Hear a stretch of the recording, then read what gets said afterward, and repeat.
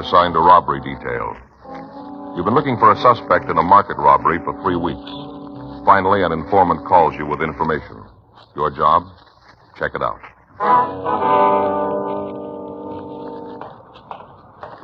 It was Tuesday, February 17th. It was cold in Los Angeles. We were working the day watch out of robbery detail. My partner's Frank Smith. The boss is Chief of Detectives Thad Brown. My name's Friday. We were on our way out from the office, and it was 10:56 by the time we parked our car and got to 4278 Winona, the Balinese room. Hi, Joe, Frank. Van, how's it going? I'm walking around, about all I can expect. Sit down. Thank you. Get you anything? No, thanks. No, thanks. Just made a fresh pot of coffee in back. Like a cup? Yeah, I might go for one. How about you, Frank? Sure. I'll get it. Hey, you both take it black, don't you? That's right. Yeah, man. What was it you wanted to talk to us about? What? I say, what was it you wanted to see us about? Just a minute. I'll be right with you. Hey, you want to take one of these cups? Yeah. All right, let me give you a hand there. All right. Here you go, Frank. Thanks. What do you got for us, Van? I read in a paper a couple of weeks ago where you had a stick-up at that big market out in the valley. Is that right? Yeah. Thief made it with close to $7,000. You got anything on it? Well, what'd the guy look like? Well, the description we got was 28 to 30, 5'8", 5'10", 145 pounds, dark hair, dark eyes. Wearing a leather jacket and denim pants. It was all in the paper, Van. Well, it might fit then. All except the clothes. Huh? There's been a bohunk hanging around here the last couple of weeks. Got a roll that'd make a horse pretty sick. Yeah? The funny part is that I've seen him around here for a year, and he never had 2 dimes to rub together. All of a sudden, he turns up loaded. Popping for drinks all over the place. Loaded down with expensive watches, good clothes, everything that goes with money. What's his name, you know? Well, I don't know the whole thing. Been calling him Nick. That's all I know. He matches the description pretty close, huh? All except the clothes. Rags he's carrying now are the best. Don't look like they come from plain racks. Mm-hmm. Did he come up with any kind of a story about the money? No, I kind of hinted at it a couple of times. You know, in a joking sort of a way. I didn't want to be too nosy. Yeah, I know. All he says is that he met the locksmith to Fort Knox. Passes it off as a big joke. Says he found the easy way to live. Well, might be our man. Do you have any close friends? No, Joey plays it kind of solo. He dated Madge a couple of times. Who's Mad? She's a waitress here. Comes in about 6. She works the tables in back. Mm-hmm. Did she tell you anything about the guy? No, I asked her, but she says they had dinner, took in a couple of clubs, then he took her home. Played it straight all evening. Mm-hmm. Kind of worried Madge for a couple of days after. Figured she was kind of slipping a little. You didn't say anything to her, huh? No kind of a tip-off. Played it real straight, like I said. Do you have a job? Well, not so as you'd notice. Doesn't seem to have any working hours. Used to walk in here at all hours. Got any other friends? No close ones. He'd buy drinks for anybody that was around when he was popping, but he never came in with nobody. He never left with anybody. You seen him around lately? No, not for a couple of days. Got any idea where he lives? No, I don't think he pads down here in the neighborhood. How about a car? No go. All the time I saw him, he rode cabs. Took him here and left in them. Well, last time he left, you say where he was going? No, just shoved off. Said he might not be around for a couple of days and have a hot cup of Irish coffee waiting for him when he got back. What's Irish coffee? Oh, it's a new drink. I got it from a friend of mine up in San Francisco. A cup of coffee, Irish whiskey, topped with a jolt of whipped cream. This Nick drank them all the time. Yeah. Yeah, he's got the whole place on him. You come in some night, we got more coffee cups on the bar than glasses. Mm-hmm. Didn't give you any idea where he was going, did he? Well, if he threw it, I didn't hear it. Anybody around the place you might have talked to? Well, I can't give you no names. Might talk to Madge. I don't think she'll come up with anything, but you can try. What time did you say she came in? 6. That's when she's supposed to check in. Once in a while she's late, but she's supposed to have her apron on about 6. Mm-hmm. Okay, Van, thanks for the call. We'll be back. Now, if this Nick comes in, give us the ring, will you? Sure, if he's in town, he'll be back. Yeah? Sure. He's all the time telling me we got the best Irish coffee in town. That's all he drinks, so it figures he'll be here to get some. Right away I see him, I'll give you a call. All right, thanks, Van. I sure hope it's the guy you're after. Yeah, so do we. 7 G's, a lot of money. You can buy an awful lot with that. Well, we better take it easy. Yeah? You better not hit that Irish coffee too hard.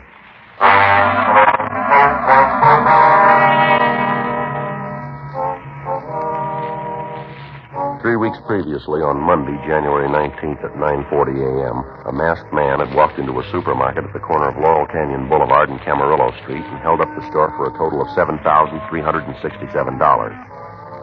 The alarm had gone out immediately, but the holdup man succeeded in getting out of the area. All routine procedure had been followed, but it resulted in no information to put us any closer to the thief. Local broadcasts and APBs had been gotten out. The description of the thief had been taken and checked through the stats office. All leads had been followed up without result. The phone call from the bartender appeared to be our first break in the case. Frank and I went back to the city hall and checked the name Nick and the description through the moniker file in R&I. There were only 4 possibles turned over to us. We showed the mugshots to the bartender, but he couldn't give us an identification. We got the home address of Madge, the cocktail waitress, and we went out to see her. Her landlady told us that she wasn't home and that when the girl had left, she said she'd go straight to work. We waited for her at the bar, but after talking to her, we had no additional information to work with. The following morning, we began to canvass the neighborhood.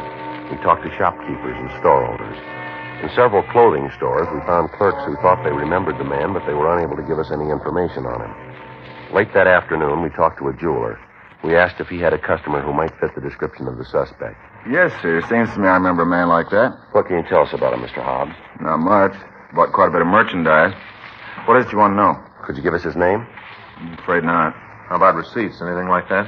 No, sir. It was a cash sale. There was no reason to take his name. Uh-huh. Can you give us any information on him at all? Maybe if you could tell me what this is all about, I could help you out. Well, it's a police matter, Mr. Hobbs. You must understand, Sergeant, I want to do what I can, but it's rather difficult without knowing exactly what it is you're after. Well, we want to find the man. Any information you have that'll help us do that will be appreciated. I'm afraid there's nothing I can do for you. Well, how about the things he bought? You want the complete list? Yeah, how much did he buy? I'll have to look it up. Just a minute. All right, sir. Keep a record of your sales, do you? You have to for tax purposes.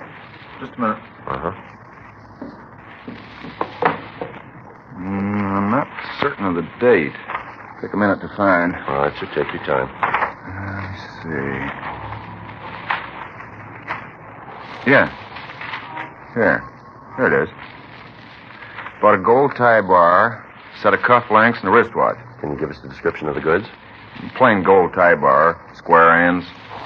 Cufflinks were plain, sort of square design, no relief work. How about the watch? A Patek Philippe, solid gold. Anything about the watch that would make it easier to identify? No. You got a record of the case and movement number? Mm-hmm. You want that? Might help. Yeah, I can get it for you. All right, fine. How'd he pay for this merchandise? In cash. Yes, sir, but what about the denominations of the bills? Would you remember what they were? I'm sorry, Sergeant. I can't help you there. It was a while ago, and I don't remember. Mm-hmm. Is there anything at all about the man that might help us identify him? An accent, maybe? Way walked, way dressed? No.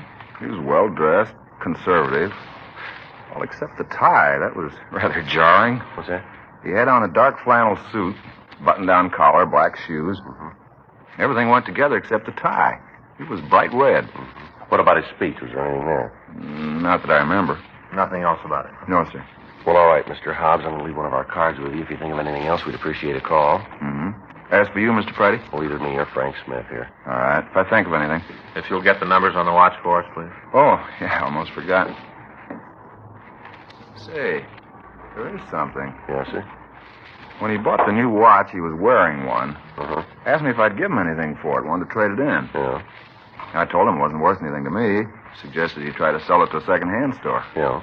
He said he's seen the last of hock shops. Said if I didn't want to buy the watch, he'd make me a gift of it. Well, did you take it? He left it here. You still have it. I think it's still in the back. I got a box of old parts. His watch might be in there. Wonder if you'd mind checking that, sir. Yeah, just a minute. Let's see if I can find it. Mm-hmm. What do you think? I don't know. It might be something. Well, we're due for a break. Yeah. We're going to tag the office after this? Yeah, I guess so. You going to go home for dinner? No, not tonight. Fay's got the girls from the bridge club coming over. I thought I'd go by Alan Lum's, get some shrimp and lobster. You want to go with me? Where? Alan Lum's. Oh, yeah. Good lobster place. Sure, I'll go with you. Hey, here. It is. Watch is in here now someplace. What kind of a watch is it, sir? Off-brand. Should be here someplace. But this one here, broken, huh? Let me see. Oh, yeah. Why? Well, nothing special. Kind of nice looking. Thought if it worked, we might be able to make a deal. If I sold you that one, I'd be in jail tomorrow, sure. Huh. Oh, wait a minute. Yeah, here. Here it is. This is it? Yes, sir. Well, now, is there anything about the watch that'd make it possible to tell where it was bought? No, sir. It's a cheap brand. Most of the drugstores in town carry them. Uh-huh. What if you mind if we take it with us? We'll give you a receipt. It won't be necessary. I trust you. We appreciate it, Mr. Hobbs. We'd better give you a receipt. Well, all right. I'll get the book. Oh, I just thought of something. Might not work, but it's worth a try. Yes, sir. What's that? Just a minute. Yeah, he did. Sir? He had the watch repaired at one time or another. You see here? Let me see. No, I don't believe I see what you mean. Well, here. See the initials there and the numbers? It's RJ 10567, is that it? Yeah. That's the initials of a watch repairman he worked on the watch. That should make it pretty simple, shouldn't it? Yes, sir. It'll help. Yeah, simple. All you have to do is find R.J. and get the name of the man who had work number 10567. He should be able to give you the name of the man you're looking for. Huh. Simple. Yes, it's not quite that easy, but it's a place to start.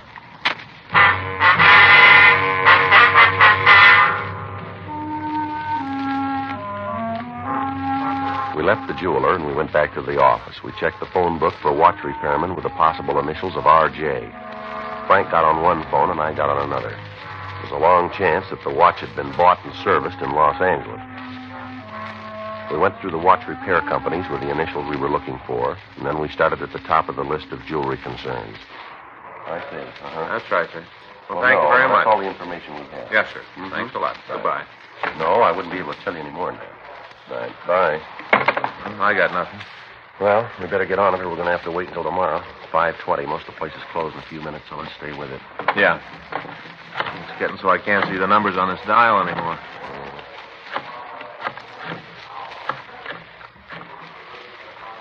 This is Sergeant Friday, Los Angeles Police Department. Hello. Yes, sir. Yeah, this is Officer Frank Smith. No, there's nothing Los Angeles wrong. Police Do Department. you have a watch repairman who uses Wonder the if you initials could give me some RJ? information.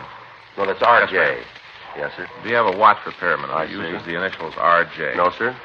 No, we're looking for R for information, Robert, that's J all. as in James. Mm-hmm. We'd like to Nothing talk at all. Yes, ma'am. All right, sir. Thank you. I'll wait. Bye. Thank you. I'll hang on. Nothing here. I don't know. Maybe we got a dead end. Yeah. She's gone to look here. I see. Mm-hmm. What's that? Uh-huh. Hey, hello, this is Sergeant Wait just a Friday, minute, Los will you? Angeles Police Hey, hold it, Department. Joe. I got one. Just a minute, please. Did you hold on? Yeah, a minute, that's right. please? What'd This is you say? Frank Smith. Hang on a minute. I got one. This is Frank Smith, robbery detail? Uh-huh. Can you tell me who gave you the work number? Uh-huh. No, can you tell me who you gave the work number 10567 to? That's right. 10567. Yes, sir. I'll hang on. Got a guy now. He's checking it. Does it look good? Well, might be. Place down on 5th. West 5th. Well, I'll let this one go for a minute. Yeah. Hey, hello, sir. Yeah, that's Yes, right, that's sir. right. Well, I'll call you back. 567. No, it's nothing important, Who? sir. Well, I may call back. I may Do you not. have an address for him? Yes, sir. Thank you very much. I see. Do you remember him at all? Mm-hmm. Well, thanks very much. We'll get in touch with you. Well, according to this guy, the watch was brought in by Mike Langley. Well, maybe we know who we're looking for now. Well, there's another problem, though. Yeah. There's no address on Langley.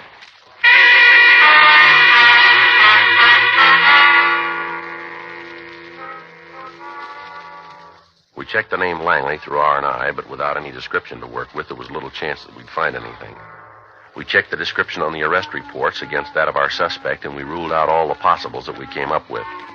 We checked the name in the phone book, but we found no listing. We checked the city directory without result. 6:15 p.m. We got in touch with the utility companies and asked them to check their records. They told us they'd call us back by the next morning with the information. Wednesday, February 18th, 9:12 a.m. Frank and I were in the squad room. I got it. Robbery Friday. Yes, that's right. Mm-hmm. Okay. Yeah, go ahead. Mm-hmm. 2647 Gilbert. That's G as in George, I-L-B-E-R-T. Yeah. Okay. Uh-huh. Well, how long have they had that service? Uh-huh. Right, you betcha. Thanks very much. Friday. Yes, right. Thanks very much. They came up with it, huh? Yeah, looks real good here. Service started on Friday, January 16th. Yeah. 2 days before the robbery.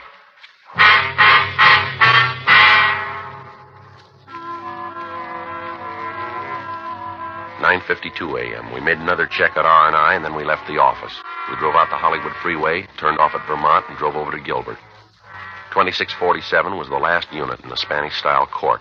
Frank covered the back of the place, and I went up and rang the doorbell. The door was opened by a woman in her late 20s. She identified herself as Mrs. Pearl Langley. We asked about her husband. She told us he was at work. Frank and I got the address and drove over to the place. Mike Langley was a fry cook in a small restaurant on Spring Street.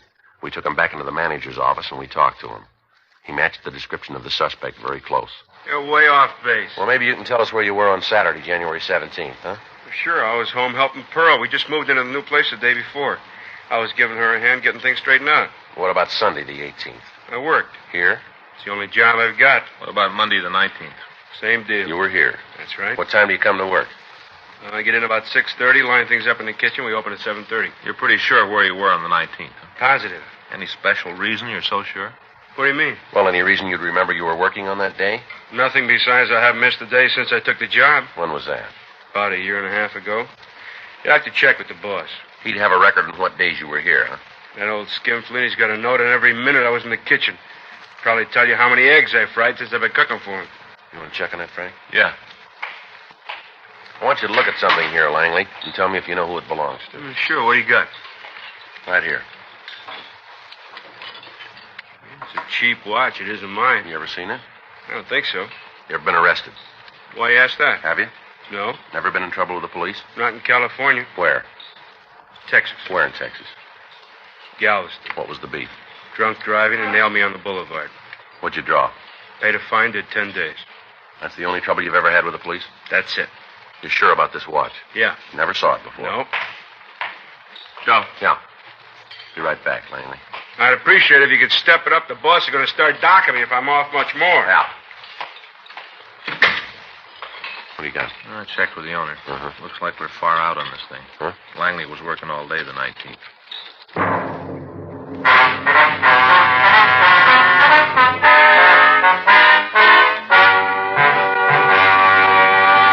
You are listening to Dragnet, the authentic story of your police force in action.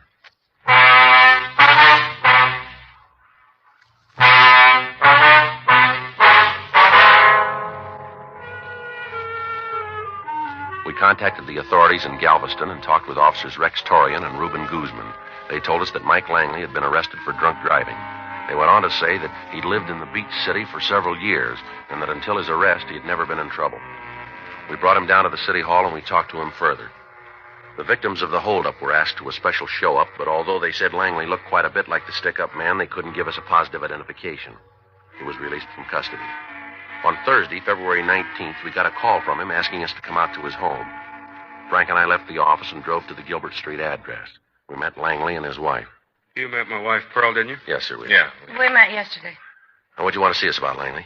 Sit down. Can I get you anything? A cup of coffee, something? No, thank you, ma'am. I hate to bring you guys out here, but I want to get this thing cleared up. Yes, sir, we do, too. You got that watch with you? Yes, sir. Yeah. Here you are. Oh, thanks. Now, I got to thinking about it last night, about why you think it was mine. Yes, sir. I guess it didn't make much of an impression on me at the time, but I remembered it. Yeah? I figured out how you got my name on it.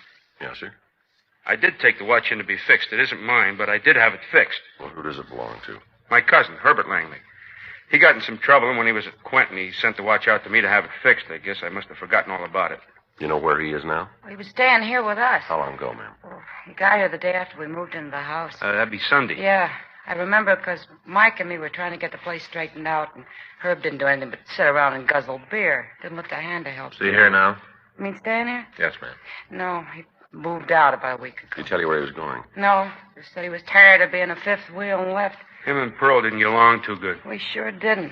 One thing I don't go is a man that doesn't work. Laying around the house all day or else down at some bar, drinking all day. Mm-hmm. Do you know what he was in jail for? Herb kept telling us it was a bad beef. They didn't have anything to do with it. What was it charged, do you know? Robbery. Where was that? Up north, was it San Rafael, wasn't it, honey? A real bum. Wish you wouldn't say that, Pearl. Why not? It's true. You just didn't understand him. No, and I didn't want to. I don't like him. Never did. All the time laying around, giving orders, wanted to be waited on, hand and foot. Always asking for something.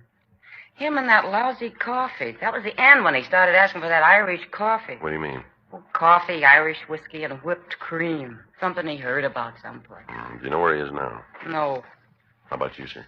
Well, I haven't got the address, but he did say something about going back to see Mother. Where would that be? Texas. He wasn't sure. He just said he was thinking about it, though. Did he say when he was coming back? No. Him and Pearl had a beef before he left. Yeah. Packed a bag, said he'd never be back.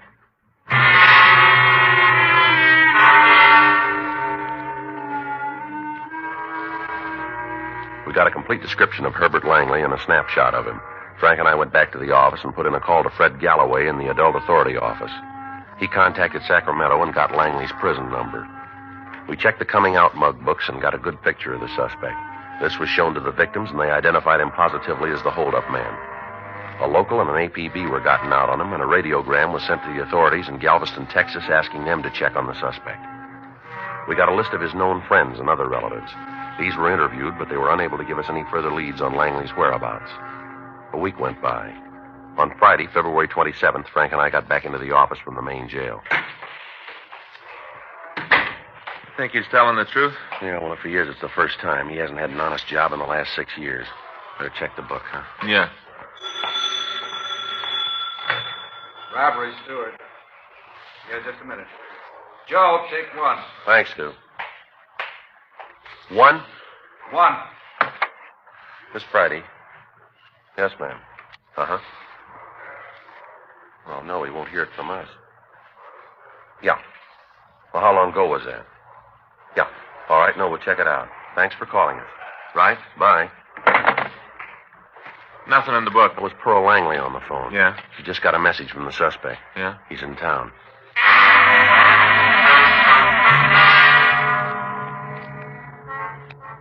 Frank and I, along with Stewart, Creasy, Stromwell, and Stoner, checked out of the office and went over to the bar on Winona Street. Mrs. Langley had told me on the phone that her brother-in-law had sent a telegram to the house asking that her husband meet him there after work. When we got to the place, the suspect wasn't there. Stewart and Creasy covered the front of the bar while Stromwell and Stoner staked out on the alley at the back of the place. Frank and I went inside and talked to the bartender, Van Gordon.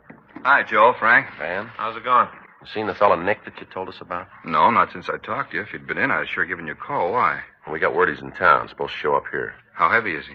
We don't know for sure. You found out who he is yet? Yeah, we made him for a Herbert Langley. You got him for the market job? Victims say he's the man, yeah. Uh-huh.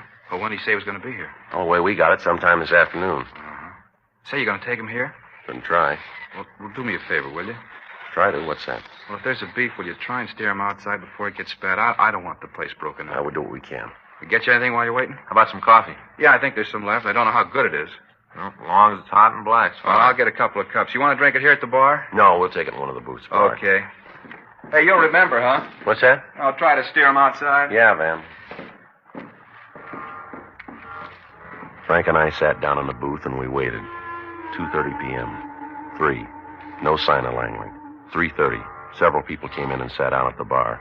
The bartender tried to get him out of the place as soon as he could. In the event there was any trouble, we didn't want anyone to get hurt. 4 o'clock. 4:15. Hi, Van. How's it going?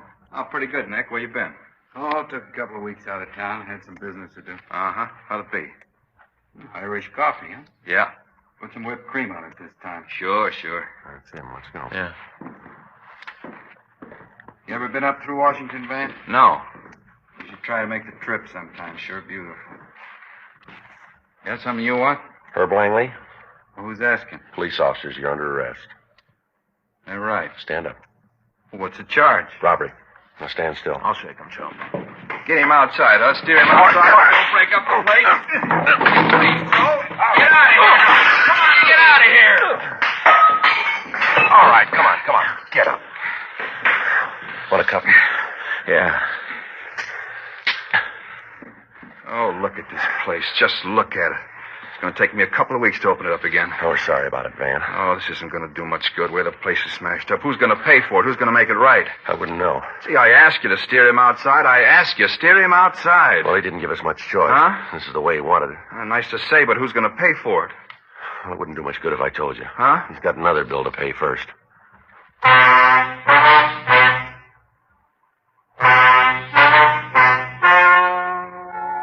The story you've just heard is true. The names were changed to protect the innocent. On July 13th, trial was held in Department 92, Superior Court of the State of California, in and for the County of Los Angeles.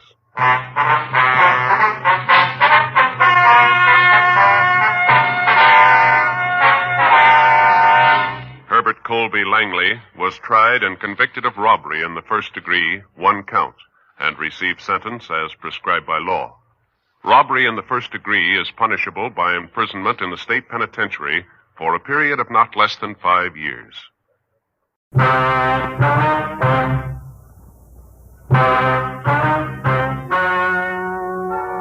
Ladies and gentlemen, the story you are about to hear is true. The names have been changed to protect the innocent. Dragnet.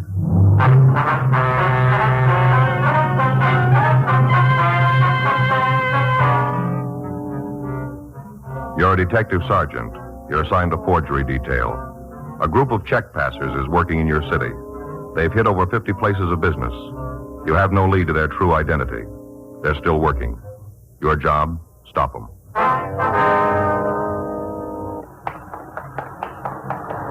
It was Wednesday, July 11th. It was warm in Los Angeles. We were working the day watch out of forgery detail. My partner's Frank Smith. The boss is Chief of Detectives Thad Brown. My name's Friday. We were on our way out from the office. It was 11:20 a.m. when we got to the corner of York Boulevard and Buchanan Street. The York Cannon Market. Yeah, something you're looking for? Like to see Tom Dawson? He's in the back there over by counter 11, cold cereal. Thank you. Yeah? Mr. Dawson? Yeah? Police officers would like to talk to you. Oh, about the check, huh? That's right. Mind if I go ahead with this display? I'd like to get it finished. I got enough trouble with the boss as it is. I don't want to build any more. No, sir. You go right ahead. This fellow cop, too? Yes, sir. This is Officer Frank Smith. My name's Friday. Hi. How do you do, Mr. Dawson? Sure hope you can get the guy that gave me the paper. The way it stands now, I'm going to have to make it up out of my salary. I don't make that much. I haven't told my wife yet. She's going to scream like an eagle when she finds out. We got a real strict budget. Sure going to louse it up. Do you have the check? Yeah. I got it right here. Came back from the bank this morning. The boss gave it to me. Here you go. Thank you. Same as the others? Looks like it, yeah. Here. Thanks. How's that look to you? Sir? The display, it'll look all right? Oh, yes, sir. It's fine. Got this mask finished, and it's all done. What can you tell us about the man who gave you the check? What do you want to know? Well, what kind of identification did he use? Well, I had just about the whole thing. Driver's license, social security card, gasoline credit card, the works. Mm-hmm. There's pencil notation on the back of the check. Just his license number. Let me take a look. Here. Yeah, that's it. I figured sure it'd be good. Nice-looking fella. Sure never going for a paper hanger. Can you give us a description of him? Yeah, sure can. I got a good look at it.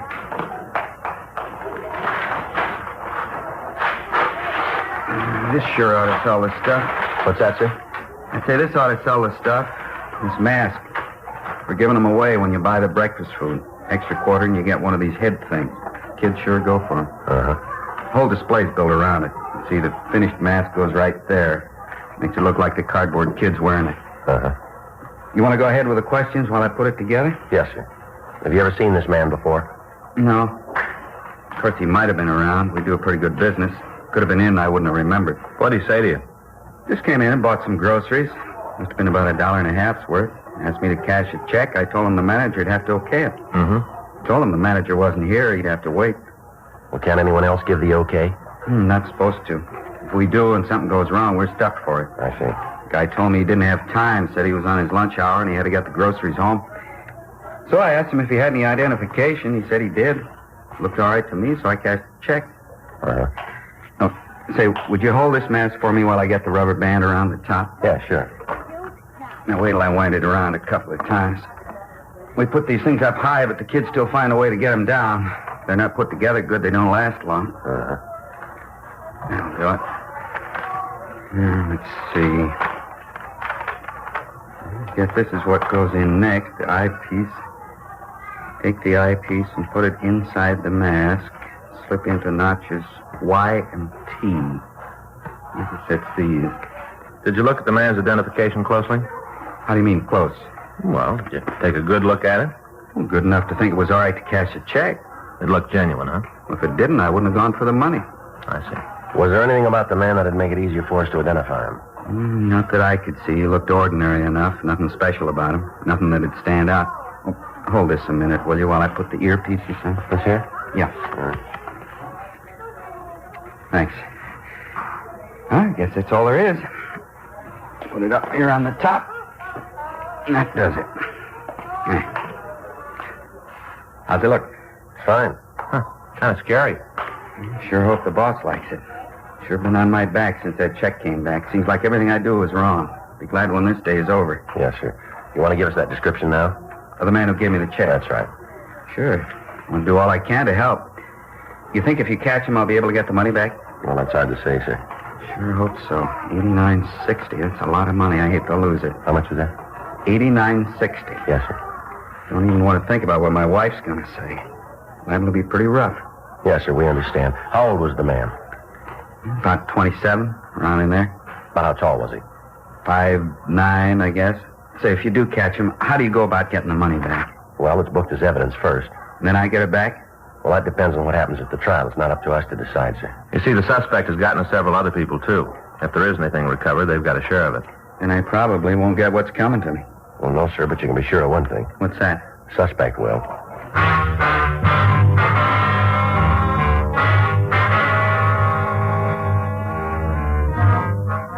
11:46 a.m. We got the complete description of the suspect, and we made arrangements for the victim to come down to the city hall and go through the mud books. The information on the driver's license was checked through R&I in the Department of Motor Vehicles, and we found it to be false. The first bad check had come to our attention on February 16th, 5 months previously. Between then and the present forgery, the gang had taken approximately $60,000 from businessmen in the Southland area. All attempts had been made to stop them. The checks cashed were all issued for the same amount, $91.10. The checks were drawn on real companies, but on banks where no account existed. Examination of the forgeries by the crime lab and by handwriting showed that the checks themselves were not genuine. The signatures on each of them varied. The typewriter used to fill in the payee and the date was different in each instance, as was the check protector used. M.O. bulletins carrying pictures of the checks and lists of the companies that they were drawn on were gotten out to all supermarkets and check cashing agencies in the city. None of the precautions we took did any good. The gang continued to operate. Each of the victims was questioned, but the descriptions of the suspect that they gave us was different in each instance. Examination of pictures of known check forgers using the same method of operation netted us nothing. The stats office had made several runs on the information we had, but they were not able to come up with any new evidence. George Brereton up at Sacramento was contacted, and he furnished us a list of possibles. These were all checked out, and several arrests were made, clearing up other forgeries, but our prime suspects were still free, and they were still operating. Wednesday, 4:15 p.m., Frank and I came back from Captain Welsh's office. Well, now we know how the skipper feels. Can you blame him? No, I guess not. We're doing all we can. If the people who run the stores won't look at the bulletins, there's nothing we can do. Well, the brakes are bound to go with us pretty soon. They got to start sometime. I get it. Forgery Friday. Oh, just a minute, ma'am. Fergie around? I don't know. I'll take a look in back. Hey, Ferguson? Fergie? No, he's not here. He's not here right now. Can I take a message? Mm-hmm. Yes, ma'am. No, he's not working today. Yes, ma'am. Well, if you give me your number, I'll have him call when he gets in. All right. That's 98? Yes, ma'am. No, it's right in the message book. No, he'll see it. That's right. Yes, ma'am. Mm-hmm. No, he'll look at the book when he comes in. No, the first thing. You bet. Well, you're more than welcome. Yes, ma'am. Bye. Problem? No, she just didn't believe that Fergie'd get the message. Yeah, I know. Sometimes Faye says the same thing. Sergeant Friday?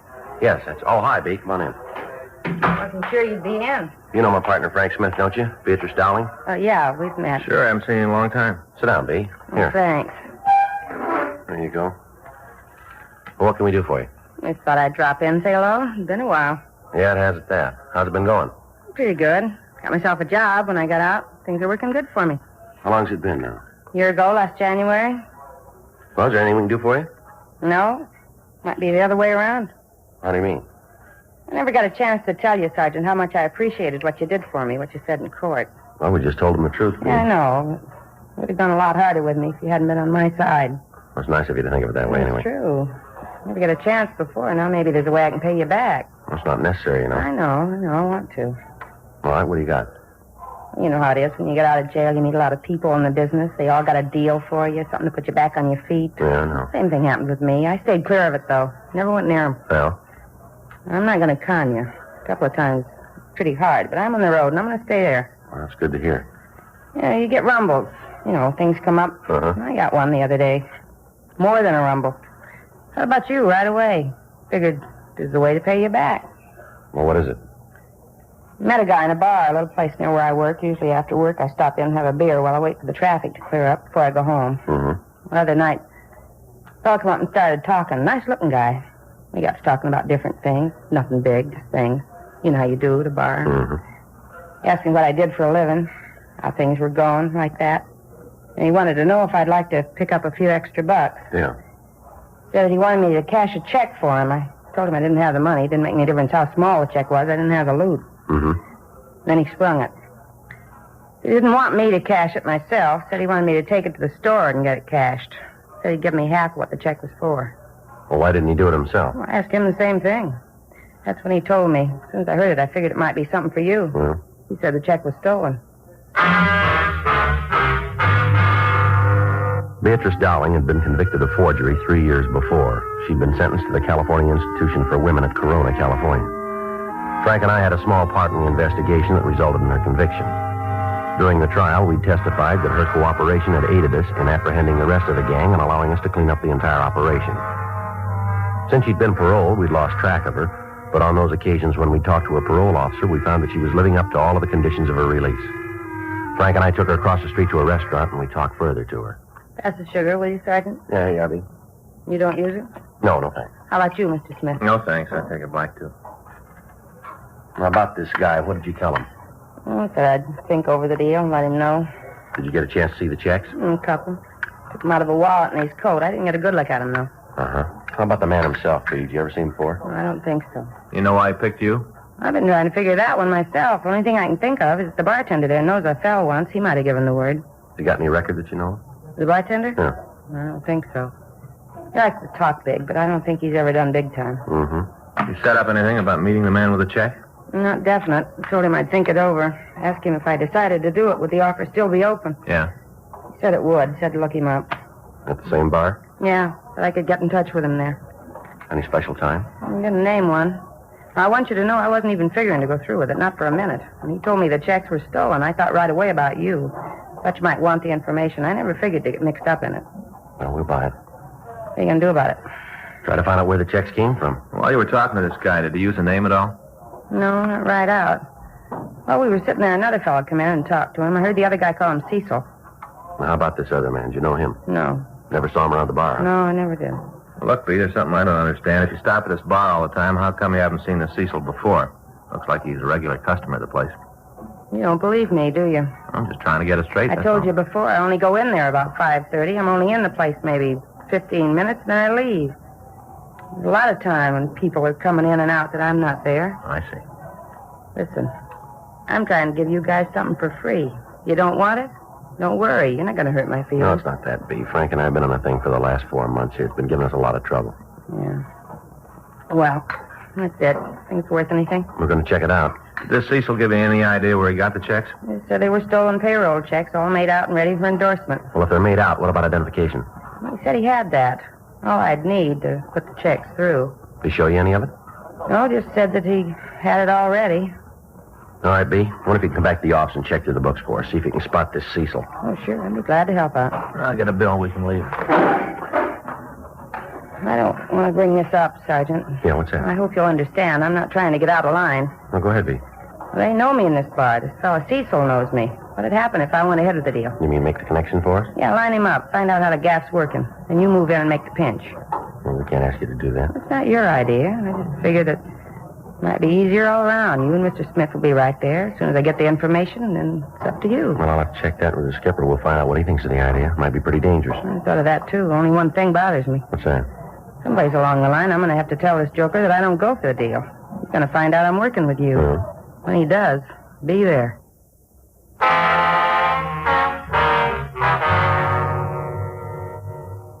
We returned to the office and made arrangements to meet Beatrice Dowling the next day. Frank and I got the name and description of the bartender at the place where the Dowling woman said she'd been approached. We ran it through R&I, but we were not able to find a record for the man. The next morning, we met with Captain Welsh and told him of the idea. He agreed that it appeared to be the only way we had of stopping the suspect.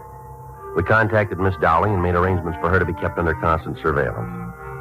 The same day, Thursday, July 12th, at 5:20 p.m., she entered the bar. Frank and I were parked down the street in our car. How about it? See the doorway? Well, all we can do now is wait. Yeah. Here, you want a cigarette? I got one. Oh. What's the matter? You got a cigarette? Yeah. You got one I can have? There's some right here, sure. Here. Thanks.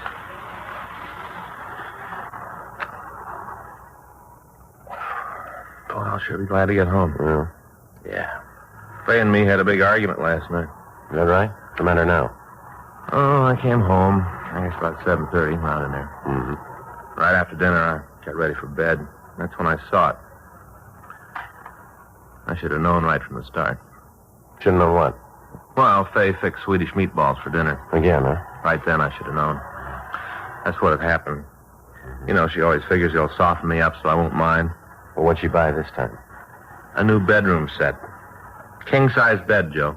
Mattress, springs, a couple of those new rubber pillows, you know, those bouncy spongy Yeah, I ones. know. Well, I took one look at him, and naturally, the roof went off. You mean she bought the whole thing, huh? She refurnished the whole room. Cost a lot of money, didn't it? That's what I thought. I was pretty sore about it, too, and we had a few words. I guess it was pretty bad. Yeah. Time I got calmed down, she was asleep. Then I saw the bill. Mm-hmm. Couldn't believe it. You wouldn't either, Joe. It Yeah. wasn't big at all. All right. Yeah. I sure slept good. I think I could make it, Joe. What's that? You know how I'm always talking about sleeping for a week? Yeah. Well, the way I slept last night, I think I could make it. You know something I'd sure like to try? Now, we're going to have to wait to dry. Take a look down there. Huh? The bar. Beatrice coming out. Oh, yeah. A couple of guys with her. They're acting kind of funny, aren't they? Yeah.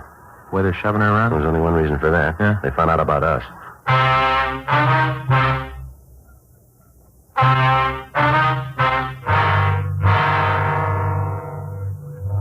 Frank and I followed the three people down the street. A half a block from the bar, they got into a black Oldsmobile sedan and pulled out into the line of traffic. We kept them under surveillance while they drove to the downtown area. We called communications and got a rolling make on the car.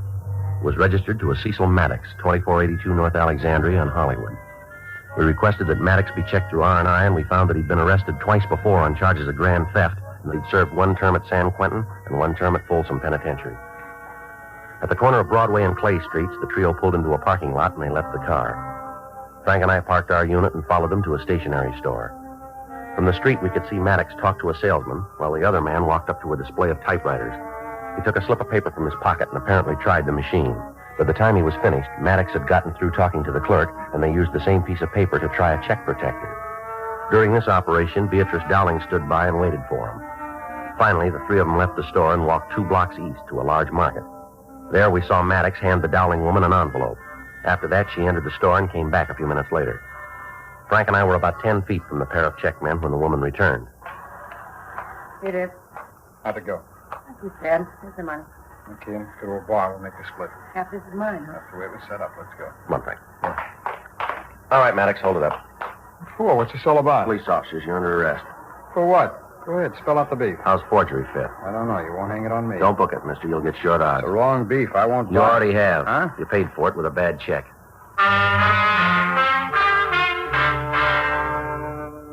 The 2 suspects were taken to the city hall. The second man was identified as Raymond Johnstone. We checked him through records and identification, and we found that he'd had a long felony record. He'd served sentences in both San Quentin and Folsom, and from the record we found that he was in Folsom at the time Maddox was serving his term. We talked to Johnston for an hour, but he refused to admit any complicity in the forgeries. 9:15 p.m., Officers Ferguson and Regan went out to the address we'd gotten for Maddox, and Frank and I talked to the suspect in the interrogation room. All right, come on, Maddox, empty your pocket. What for? Because we want you to. Do I get the stuff back? Put it on the table. I haven't got anything. Nothing you want. Well, you let us figure that. Come on the table. The wallet. Handkerchief. Change. Package of gum and keys, and that's it. All right, now the coat pocket. Cigarettes. Lighter. Some more change and parking stuff. Inside pockets, too. There's nothing there you'd be interested in. Inside pockets. Couple of letters, that's all. All right, let's take a look. Your true name, Cecil James Maddox? Yeah. Who's this stuff belong to? I don't know anything about it. Driver's license, social security card, oil company credit card. These don't belong to you, do they? Take a good look, cop. You see my name on them? We found them in your pockets. Cleaner must have left them Oh, there. come off it, Maddox. We got you nailed and you know it. You gotta show me. All right, these other envelopes here. Same thing on all of them. Now, where'd you get them? I told you, I got a sloppy cleaner. Frank, you want to check, see if Fergie's back? Yeah, sure.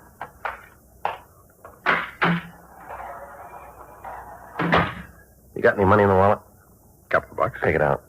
Sure. I'll give it to you. Keep it in your hands. Just give me the wallet. You find anything interesting in there, and I'll split it with Yeah, you. sure. How about these checks? Where'd you get them? I forget. Well, you better start remembering, mister. I'm trying. It just isn't working out. Pretty important that you do. I think I found them. Where? I don't remember. You turn up with $500 worth of checks and you don't know where you got them, huh? I haven't got the slightest idea. Oh, what about this receipt? What's it for? I don't know. It's in your wallet. You must have put it there. Look at the back. There's a phone number on it. Maybe that's where I kept it. No phone number here. Well, then I can't tell you where I got it. I guess I've been carrying it around for a long time. Dated a couple of months ago. That's a long time to Look, me. what are you trying to prove with this innocent pitch? You know we got you going in. We're going to make a forgery complaint stick. Now, why are you trying to make it harder? I don't think you can trip me for the beef. There's a couple of officers over at your apartment now. If they come up with the press you used to print up the checks and the identification, you've had it, mister. If they find the press. That's right. Only one big hole in the fairy tale. Is that so? I haven't got a press. I don't know where I got those checks. I think I bought them. You try to take me to court on that kind of evidence, and you'll make the front page as the dumbest cop of the year. Joe. Yeah. Got something for you. You wait here, Maddox. Only one door, and you're in front of that. I'm not going anyplace. Just sit still. Yeah. How's it going? Not too good. He won't cop out. How'd you do? I talked to Fergie. They went over Maddox's apartment. Yeah. I didn't find anything.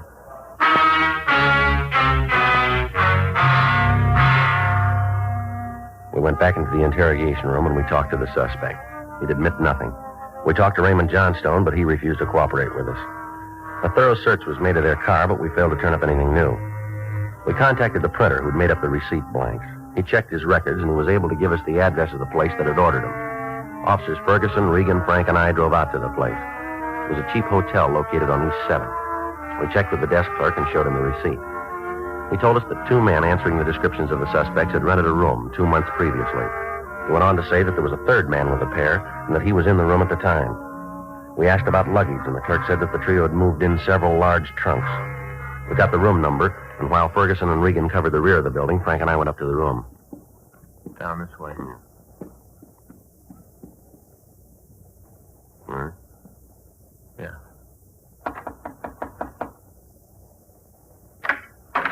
Yeah? Paul Hadley? Yeah, that's right. What do you want? I'd like to talk to you. I'm kind of busy right now. What's it about? Police officers. Get out of here. All right, come on.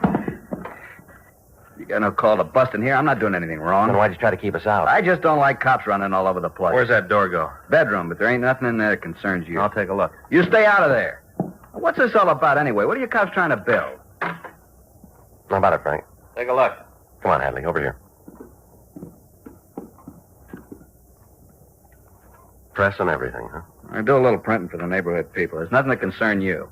You do work for the Department of Motor Vehicles, too? What? These driver's license blanks, what are they for? Who tipped you? What? Who told you about the plant? Who told Does you? that make any difference? You bet it does. All the difference in the world. I don't know what they told you, but I'm not going to take the beef alone. I'm not going to take it alone. That's so? Yeah. You go back and tell Cecil and Ray that they're going with me. I'm not going to carry this by myself. You tell them that, will you? Sure. Phony deal anyway. I sit here with the press, all the checks. Anything goes wrong, I'm the one that stands for it. They're out with the money. One-sided, that's what it is. They get the kicks, I get the work. One-sided. No, not this time. Huh? You're all going to come out even.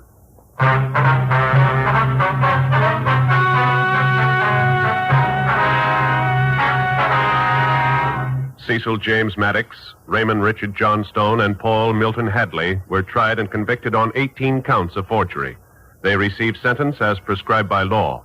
Forgery is punishable by imprisonment in the county jail for not more than 1 year, or by imprisonment for not more than 14 years in the state penitentiary.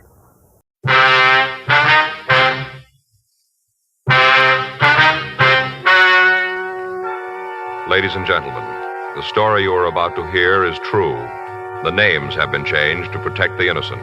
Dragnet, brought to you by Chesterfield. For the taste you want, the mildness you want, a really refreshing smoke. Buy America's most popular two-way cigarette, Chesterfield. They satisfy millions.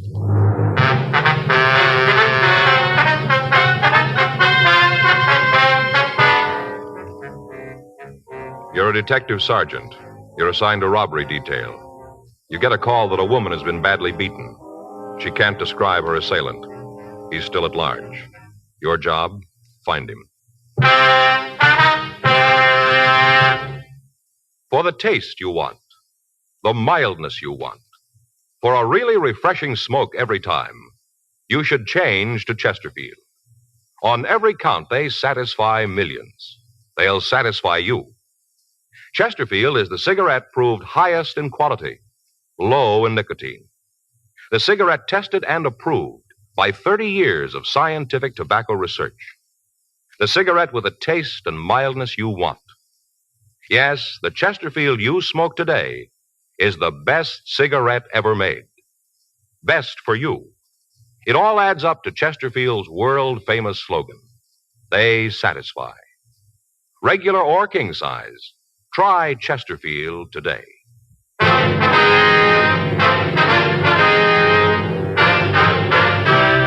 Dragnet, the documented drama of an actual crime.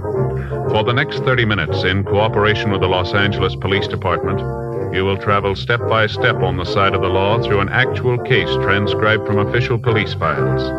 From beginning to end, from crime to punishment, Dragnet is the story of your police force in action. It was Monday, January 14th. It was raining in Los Angeles. We were working the night watch out of robbery detail. My partner's Frank Smith. The boss is Chief of Detectives Thad Brown. My name's Friday. We were on our way out from the office, and it was 11:47 p.m. when we got to 7982 Oakwood Avenue.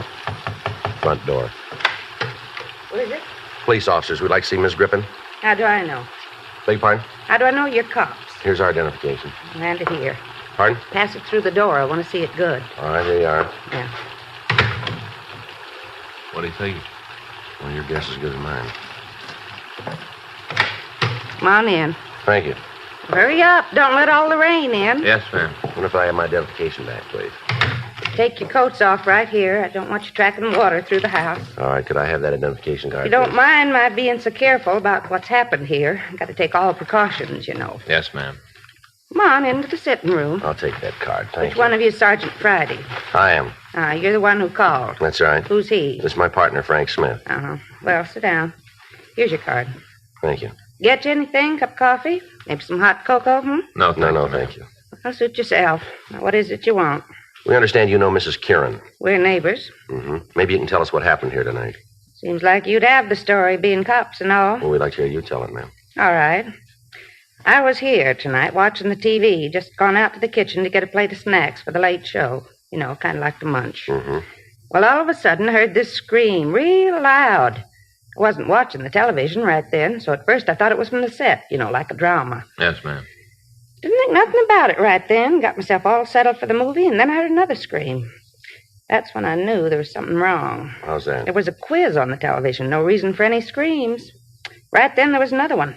Then I knew it was from next door. Yeah. So I got my coat and umbrella and went over there. I see. Knocked on the door, but didn't get no answer.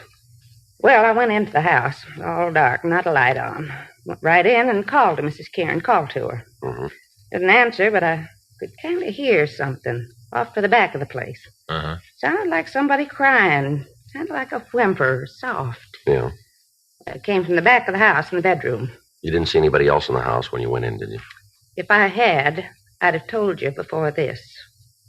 Go ahead, please. I got to the bedroom and opened the door. I couldn't see anything at first. Uh-huh. Then I was about to go on in, and this man jumped out at me. He was in the bedroom, was he? Yeah, must have been hiding in the dark and heard me coming, and he got back so I wouldn't see him. Then when I opened the door, he jumped right out, almost scared me to death. Well, what did he do? Just jumped at me and ran out of the house. Right through the front door, I heard it slam. Mm-hmm. And then I heard the crying again. It was sort of off to one side of the room. I couldn't see right away where it was coming from. Uh-huh. I turned on the light, and right away I saw her. She was laying on the floor. Yes, ma'am. Oh, it was just terrible. Room was all tore up. Things all thrown around, a real mess, and her laying right there in the middle of it, all beat up. Looked like whoever done it had tried to kill her. What'd you do then? Called the police. Dialed O, told the operator to send a policeman. It wasn't long before they was here. It seemed like there was 100 of them all over the place. All right, Mrs. Griffin. I wonder if you can give us a description of the man you saw. Other officers asked me the same thing. There isn't much I can tell you. Just all of a sudden, he was there, and then he was gone. You're pretty sure it was a man, though, huh? Certainly, I guess I know a man when I see one. Been married to one for 22 years. Yes, ma'am. Can you tell us anything about him? I just got a glimpse of him, not good.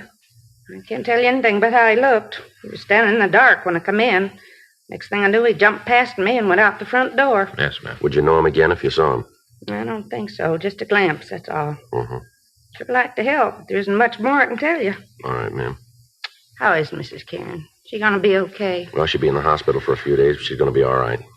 Isn't she able to tell you something about the man who did this? No, ma'am. Seems like she'd be able to describe him. Must have been there for a good half hour. How do you figure that? Must have been at least that long from the time I heard the first scream till I got over there. First off, I didn't think it was real. Thought it was on television. Yes, ma'am, you told us. Must have been a half hour. Mm-hmm. Now, did Mrs. Kieran have any enemies that you knew of?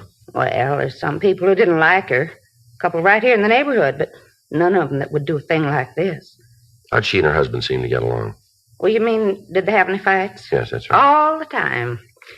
Seemed like they was always battling about something. Would you know what caused the arguments? Oh, mostly about her, another man. He thought she was running around on him. He used to fight about it. A couple of times he said if she didn't stop, he's going to kill her. Was that true? You mean about her and the men? Yes. Well, might have been. For all I know, I didn't pay much mind to their troubles. Seems like I had too many things to keep me busy without getting mixed up in their problems. All right, Miss Griffin, we'll leave our card with you. If you remember anything you think we'd be interested in, we'd appreciate a call from you. If I think of anything, you get one. Thank you, ma'am. Don't it seem kind of funny to you? Well, what's that? How Mrs. Kieran can't tell you anything about the fella? Don't that strike you kind of odd? How do you mean? Well, if somebody is in my house for that long, I'd be able to tell something about him.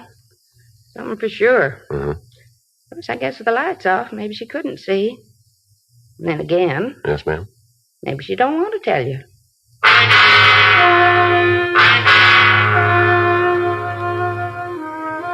Frank and I drove back to the office and put in a call to Georgia Street Receiving Hospital. We talked to Dr. Sebastian and found that the victim had recovered to the point where she could be moved to her own hospital. We also talked with the officers who were with her. They told us that the woman hadn't given them any new information and that they still hadn't been able to contact her husband.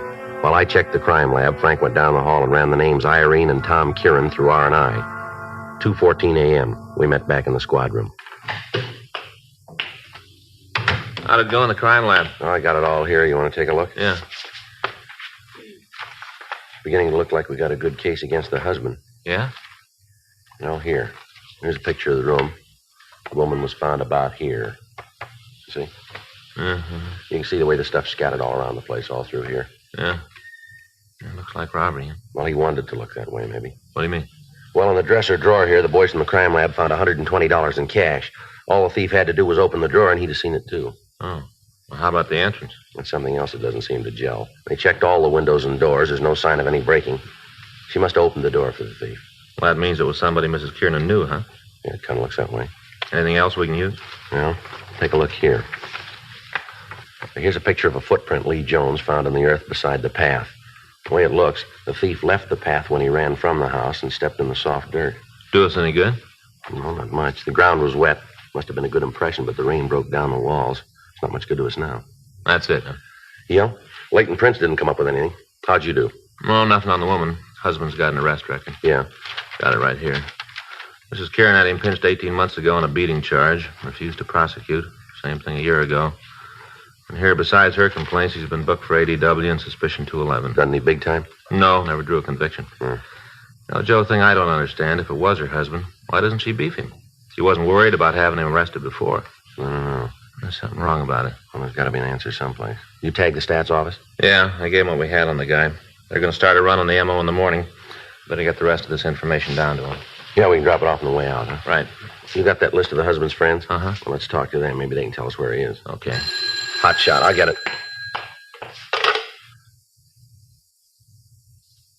What is it? Stats office is going to have to wait, I guess. Huh? 1824 Studio Court. Well, that's a couple of blocks from Kieran's. What's the call? Woman slugged.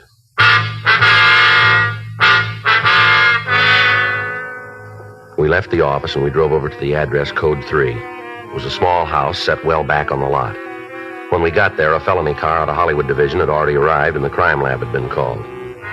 The victim was identified as a Mrs. Milo Hudson, age 42. An ambulance was dispatched from Hollywood Receiving Hospital and she was given first aid. She'd been beaten about the head and shoulders. As soon as the attendants had finished, Frank and I talked to her.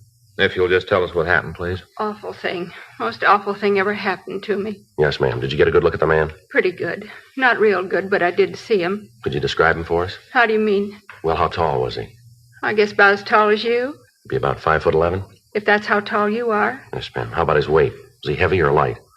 About like him. That'd be about 180, huh? I guess so. I don't know, but I guess that's about what it is.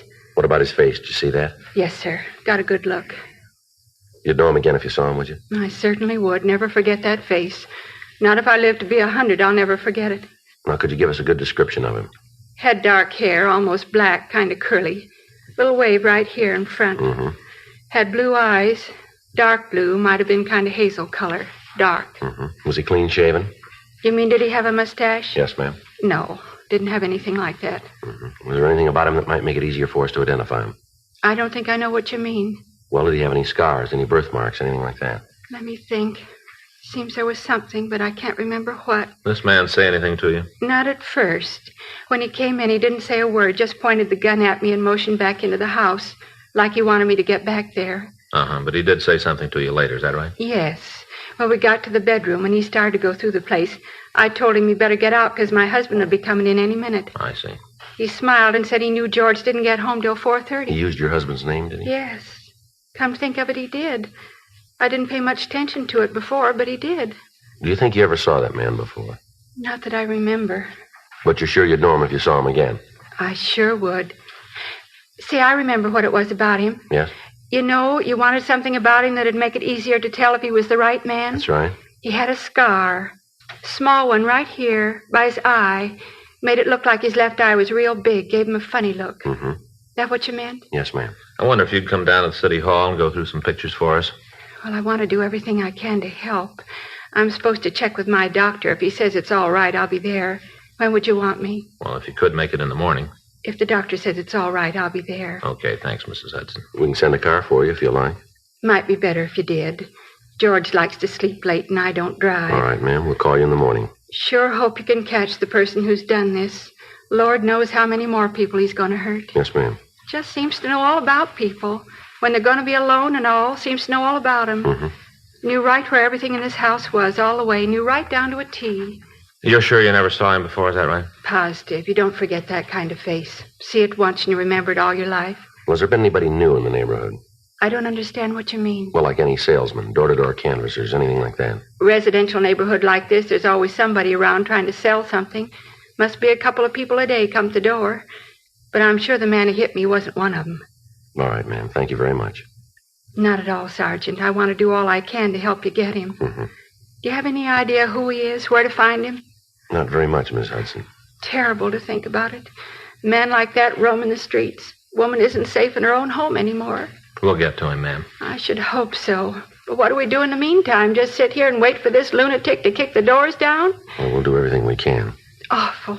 I'll never forget how he came in here, shoved me around. Just never forget it. Well, that makes you even. What? He won't either. We got out a supplemental broadcast carrying the description of the suspect, and then we continued to talk to the latest victim. She was unable to come up with any additional information. 4:30 a.m. The crew from the crime lab finished up their investigation, and Frank and I went back to the office. We left the description of the suspect at the stats office, and we asked R&I to check the oddity file for a possible identification on the scar that the suspect had. 5:21 a.m. We signed out of the office. The next day at 9:26 a.m., we met with Chief Brown and Captain Donahoe, and we went over the case with them. Because of the method of operation used, it became apparent that the thief was acquainted with the habits of the people in the neighborhood. 2 additional teams of men were assigned to the case, and they began to canvass the area for information on people who appeared to be loitering in the vicinity. It was also decided to assign 3 more police units to patrol the streets during the night hours. We checked all FI cards that had been filed in the area. That afternoon, Milo Hudson came down to the office and went through the mug books, but she was unable to make an identification. She was shown pictures of Tom Kieran, the husband of the first victim, but she stated positively that he was not the man who'd beaten her. The list of possibles came back from the stats office and was checked without result. A week went by. In spite of the additional men involved, the suspect hit 3 more times. In each case, the M.O. was the same. In each case, he escaped. However, we were able to get a little more information on him. We had the Artist and Crime Analysis Division draw up a composite picture of the suspect, and we had it distributed to all officers in the city. The daily papers ran it on their front pages. Thursday, January 24th, 5:20 p.m. Frank and I got back to the office from dinner. I want to call Fay and tell her it looks like a late night. All right, I'll check the book. Anything? No. We called her from Pinky. Yeah? He and Leitner talked to that magazine salesman. Check out? No. The guy just got in town a couple of days ago. Description's pretty far off. Oh. I got it. Robbery Friday. Yes, ma'am, that's right. Mm-hmm. Well, we can take it. All right. What's that address again? Yes, that's Studio Court. Yes, ma'am, we'll be right out. No, don't do anything. If he wants to leave, don't try to stop him. That's right, we'll be right there. Woman out on Studio Court. Yeah. Says she thinks the suspect's in her house now.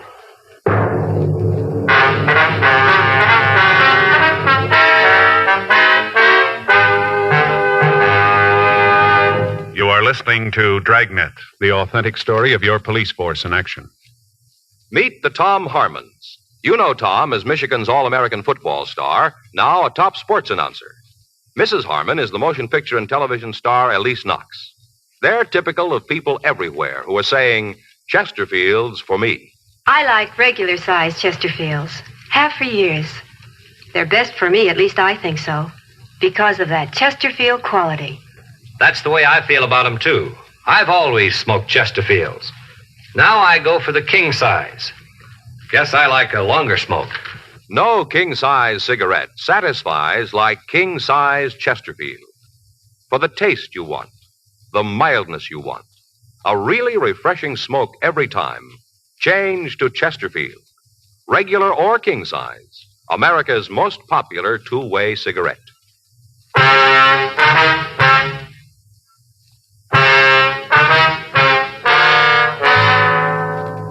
Frank and I left the office and drove over to the address we'd been given on the phone. As we pulled up in front of the house, we could see a man standing on the porch. We got out of the car and we went up the walk. At the front door, we met the woman who'd called. She said that the man had rung the doorbell and had tried to force his way into the house. She went on to say that her husband wasn't home and that she'd managed to stall the man until we got there. We took him back to the city hall and talked to him in the interrogation room. He identified himself as Victor Nadell. Frank went down the hall to run him through records and identification. A lot of trouble you guys are causing me. No reason for all this. What were you doing at that house? Trying to earn a living. You have to force your way in to do that? That old broad's off her rocker. I didn't try to get into the place. She says you did. She's flipped. What do you do for a living? I work. You know another way? What kind of work? Salesman. What do you sell? Right now I'm selling lots. Real estate? Yeah. Where? Tract out in the desert. Who do you work for? I don't think I'm going to tell you that. You're not going to get them in no trouble. We're going to find out anyway. Now, why don't you save yourself a lot of grief and tell us? You get paid, you dig it out. You ever been arrested? A couple of times. Where? Oklahoma. What for? Call it hijacking. Robbery? Same thing. You ever do any time? No, they couldn't nail it down. Where do you live? Got a room down on East 5th, room and privileges. Who do you work for? That's your job. How long you been in town? A couple of months. You been working for this real estate company since you got here? Yeah, I got the job a couple of days after I got off the train. How'd you get it? Answered an ad. You ever see that woman out on Studio Court before? No. You don't know her? I told you. She'd have no reason to tie a bad beef on you, would she? She's doing it, ain't she? It's kind of silly without any reason in it. Well, she's a woman. That's all they need. All right, empty your pockets out on the table here. Why? Come on. We're not playing games here. Empty your pockets. What's this all about? What are you guys trying to prove with all this strong We're trying stuff? to find out why you wanted to break into that house. I told you I didn't break into the house. That old harpy's out of her mind to tell you a thing like that. I don't know why, but she's got it in for me. Wants to see me get into trouble. You said you didn't know her. That's right. You never saw her before. That's what I said. And why'd she build a thing like this? I told you I don't know it's a lie. I walked up to the door and asked if I could talk to her. Just try to talk to her. Right away she starts yelling at me to get away, get off the property. Why didn't you leave then? I wanted to make a sale. You must have figured she wasn't interested. I needed to make a sale. I haven't been doing too good. I had to make a sale or I'd have lost my job. That's the reason to act like a tough guy, isn't it? All I did was try to talk to her, talk her into buying Well, a you lot. got a funny way of doing it. I thought maybe she was going to call the police, make a complaint. If she'd have done that, I'd have lost my job, sure. And that's all there is to it. I'm telling you the truth. You got to believe me. You been working in the neighborhood before? No, it's the first time. I've been kind of sick the last week. This is the first time out for me. First time I've been around here. Where'd you work before? Westlake area. You ever have any trouble there? No, none. Why'd you make the switch then? Just thought I'd try a new territory, see if I could make up for the week I lost. Mm-hmm. You got anybody who'll back up this story for you? People at my rooming house, they'll tell you. They'll say I was there all week, some kind of flu, they'll tell you. Joe? Yeah. See you in a minute. Yeah. You want me to wait here? That's right. Just sit there. What do you got? Well, looks like we nailed the wrong guy. What do you figure? Call just came in. Radio car picked up a fella out on Rosewood Avenue. Yeah. Caught him in a house trying to beat a woman to death. How about the description? Matches the suspect right down the line.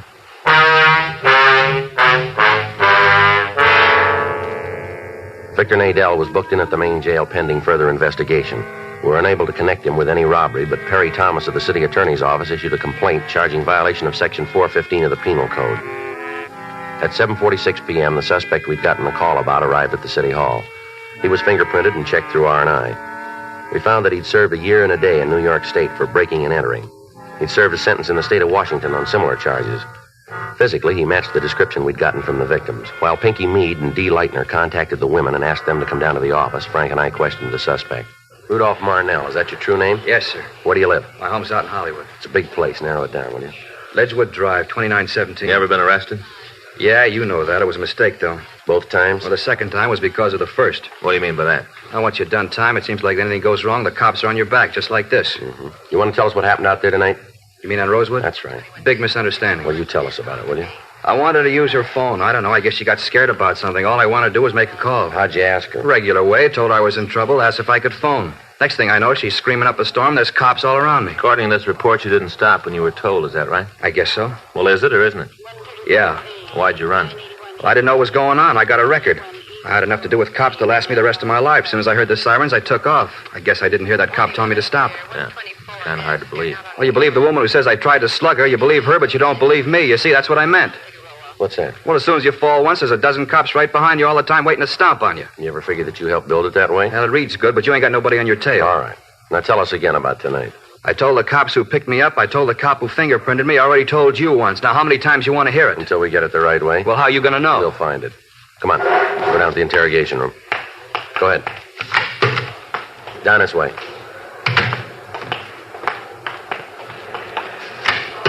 Go ahead, right in there.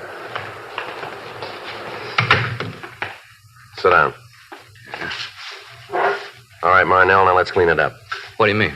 You know we're going to have no trouble making you on these things. We got the victims on their way down here now. As soon as they identify you, you've had it. So save yourself a lot of time and trouble if you cop out now.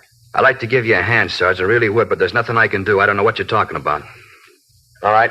What were you doing on January 10th? 10th? That's right. What day was that? Thursday. Gee, I don't know. It's a long time ago. It's hard to remember. How about the 11th? Same. I don't remember. The 14th? Yeah, I can tell you about that. All right, go ahead. I got through work and went home. Met the wife. We had dinner and took in a show. You can prove that? Well, sure. Ask my wife. She'll tell you. All right. How about Wednesday the 16th? Blank. You don't remember what you were doing on the 16th of January, huh? No. Is it important? It's going to be for you. How about the 17th? That'd be Thursday? That's right. I stayed home and watched the wrestling on television. You can prove that, can you? Sure. Had some people in to watch the matches. Give us their names, will you? Yeah. Who was wrestling that night? Oh, you want them all or just the main? Well, how about the semi-windup? Now, let me think. Yeah, it was a tag team match between the McLean brothers and the South Twins. You're sure? I'm positive. How about the 19th? What'd you do then? 19th. That would be Saturday. Well, I'm off Saturday. I don't remember too good. Probably came home, sat around the house, drank beer, and loafed. Mm-hmm. That was Saturday the 19th. Yeah, the 19th. How about Monday the 21st? I bowl that night. Where? Lane's out on Sunset. Bowl there all the time? Yeah. You bowl every Monday night? No, not every week. Usually it's on Tuesday. Why'd you change this week? Well, some of the guys couldn't make it Tuesday, so we changed the day. Mm-hmm. Anything special to you about January 14th, 17th, 21st? Now, what do you mean special? Well, your birthday, your anniversary, something like that? No. Just regular days. That's right. Nothing to make them stand out. No. Then how come you can remember what you were doing on those days? You can't give us a story to fit January 10th, 11th, 16th, or 19th. I don't know. What are you guys trying to get me to say? What are you trying to get at? The truth. Well, I'm giving it to you. We can't see it. How come you remember those days? I don't know. I just do. It's kind of funny. I couldn't remember what I was doing last week. I'd have to sit down and think about it. You didn't even have to try to remember. You knew right away, didn't you? Like it was important for you to remember. You keep trying to build an alibi, don't you? Look, you asked me where I was. I told you. Let's have the names of the people you say you're with. You gonna talk to That's them? right. Well, maybe they won't remember. I think they will. But what happens if they don't? Then you're in big trouble. You're holding a lot of it right now. Let's have the names. Sure, I haven't got nothing to worry about. I'll give them to you. Here's a pencil. Paper there. I don't know all the addresses. We'll look them up. You're gonna have to talk to them, huh? Sure. What's the matter? You think they won't stand behind you? No, it's not that. And what is it? Well, just that they don't know I've done time. Maybe when they find out, they'll try to get me. You know, say they weren't with me, they might do that.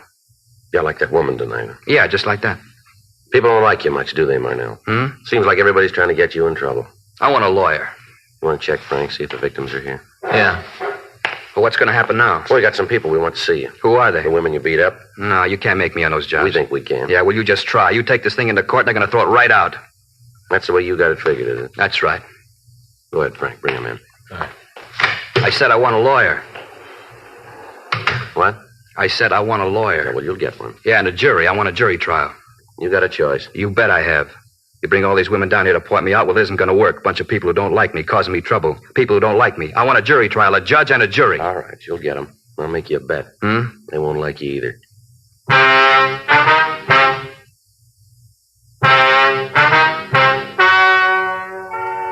The story you have just heard is true. The names were changed to protect the innocent. On May 16th, trial was held in Department 98, Superior Court of the State of California, in and for the County of Los Angeles. In a moment, the results of that trial. Now, here is our star, Jack Webb. Thank you, George Fenneman.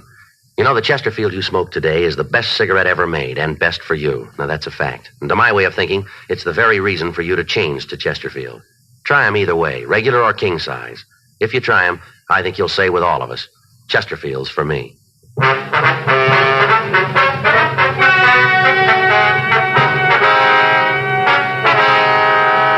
Rudolph August Marnell was filed on for 4 counts of robbery in the first degree, 5 counts of burglary in the first degree, and 5 counts of assault with intent to do great bodily injury.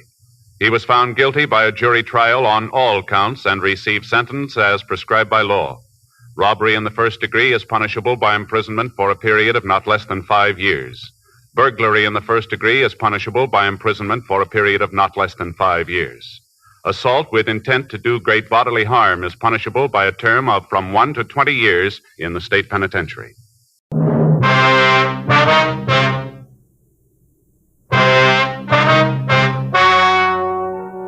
Ladies and gentlemen, the story you're about to hear is true. The names have been changed to protect the innocent.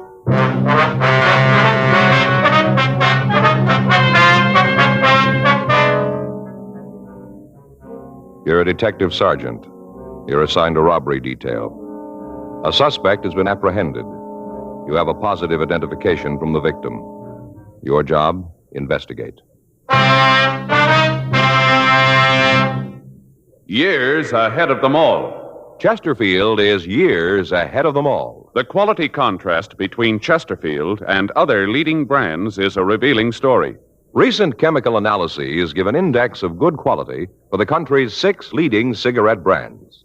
The index of good quality table, which is a ratio of high sugar to low nicotine, shows Chesterfield quality highest. Chesterfield quality highest. 15% higher than its nearest competitor. Chesterfield quality highest. 31% higher than the average of the 5 other leading brands. Yes, Chesterfield is first with premium quality in both regular and king size. Don't you want to try a cigarette with a record like this? Chesterfield.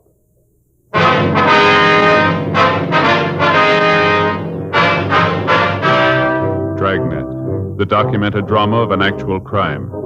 For the next 30 minutes, in cooperation with the Los Angeles Police Department, you will travel step by step on the side of the law through an actual case transcribed from official police files.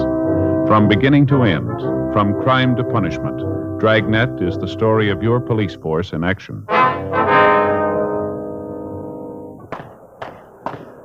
It was Wednesday, June 3rd. It was hot in Los Angeles. We were working the day watch out of robbery detail. My partner's Frank Smith. The boss is Captain Didion. My name's Friday. I was on my way into the office, and it was 7:46 a.m. when I got to room 27A. Robbery. Joe? Yeah? You're early. Yeah. I got to run over to Georgia Street Receiving Hospital. What's the matter? I don't know, Frank. I started to get headaches last night. I couldn't sleep. They're ringing in my ears. I don't know what it is. Now, hold on. Stay right there. What? Got up my locker. I'll get it for you. What are you talking about? The headaches get worse when you move. What? When you move around, it gets worse, right? Yeah? Feels like your head's going to blow up? Yeah. Huh? Glad you came to me. I know just what it is. Got stuff right up here. Someplace. Yeah, here it is.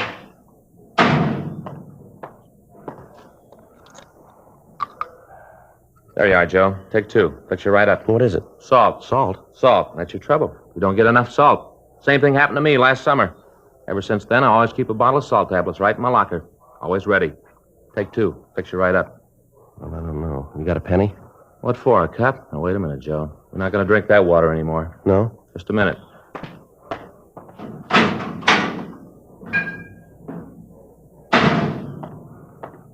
Bought a whole case of this for us. There you are, boy. Drink it right out of the bottle. What is it? Poland water, Joe. 100% pure. Right from the springs. Real water. Yeah? Yep. Read right there on the bottle, see? Not carbonated. Full of minerals and good things. Yeah, well, Frank, maybe I ought to wait and see the doctor, huh? Joe, believe me, I know what's wrong. It's happened to me. Same thing. Salt, that's what you need. Yeah. There you are. Poland water and the pills fix you right up. Here they are. Go ahead.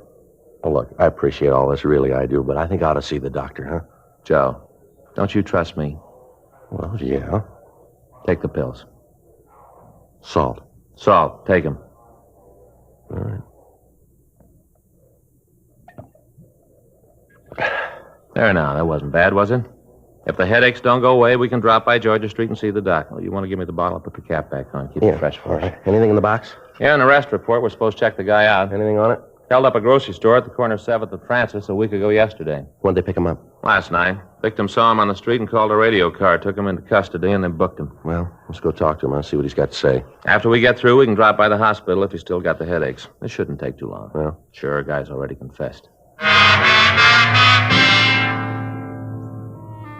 We ran the name of the suspect, Thomas Stanford, through R&I, but we found no previous criminal record for anyone of his description. 8:10 a.m. We drove over to the main jail.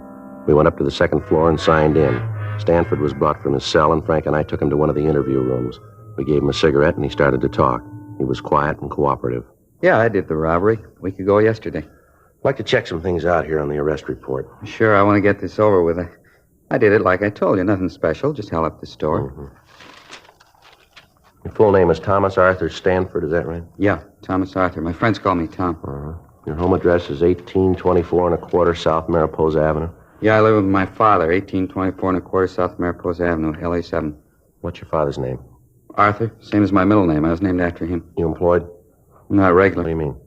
Well, I don't have a regular job like in a factory or a store. I'm a gardener. I work for different people. You give us a list of the people you work for? Sure, if you gotta have them. It's just routine. Oh. Yeah, I'll give them to you. You want to tell us how you committed the robbery? Yeah, I'll tell you. Isn't much to tell, though. It's pretty simple. I went in and held the place up, took the money. That's about all there is to it. Were you armed when you went into that grocery store? Yeah. Yeah, I had a gun. What kind of a gun? .32 automatic. Had 8 bullets in it. Where's the gun now? Threw it away. Where? In one of the ponds up in Ferndale. You mean up in Griffith Park? Yeah, just a little up the canyon there. You want to show us where it is? Sure. All right. If you start right at the beginning, tell us all about the robbery, what you did. Well, why do you have to know all that? I told you I did it. There's nothing more you have to know. We got to have it for the record. It's just routine, like I told you. You guys do a lot of things. It's routine, don't you? Yeah, we do. Quite a bit. Was there anybody in the store when you went in? Just the woman that owned the place. I guess she owned it. The way she carried on, you'd have thought it was her own money I was taking. Well, I took out the gun, and I told her it was a stick-up. I said for her not to cause any trouble. What'd she say to that? Well, that's when she got hacked at me, started to yell. What'd you do? Well, I guess she figured I meant what I said when I told her to shut up. Anyway, she quieted down, then I told her to get into the back room. They got this little room where they keep the empty Coke and the beer bottles. I told her to get in there. Did she? Yeah, she went into the room, and I locked the door from the outside. And I went to the cash register and punched the no-sale button and took the money. After that, I left the store. You didn't have the money on you when they picked you up last night. Where is it? It's gone. I spent it. You spent it all? Yeah, every last nickel. I had myself a ball. You remember where you spent it? All around, different places. I bought myself some clothes, spent some of it in clubs. Just went. None of it left. You drive a car, Stanford? Yeah. Isn't mine, though. It belongs to my father. It's a big Chrysler sedan. Did you drive that when you held up the grocery store? Yeah, I had it parked down the street on 7th. Mm-hmm. Remember the time when you went into the store? Yeah. It was just after 12. 12 noon. What were you doing in the neighborhood last night? You mean when they picked me up? That's right. Just looking around. You ever been arrested before? No. Never been mixed up with the cops. You ever been to the hospital? Mental institution? What do you ask a question like that for? Routine. Oh. Well, when I was a kid, I had my tonsils out. I was in a hospital then. A couple of days. I don't remember it too well. It was a long time ago. Mm-hmm. How old are you, Stanford? 28. All these questions you're asking me. I told the 2 cops that picked me up the same things. Why you got to ask them again? Can't you just send me to the penitentiary and get it over with? Got to double-check the story, Stanford. I suppose so. It seems that you're going to a lot of trouble you don't have to. I told you I did it. I'm not giving you any trouble. I confess. Yeah. My father know about this yet? Yeah, he was called. He's going to be pretty sore about it. All right. Sure, he doesn't know I used his car. 9:15 a.m. We checked the suspect out of the main jail and took him over to the store that had been robbed. While Frank waited in the car, I went in and talked to the victim, a Mrs. Alice Kenwood. I told her that we'd bring the suspect into the store and ask him several questions about the robbery. During that time, I told her that we wanted her to observe the suspect so that she could give us a positive identification. I told her that it would be better if she didn't talk to him, and that if she had any questions, she could ask them through us. She agreed and said that she would do anything she could to help us in the investigation. I went out to the car, and Frank and I brought the suspect into the store. Come on back here, Stanford. What are you bringing me here for? What are you trying to prove? I'd like to have you explain a few things for us. Well, I told you all I could. I told you I committed the robbery. Isn't that enough? Just a couple of things we'd like to have you clear up for us. Well, what things? I told you how I did it. Well, she'll tell you. That's the woman I held up. She'll tell you it was me. She should know. She's the one who turned me in. How about it, Miss Cameron? He's the one, all right. I'd know him any place. There, isn't that enough? What more do you want? I'd like to have you show us just how you came into the store, what you did while you were in here. You mean the whole thing? Yeah, from the time he came in through the door. All right. Take these handcuffs off, and I'll show you. You can show us with them on. It's got to be that way. It's going to make it tougher. Go ahead. Yeah. Well, I came in the door. I came in, and she was standing behind that counter. You mean Miss Kenwood? Yeah, her. She was standing behind the counter. I walked over to her. And I showed her the gun. Told her it was a stick-up. Told her I wanted the money. That's right. He pointed the gun at me and thought he was going to shoot. All right, go ahead, Stanley. Well, she started to yell, told me to get out of the store. Certainly I yelled at him. You think I want anybody coming in here and waving a gun around? Oh, if my husband was here, he'd show you good. See what I mean? I never saw a woman that could yell so much. Go ahead, Stanford. What'd you do then? Well, I told her if she didn't keep quiet, I'd have to shoot her, and then I told her to get in the room Now, and back. just hold on a minute. He's not only a thief, but he's a liar, too. Ma'am? That's not what he did at all. What do you mean, Mrs. Kenwood? He didn't tell me to get into the back room. There ain't any back room. How about that, Stanford? You're going to listen to her? I'm the one that robbed the place. She didn't. I guess I know what I did. All right, let's take a look back here. Come on. What's behind this curtain here, Miss Kenwood? Just a little space where I keep my empty bottles. Goes right out onto the alley. Yeah, see, that's where I put her. That's where I told her to stay. Mm-hmm. And you said you locked the door. There's no door there. I got confused. It doesn't make any difference. I told her to get back there and stay there until I was out of the store. That's a lie. You did no such thing. You told me to get down on the floor and cover my face. Then you went over to the cash register and you took the money. I didn't move. Didn't want to give you any trouble the way you were waving that gun around. It's a wonder you didn't try to kill me. The way you're yakking that up, I should have done it. All right, that's enough. Frank? Yeah. You want to take Stanford out to the car? I'll be right with you. Yeah, okay. Come on, Stanford, let's go. You know what you got to go through all this for. I told you I did, and I never saw anything like it before. You can't even confess around here. Nobody believes it. Miss Kenwood? Yes, officer. Are you sure that's the man that held you up here? I said it before. I'm positive. There isn't any doubt in my mind. Uh-huh. Now, you heard what he said, how he said he robbed you. Is that the way it happened? Well, everything was the same except where he said that he put me in back there. That wasn't true. He made me lie down on the floor right there. Told me to stay still for 5 minutes, not to move. Said that if I caused any trouble, he'd come back and shoot me. Mm-hmm. I think he's crazy. Anybody who'd wave a gun around like that, it's terrible. I wish my husband was here. He'd show that snip. He's in the army, you know, my husband. Yes, ma'am. Awful thing. Him overseas getting shot at and young punks like that roaming around the streets with guns, threatening people. It's a terrible thing. Now, this is pretty important, ma'am. I want to ask you once more. You're sure that's the man who held you up? How many times do I have to say it? I told you that it is. He admits it himself. What more do you need? Well, I don't know, ma'am. There's just something here that isn't right about the whole thing. Doesn't make any difference. He's the man. There's no mistake about that. Oh, you just let me know when you want me in court. I'll be there. I want to see him get what's coming to him, every bit of it. Yes, ma'am. So do we, if he's the right man.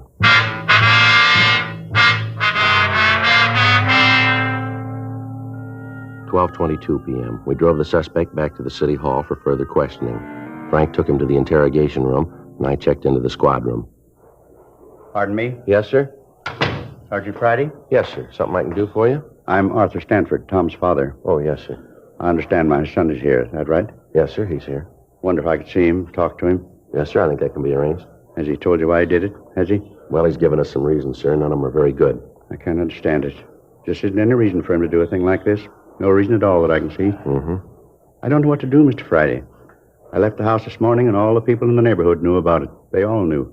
I walked down the street, and they turned away from me. I could see them watch me through the windows of their houses. I could tell what they were thinking. My son's a thief. Common thief. And in my heart, I know it's true. I don't know what to do about it, Mr. Friday. Can you tell me? No, sir. I'm afraid I can't. Well, maybe he can. May I see him? Yes, sir. He's across the hall. This way. Right over here, sir. I wonder if I could have a cigarette? Yes, sir. Here you are. Here's a match. Thank you. I'm not sure what I'm going to say to him when I see him. Wish I had some time to think. Well, you don't have to go in now if you don't want to, sir. Oh, it wouldn't help any to put it off. Won't get any easier with time. I might as well get it over with. All right, sir.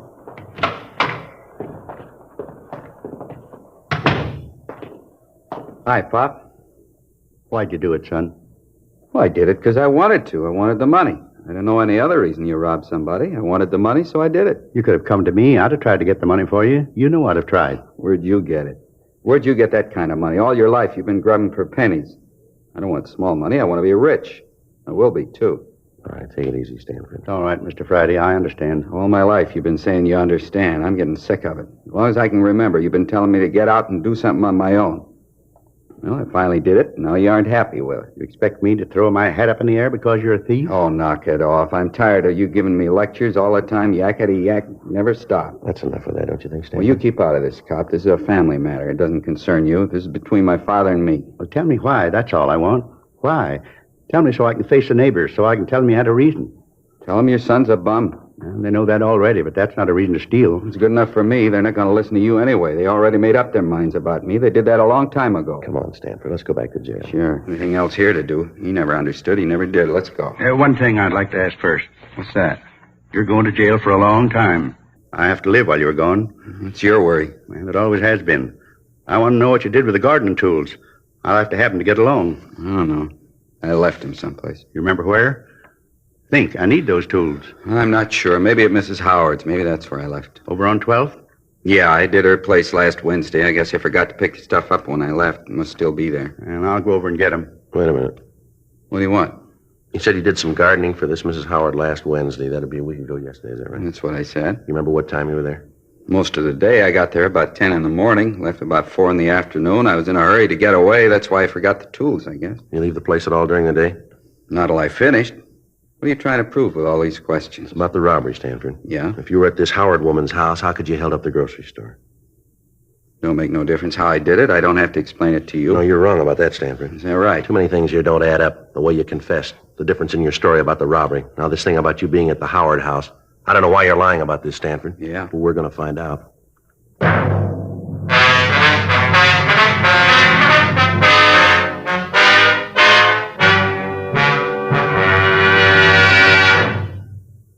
You are listening to Dragnet, the authentic story of your police force in action. Chesterfield is best for you. Listen to Chesterfield's record. For a full year and 2 months, a doctor has been making regular examinations of a group of Chesterfield smokers, and he reports no adverse effects to the nose, throat, and sinuses from smoking Chesterfields. Don't you want to try a cigarette with a record like this? Chesterfield. First with premium quality in both regular and king size. Chesterfield. First choice with Young America. And that's from a survey of 274 colleges and universities. Try Chesterfields today.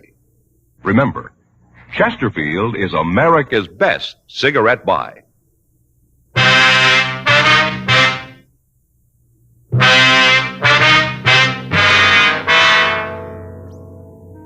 We continued to talk to the suspect, Thomas Stanford, for another hour. He refused to say anything about the conflicting aspects of his story. His father pleaded with him to tell us the truth, but other than admitting he was responsible for the grocery store robbery, he'd say nothing. We got the address of the house where Stanford had said he'd left the gardening tools. 3:15 p.m. After taking the suspect back to the main jail, Frank and I drove out to talk to the Howard woman. Place sure looks nice. Well kept. Yeah. Look at those carnations, Joe. Ever seen anything so pretty? Yeah, they're very nice. You know, Faye tries them all the time. Never seems to have any luck with them, though. Plants come up all right, but the flowers just don't seem to get very big. Mm-hmm. About size of $50. Little bitty things. Yeah. Sure smell good, though. I get the bill.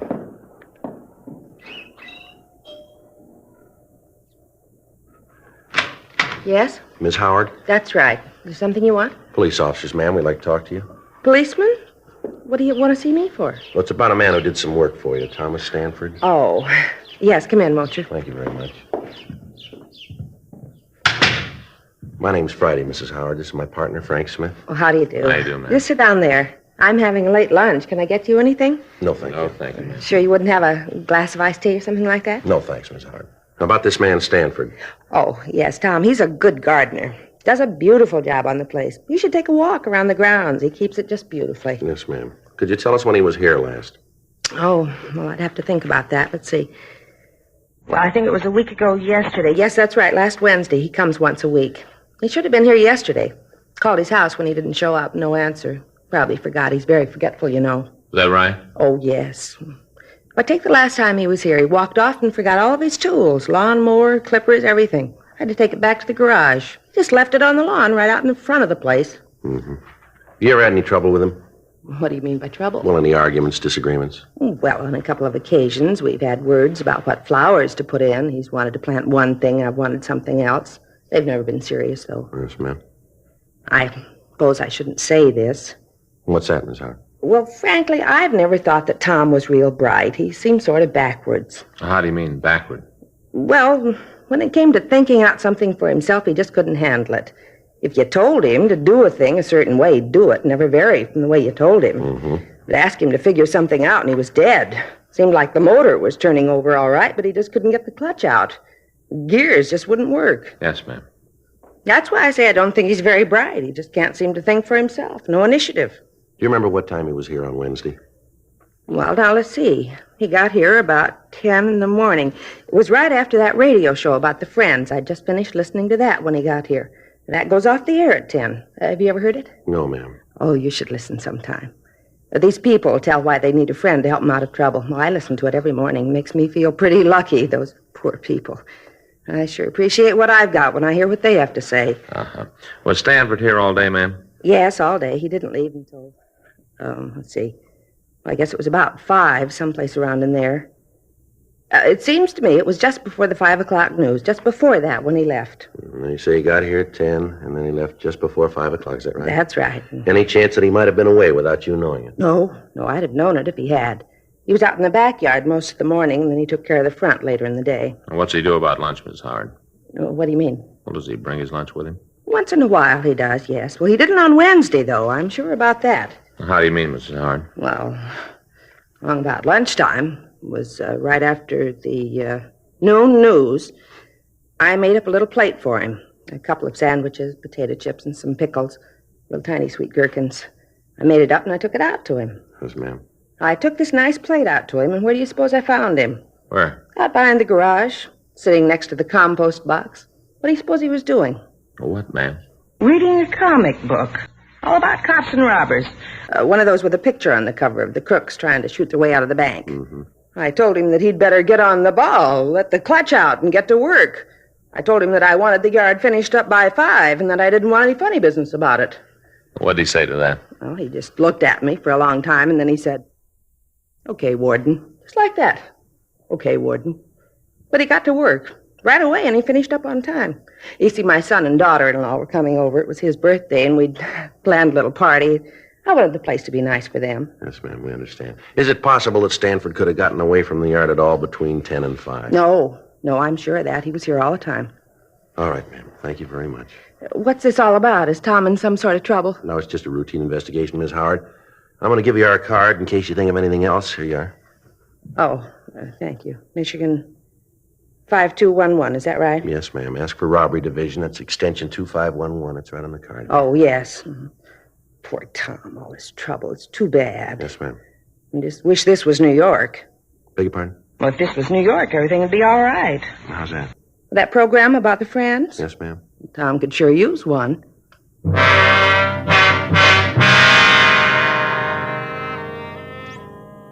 We left Mrs. Howard's home and talked to some of the people in the neighborhood.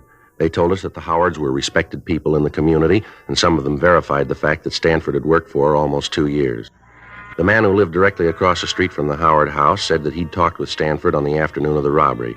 He said that he'd asked the suspect about the seeds that he used to raise the carnations that were planted along the front of the house.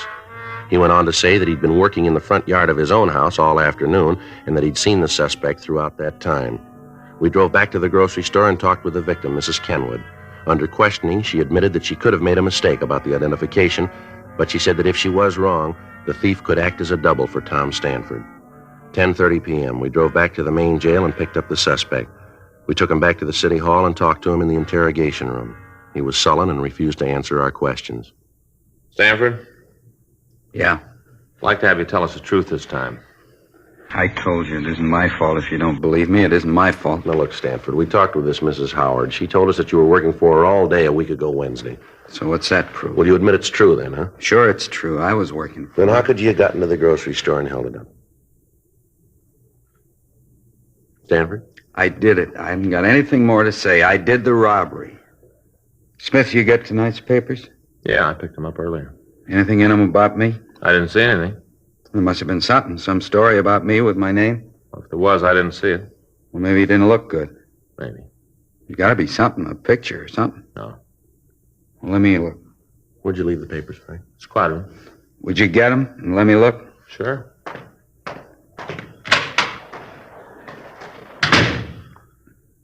Pretty important to you that you're in the papers, isn't it? I just want to see him, that's all. Well, he'll bring him back. You must have made a mistake. There's something about me. There's got to be. It isn't every day there's a robbery like this. The papers would write it up big, wouldn't they? I don't know. Well, sure they would. There was a story when the place was robbed, told all about how it was done. It was just a little story, but now they've got me. It seems you should have a picture. Here it is. Let me see. Nothing on the first page. Robbery happened a week ago. It's old news. Yeah, but you just caught me last night.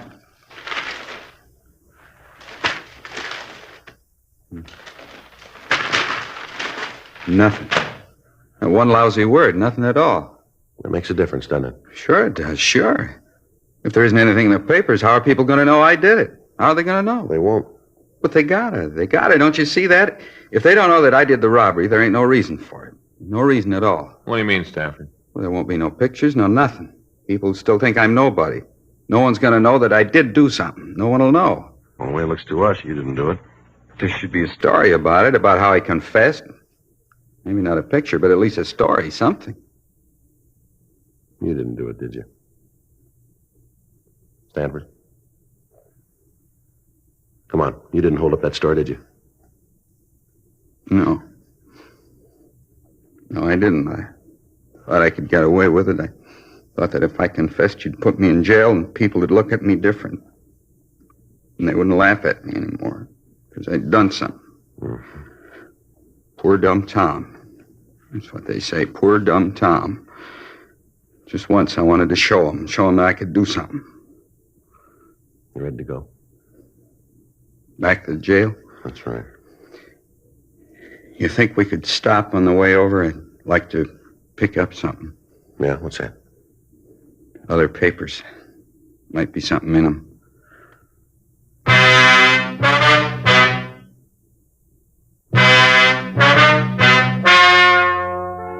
The story you have just heard is true.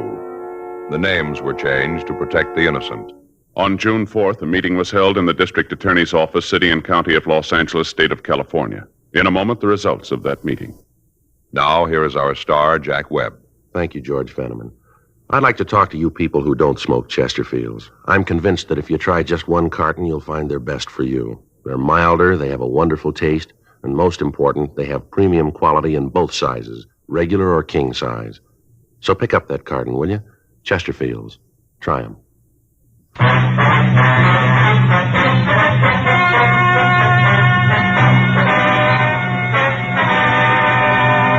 A 5.10 report was filed on Thomas Arthur Stanford, and he was released from custody. 10 months later, on May 22nd, James R. Rogers was apprehended while attempting to hold up a liquor store at the corner of 3rd and Temple Streets. While being interrogated, he confessed to committing the robbery that Stanford had been accused of. The physical appearance of the two men was almost identical. Rogers was tried and convicted of robbery in the first degree and received sentence as prescribed by law.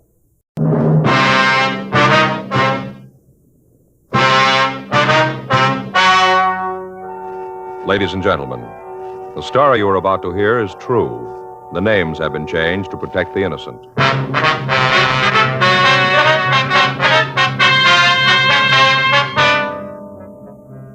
You're a detective sergeant. You're assigned to homicide detail. You get a call from a friend who's been offered $5,000 to kill a man. He can't tell you who made the offer. He does tell you that no matter what happens, the man is going to be killed. Your job? Stop it. Years ahead of them all. Chesterfield is years ahead of them all. The quality contrast between Chesterfield and other leading brands is a revealing story. Recent chemical analyses give an index of good quality for the country's 6 leading cigarette brands. The index of good quality table, which is a ratio of high sugar to low nicotine, shows Chesterfield quality highest. Chesterfield quality highest. 15% higher than its nearest competitor. Chesterfield quality highest. 31% higher than the average of the 5 other leading brands. Yes, Chesterfield is first, with premium quality in both regular and king size. Don't you want to try a cigarette with a record like this? Chesterfield.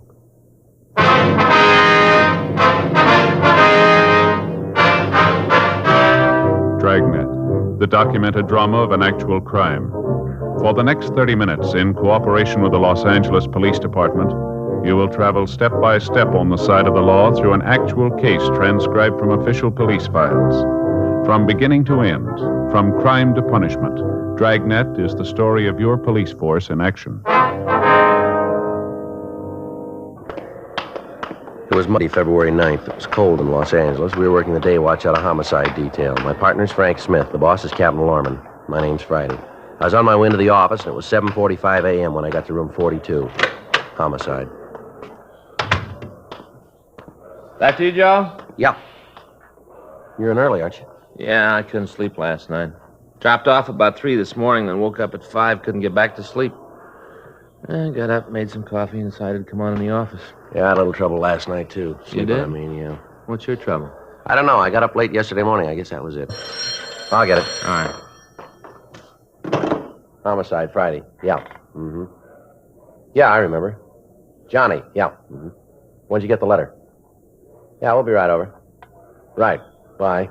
You remember that bartender over in that place on 6th Street, fellow named Johnny? Yeah, is that him on the phone? Yeah, says he's got an offer to make himself a fast $5,000. What for? Somebody wants him to kill a man.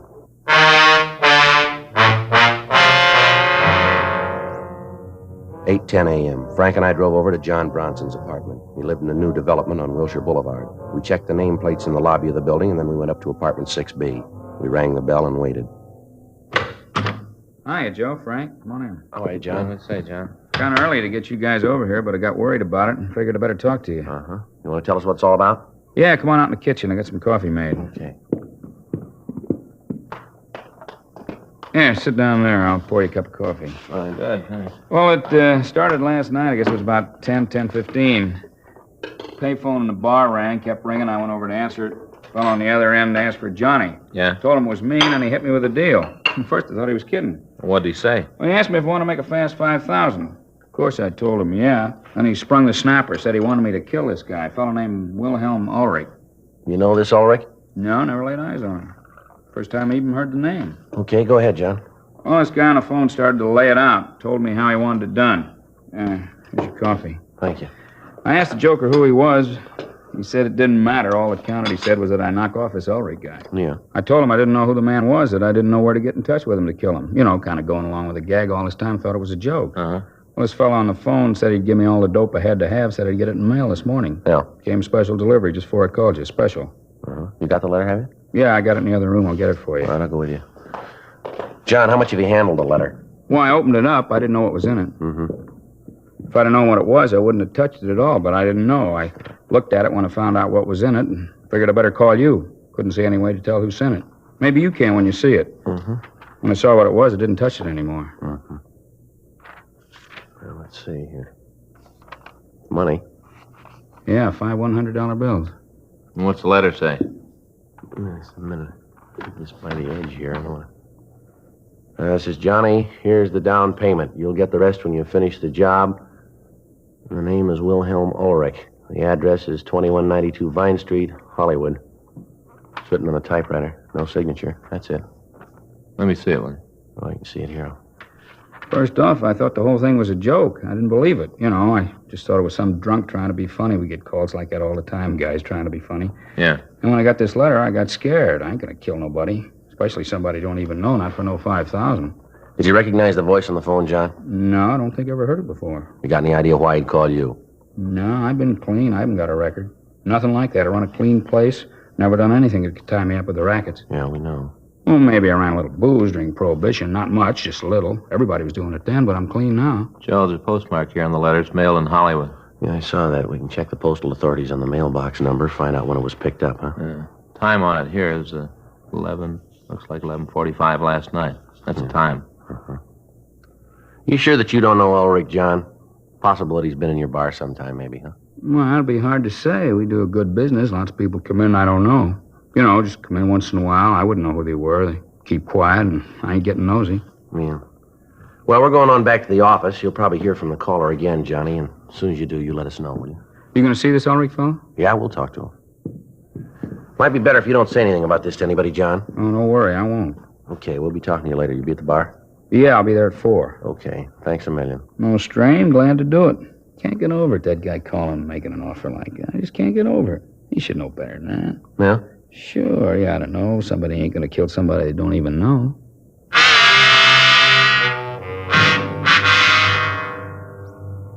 We drove back to the city hall and turned the letter over to the crime lab to see if they could find any physical evidence to help us identify the writer.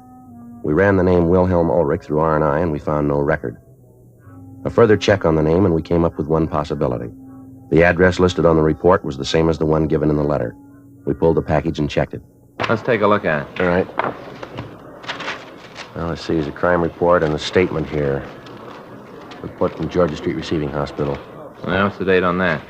January 2nd last year. Yeah. Well, it seems this Ulrich got a hold of some poison wine. Wine? Yeah. Hey, wait a minute. Yeah? You remember Joe? He was an old guy. He was a German. He got a bottle of wine for Christmas and opened it New Year's Day.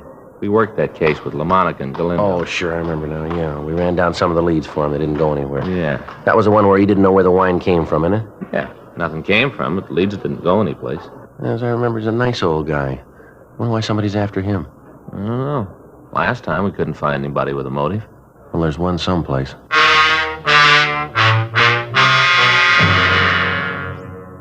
We'd helped investigate an attempted poisoning of Wilhelm Ulrich over a year ago. Somebody'd sent him a bottle of imported wine. Ulrich had opened the wine for dinner on New Year's and had drunk some of it. A short time later, he was seized with violent stomach cramps. He was rushed to Georgia Street Receiving Hospital for treatment. He was then transferred to the county hospital for further treatment. Examination of the remaining wine showed that it had been dosed with a quantity of poison. Fortunately, Ulrich didn't drink much of the poisoned wine, and he recovered. Detectives Joe LaMonica and Danny Galindo had handled most of the investigation. We'd helped them briefly in checking out some of the leads that they'd gotten. We checked with them again on the case. From the crime report, we got a list of the people that the two officers had interviewed. We checked with them, and they gave us as much personal information as they could. 1:15 p.m. We drove out to see Wilhelm Ulrich. We found him in the yard digging in a rose bed. No, I can't understand it. I never quite believed that about the wine, sir. Well, why do you say that, Ulrich? Well, I found it hard to believe in my heart that anyone would want to do me harm. I have no enemies. No one that hates me enough to want to kill me. I'm sure of that. Well, I'm afraid you could be wrong about that, Ulrich. The officer said that before. Somehow, though, I just can't believe it. I've nothing anyone would want to kill me for. All of the people I know are my friends. We all get along. Yes, sir. Look at that. Isn't that a beautiful rose? Such loveliness. Mm-hmm. No? I'm sorry, officers. You're mistaken about this. I wonder if we could talk to you in the house, sir. Yes, that might be better. I could make you a cup of hot tea if you'd like. No, sir, thanks. Just the same. Have you officers had lunch yet? Yes, sir, thank you. Oh, thought maybe you'd like a sandwich. Just got some liverwursts from a little place downtown. German, excellent food. Mm-hmm. Here, I'll get the door. Just sit down any place. I have to get the dirt off my shoes. Martha would be very angry if I tracked dirt around. Martha, that's your daughter, isn't it? Yes. She comes over every couple of days and straightens up the house for me. Wonderful girl, Martha. I don't know what I'd do without her. Yes, sir. Now, there's a couple of things we'd like to ask you. Certainly. Anything I can do to help. Well, we'd like to go over the information on the report here. Is that from the last time? The time of the wine? Yes, sir, that's right. All right. If you just ask anything you want, I've got nothing to hide. All right, sir. We checked the crime report you filled out last year. Now, has anything changed in your family since then? No. You gentlemen still working on that? Well, yes, sir. We have another matter to discuss here. Oh, there's one thing that has changed. What's that, sir? The part here about me running the business. Mm-hmm. That's changed. I still run it in a way. I still supervise it, but Robert, he actually runs it. Oh, Robert. You mean this name here, Robert Davis? Yes, he's my son-in-law, Martha's husband. He takes care of the business now. He's a good boy. Martha's lucky to have him. How long has your son-in-law been running the business, Mr. Ulrich? Well, let me see. It's been about 8, 9 months. He took over right after I got out of the hospital. He's done wonders with it. Wonders. How's that, sir? Modernized it. Changed it all around. Had one of those efficiency experts come in and study the people. Time and motion men, I think they call them. Mm-hmm. They come in with a stopwatch and look at the people doing the work and figure out how long it should take them to do a certain job, and then they plan how the job can be done faster and cheaper. Wonderful thing. Big changes. Yes, sir. I don't want you to take offense at this, Ulrich, but how are the relations between you and your son-in-law? I don't think I understand. Well, you get along. You have any quarrels, disagreements? Oh, no. Robert and I never disagree. I found out that it didn't pay to argue with him. Sir? I found out that it didn't pay. He was always right. Uh-huh. Yes, you see, we had a few arguments when he took over the business about this time and motion study thing. I see. You want to tell us about these arguments? They weren't anything serious. I didn't think that it was a good idea to change. I couldn't see any reason for it. Everything was going good. The business was making money. Everybody seemed to be happy. I didn't want to take a chance disturbing a good thing. You know, the golden goose. Mm-hmm. You want to go ahead, please? Well, Robert said that we were behind the times, that if we didn't do something about it, we wouldn't be able to compete with other people. We manufacture women's dresses, you know. Yes, sir. I saw that on the report. I finally told him to go ahead. I thought that he'd fail. He didn't. Now we compete. More dresses, more money. The employees are happy. They have music, coffee times. They like it. But it's all changed. I don't go down there anymore. I don't care much for it. It's changed. So I just stay home and work in the garden. It's Robert's factory now. Uh-huh. You and Robert haven't had any other disagreements, have you? Oh, no. He's a fine young man, running the business very well. He's a good boy. I'm lucky to have him. Well, how about your competitors, Mr. Ulrich? How do they feel about this change in the way you operate your business? They resent it? Oh, no, I haven't really got any competitors. The big manufacturers don't care. I don't make enough dresses to bother them, and the other little men are in the same boat with me. They're too busy running the factories to worry about me. Mm-hmm. Now, can you think of anybody who might want to do a thing like this? How about that phone call? I told you before, I can't. I find it very hard to believe.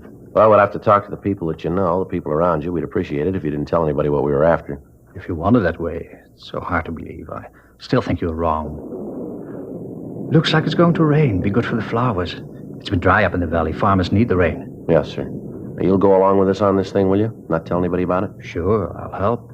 It's all right if I tell my daughter and son-in-law about it, isn't it? Well, it'd be better if you didn't say anything to him or your daughter, not to anybody. But they're going to see you here. They're going to ask questions. They're not stupid. Yes, sir. You could tell them that we were asking about somebody that you employ. How'll that be? What do I say if Robert asks what's about? I have no secrets from him. Well, tell him we ask you not to tell anybody about it. Tell him it's police business. Happens all the time. I suppose I could do that, but I don't like it. I don't like it at all. It's lying. Yes, sir. That may be true, but it's the best way. Oh, I guess it's a small lie. I can tell myself that. It's a small lie. Well, we'll have some policemen come out and watch Mr. Ulrich until we find the person who's doing this. Do you have to do that? Yes, sir. I'm afraid so. Well, no, I don't like that at all. Even worse than the lying. No, I don't like it at all.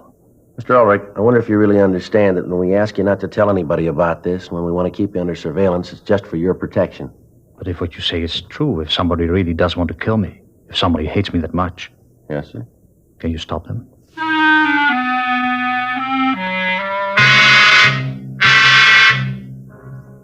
We called the office and had a team of men sent out to keep Wilhelm Ulrich under surveillance. His house and his person were to be watched 24 hours a day until we apprehended the person or persons who wanted him killed. We spent the rest of the afternoon talking to the people in the neighborhood. From all of them, we got the same story. Ulrich was liked and respected through the area. All of the local shopkeepers and their business associates told us that he paid cash for everything he bought and that his credit was good. He was active in the local flower club and had twice in the past served as president of the organization. The neighbors confirmed what Ulrich had told us about his family. His son-in-law and his daughter seemed to be devoted to the elderly man and were constantly trying to get him to sell the house he lived in and come to live with them. 6:42 p.m. We returned to the office. Man, it's really coming down, huh? Yeah, it sure is. You got a raincoat in your locker? Yeah, I got one of those plastic kind in the bag. Oh, yeah, I want to get me one of them.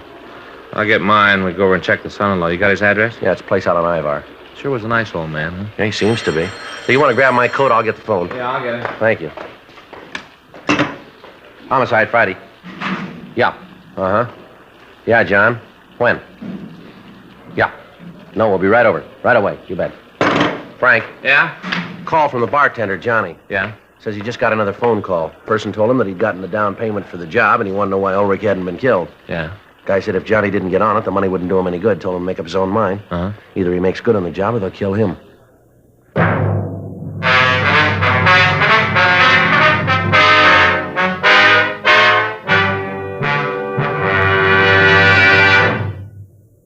You are listening to Dragnet, the authentic story of your police force in action. Chesterfield is best for you. Listen to Chesterfield's record. For a full year and 2 months, a doctor has been making regular examinations of a group of Chesterfield smokers, and he reports no adverse effects to the nose, throat, and sinuses from smoking Chesterfields. Don't you want to try a cigarette with a record like this? Chesterfield. First with premium quality in both regular and king size. Chesterfield. First choice with Young America.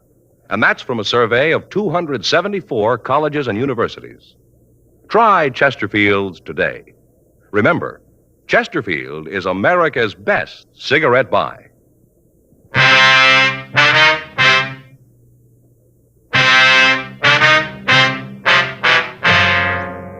7:10 p.m. We got to the bar on 6th Street. There were only a couple of people in the place. The bartender, Johnny, told us of the phone call that he'd received. He said that the person on the phone had told him that if he didn't hurry up and kill Ulrich, Johnny himself would be taken care of. We called Lee Jones at the crime lab to ask him if he'd been able to come up with anything on the letter. He told us that there was no way of tracing it. Fingerprints found on the letter were those of the bartender. Photographs were taken of the letter, and along with the money, it was booked for further evidence. We'd gotten in touch with the postal authorities, and they said that they'd give us assistance. They gave us the location of the box where the letter had been mailed, and they said they'd try to find out who sent it. We arranged for a stakeout on the bar, and then we called the men at Ulrich's home. They told us that the son-in-law, Davis, and Ulrich's daughter had been there, but that no one else had seen or spoken to the elderly man. 9:32 p.m., Frank and I drove out to check on Robert Davis. We got to the apartment house and rang the bell to the manager's room. Yes? Miss Franklin? Yes, what is it? Police officers, ma'am. We'd like to talk to you if we could. Oh, well, I suppose it's all right. Come on in. Thank you very much. Thank you very much, ma'am. This is my partner, Frank Smith. My name's Friday. What is it you wanted to see me about? Oh, we'd like to talk to you about one of your tenants, please. Oh? Which one? I bet I can guess. Ma'am? It's about that couple on the 5th floor, isn't it? The Radcliffes. It's them, isn't it? No, ma'am, it isn't. We'd like to talk to you about a Robert Davis and his wife. The Davises? Yes, ma'am. Why, never thought it. Should be the Radcliffes, the way they carry on. The Davises. I'd never have thought it. What do you want to know about them? Well, it's just a routine investigation, ma'am. Can you tell us how long they lived here? Well, see now. It's been almost 6 years. They've been in the building, Yeah, 6 years, anyway. I haven't always lived in the same apartment, though. Ma'am? When they moved in, they was in a little apartment on the 2nd floor, living room, a pull-down bed, little bitty place. And then they moved up to the 6th floor, 2-bedroom, nice place. Nice people. The Davises, oh, I'd never have thought it. Do they have any close friends in the building, would you know? Well, not Mr. Davies. He's kind of the quiet type. Never has much to do with anybody. He keeps to himself. Mm-hmm. Now, Mrs. Davis, that's a different thing. She's a living doll. She's nice to everybody and so sweet. Never had a harsh word for anybody. Always a smile. I think Mr. Davis thinks he's too good for anybody. He always seemed kind of snooty. Yes, ma'am. Do you ever have any arguments with anybody in the building that you might know of? Well, he's had a few arguments like everybody else does. Like I said before, he thinks he's too good for anybody. He thinks he's better than anybody. He's got no right to, either. Ma'am? Why, he owes half the people in the neighborhood money. Way behind his bills. Owes me a couple of months' rent. Never seems to be able to pay anybody he owes. I talked to the milkman, owes him for a month back. Every time he asks for his money, Davis tells him to come back and stop hounding him. Can't understand it. Seemed like such nice people when they moved in. 2 years ago, that's when the trouble started. Uh-huh. It was our understanding that he had a pretty good job. Is that And right? he has. Works for his father-in-law, manages some kind of a factory. Dresses, I think. Oh, but that isn't it. He makes enough money. He just spends it faster than he makes it, that's all. I think he gambles. Why do you say that, ma'am? Oh, he's always going off on some kind of business trip. At least that's what he says it is, but I know different. Yes, how's that, ma'am? Well, he'd come back from one of those business trips once. Cab pulled up, and it just happened that I was standing out in front. A driver got out and gave him the bill for the cab, all the way from the airport. Almost $6. Well, anyway, when Mr. Davis got the money out of his pocket to pay the cab bill, a chip fell on the sidewalk. He didn't think that I saw it, but I did. The cab driver did, too. Well, what kind of a chip was it, ma'am? Well, you understand, I'm not a gambling woman, so I wouldn't know. But the cab driver, he knew. Oh, you just betcha he knew right away. He picked up the chip and handed it back to Mr. Davis and said something about being in Las Vegas, kind of kidding, you know. Yes, ma'am. Well, I've seen Mr. Davis get upset, but never like that. He grabbed the chip away from the cab driver and told him to mind his own business. Said that he'd had the chip a long time, that it didn't concern the cab driver. He was real mean. Uh-huh. And then at night, well, the argument that he and the missus had, I never in all my days heard anything like that. Well, what happened, ma'am? Well, you understand that I just happened to be in the hall. I was making sure that the lights on the floor were all on. Those bulbs are always burning out, and I was checking them, you know. Yes, ma'am. Well, anyways, I hear this argument coming from the Davises' apartment. Mrs. Davis is telling how she isn't going to stand for it anymore. Mr. Davis better settle down and get to work and stop this foolishness. She didn't come right out and say what foolishness, but I could tell.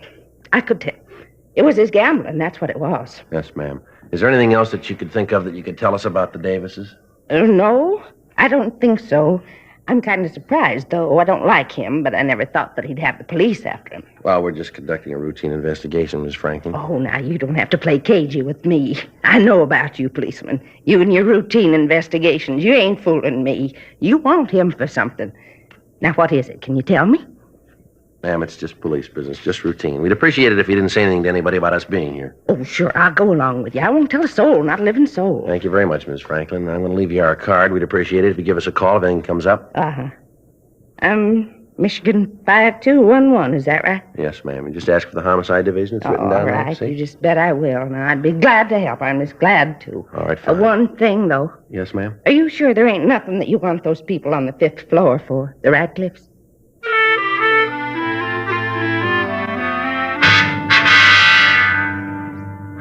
From the manager's office, we called the Ulrich home. We talked to Mr. Ulrich. He told us about the visit that afternoon from the Davises.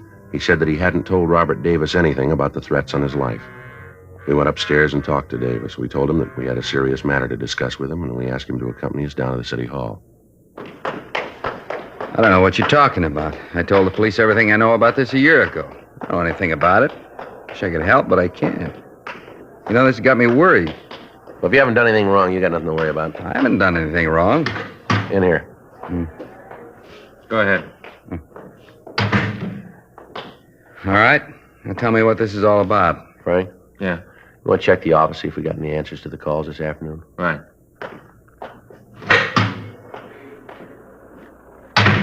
You got a cigarette? Yeah. Help yourself.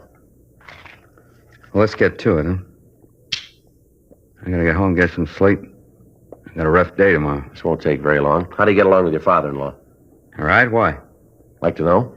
Well, I don't see how that concerns you, but you ask, so I'll tell you. We get along fine, me and the old man. We get along just great. Does it make you happy? That's not the point. Anything? No, nothing new. You go over to Las Vegas much, Davis? Not much. Why? How often would you say you went over there? Maybe a couple times a year, not any more than that. When was the last time? What's so important about when I was in Vegas last? You guys spent a little more time finding out who's trying to kill my father-in-law, less time asking questions that don't make any sense. You'd be doing a better job. What can you tell us about somebody trying to kill your father-in-law? All I know is what he told me this afternoon. What did he tell you? Not much. Said something about a bartender, something about a phone call. Did he tell you who the bartender was? No, just that it was someplace over on 6th. All right, Davis, come off it, huh? What do you mean, come off it? You want to tell us why you did it, or do you want us to tell you? Did what? I got nothing to tell you. I don't know what you guys are talking about. We talked to your father-in-law this morning. We told him that we'd gotten a report that his life had been threatened. We didn't tell him how it happened. We didn't tell him where our information came from, so he didn't know. All right, so maybe I got it someplace else. Oh, wait a minute. You couldn't have. We didn't talk to anybody else. Well, I heard it someplace. I don't remember, but I heard it. We checked around, found out you gamble quite a lot. You're a steady loser. You owe a lot of money in town, don't you? Is that right? Yeah, that's right. Now, I think we can make you for the threat on Ulrich's life. I don't think we'll have any trouble at all. You had the motive. You had the opportunity. First thing in the morning, we'll check with the factory. We'll see if you made a withdrawal of $500. We make that, and you got big trouble. You figure you're going to be able to do that? We think so, yeah. We'll get your father-in-law down here and ask him what he told you this afternoon. Find out if he did tell you about that bartender, about the bar on 6th, about the phone call. You know, it doesn't look like there's going to be too much trouble making you for this. Save your time. What do you mean? You don't have to go through that trash. I did it. I tried to have the old man knocked off. Were you the one who sent him the wine last year? Yeah. That's when it started. I started to gamble. Lost a lot of money. Couldn't pay it back. No way to pay it back. Guys I owed the money to were leaning on me. I had to pay them off. Had to. Yeah. I could only think of one way. Get rid of the old man. Didn't you get a pretty good salary out of working for him? Yeah, pretty good, but it didn't go far. Not far enough. I tried to win it back. Make good on the losses I had. I couldn't do it. The more I gambled, the worse it got. I just couldn't do it. Wasn't any other way. No other way. I decided to kill the old man. It's the only way. Can't you see that? It's the only way I could get clear. Yeah. I figured if I could get rid of the old man, I'd have everything fixed. Everything would be okay. Guess it worked out all right anyway. What do you mean? Well, there's nothing in the book they can throw at me. He's still alive. I didn't kill him. Who got hurt? You did. Well, how do you figure? I didn't kill him. You're going to jail for trying.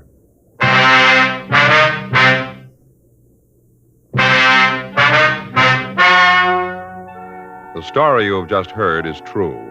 The names were changed to protect the innocent. On June 18th, trial was held in Department 89, Superior Court of the State of California, in and for the County of Los Angeles. In a moment, the results of that trial. And now, here is our star, Jack Webb. Thank you, George Fenneman.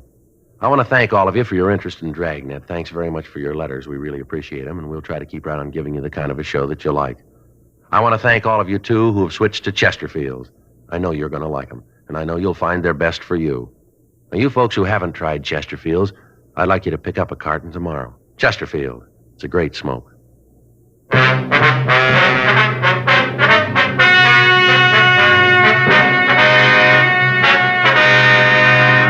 Robert Walter Davis was tried and convicted of attempted homicide. He received sentence as prescribed by law. Attempted homicide is punishable by imprisonment in the state penitentiary for a period of not less than 20 years.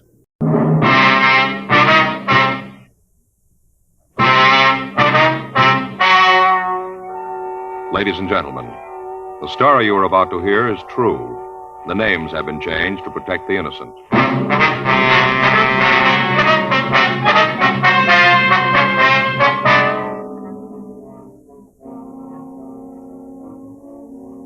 You're a detective sergeant.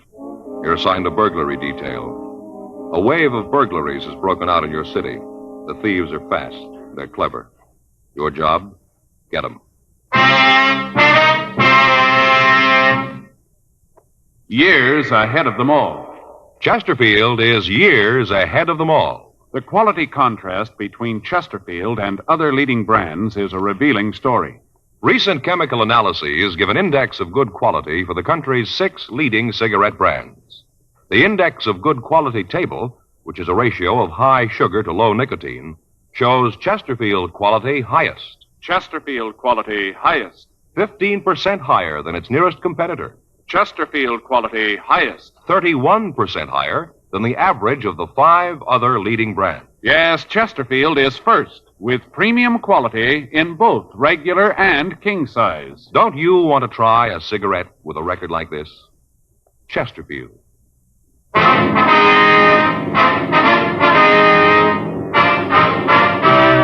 Dragnet, the documented drama of an actual crime. For the next 30 minutes, in cooperation with the Los Angeles Police Department, you will travel step by step on the side of the law through an actual case transcribed from official police files. From beginning to end, from crime to punishment, Dragnet is the story of your police force in action. It was Thursday, December 10th. It was cold in Los Angeles. We were working the day watch out of burglary detail. My partner's Frank Smith. The boss is Chief of Detectives Thad Brown. My name's Friday. We were on the way out from the office, and it was 10:14 a.m. when we got to the Armstrong Schneider Jewelry Company, the manager's office. Can I help you? Yes, ma'am. Police officers, we'd like to see Mr. Armstrong. Oh, yes. Just a minute. The police officers are here. Yes, sir, right away. Will you go right in, please? Thank you very much. Mr. Armstrong's office. Yes, sir. I'm sorry, didn't get a meeting. Won't you come in? Thank you very much. Thanks, sir. Mr. Armstrong? Yes. It's my partner, Frank Smith. My name's Friday. How do you do? Won't you sit down? Thank you very much. Would you like a cigarette? Yes, sir. Thank you. Thanks. I have a lighter. As you know, this firm is probably the foremost fine jewelry store on the coast. Yes, sir. I wonder if you'd tell us about the theft. Yes. Well, we discovered it this morning. About what time was that? Well, about 9:45. That's when we missed it. I guess the necklace was taken about 9. Must have been right after we opened. Could you give us a description of the piece, sir? Yes, I have it right here. Got it from the insurance records. Have a drawing of it. We always have that done on high-priced items. Mm-hmm. Here you are. Thank you. Mm-hmm. What value do you place on the necklace? It's insured for $8,000. Firm can't afford to take a loss like that. Could you tell us exactly how it was taken? Yes, I can. It was just after 9. We just opened the front doors. People had started to come in. Lots of shoppers. Christmas, you know. Yes, sir. Well, this one couple came in, asked to see some of our more expensive necklaces. Henderson brought the tray out of the safe and showed the collection to the people. Henderson? Yes. He's the clerk who was waiting on the people. Oh. I gave him his notice. I had to. Looks to me like carelessness. I wonder if we could talk to him. Yes, all right. Thank you. Miss Courtney, would you have Henderson sent in here, please? Yes, right away. What? No, tell him I'll call later. That's right. Have him leave the number and I'll call back. Right, yes. He'll be right in. All right, thank you. How long has this Henderson been working here? I'd have to check the employment records to be sure. Offhand, I think it's been about 5 years. Ever since we opened at this location. We used to have a store downtown, then we moved out here. Mm-hmm. Where did he work before that? Well, let me see. I think it was someplace up north. San Francisco, I believe. Yes, he worked in a store up there. Had excellent references. He's a good salesman. But you gave him notice, huh? Well, I felt it was the only thing to do. If he's getting careless, he has no business working in a store that deals with expensive merchandise. Mm-hmm. Excuse me. Yes? Send him right in. What? No, please tell him to call later. No, I'm not into anyone. No one but Sharon. My wife. Yes, sir. Come in. Do you want to see me, Mr. Armstrong? Yes, come right in, Henderson. These are police officers, Mr. Friday and Mr. Smith. This is Charles Henderson. How are you? Hi. How are you? They'd like to ask you some questions about the theft. Yes, sir. Anything I can do to help? Could you give us a description of the couple you waited on? Yeah, I think so. The man was about 35, maybe 40. About how tall was he? Well, maybe 5'11". Might have been 6 feet. I'd say he weighed about 155 pounds, something like that. Uh-huh. How about his coloring, his complexion? It was light. Looked like he'd been out in the sun, though. His nose was all sunburned. I noticed it because you don't often see people with sunburns like that this time of the year. You know, December. Mm-hmm. How was he dressed, do you remember? Yeah, had a gray hat on, gray chalk-striped suit on, flannel blue shirt, maroon tie. Didn't see his shoes. He had on one of those new round collars, though. You know, rounded here on the collar point. Mm-hmm. Was he clean-shaven? No, he had a little mustache, one of those that looks like it's drawn on with an eyebrow pencil. Just a line, you know the kind. Uh-huh. How about the woman? What'd she look like? She was a small woman, not much more than 5'2", little, about 100 pounds. Real pretty. She had dark hair and blue eyes, very fair. I noticed it because I thought at the time that maybe she dyed her hair. Mm-hmm. Did you have any marks or scars you saw? No, I don't think so, no. How was she dressed? Well, she was a little too overdressed. Had a dress and a coat. Had a jeweled clip here on her dress. She looked kind of flashy, cheap, you know. I see. Anything about the way they talked and the accent, anything like that? No, nothing I can remember. Would you remember if either one of them wore glasses, maybe? No. The man, though, he had a kind of funny way of talking. What do you mean? Well, he sounded sort of like one of those pitchmen on TV. You know, the kind that sell kitchen gadgets, things like that. Mm-hmm. Could you tell us what happened, what they said when they came in, how they took the jewels? Yes, they came in right after we opened, asked to see something in necklaces. Said they wanted to pay around $5,000. So I brought out the tray, but didn't find anything that they liked. And then I brought out the other tray. They looked at one of the necklaces. Beautiful thing, $8,500. You know, Mr. Armstrong, the emerald-cut diamond with the small sapphires? Yes, I know the one. Beautiful thing. Excuse me, can I use that ashtray a minute? Yeah. Thank you. Wonder if you'd go on, please. Oh, sure. Well, I brought out the other tray and showed them the necklaces in it. They both looked for a long time. Then the woman said that she didn't think there was anything there she wanted. Mm-hmm. What was the matter? Didn't they care for our designs? No, it wasn't that, sir. They just didn't see anything they liked. So they moved back to the other tray. And then the woman said she'd found what she wanted. It was a small piece, 3 diamonds and 4 small rubies. Did they buy that? No, they said they wanted to think about it. They made a big thing about asking me if I thought that it would be sold before they could make up their minds. Mm-hmm. Well, I told them if they wanted to put a small deposit on it, we could hold it for them. Yeah. Ben said he'd rather not do that. He said they'd know by this afternoon. At that time, there were several people in the store, Christmas shoppers, you know. Mm-hmm. Some of them were looking at a display of bracelets we had on the counter. I went over to them to see if there was anything I could do. You know, tell them that I'd get someone to wait on them. I understand. It's a foolish thing to do, I know that. I'm afraid it was. Yeah, I know now. Well, when I got back, the couple was leaving. They told me they'd be in this afternoon and let me know. Walked out of the store, and I stopped to help a gentleman that came in. When I turned back to the trays, I noticed that the necklace in the more expensive tray was gone. Mm-hmm. Would you be able to give us positive identification of these people if you ever saw them again? Yes, I'm sure I would. Wonder if you can come downtown with us and look at some pictures, see if you can identify the thieves for us. Of course, if Mr. Armstrong has no objection. Not at all. You'd like me to come along, too? I don't think that'll be necessary right now. If there's anything we need, we can get in touch with you here, can we? Yes, right here at my home. I can give you that number. All right, fine. Okay. Here it is. Thank you, sir. Well, thanks very much. You ready to go? Yes, sir. I'll get my hat. Just a minute, Henderson. Yes, sir. As soon as you get through down there, come on back. Your job's waiting for you. All right, sir. I'd like to come back. Anything I can do to help, just let me know. All right, Mr. Armstrong. Not at all. I'll get my hat and meet you at the door. Right. Have you notified the insurance company of the theft yet, Armstrong? I have a call into them now. I'm expecting an agent from the firm any minute. Sure hope you can recover it. Yeah, sir. We'll do the best we can. An $8,000 necklace. How do you think they'll go about disposing of it? Break it up? Well, either that or leave it in one piece. That'll make it kind of hard to unload, won't it? $8,000? Not at their price.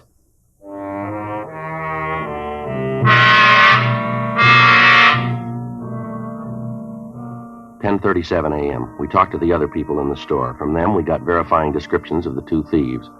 11:32 a.m. Frank and I took the clerk, Charles Henderson, down to the city hall and had him go through the mug books. We got out a local and an APB on the pair of thieves, and a description of the stolen necklace was prepared for the Daily Bulletin. The insurance company that underwrote the necklace got in touch with us and said that they were getting out printed circulars to jewelers throughout the country. The victim was unable to make an identification from the mug books. We had the MO of the theft run through the stats office, but when the possibles were checked out, we had no new leads. Further interrogation of the owners and employees of the stores in the immediate vicinity of Armstrong and Schneider failed to turn up anything new. The theft was not a new one. For the past 6 weeks, there'd been a series of burglaries taking place out on Wilshire Boulevard. Most of them had been exclusive women's stores or jewelry shops. To date, all of them had been articles of small individual value, none that approached the value of the necklace taken from Armstrong and Schneider. In an attempt to apprehend the thieves, all of the usual avenues of sale of stolen goods had been checked. None of the precautions apparently did any good. The thefts continued. Another 2 weeks passed. In that time, the thieves hit 3 times, all in the same general area. The employees of the victimized stores were questioned. From the information we got from them, we could be certain that the suspects were the same ones we were after. On Tuesday, December 29th, Frank and I got back from checking a lead. Well, there's another one that went no place. Yeah. You want to check the book? Yeah, I'll get it.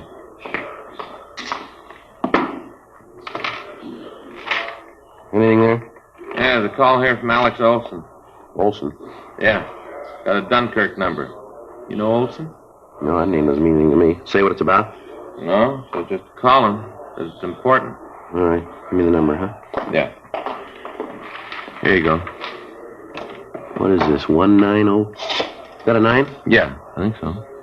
Yeah, it's a 9. You don't make 9s very good. Lopey, can't write. Can I speak to Alex? Oh, Alex Olson. Yeah. Yeah, that's right.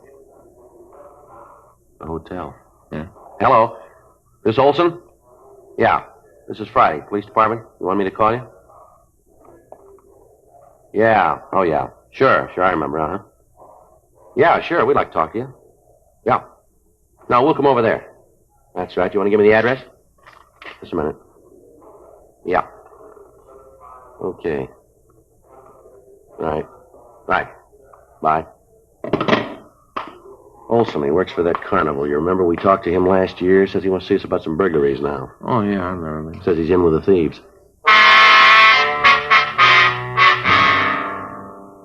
11:26 a.m. We drove out to the address Olson had given me on the phone. We talked to the desk clerk at the hotel. He said that Olson had just moved in, and that during the time he'd been there, Olson hadn't talked much to any of the other people in the place. The clerk gave us his room number, and Frank and I went up to talk to him. Oh, what is it? Joe Friday. Just a minute. All right, come on in. Thanks. All right. Olson, this is my partner, Frank Smith. Oh, hello. Yeah, I remember you. Sit down. Thanks. You want a drink? No, thanks. Oh, I gotta have one. What was it you want to talk to us about, Olson?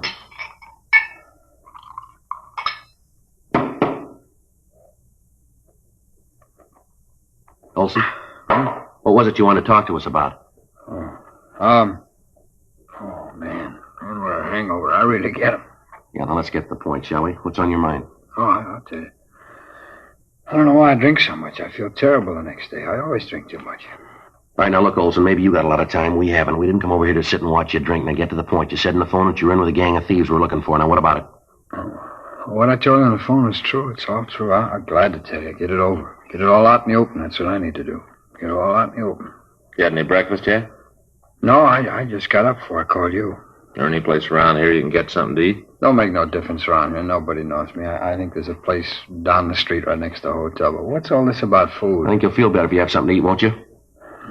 No, wait a minute. You've had enough of that. Put it down. I don't want no food. All right, we do. Let's go. You guys are getting a little bossy, aren't you? We want to hear what you got to say. You keep hitting that bottle, neither one of us is going to make it. Come on, fella. We'll buy you some breakfast. You got a coat? It's cold out. Oh, yeah. Sure glad you guys came. I'm glad to get this off my Wait a minute. chest. Those dresses in there. Woman's clothes. Those belong to you? Oh, no, I'm just keeping them for a friend. Well, labels on some of them here. Come from out on Wilshire, don't they? You get a gold star. I'll tell you about them. That's part of the deal. You want to tell us now? Well, look, you made a deal about some coffee. Maybe it'll help me find my hands. Are you going to back out now? All right, let's go. We'll come back. Sure, you can come back. Take all the time you want to. Look the dresses over. I got some other stuff you'll want to see, too. But come on, let's go.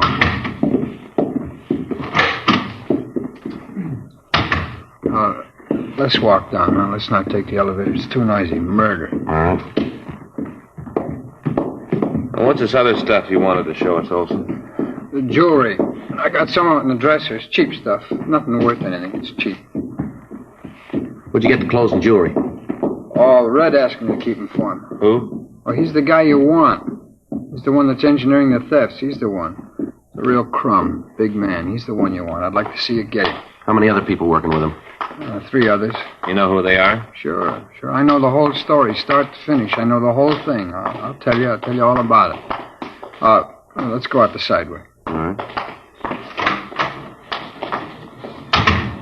Now, where's this coffee shop? Wait a minute. You sure you wouldn't like a belt? No, and neither do you. Now, let's go. Okay, you're calling it. Restaurant's right down here, just a couple of doors. You know where this Red is? Yeah, I'll tell you. He's the one you want. How about the woman who works with him? Oh, that's May. Red's not the guy who goes into the stores, though. A fellow that works that part of the operation is his brother-in-law, a guy named Hank. What was her name? May. Was May. Is she the woman in the team? Yeah. Red wouldn't trust anybody else. Not him. He's a big man, you know. You don't believe it, you just ask Red. He'll tell you. Big man, big bum. This the place? Yeah. You positive? No, I guess you wouldn't.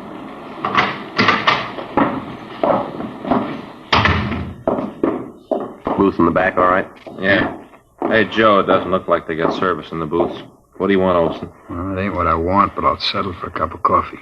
Joe? Yeah, that's all right for me. I'll get it and bring it back. All right. Come on, Olson, let's go back. Sit down. All right, now suppose you start right at the beginning and tell me about it, huh? Who's Red? How do they work the operation? Where can we find them? Tell us everything. All right. Well, first off, Red's real name is Keith Jameson. They call him Red because he's got red hair, it figures. Yeah. What's he do for a living? He works for Carney. Most of the year we're on the road. This is the off-season, so he's laying up in a trailer camp out in the valley. He doesn't do anything regular now. He just steals. Is he one of the owners of this carnival? No, he runs a pitch game. You know, rings and the pegs. If you play real good, you can win a quarters worth of slum for $5. Mm-hmm. How about his wife? She travel with the show? Yeah, she travels. It ain't a regular show, not Red's part. He just got a concession, you know. He goes with the show like a leech. He's been thrown out of a dozen Carneys for crooked stuff. His brother-in-law's a dip when we're on the road. Picks pockets in the crowd around Red's place. He's gotten us all in a lot of trouble. No Carney in the country will have us around anymore. Don't take him long to get wise to it. Mm-hmm.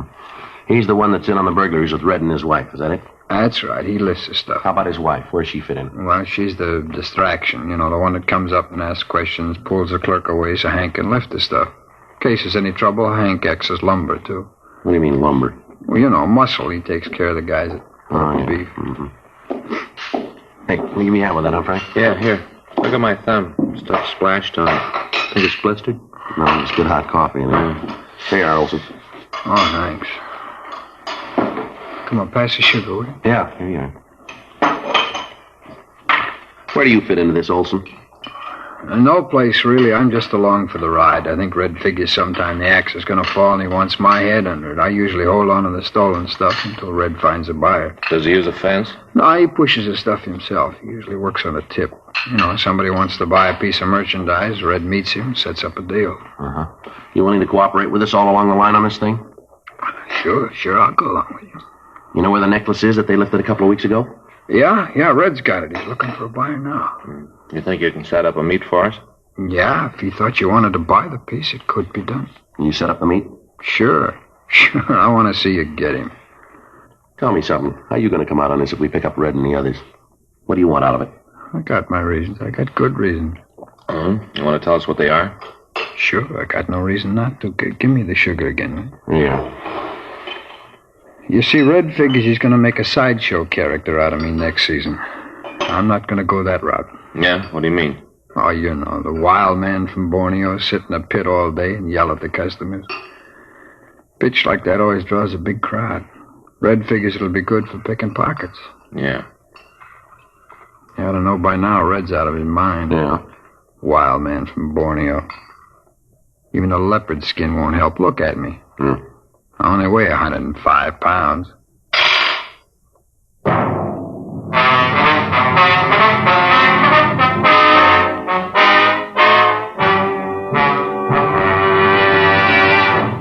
You are listening to Dragnet, the authentic story of your police force in action. Chesterfield is best for you. Listen to Chesterfield's record.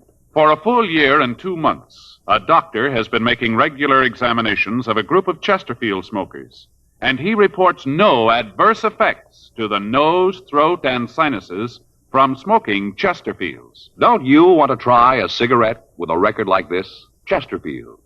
First, with premium quality in both regular and king size. Chesterfield. First choice with Young America. And that's from a survey of 274 colleges and universities. Try Chesterfield's today. Remember, Chesterfield is America's best cigarette buy.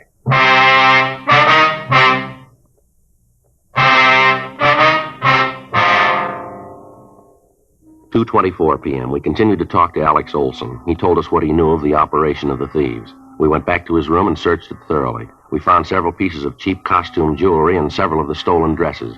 Most of the other things in his room were worthless. As far as we knew, had not been stolen. We took him down to the city hall and had him checked through R&I. He had an arrest record showing several arrests for being drunk in a public place. We checked the name Keith Red Jameson through the files. There was no record on him. There was no record in the moniker file either. Jameson's brother-in-law and the two women were also checked out, but we found no previous criminal record for either of them. Communications were gotten off to Washington to check the possibility that the suspects might have records in other states. 4:40 p.m. We met in Captain Wisdom's office. Olson told us that he'd arrange a meeting for us with Red. While we listened on an extension phone, he called the suspect, told him that he had a buyer for the necklace. A meet was set up for the following morning at the entrance to Alvera Street. Red said that he'd have the necklace with him at the time. 5:37 p.m. Frank, Olson, and I drove out to the trailer camp in the valley. We checked the trailer that Red lived in, and also the one his brother-in-law had. We got a good look at the car Red would drive to the meet, and then we arranged for a stakeout on the trailer park. 8:23 p.m. The three of us drove back down to the city hall. You ain't going to try and take him at the meet, are you? We hadn't got around to that yet. Why? Well, you do, and it's going to point straight at me. You ain't going to put him away forever, you know. He's going to get out, and he's going to draw a straight line to me. I don't want that. I got to be protected. We'll take care of you. Don't worry about it. Oh, big deal. You'll take care of me. Well, how? That's what I want to know. How you going to do it? We'll get him before he gets to the meet. Here you go in here. Look, tell me, how you going to work it? We'll come up with a way. You ain't going to get near him in plain clothes. I'll tell you that right now. He'll spot you a mile away. Comes to cops, he's got eyes in the back of his head. You can't get anywhere near him in those clothes. Don't worry, we won't. He'll be picked up for something else. We'll find the necklace on him if he's got it, and he'll never know that's what we're after. Well, how you going to work it? How? We'll be in uniform, in a traffic car coming in from the valley. That might work, huh, Frank? Yeah, I think so. He's bound to make a mistake. When he does, we'll be there. Yeah, that'll do it. He'll never figure I had anything to do with that, never. Yeah, it ought to work.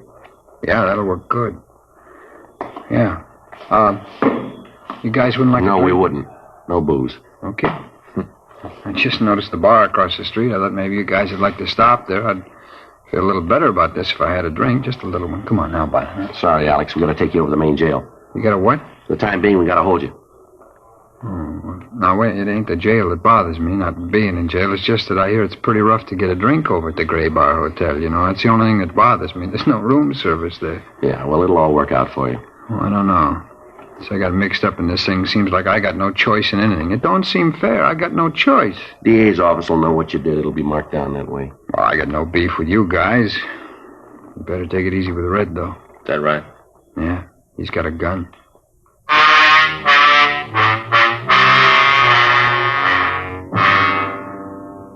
The following morning at 4:30 a.m., Frank and I were dressed in the uniform of traffic officers. We were parked 2 blocks from the trailer park in a traffic car. The meet with Red was scheduled for 9 a.m. The officers on stakeout at the trailer park told us that they'd seen no activity in Red's trailer the night before. From where we were parked, we could keep his car under constant surveillance. At 7:45 a.m., we saw the suspect and his wife come out of the trailer and get into the car. We followed them over to Ventura Boulevard, and from there down Cahuenga Pass. We kept far enough behind them so that they'd have less chance of knowing that they were being followed. They turned by the freeway construction point and continued on down Cahuenga Boulevard. When they got to the corner of Yucca and Cahuenga, they made a mistake. They turned left from the wrong lane of traffic. Well, that's it. You want to hit the siren? Yeah. I got the light. He's going straight down Yucca, Joe. Yeah. Pull up behind him, huh? Right. Okay, he sees us. He's pulling over. I'll cover the other side. Watch yourself. Right. What's wrong, officer? I didn't do anything. See your operator's license, please? Sure, it's in my pocket. I'll get it. You want to get out of the car, please? Well, I don't have to get out to show you my driver's I'd like to have you get out of the car. Don't argue with him, Red. Do what he says. What's all this about, anyway? What do you stop me for? You made an illegal left turn back there at Cahuenga. Illegal? Oh, you got the wrong guy. See that guy in front of me? He jumped the light something awful. He's the guy you ought to be after. He's the one, not me. All right, move over by the car. What? Over by the car. Now put your hands up there. No, against the car. I don't know what you mean. Now come off it, Jameson. You know what we meet. Get out of here! All right, Jameson, on your feet. What are you doing? You got no right to beat him up like that. A big thing for making a left turn. What are you guys trying to prove? Just wait until the papers get this. We got friends, you know. All right, big lady, friends. take it easy. I won't take it easy. Man makes a mistake and you cops act like you were the judges. You got no right to treat a citizen like that. Here, Frank, you'll hold this. Yeah. 38 Colt. You play rough, don't you, Red? Ah, shut up. What's this, Red? You leave that alone. That's mine. Doesn't concern you. Necklace, Joe? Yeah. So it's a necklace. What's that prove? You got nothing on us. Write out the ticket for the left turn and let us go. That's all you got. You got a permit for this gun? No. This necklace is stolen. You know that, don't you? I don't know anything about it. I'm not going to say anything till I see a lawyer. Nothing. I knew this would happen. Always knew it about you. You're yellow. Willing to take a chance as long as you ain't going to be nailed. Let something go wrong and right away you start screaming for a lawyer. Poor excuse for a man.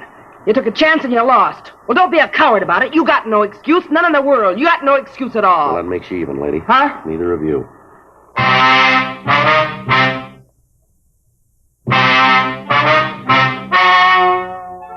The story you have just heard is true. The names were changed to protect the innocent.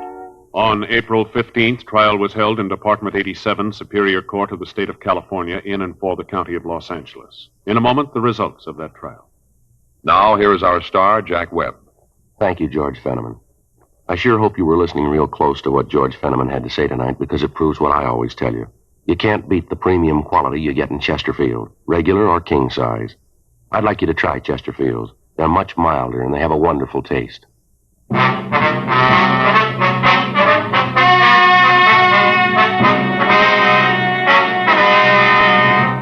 Henry Donald Swenson, Anna Catherine Swenson, and Mae Ruth Jameson were tried and convicted of 5 counts of burglary in the second degree. They received sentence as prescribed by law. Burglary in the second degree is punishable by imprisonment in the state penitentiary for a period of not less than 1 nor more than 15 years. Keith Walter Jameson was tried and convicted for receiving stolen property on 5 counts and received sentence as prescribed by law. Receiving stolen property is punishable by imprisonment in the state penitentiary for a period not to exceed 10 years. Because of his cooperation, Alex Robert Olson received a lighter sentence and was placed on probation.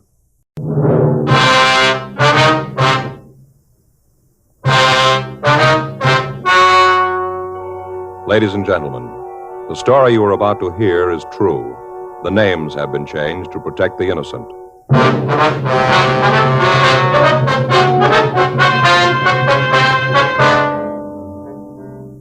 You're a detective sergeant. You're assigned to homicide detail. The body of a dead man has been found in the rear of his shop. He has been brutally beaten to death. The killer is unknown. Your job, find him. Thousands are changing to Chesterfield, both regular and king size, because Chesterfield is the first and only cigarette to give you premium quality in both sizes. That means king-size Chesterfield contains tobaccos of better quality and higher price than any other king-size cigarette. It's the same fine tobacco as in regular Chesterfield. There is absolutely no difference, except that king-size Chesterfield is larger, contains so much more of the same tobaccos, it gives more than a fifth longer smoke. Yes, more than a fifth longer smoke. So remember, Chesterfield is the only cigarette to give you premium quality in both regular and king size. Buy 'em either way you like 'em. Premium quality Chesterfield, and much milder.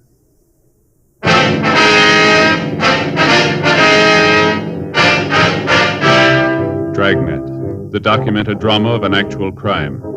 For the next 30 minutes, in cooperation with the Los Angeles Police Department, you will travel step by step on the side of the law through an actual case transcribed from official police files. From beginning to end, from crime to punishment, Dragnet is the story of your police force in action. It was Monday, July 5th. It was hot in Los Angeles. We were working the day watch out of homicide detail. My partner's Frank Smith. The boss is Captain Lorman. My name's Friday. It was 7:58 a.m. when I got to room 42. Homicide. That you, Joe? Yeah. How's it going? Don't ask me. What's the matter? Went to the beach yesterday. Got so sunburned I could hardly sleep last night. I'm just miserable, Joe.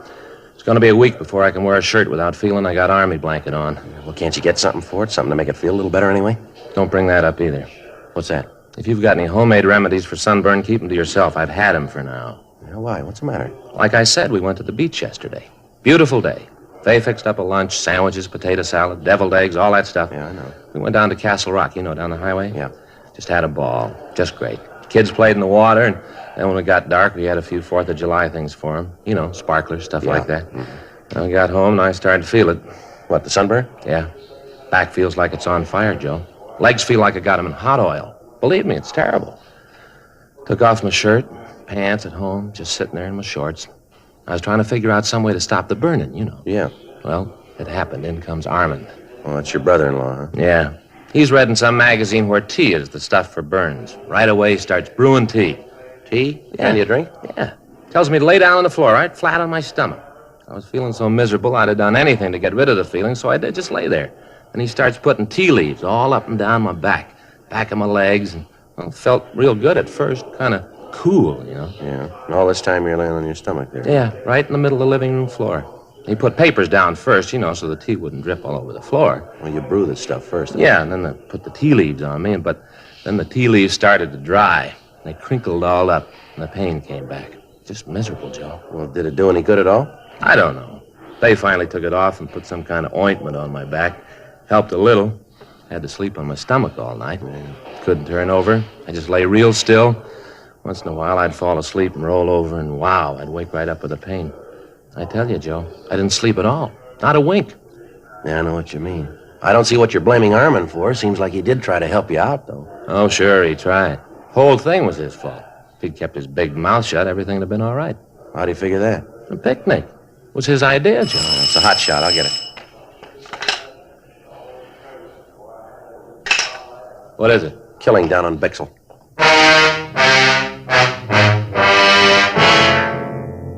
8:14 a.m. We arrived at the address on South Bixel. It was a small neighborhood pawn shop. A radio car had arrived, and the 2 officers had cleared the crowd away from the entrance of the store. One of the officers showed us through a curtain into the back room. Everything was smashed. Glass cases were demolished. Clothing from the shelves had been torn down and thrown all over the floor. At one side of the room, a closet door was half open, and in the closet was the body of a man. We started to talk with George Armstrong, the victim's partner. Terrible.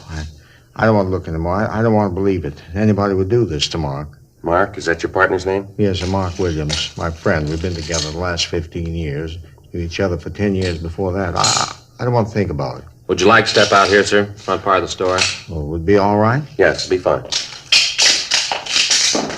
I'll call the crime lab, Joe. All right, good. Where's the phone, sir? It's back there on the wall. Thanks. I'd like to ask you some questions, if it'd be all right. Yes? You discovered the body, is that right? Well, yes. This morning when I came in, I opened the store like I always do, about, I think it was 7:45, I guess it was, something like that. I see. I opened the front door like I usually do, and then I came in and put the water on for some tea. You can see there, see that hot plate? Mark and I usually have a cup of tea when he comes in. I see. Well, then I went into the back room to hang up my coat. First, I thought that somebody had tried to rob the place. Mm-hmm. Way things, were scattered all over. Then I saw Mark laying on the floor, and I called you. They're on the way, Joe. Okay. Did you always open up the store by yourself, Mr. Armstrong? Yes. I don't know how it started, but somewhere along the line, I'd open up the place, and then Mark would clean up the shop and close. It's been that way for years. Mm-hmm. When did you last see Mr. Williams? That is, when did you see him alive? Saturday night. I left about 5:45. He was closing the place up. I told him that I'd meet him for breakfast Sunday morning. He wasn't there. I tried to call him at home, but there wasn't any answer. His landlady hadn't seen him. Was he married, do you know? No. He wasn't married. Same thing happened to both of us. Neither one of us married. What's that, sir? Well, you see, Mark and I are both in love with the same girl when we were younger. We used to take her to the park in the summer, listen to the band, concerts. Three of us, we used to go every place together. Like I said, both of us were in love with her. Mm-hmm. Well, things went along just fine for a year or so, and then she got married to someone else. Mark and I were pretty sad about it. Couldn't blame the girl, though. The guy she married was rich. He had a big house. It was a good family.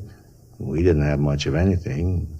No, neither of us married. Just never seemed to find a girl compared with Kate. Kate? Kate Dillon. She's a lovely girl.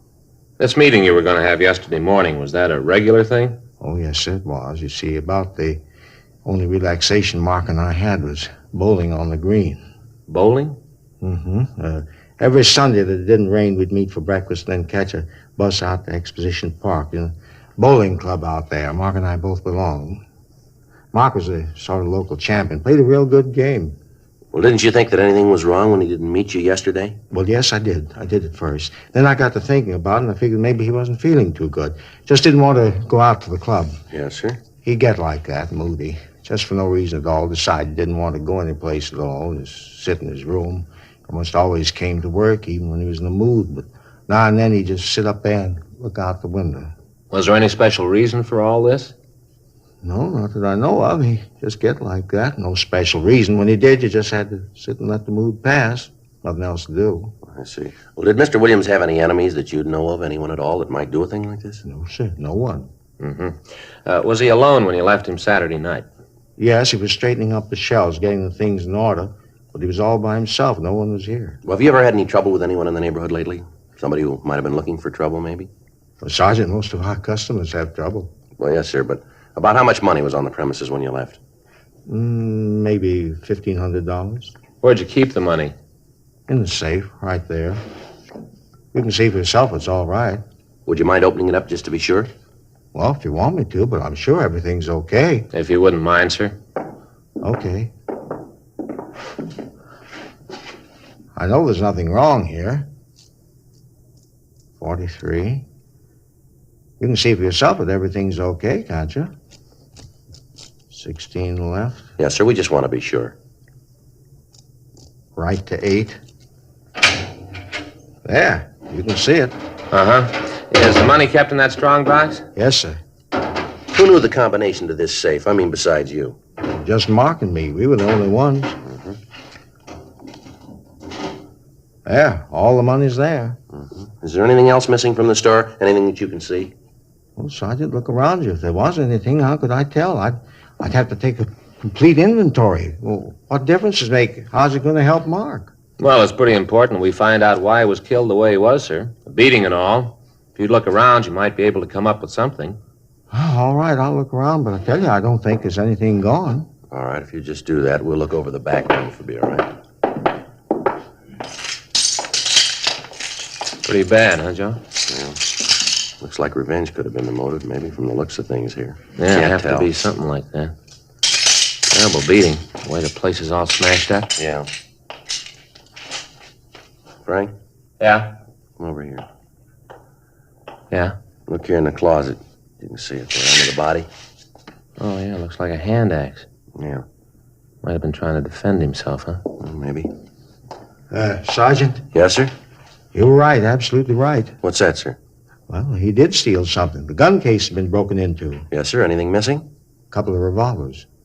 8:32 a.m. The crime lab crew arrived and went over the place. In the back room, under a pile of clothes, they found a 10-inch length of lead pipe. Dean Bergman from Leighton Prints dusted the room, the safe in the store, and the lead pipe. He came up with several clean prints. He rolled the dead man's fingerprints, and then he took Armstrong's. Comparison with those he'd found eliminated all of them except a partial print on the safe. The coroner arrived and removed the body. Frank and I canvassed the neighborhood, but none of the people in the area had noticed anyone suspicious in the last few days. We called the office, and Sergeants Joe LaMonica and Howard Hudson came out to help us in the search of the vicinity. The axe found in the hands of the victim, Mark Williams, had stains on the blade. A closer check of the pawn shop showed that several articles other than the guns had been stolen. George Armstrong gave us a complete list of the missing property along with the serial numbers of the guns. 11:34 a.m. Frank and I checked back into the city hall. Frank, did you get the APBs out? Yeah? Notified the pawn shop detail. Any word from LaMonica and Hudson? No, not yet. At least there's nothing in the book there. I get it. Homicide Friday. Oh, yeah, Joe. Mm-hmm. Yeah. No, we haven't heard from him yet. No. Where? Yeah. Yeah, well, that figures. Uh-huh. Okay, thanks. It's LaMonica. He and Hudson found a blood-stained shirt in an alley behind an apartment house a couple of blocks from the pawn shop. Yeah? Checked the apartment register, and they found a Wallace Holmes listed. Holmes? Yeah, LaMonica knows him. Yeah? Just served 6 months for violation of the Narcotics Act.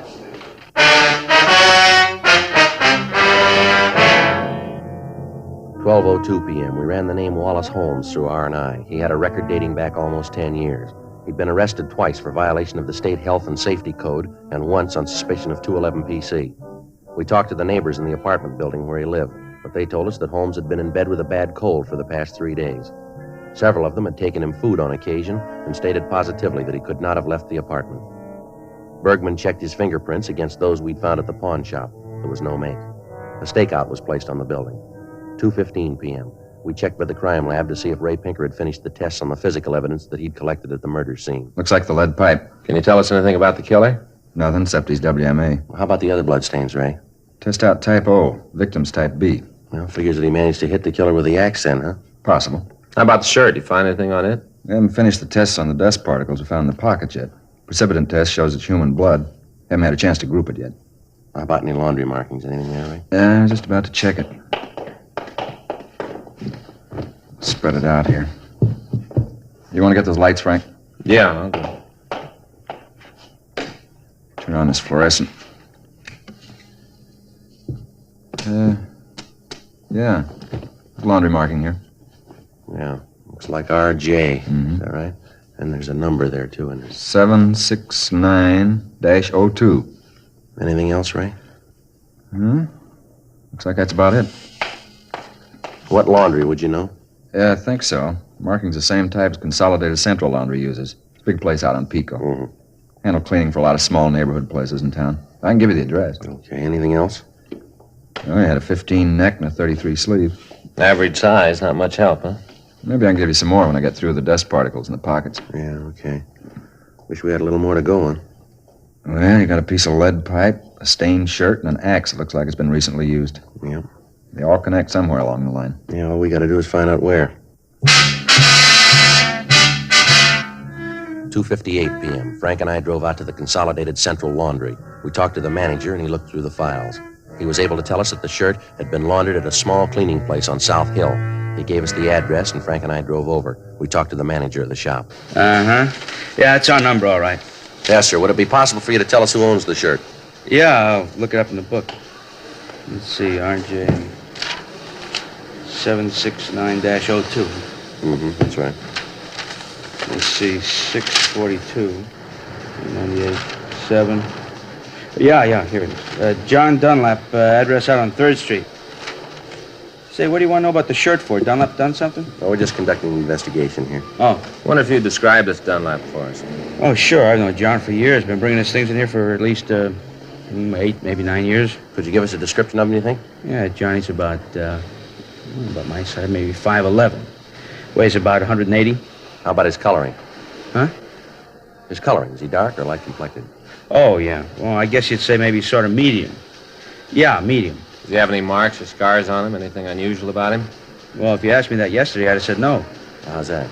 Well, up till this morning. Well, John came in this morning, and there was nothing that made him stand out up till then. He must have had an accident over the weekend, I guess. I don't understand. Came in this morning, his face was all scratched up.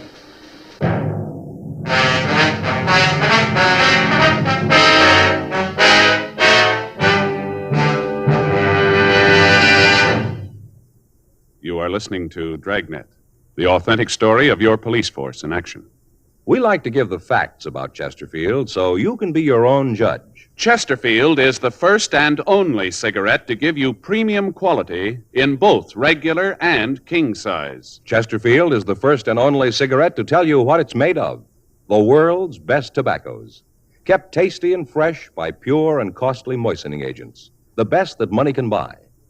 And Chesterfield cigarette paper is of the highest purity. Now, Chesterfield is the first cigarette to present this scientific evidence on the effects of smoking. A medical specialist is making regular bi-monthly examinations of a group of people from various walks of life. 45% of this group have smoked Chesterfield for an average of over 10 years. After 8 months, the medical specialist reports that he observed no adverse effects on the nose, throat, and sinuses of the group from smoking Chesterfield. I'd say that means real mildness. Either way you like them, regular or king size, you'll find premium quality Chesterfields much milder.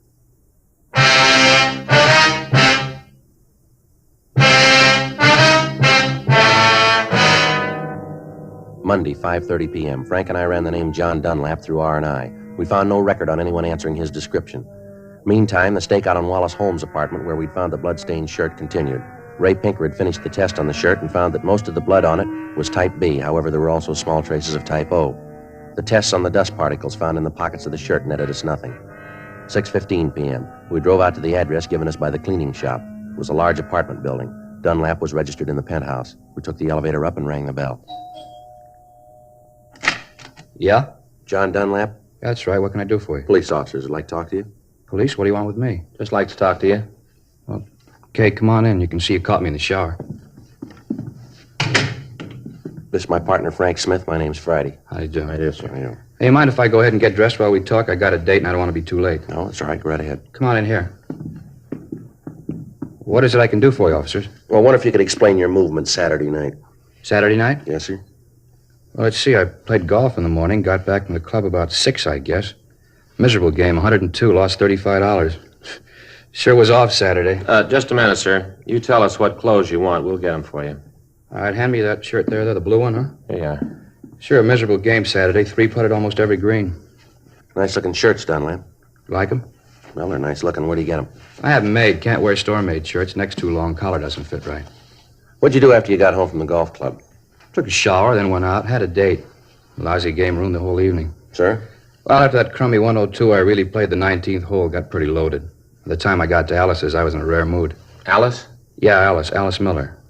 Anyway, I was about half hour late, and she was fit to be tied. We were supposed to have dinner out in Malibu. Took us about an hour to drive out there, and Alice kept getting mad as we drove.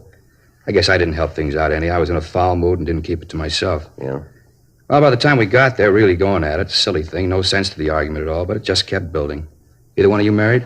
Yes, sir. My partner here is. Well, then he knows what I mean. Well, we didn't get down to the beach till about 8:30 or 9. We got out of the car, and Alice said she wanted me to take her back home. I told her we'd just gotten there. She said she didn't care, wanted to go home. Yeah. I told her if she wanted to leave, it was okay with me, and I turned around to walk down to the house. You know, it's pretty dark down there. Uh-huh.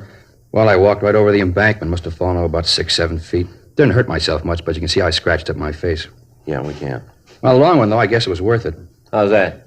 Well, Alice was so scared she ran down to me, and the argument was all over. We went on into the house and had dinner. How long were you there? Oh, I guess until, maybe 2:30, 3 in the morning. Got to playing charades. Time just went. You happen to know what blood type you have? What? Your blood type. Do you know what it is? Oh, I think it's A, but I'm not sure, though. Uh-huh. You said you had your shirts made to order, huh? Yeah, that's right. Why? Can you tell us how someone else might have gotten one of your shirts? Wait a minute. I don't think I understand just what's going on. Or what is this all about? You come in here and ask a lot of questions. What's it all for? Just routine. Routine what? It's not routine for me to have policemen come in and ask a lot of questions. Where was I Saturday night? Who makes my shirts? Who might have had them? Come on, what's the pitch? All right. Do you know a man named Mark Williams? Williams? No, Tom Williams sells insurance. No, Mark Williams. No, I don't think I know him, Mark. Anyway, what's he got to do with this? He was killed Saturday night. Figure maybe I did? Well, a shirt that belongs to you was found near the scene. My shirt? That's right. Same label. Check the laundry markings in it. Your laundryman said it was your shirt. Said it was your number. You talked to Harry? Yeah, if that's his name. I guess we did. Well, I don't understand it. Hey, wait a minute. Yes, sir? A couple of weeks ago, I gave a half a dozen shirts to the woman who comes in to clean up the place. She might know what happened. Let me call her and find out. I got her number here someplace. Yeah, here it is. If anybody knows, she would. A couple of weeks ago, told her she could have them. I don't know what's the matter with them. Hello? Mrs. Lambert in, please? Yeah, thank you. Hello, Mrs. Lambert. This is John Dunlap. Oh, just fine. And you? That's good. No, I just want to know what you did with those shirts you took a couple of weeks ago. Well, no, Mrs. Lambert, I did give them to you. I just want to know what you did with them. Uh-huh. I see. Well, can you give me the address? Well, just a minute. I'll get a pencil. You have a pencil, officer? Here you are. Thank you. Now, go ahead, Mrs. Lambert. Uh-huh. 47? All right, thank you. No, don't you worry. Everything's all right. Yeah, well, thank you, Mrs. Lambert. Yeah, I'll see you then. Right, goodbye. A real character. Thought I wanted the shirts back. Did she tell you what she did with them? Yeah, said she sold them to a second-hand store down on Bixel.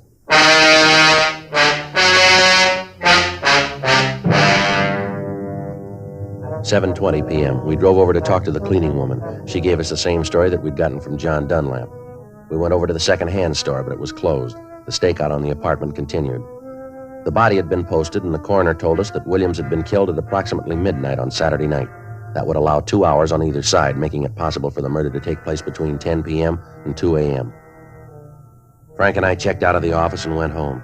The following morning, Tuesday, July 6th at 8:17 p.m., we checked the second-hand store where the shirts had been sold. The dealer told us that he remembered the shirts. He said that he'd bought 5 of them and had only sold 1. He was able to give us a fair description of the man he'd sold the shirt to. He went on to say that he'd heard that the man was a user of narcotics. We ran the name he gave us, Fred Harris, through R&I. He had a record of violation of the State Narcotic Act. We got out an APB and a local bulletin on him. We called Narcotics Division and notified them that we wanted Harris as a suspect. We checked the address listed on his record, but we found that he'd moved and left no forwarding address. 2 days went by. We ran down all leads, but we were able to come up with nothing new. Thursday, July 8th, 8:30 a.m. Frank and I checked back into the squad room. Well, there's another one that didn't go anyplace. Yeah, well, he's got to be someplace. I get it. Homicide Friday. Oh, yeah, Joe. Mm-hmm. Yeah. Well, how soon will you be here? All right. Okay, right. Anything? Well, Monica and Hudson, they just picked Harris up.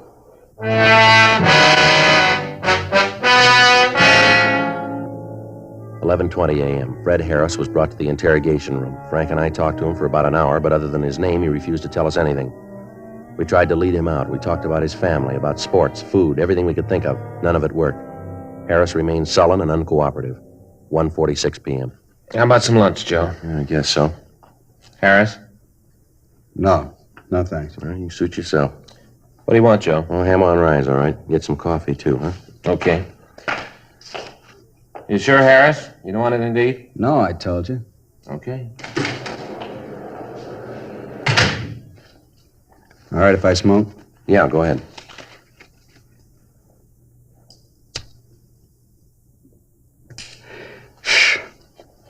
Why don't you want to talk about it, Harris?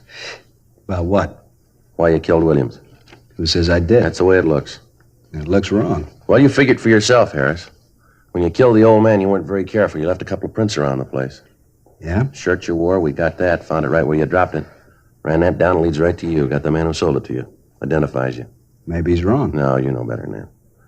When they picked you up, you were carrying some of the things you stole from that pawn shop. You can't account for your time on Saturday night. I told you I didn't do it. I didn't kill the old man. I just don't remember where I was that night. Didn't that happen to you? You go someplace and a couple of days later you can't remember where you were. Doesn't that ever happen to you? Oh, yeah, once in a while. Hey, you see? How you expect me to remember when you sometimes forget? You a user? What are you asking that for? You got the record. Look it up yourself. Roll up your sleeve. All right. You're a user. You work for a living? Yeah, sometimes. What do you do? Whatever I can. When'd you last work? A couple of weeks ago. You haven't worked since then, huh? No. Where'd you get that stuff they found on you? I don't know. Must have bought it. Any idea where? No. You bought the stuff and you don't know where. Is that what you want me to believe? Believe what you want. I don't care. Well, here's what I believe. You tell me if I'm wrong. I think you went to the old man's pawn shop about closing time on Saturday night. You had a big yen on and no money to make a connection. You tried to rob the old man. He didn't like it and you killed him. You killed him with that hunk of lead pipe we found, the one with your fingerprints all over it. Then you tried to get the safe open and you couldn't. So you wiped it clean, grabbed what you could carry, and you ran out of the store. A couple of blocks away, you calmed down and took a look at yourself.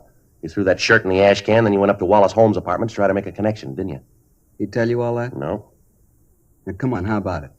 Holmes tell you that? Well, look, you're a little mixed up, aren't you? You just answer, you don't ask. Sure, he told you. You never found out if he did. My big pal, Wallace Holmes. After all I'd done for him. If I had a nickel for every pop I shared with that bum and he cops out on me, blabs everything to you. One guy I'd have done anything for. Give the guy the shirt off your back, and this is the thanks I get. Well, that's your big trouble, Harris. What do you mean? You ought to hang on to your shirts.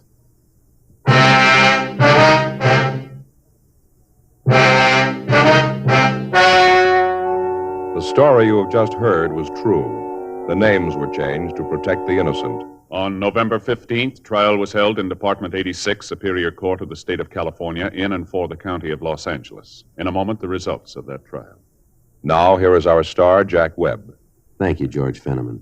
Friends, again this year, Chesterfield has asked me to remind you to see your own neighborhood cigarette dealer first about your Christmas shopping problems. Among many wonderful gift ideas, he's featuring the gift of the year, the Chesterfield Christmas carton. Now, to my way of thinking, it's the ideal gift because Chesterfield is the only premium quality cigarette available to you shoppers in both regular and king size. Either way, regular or king size, they're a wonderful smoke and they make fine Christmas gifts. Get them from your dealer. Premium quality Chesterfields.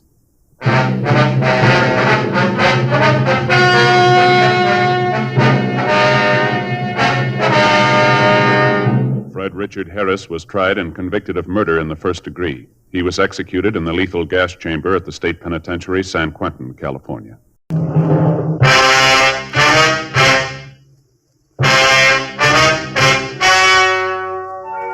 Ladies and gentlemen, the story you are about to hear is true. The names have been changed to protect the innocent.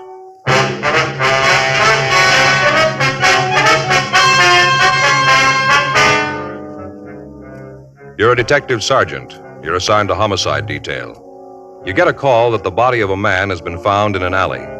He's been strangled with his own necktie. The body has been robbed.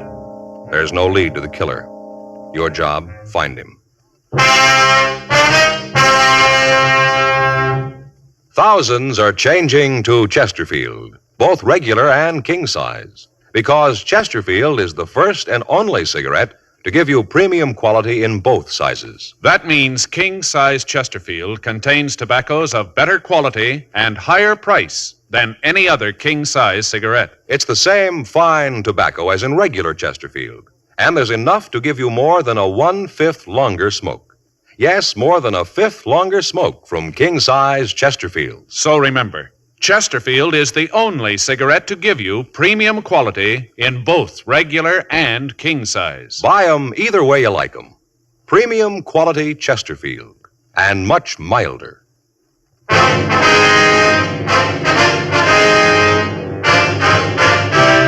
Dragnet, the documented drama of an actual crime. For the next 30 minutes, in cooperation with the Los Angeles Police Department, you will travel step by step on the side of the law through an actual case transcribed from official police files. From beginning to end, from crime to punishment, Dragnet is the story of your police force in action. It was Sunday, February 10th. It was cold in Los Angeles. We were working the day watch out of homicide. My partner's Frank Smith. The boss is Thad Brown, chief of detectives. My name's Friday.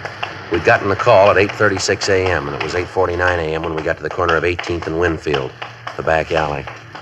Must be it there. Yeah, there's Harper. Sergeant, back here. Hi, Friday, Smith. Harper, where is he? Back here. Who found him? The fellow gives his name is Alexander Jones. Where's he now? Al's got him out in the car. Figured you want to talk to him. Pretty bad off. Yeah.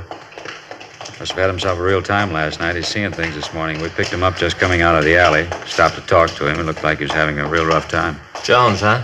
Yeah, probably not his real name. I've seen him around here before. There's the body.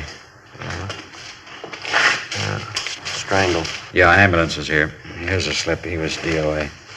Yeah. See how the tie is pulled up out of the shirt? Looks like he was robbed. Pockets all turned inside out. Want to call the crime lab, Frank? Yeah. Found a couple of footprints over here in the gutter. Heel indentation looks pretty good. Yeah. Put this box over them. I don't know if they'll mean anything. Thought I'd better keep them for you, though. Mm-hmm. Looks like the body was dragged back here, down at marks in the dirt. Yeah. How about the neighborhood, Harper? Anybody around here see anything? Well, I don't know. There wasn't anybody on the streets when we picked up this Jones guy. Haven't had a chance to canvass the area. Didn't want to leave here, you know. Yeah. Well, we better call the office head and send out a couple of men. Call Lee. He'll be right out. Got him at home. He's sound asleep.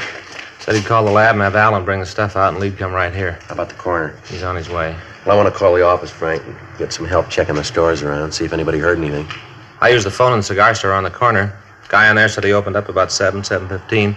Said he didn't know anything about it. Store's back door is right there. See the one with the cigar posters on it? Yeah. All right, come on. I'll call in and then we can check some of the other places, huh? Right. I'll wait here, Sergeant, until the rest of them come. Fine, thanks, Harper. We'll be in the stores around the street side there. Okay. Let us know when Lee gets here, will you? Yeah. What do you think, Joe? Well, I don't know. The way he's dressed there, good clothes, looked like he had money. Doesn't figure, does it? Yeah? What was he doing down here?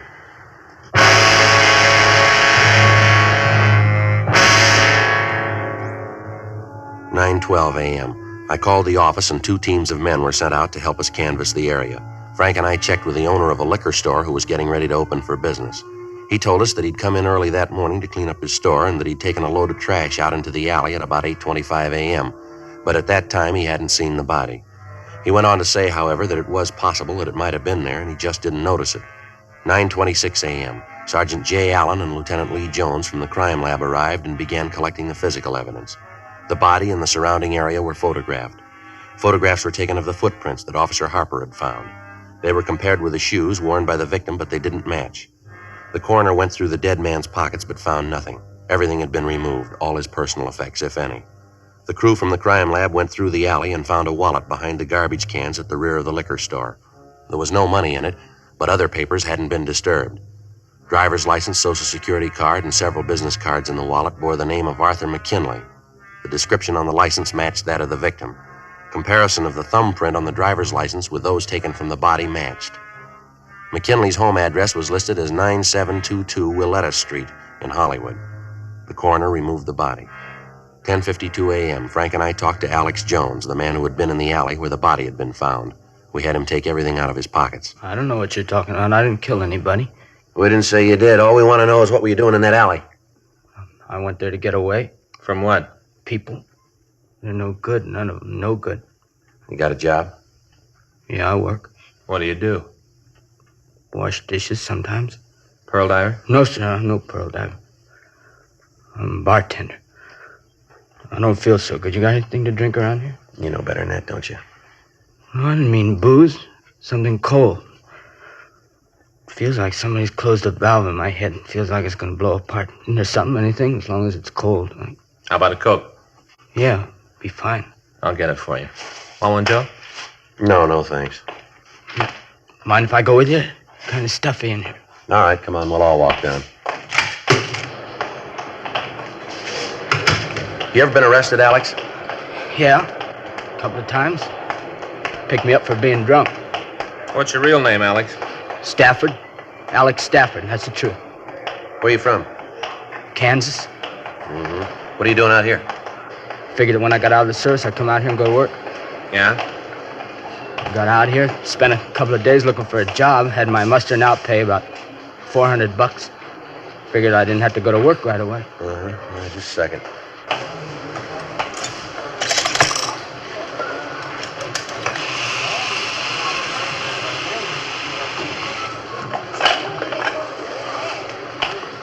All right, here you go. Thanks. You want one, Frank? No, thanks. I want to check R&I and see if they finished the run on McKinley yet. Sure cold. Tastes good. Feel better. That's fine. All right, let's go. Frank, see you back at the interrogation room. Okay, Joe. Want to stop at the office, give the coroner's office a call? Yeah. Like I was telling you, I figured that I didn't have to come up with a job right away, so I started to see the town. You know, try to find a place to work where I could maybe do some good. What? Where I could do some good. Where the tips would be good, you know, nice people. Mm-hmm. Well, I went around to the bars, talked to the bartenders, checking around. Each of the places I'd have a drink, you know, just to be sociable. Yeah?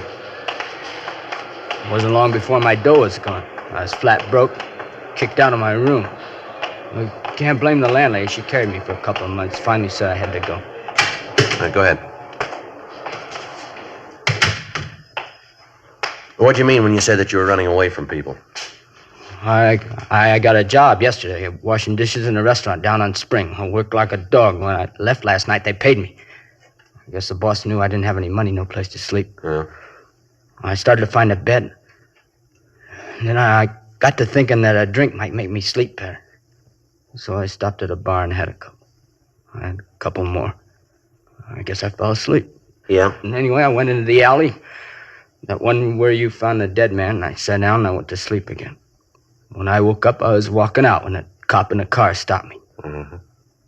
Look, I didn't know the man was in there. Honest, I didn't. Now, you gotta believe me, because somebody's gotta believe me. I didn't know he was there. Anything? Not on McKinley. Found Alex record. Yeah. Like you said, a couple of drunk arrests, that's all. I told you. Didn't I tell you that? Huh? I got nothing to hide. I didn't even know the man was there. All right, take it easy. Anything from the coroner? Yeah, Joe, I called. Fixes the time of death at about 11:30 last night. Body hasn't been posted yet. All right. You prove where you were at 11:30 last night, can you, Alex? I don't know. I was someplace. Yeah, we know that, but where? Well, I got to think. 11:30. I was still working. I was washing dishes in the place over on Spring. You can prove that, can you? Yeah, sure. The boss, he'll tell you. He saw me. I didn't leave until 12. That's when I left the place. 12 o'clock, he'll tell you. 12 midnight. All right, Alex. Can I go now? Well, we got to put in a call first. Maybe it might be better if we held you over a little while. Why? I haven't done anything. Well, it's against the law to be drunk on the streets. You know that, Alex. Yeah, I guess I did. You're going to put me in jail, huh? No, we're going to have to book you. The judge will decide where you're going to go. Probably be the county work farm. Yeah. It was probably better that way. Give me a chance to get off the booze. Well, I had it this time. Seeing those things. Just one thing, Sergeant? Yeah? I want to make sure you understand that you really believe me. What's that, Alex? I'm not a dishwasher. I'm a bartender.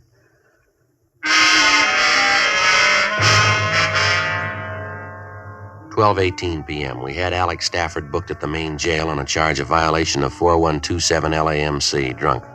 We called the place where he'd been employed and found that he'd been telling the truth about the time he had left the restaurant on Spring Street. 1:36 p.m. We drove out to McKinley's home in Hollywood. It was a small stucco cottage set into the side of a hill. In front of the house, there was a boy's bicycle and a smaller child's wagon. Frank rang the bell and we waited. Yes? Miss McKinley? Yes, that's right. What do you want? Police officers, ma'am. We'd like to talk to you. It's about Arthur, isn't it? Isn't it? It might be better if we talked inside, Mrs. McKinley. All right. Come on in. You have to excuse the way the house looks. I haven't felt like cleaning it up. I've been so worried about Arthur. That's quite all right, ma'am. Now, what is it you want to tell me about him? He's dead, isn't he? You don't have to lie about it. I know he's dead. I spent the whole night thinking about it. You can probably tell I haven't gotten any sleep. I don't want you to lie about it. I want the truth. Arthur's dead, isn't he? Yes, ma'am, he is. I'll have to sit down. Was something we can get for you, Miss McKinley? Water, something like that? No. Nothing. Why do you say you knew your husband was dead, ma'am? I just knew it, that's all. I can't tell you how. I can't put it into words, but I just knew it, that's all. When he called last night, I knew. What time was that, ma'am? About 6:30. He said he was just leaving the shop and that he was on his way home. It was his birthday. He's going to stop and get some beer and a couple of bottles of bourbon. Mm-hmm. We're having some people in. He said he was going to stop for some things. Then he said he'd be right home. Yes, ma'am. Well, the children waited up for him till 10 o'clock. That's way past their bedtime. I let them wait up. They had some presents they wanted to give their father. Arthur Jr. had made a wallet and handcraft class at school, all tooled and carved and everything.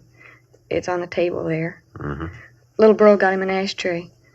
She picked it out by herself. It's on the table, too. Guess maybe you'll never get it now. I wonder if we could call your family doctor, ma'am. You don't look like you're well. No. I just can't believe it yet. But I know it's true. That's funny, isn't it? I know it's true, but I don't believe it. I know it's true, and I don't believe it. How did it happen? Was it an accident in the car? No, ma'am. He was murdered. Arthur. Arthur, he was murdered? That's right, Miss McKinley. Miss McKinley. There's no Mr. McKinley anymore. He was murdered. I think maybe you better let us call a doctor for you, ma'am. Get you something. No, there's nothing a doctor can do. Nothing anybody can do. Nothing. Who did it, you know? You know who killed it? No, ma'am, we don't. Not yet. You said your husband called you from the shop, ma'am. What shop would that be? It's a florist shop. Our shop. We owned it. He called me from there about 6:30 and said he'd be home.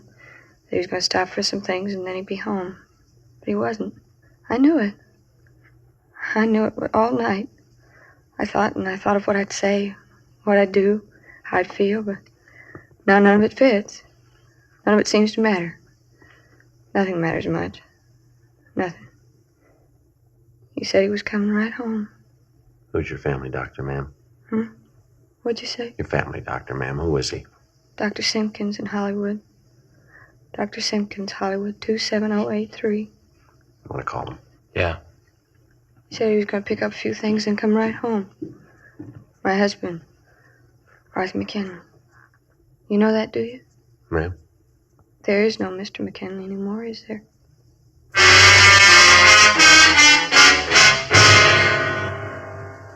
We called the McKinley family doctor. He arrived and gave Mrs. McKinley a sedative. Frank and I talked to her before it took effect. We asked her about her husband's friends, his business associates. She could give us no new leads. She told us that her husband usually brought the weekend receipts from the store home with him on Sunday nights so that he could make out the deposit slip for the bank. She said that he usually had about $300 to $400 on Sunday night. She gave us the name of the liquor store where he did business. 2:47 p.m., Frank and I drove out to the store. Gentlemen, what can I do for you? Mr. Kennedy? Night? Police officer, Mr. Kennedy. I'd like to ask you a couple of questions. Sure, anything to help the police. Nothing that I've done, is it? No, sir. It's about Arthur McKinley. He get home last night? His wife called, seemed pretty upset. Nothing wrong, is there? Was Mr. McKinley in here last night, sir? Yeah, he was. Let's see, I guess it's about 6:45. Come in, got a case of beer, a couple of bottles of bourbon. Was there anybody with him when he came in? No, there wasn't. Did he seem all right to you when he was here? What do you mean? Well, was he in good spirits? Did he act like anything was wrong? No, of course that don't mean anything. Sir? Well, even if there was anything wrong with Arthur, you'd never know it. Always laughing, always had a joke. He had a great one last night, real funny. Yeah? He told the one about the two musicians that were walking down the railroad track, and one of them said to the other, "Boy, this is the longest stairway I ever been down." Well, yes, sir. And then the other musician said, "I don't mind that, but these low banisters are killing me." Low banisters. Say, what's this all about anyway? Something happened to Arthur? He's been murdered, Mr. Kennedy. Arthur? Arthur McKinley?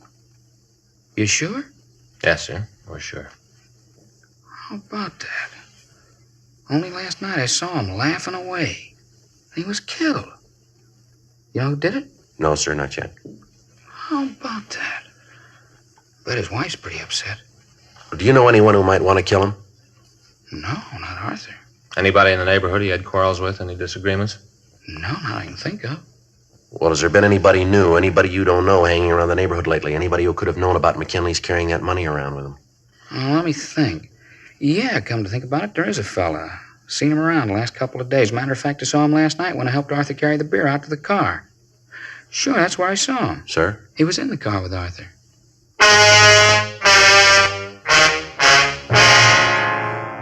February 10th, 3:50 p.m. We continued to question John Kennedy. He told us that when Arthur McKinley had left the liquor store, he had carried a case of beer out to the car for him. Kennedy said there was a man waiting in the car. The liquor store owner told us that he had seen the man in the neighborhood on several previous occasions, that the man had talked to most of the shopkeepers in the vicinity asking for odd jobs. Kennedy went on to say that he had hired him himself once to wash the front windows of the store. He gave us a complete description, and Frank called it into the office. A local and an APB were gotten out on him. Kennedy was unable to give us his name or tell us where the suspect might live. He agreed to go downtown to the city hall and look through the mug books for us. He called his brother down to take charge of the store, and as soon as he arrived, Kennedy was taken down to the office. 5:17 p.m. We drove back to the McKinley home. Mrs. McKinley had recovered from the initial shock of finding out that her husband was dead. We asked her if she knew where her husband's car was, and she told us that as far as she knew, he had driven it the night before, and that she hadn't seen it since. She gave us the description and license number, and we called it into the office. A broadcast was gotten out on it. We asked Mrs. McKinley to go with us to her husband's store, and she agreed. On a table in back of the store, we found 2 empty beer bottles and a couple of glasses. Leighton Prince was called, and they came out and lifted 2 sets of fingerprints from the bottles and the glasses. Crime Lab came out and photographed the place. There was no sign of a struggle, but there was evidence that there had been a party there the night before. We drove Mrs. McKinley back to her home, and at 8:13 p.m., Frank and I checked back into the city hall. Long day, huh, Joe? Yeah, I'm getting a little tired. What do you want to eat tonight? Doesn't make any difference. Go ahead. I'll get it. Homicide, Friday. Yeah, Dean. Mm-hmm. They did, huh? Who? Oh, let me get that. Yeah, I got it. Okay, thanks, Dean. Yeah, you bet. Good night. It was Bergman. I made the prints on that bottle and glass. Yeah? A fellow named Fred Gerard. Did time for armed robbery.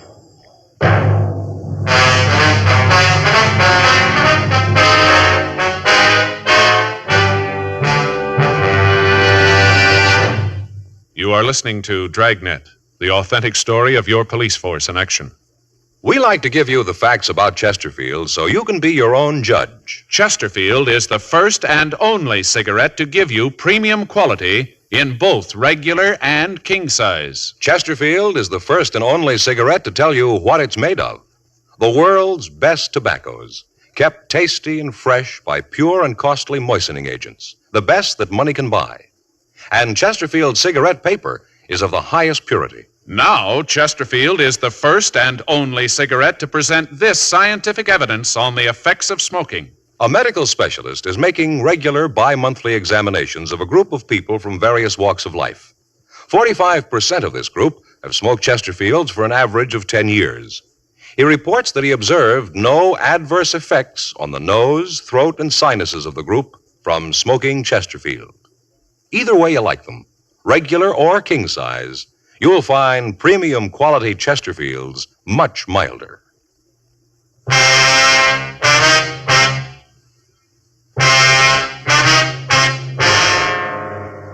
Sunday, February 10th, 8:30 p.m. Frank and I pulled a package on Fred Gerard. He'd been arrested in 1942 on a charge of violation of 211 PC. He'd been convicted and had served 5 years in the penitentiary at San Quentin. We checked back with John Kennedy, the man who had seen Arthur McKinley leave the liquor store in the company of the man we figured to be the murderer. When we entered the mug room, he was talking to Sergeants Joe LaMonica and Danny Galindo. They told us that so far he had been unable to identify the man he had seen with McKinley. We showed him a mug shot of Gerard, and he positively identified it. Kennedy went on to say that as far as he was concerned, there could be no mistake, and that as far as he knew, Gerard was the last man seen with the victim before his death. McKinley's car had been found 2 blocks from the alley where we'd found the body. In the back of it, the officers found the remainder of the case of beer and the 2 bottles of bourbon. Latent prints went out and dusted the car. They came up with one good set of prints other than the victim's. When these were checked, it was found that they matched the file copies of Gerard's fingerprints. 9:46 p.m. We drove out to the address listed in Gerard's package.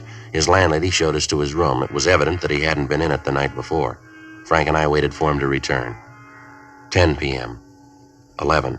11:30. What are you doing here? You Fred Gerard? Yeah, that's right. Who are you? Police officers. Oh, cops. What do you want with me? You know a man named Arthur McKinley? Why? You know him? Yeah, I know him. Anything wrong with that? When'd you see him last? Last night. Where? At his store. I came by about 6:15.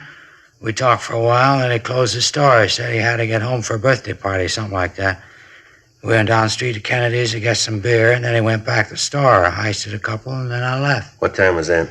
Well, I guess about 8:30 or so. Had to meet a guy out in Santa Monica, so I left. You left McKinley at his store? Yeah, that's right. Say, what's this all about? What are you giving me problems for? I haven't done anything. All right, take everything out of your pockets. Put it right down here. Look, you got no right to barge in here and tell me what to do. I'm clean. And you got no reason for not cooperating now, have you? Well, I suppose not. Then take everything out of your pockets. All right. Yeah. Keys. Your money in your wallet? Yeah. How much you got? I don't know. I have to count it. All right, count it. Let's see. 5, 6, 7, 8. $8 and 56, 70, 90, 92 cents. Canadian penny. Was there anybody with McKinley and you when you were drinking? No, just went in the back of the store to have a beer, a little talk. We got along pretty good. He used to hire me once in a while, clean up a store, sweep out, things like that. Yeah. Was he feeling all right when you left him? I guess so. I didn't ask him, but he didn't say anything about it. Just said he had to get home for a party, that his wife would be hacked if he was late. Like I said, I left at 9:15. You might ask Stu Bennett. He might be able to tell you something. Who's he? Owns a little grocery just down the street from McKinley. You say you might know about McKinley? Yeah, he was there when I left. I was walking out, and when Mr. McKinley opened the door, Bennett was walking by. He said he had some things he wanted to talk to McKinley about. Uh-huh. And when I left, Bennett went into the store. What's this all about, anyway? Something happened, McKinley? He's been murdered. Oh, no, kid. You're a nice guy. You figured I did it, huh? That's the way it looked. Yeah. Well, I did some time. I won't try to con you. You'll probably know all about it anyway. I wouldn't kill anybody, though. I'm going straight. I've been working every day since I got out. Mm-hmm. I'll tell you, though. Yeah? You might talk to Stu Bennett. He was with him when I left.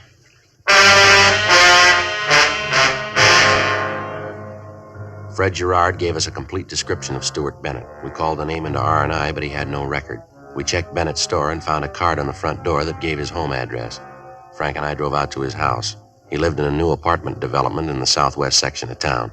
Monday morning, 12:47 a.m. We rang the bell to his apartment. He's probably asleep. Yeah. Want to try it again? No. Who is it? Like to talk to you.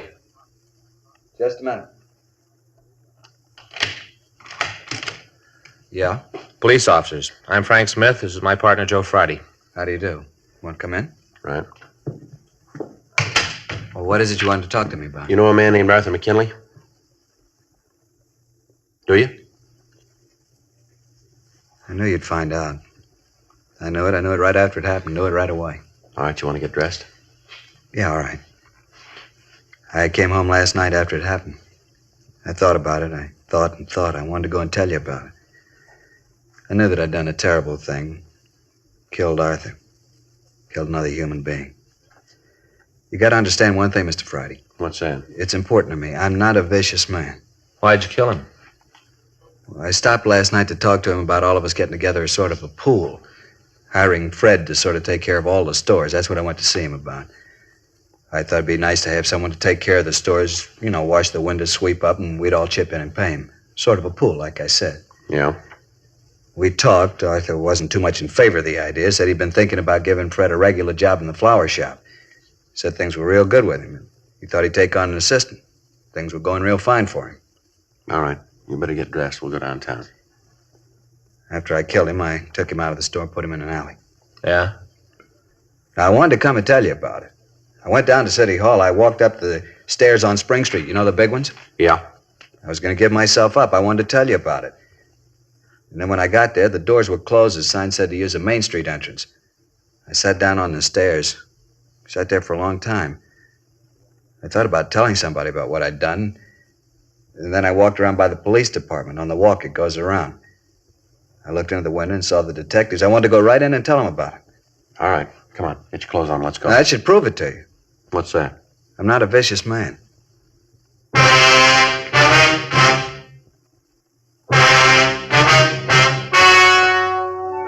The story you have just heard was true. The names were changed to protect the innocent. On June 5th, trial was held in Department 97, Superior Court of the State of California, in and for the County of Los Angeles. In a moment, the results of that trial. Now, here is our star, Jack Webb. Thank you, George Fenneman. Friends, remember now, Chesterfield is first to present this scientific evidence on the effects of smoking. A medical specialist is making regular bi-monthly examinations of a group of people from various walks of life. 45% of this group have smoked Chesterfields for an average of 10 years.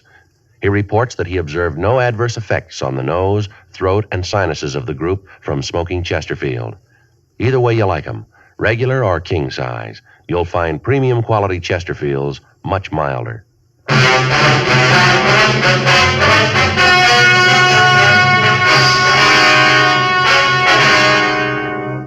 Stuart Carlisle Bennett was tried and found guilty of murder in the first degree. He is now serving his term in the state penitentiary, San Quentin, California. Murder in the first degree is punishable by death or by confinement in the state penitentiary for life.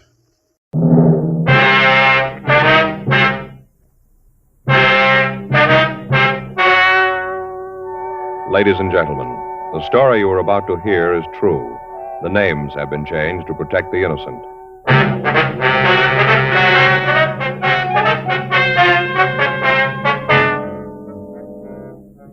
You're a detective sergeant. You're assigned to narcotics detail. You get a report that high-grade heroin is being sold in your city. The key men in the operation are well hidden. You have no leads to their identity. Your job, stop them. These are the reasons thousands are changing to Chesterfield, and why you should change to Chesterfield today. Only Chesterfield gives you scientific facts in support of smoking. Only Chesterfield names its ingredients. Ingredients that give you the best possible smoke. Only Chesterfield gives you premium quality in both regular and king size. That means king size Chesterfield contains tobacco of better quality and higher price than any other king size cigarette. It's the same fine tobacco as in regular Chesterfield. And there's enough to give you more than a 1/5 longer smoke. Yes, more than a 1/5 longer smoke from king size Chesterfield. So remember, Chesterfield is the only cigarette to give you premium quality in both regular and king size. Buy 'em either way you like 'em. Premium quality Chesterfield. And much milder.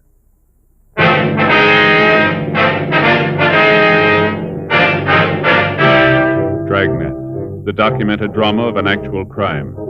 For the next 30 minutes, in cooperation with the Los Angeles Police Department, you will travel step by step on the side of the law through an actual case transcribed from official police files. From beginning to end, from crime to punishment, Dragnet is the story of your police force in action. It was Tuesday, August 3rd. It was warm in Los Angeles. We were working the day watch out of narcotics detail. My partner's Frank Smith. The boss is Captain Kearney. My name's Friday. It was 9:37 a.m. when we got to the main jail. Felony section. Hi, John. Friday, Smith. What do you want? Anderson, 302. Anderson, 302, interview. How's he feeling this morning, John? I don't know. I just checked in a while ago. I heard he gave the fellow some trouble early this morning. Guess he's pretty rocky.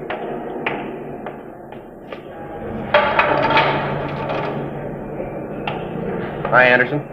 What do you guys want? Want to talk to you. Down this way, Anderson. Hope you guys know I don't feel so good. Terrible night. I hope I never have to go through any more of them. Yeah. You gonna do something about it? What do you mean? You're gonna get me out of here. Let me shove off. You know better than that, Anderson. Yeah. Should have known. You guys don't care. You just don't know. I didn't hear. Sit down. You guys got to do something for me, though. I can't take much more of it. Can't you talk to the doctor, have him give me something? He's got it. Just a little bit. I tell you, I'm sick. We'll have the doctor give you some medicine, Anderson. A couple things we want to check with you. You know what I need. It ain't medicine. Can't we do this later? I tell you, I don't feel good. Can't you talk to the doctor? You're booked as Fred J. Anderson. That's your true name? Yeah. Fred J. Anderson. What's the J stand for? You have to know? We do. Jeremiah, my father's name. You have any other names? What do you mean? You use any aliases? No, none. Any nicknames? No. You drive a car? Yeah. 49 Ford Convert. Who holds the pink slip on it? I did. You own it outright? Yeah, look, do we have to go through that whole thing? Can't you ask me later? You guys don't believe me, but you're going to find out when I keel over. You'll know that. What color's the car? Maroon. You know the license number? No. Where have you lived before? Before what? You gave the address of 10624 Ivorine Avenue. That's what we have here. Hollywood, is that right? Yeah, that's where I live. You belong to any lodges, anything like that? No. You ever in the armed services? No. No serial number, no branch. Now, look, how about knocking this off? I'm getting tired of you guys leaning on me. You drag me in here, ask a lot of questions. I tell you I don't feel good. You don't believe me. Leave me alone. Let me go back to my cell. Huh? As soon as I feel better, I'll answer all your questions. We got a job to do, Anderson. We didn't build this thing. You knew what had happened when you started. Now, what's your draft number?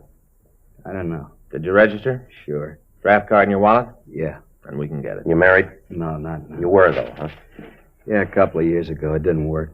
Bud was too nosy. Always wanted to know what I was doing. Always asking questions. Have any kids? No. What's your wife's name? Adelaide. How do you spell that? Adelade. Adelaide Morton. Lousiest 2 years I ever spent. Where'd she live? I don't know. Lost track. Where did she live? Same place up on Ivorine. I moved out when we got the divorce. I haven't seen her since. May still be there for all I know. How about your nearest living relative? Yeah, how about him? Maybe you got things wrong, Anderson. You're booked in here on a narcotics charge. That's pretty serious. This isn't a game. The sooner you realize it, the better off you're going to be. All right. Nearest relative? My brother lives in St. Paul. I don't know the address. I got it at home. We don't agree on a lot of things. I haven't seen him for a year or so. What's his name? Henry Alton Anderson. That's your nearest relative? That's what I said. Anybody else? No. How about your friends? Who are they? That's the line. What? That's where I stop answering these questions. You can maybe tie a bum rap on me, but you ain't going to get my friends mixed up in it. No, sir. That's where I draw the line. All right, suit yourself, Anderson. We got a lot of time. Got a cigarette, Joe? Yeah. Here you are. Thanks. Anderson? No.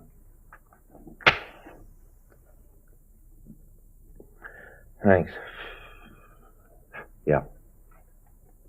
Why you have to know who my friends are? For a lot of reasons.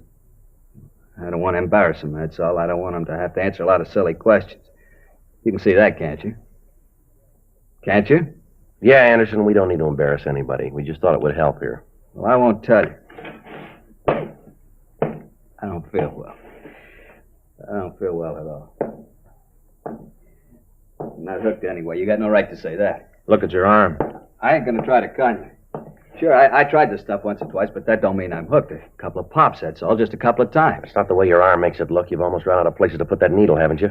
So maybe I was wrong. Maybe it was a couple of more times than I thought. All right, now look, Anderson, I'm going to lay this out for you. We know there's a lot of H floating around. Has been for the past 3 months, and it's high grade. We know that you and the bunch you work for aren't too choosy who you sell it to. Now, we want the names and where you're getting the stuff. You say you're sick now. Wait a few more hours. Wait till your stomach starts to turn over. Wait till you can't make your hands do what you want them to. Wait till your head starts to crack open. You'll feel different then. We can wait. Well, let's take them back, Frank. Come on. Wait a minute. Yeah? You gonna take me back to the cell? You called it.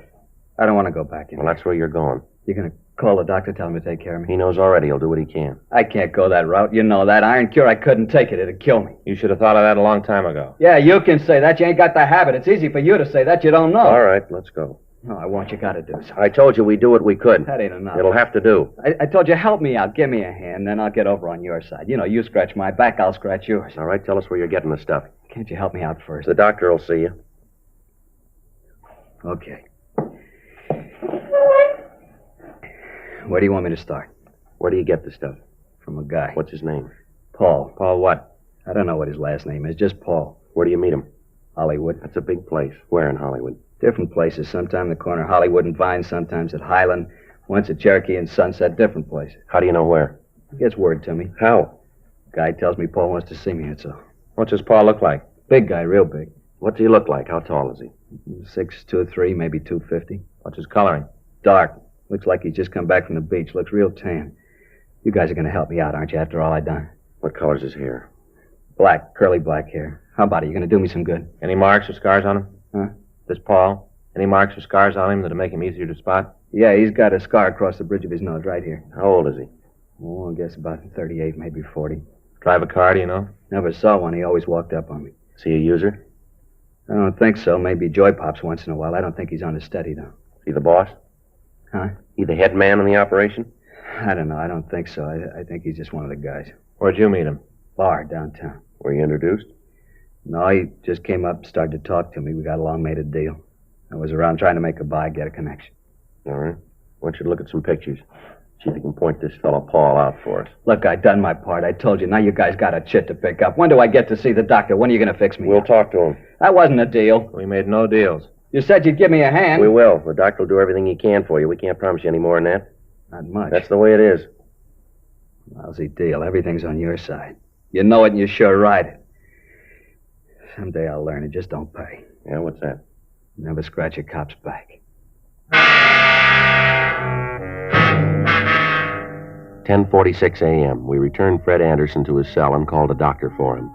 For the past 4.5 months, an organized gang had been selling high-grade heroin.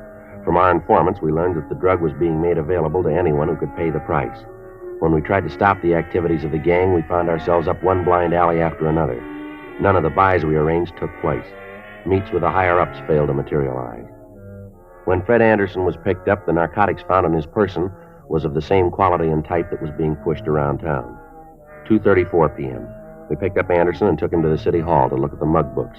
He failed to identify any of the pictures. We checked the description of Paul against the people known to have dealt in narcotics, but failed to come up with an identification. Anderson was returned to his cell and held pending trial for violation of the State Narcotics Act, a felony. 4:17 p.m. We checked back into Captain Kearney's office. That's it, Skipper. We're right back where we were 4 months ago. Nothing at all on this Paul, huh? Well, if there is, we haven't been able to find it. You think Anderson's telling everything he knows about it? No, I doubt it. No, that description would fit 100 guys. You got any ideas of where we go from here? Well, yeah, maybe. It might not work, but it's someplace to start. Well, let's hear it. All right, can we take a look at the map over here? From the information we got, the main operation must be taking place someplace down around here, around the harbor area. Yeah? From what we hear, the stuff's there, all right. Problem is how to find a connection. Well, maybe if we just lose a man down there, we thought. Put a man down there and let him work on his own. He might be able to come up with some answers. Pretty risky, Joe. That's a rough place. I wonder if it'd be worth risking a man down there. I don't think we got much of a choice, Skipper. No. Well, we figured that maybe if I went down there and let it get around that I wanted to make a buy, a big one, maybe they'd come to me. Why you? Why not let me handle it? Well, I thought that's the way we figured it. They know you down there. You used to work that area. You're not in any better position, Joe. Fellas walking the streets down there that you've tangled with, they're not about to form any fan clubs for you. Well, we've tried every other way. Informants, leads, every known pusher's been talked to. Still, the stuff keeps coming in, being sold. From where we sit, this looks like one way to get them. All right, how you going to work it? Well, I figure maybe I'll check into some hotel down there, eat in the places in the neighborhood, be seen around the bars, let it get around that I'm here from San Francisco, want to make a buy, and we'll see what happens. You know anything about San Francisco? Well, I know the place pretty well. I spent a couple years up there when I was in the Army. I still don't like this idea of not being able to tag you, though. There's no other way. Suppose so. How are we going to know how you're making out? Well, I'll get word whenever I can, let you know before the buy, tell you where and when. All right, Joe, you bought a piece of it. I'm not going to tell you what to do, you know, but take it easy. Don't make a target out of yourself. Remember, keep in touch with us. Right, Skipper. Let us know as much as you can, huh? Yeah. Take it easy, huh, Joe? Don't want anything to happen to you. Yeah, well, I'm on your side there. August 4th, 8:35 a.m. Frank and I had identification made up bearing the name Joe Arnold. After a final talk with Captain Kearney, I went home, got my car, and left for San Pedro. 6:42 p.m. I checked into a hotel on 6th Street. The hotel, according to the information we had obtained, was near the narcotics distribution center. 8:12 p.m. I went next door to the bar. Yeah? Give me a beer, huh? Eastern? I don't care. Okay.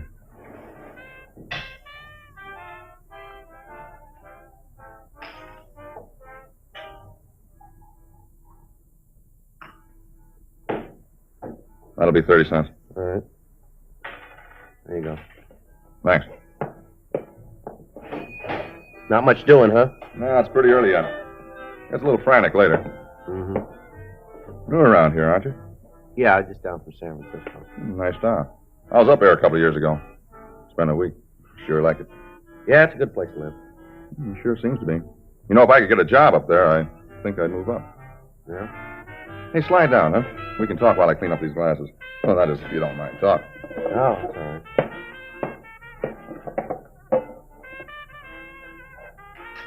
Glasses. Seems like you never get them done. Yeah. You down here on business? Well, I guess you could say that. Uh-huh. Sort of combined, huh? Yeah. And now look at that. What's that? I spent half the day slicing these oranges for old-fashioned, and then people don't eat them. A lot of wasted motion. Yeah, I guess it is. What line of business you in? Nothing special. Just moving around. Wherever I can make a buck, I stop. They should have to call me a promoter, I guess. Is that what you put down in your income tax returns? What? You know, when you fill out your income tax, it says there how you make your living. Where do you put that? Business management. That's good. Business management. Whose business you manage? Mostly my own. Pretty good idea for everybody, isn't it?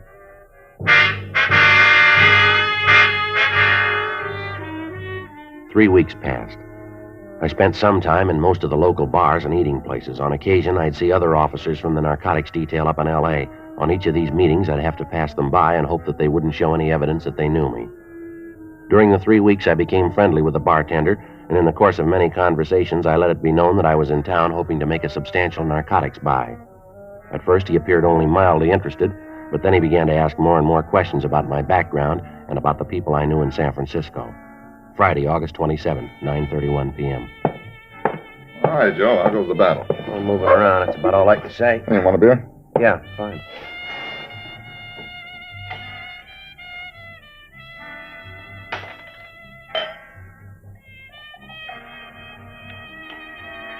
Okay, here's your 30 cents. Oh, not tonight, Joe. It's on the house.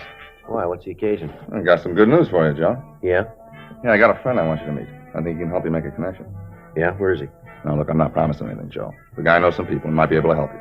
Why are you so interested? I figure maybe I can make a buck or two. Mm-hmm. All right. The guy here now? Yeah, he's back there in the inn booth. See, with the other guy? Well, that helps. Which one is your friend? The big one. You know, the fellow with the gray suit on, cigar over his nose. Gray suit, huh? Yeah, I see. Come on, I'll take you back. All right. Nice guy, Joe. You'll like him. Well, what'd you tell him? Just that you were here from Frisco. Said you were interested in the connection if the deal was good. Uh-huh. You make your own deal. Now, look, I got nothing to do with that. You'll really like him. Paul? Yeah? This is the guy I was telling you about, Joe Arnold. This is Paul Ginner. Oh, hi, Joe. Sit down. Bring us another round, will you? Yeah, right away, Paul. You know what you want? Make it snappy, huh? Yeah, right away. Beer, scotch, and soda, and old-fashioned Irish whiskey. Yeah, that's right. Leave the garbage out of the old-fashioned. Yeah. Here, sit down, Joe. Yeah, thank you. This Jack Potter, you two ought to know each other. All right? Yeah, he's from Frisco, too.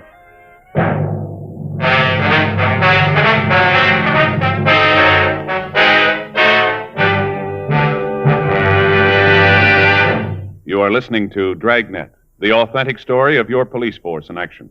Now, a report every smoker should hear. Only Chesterfield gives you scientific facts in support of smoking. First such report ever published about any cigarette. A responsible consulting organization reports a study by a competent medical specialist and staff on the effects of smoking Chesterfields. For 6 months, a group of men and women smoked only Chesterfield, 10 to 40 a day, their normal amount. 45% of the group have smoked Chesterfields from 1 to 30 years, for an average of 10 years each. At the beginning and end of the 6 months, each smoker was given a thorough examination, including x-rays, and covering the sinuses, nose, ears, and throat. After a thorough examination of every member of this group, the medical specialist stated, "It is my opinion that the ears, nose, throat, and accessory organs of all participating subjects examined by me were not adversely affected in the 6 months period by smoking the cigarettes provided." Of course, these cigarettes were Chesterfields. Remember this report and buy Chesterfields. Either way you like them, regular or king size. Premium quality Chesterfield, and much milder.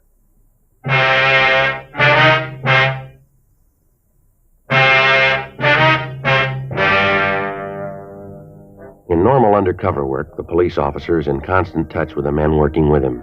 This is done either by one officer trailing the undercover man or by phone calls to a fellow officer at appointed times. Rarely does the working detective put himself in the position where he doesn't have constant contact with the men he works with.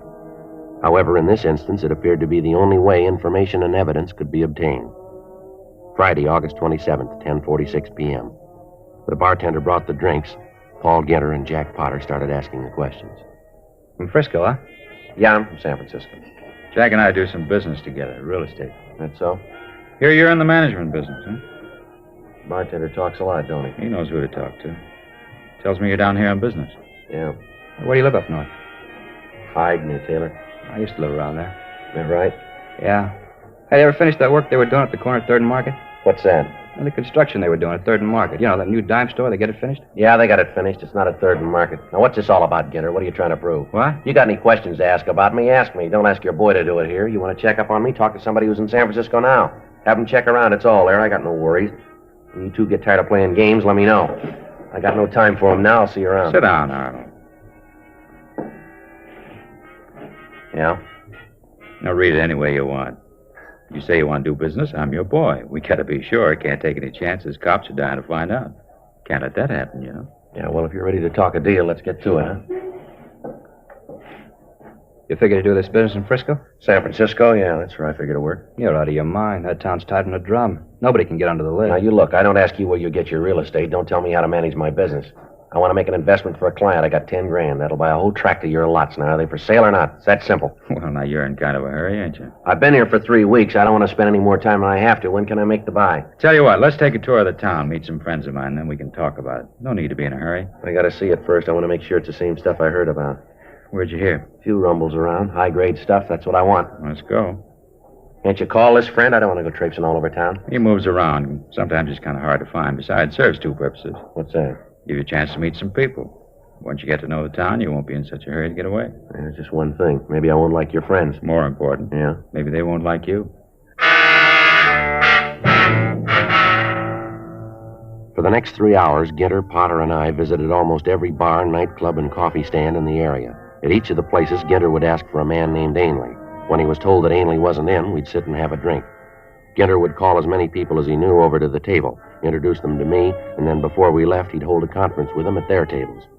At several of the places, I saw men who I knew were involved in the narcotics trade, but none of them happened to be close to Ginter. It was obvious what Ginter was trying to do. He was checking me with the people in the business to see if any of them could recognize me or could give them any information about me. Saturday morning, August 28th, 3:14 a.m. We stopped for breakfast. Hey, you want some sugar? No, I take it by. Okay, how about you, Jack? Yeah, thanks. Looks like it might have been a wild goose chase, huh? I don't know where Ainley could be. Why don't you come off of this, Skinner? Yeah, what do you mean? I'm not a new boy. You're about as subtle as a bulldozer. What's the scoop here? Your friends tell you anything about me? I don't know what you're talking about. Just looking for Ainley. It's as phony as that look you got on your face now. How about it? Do I make the buy or don't I? All right, you make the buy. When? You got the money? I'll have it when the buy comes off. 10,000. That's right. Okay, you can pick up the stuff tomorrow night.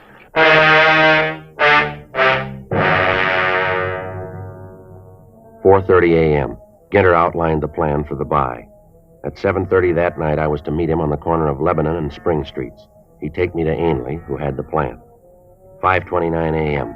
I drove back to Los Angeles. I put in a call to Frank Smith at his home and filled him in on the developments. It was arranged for me to be spotted when I got to the corner and then to be followed until the buy was made. At that time, Frank and the other officers working with him would move in and take Ginter and Ainley. I told Frank that I'd leave my car at the corner of 6th and Spring at noon that day. At that time, he would place a briefcase on the back seat of the car.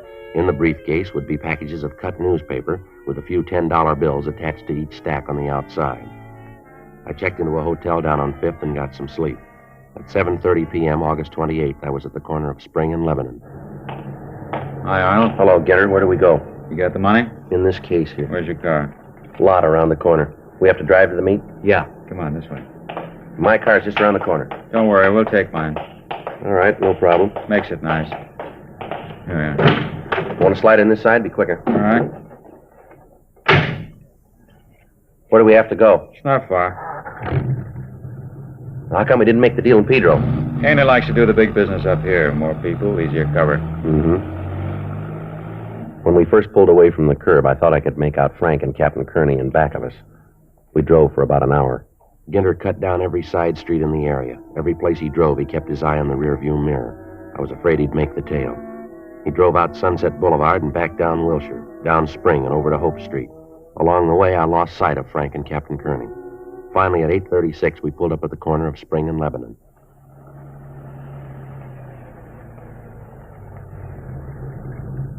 What's the deal, Ginter? This is where we started. Yeah, I just wanted to make sure we didn't have a tail. You satisfied now? Yeah. Come on in here. This hotel here? Mm-hmm. Ainley do business in the rat trap like this? He works where he has to. Come on, it's on the second floor. We can walk. You sure this is the same stuff that I heard about? You'll see. Understand, I'm not buying any junk. Don't worry. What we got's good. It's down here.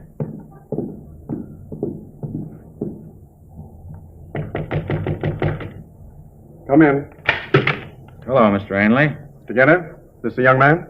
Yes, sir. This is Mr. Arnold, Mr. Ainley. How are you? You have the money, young man?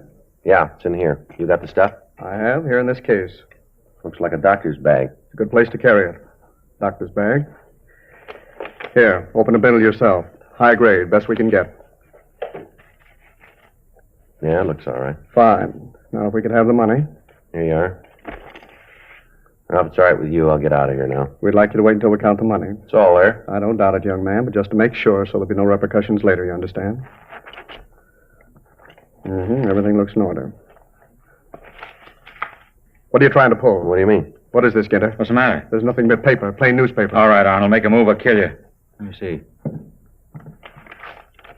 What are you trying to pull? All right, you're under arrest, both of you. Cop, lousy cop. That's right. You got the shoe on the wrong foot, cop. I'm telling you what to do. There's men all through this building. You won't make the front door. How about it, Mr. Ainley? Let's take him down to Pedro. We can get rid of him there. It'll be better. How about the rest of them? He's bluffing. You made sure you weren't followed, didn't you? Yeah, I think so. Did you or didn't you? Yeah. Then there's nothing to worry about. Let's go. Well, you heard him, Arnold. Whatever your name is. Yeah.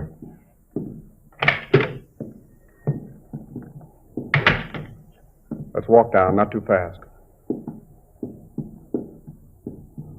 I'm parked out front. Good. Hey, this is far enough. Come on, don't stall. Don't cause any trouble. You won't make it. Yeah, you bet. Come on. Now move.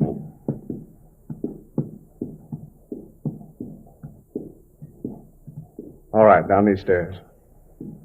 Smith, cover the other side. Yeah. Walker, block off that end of the hall. Right, Captain.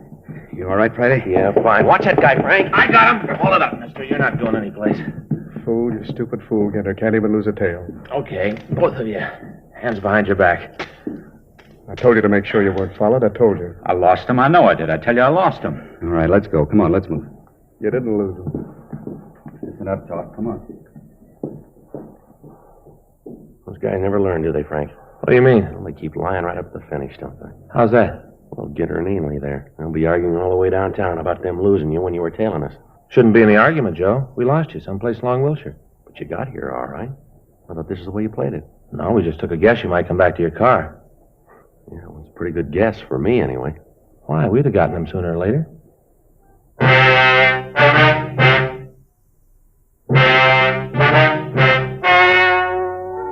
The story you have just heard was true. The names were changed to protect the innocent. On December 9th, trial was held in Department 92, Superior Court of the State of California, in and for the County of Los Angeles. In a moment, the results of that trial. Now, here is our star, Jack Webb. Thank you, George Veneman. Friends, I have just enough time to remind you that Chesterfield is the first cigarette to name all its ingredients. First to give you premium quality in both regular and king size. And first to give you scientific facts in support of smoking. I believe you should change to Chesterfields, either way you like them, regular or king size. And do it today.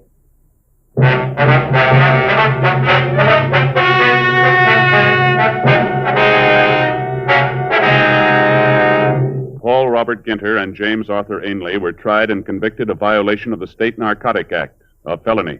They received sentences as prescribed by law. Violation of the State Narcotic Act, a felony, is punishable by imprisonment in the state penitentiary for a period of not more than 6 years.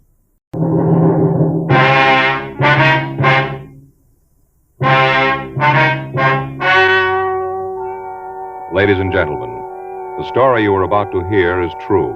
The names have been changed to protect the innocent.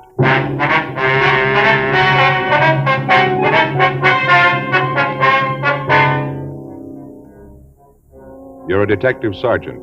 You're assigned to homicide detail. You get a call that the body of a dead woman has been found in a closet. There are no leads to her identification. The identity of the killer is unknown. Your job? Investigate.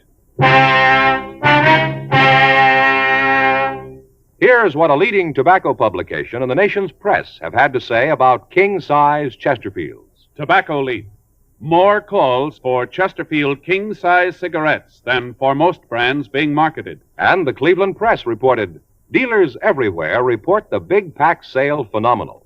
Last week in Cleveland, some areas reported the long-size Chesterfield outsold all other brands. The reason for king-size Chesterfield's amazing success is this. All king-size cigarettes give you quantity, but only Chesterfield king-size gives you quantity plus quality, premium quality. That means Chesterfield king-size contains tobaccos of better quality and higher price than any other king-size cigarette. The same fine tobacco as in regular Chesterfield. Enough more of this tobacco to give you more than a 1/5 longer smoke. So remember, Chesterfield is the only cigarette to give you premium quality in both regular and king size. Buy 'em either way you like 'em. Chesterfield gives you the best possible smoke. Much milder.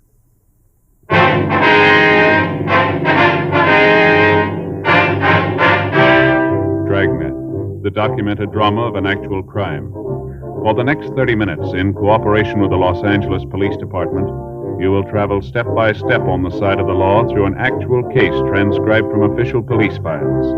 From beginning to end, from crime to punishment, Dragnet is the story of your police force in action.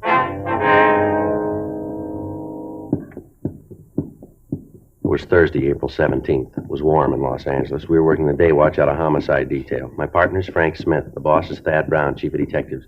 My name's Friday. It was 11:36 a.m. when we got to the Greenleaf Apartment Hotel. Apartment 406. Yes? Police officers, ma'am? Oh, yes, come in. Thank you. This is my partner, Frank Smith. My name's Friday. How'd you do? How do you do, ma'am? I'm Lorraine Holden. I'm the one who called you. Terrible thing, just terrible. Yes, Miss Holden. If you just tell us what happened, if you could.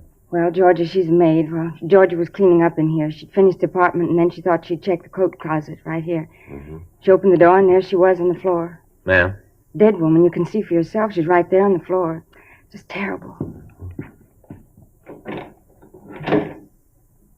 Where's this Georgia now, Mrs. Holden? She's downstairs in my place. She's pretty broken up. Must have been a terrible shock to her. She let out a scream that must have had half the neighborhood on edge. I live down on the second floor in the rear. I thought at first it's something that happened to Georgia. Oh, that girl's got a powerful set of lungs. Yes, ma'am. Who rented this apartment from you? I knew you'd ask that. I've got the receipt book right here on my apron. Just a minute. All right. I put a pencil on the page. Let's see. Yes, here it is. Raymond Bartley. That's what he said. Bartley. You know where this Bartley is now? No, I don't. And that's another weird one. You know what I mean. Ma'am? Well, look in the closets. Look around the places. None of his clothes. Nothing that even tell you he was still here. He's got another week to go on his rent. How's that, ma'am? Well, he moved in a week ago. You can see here on the receipt. Wednesday, April 9th. Mm-hmm. Paid me 2 weeks in advance. And you look around this place, and it don't look like he's going to be around here anymore. Mm-hmm. Do you have any idea where he might be? Oh, not the slightest. Did he give you any indication that he was planning to move out? Not the slightest, no, sir. I don't even have an inkling. I'll call the coroner, Joe. Okay. Better get in touch with the crime lab, too. Have them come out. Okay. You mind if I use the phone, Mrs. Holden? Well, not at all. It's right there back in the hall. Little shelf on the wall. Thank you, ma'am. You think Mr. Bartley did it? Do you think he killed the woman? Well, we don't know, ma'am. Did Mr. Bartley rent this room by himself? What? I don't understand. Well, did he register as Mr. and Mrs.? Oh, no, sir. Just plain Raymond Bartley. Do you have any idea who the woman might be? Oh, not the slightest. I never saw her before Georgia screamed and I ran in here. Did you touch anything at all in the room here? No. Oh, I know how policemen work. I've heard all about that. Don't touch anything department. No, sir, I didn't touch anything. Uh-huh. They're on the way, Joe. All right, fine. Miss Holden, have you ever seen the woman before? No, sir, I haven't. Never saw her before. Just took a quick glance. Terrible, just terrible what they did. Mm-hmm.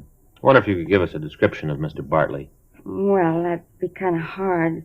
Like I said, I don't pay a lot of attention to the people who live here. I just collect the rents and let it go at that. Once in a while, when George is sick, I come in and clean up.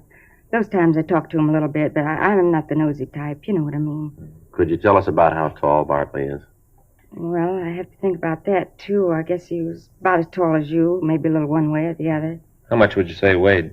Well, he was kind of heavy-set little man. I guess he weighs about as much as my husband. That'd be 200 or so. How about his coloring? Would you know? Oh, there it goes again. I tell you, officers, I can't tell you too good. Mr. Bartley was kind of a crowd melter.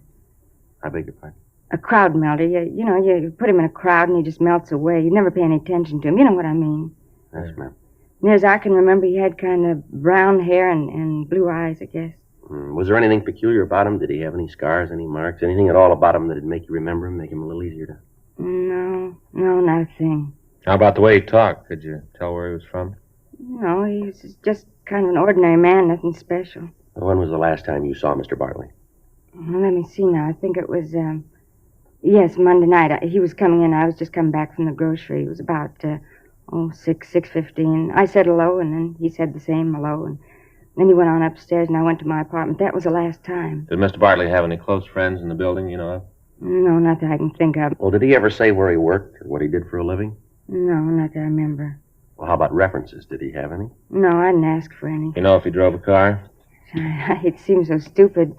Seems like I don't know the answers to any of your questions. I don't know about if he drove a car or not. We don't have any garages in the building. He might have, and I wouldn't know it. I just didn't pay any attention. You know what I mean. Well, did he get any mail while he was here? Would you know that? No, sir, not a thing. We'd like to talk to Georgia if we could. Sure, I'll ask her to come up here. Poor thing's so upset. It's terrible. It's the first time anything like this has happened to me. First time anything like this has happened in the place. I don't understand it. I never bothered the tenants, never caused them any trouble. I don't even know this Bartley.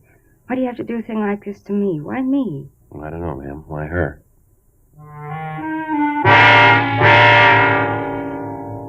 The crime lab crew got there and went over the apartment. Photographs were taken of the room and of the position of the body. In going over the room, the crime lab came up with a probable murder weapon, a cast-iron poker standing in the fireplace rack. Brown hair, similar to the victim's, was found clinging to the metal. Dean Bergman lifted several partial and some full fingerprints from around the apartment and from the poker itself. He compared them with fingerprints of the maid and eliminated her as a suspect. He rolled the prints of the dead woman. Hers were eliminated from those found in the apartment. We talked to the maid and got the same story that we'd been given by Mrs. Halden. She was unable to add any information to what we already had. We talked to the neighbors in the building. None of them had had any dealings with the missing Ray Bartley. The woman in the apartment next to his told us that on the previous night at about 10:45, she had heard a woman's voice and a loud argument coming from the murder apartment, but she said she hadn't paid any attention to it. 2:42 p.m. Frank and I checked back into the office. I'll call Bergman, see if he was able to identify the woman or make the other prints. Yeah, right. I hope he's done some good. Yeah.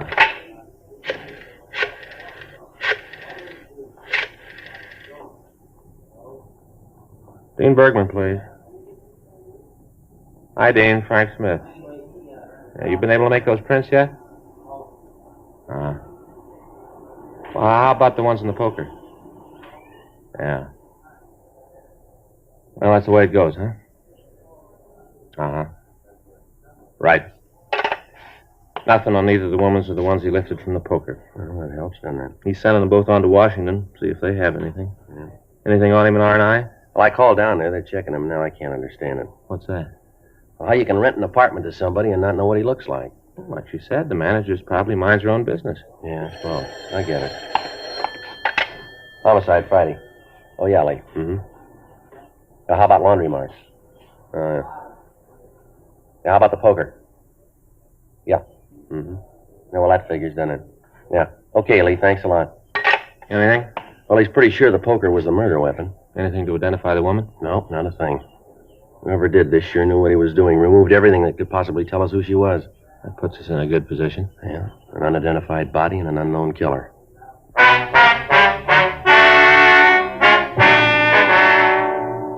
The report came back from R&I. There was nothing in the records on a Ray Bartley of that description. 3 other teams of men were assigned to assist in the investigation. We talked with everybody in the neighborhood around the apartment building. None of the storekeepers had noticed the missing man. None of them could give us any further information. An APB was gotten out, carrying the name and description that we'd obtained. An APB was also gotten out on the dead woman. We checked with Missing Persons Detail for a possible missing report on the victim. They said they'd let us know. The newspapers gave us their help, and in the following editions, they carried pictures of the woman and requested that anyone knowing her identity should contact the police department immediately. 2 days passed. During this time, several people came in and said that they were sure that they knew the dead woman, but they were unable to identify her. Other leads were checked out, but led us nowhere. The manager and the maid came in and went through the mug books. No results. Monday, April 21st, 9:27 a.m.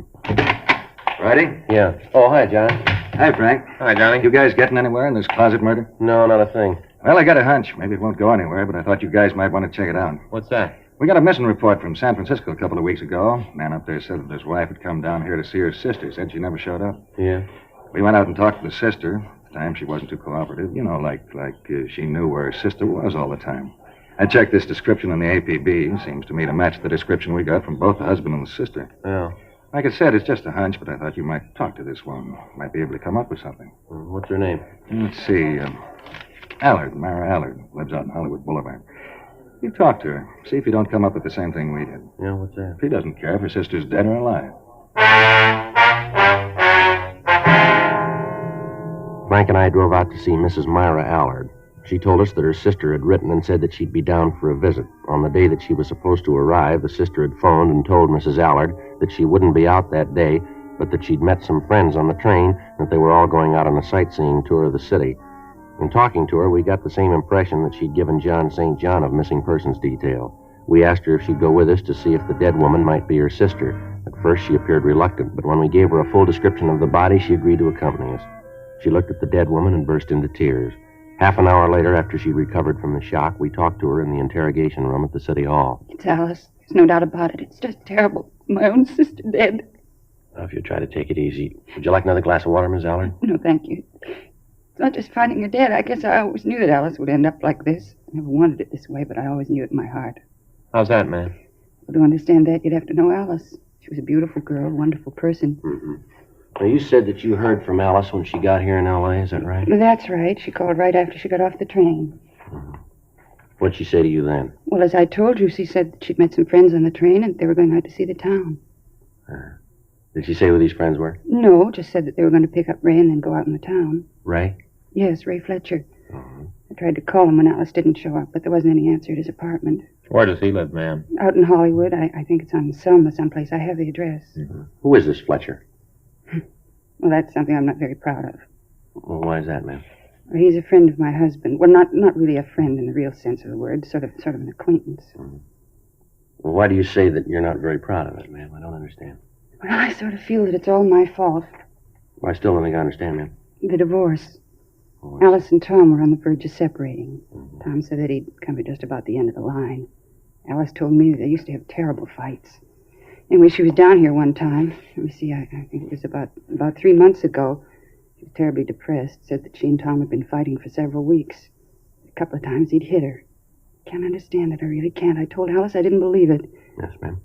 She showed me the bruises all across her back and shoulders.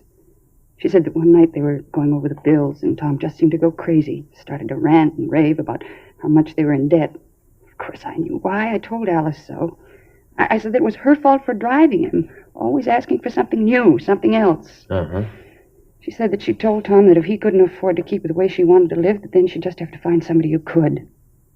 That's when he hit her. She left that night to come down here. They were terrible. I don't agree with her, but I don't think any man has the right to hit a woman. Yes, ma'am. Well, she moped around the house for a couple of days. Said about how she was never going back to him. I felt kind of sorry for her, even though I don't agree with her. After all, she was my sister. Yes, ma'am, we understand. Well, that night my husband came home, and he brought this Ray Fletcher with him. Met him down at the office. What'd you say, madam? Down at the office. Ray works for the same company. He's a steward on the ship that travels up coast from here to Washington. Anyway, my husband brought him home for dinner. Ray said that we should all go out to eat, so we did. We had dinner and a few drinks, and then Ray brought us home, and he and Alice went on. Alice didn't get in till almost 3:30 in the morning. I see. That night, Ray was here again. He and Alice went out that night, and for the next 4 nights in a row, every night out until all hours. I finally had a talk with her about it.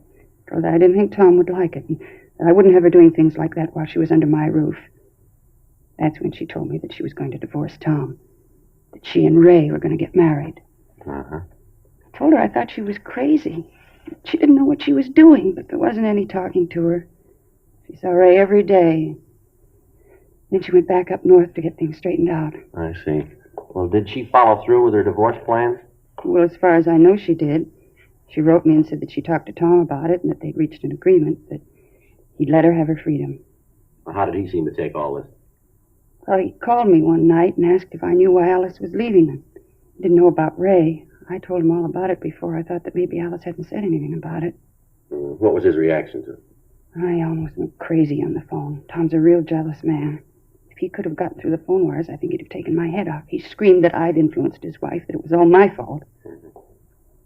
Well, why didn't you tell the officers from Missing Persons all of this when they were out there, ma'am? I didn't want my husband to know about it. Then, too, I thought that it might be better if Tom didn't know where Alice was.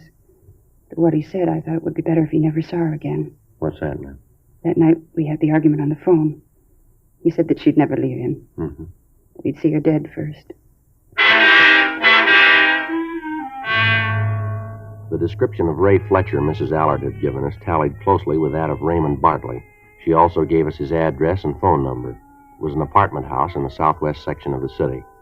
Frank and I drove over, but found that he'd moved and left no forwarding address. We checked the apartment, but it had since been cleaned and occupied. Again, we ran into the same problem. No one could give us any information as to his whereabouts. We went back to the city hall and ran the name Ray Fletcher through R&I.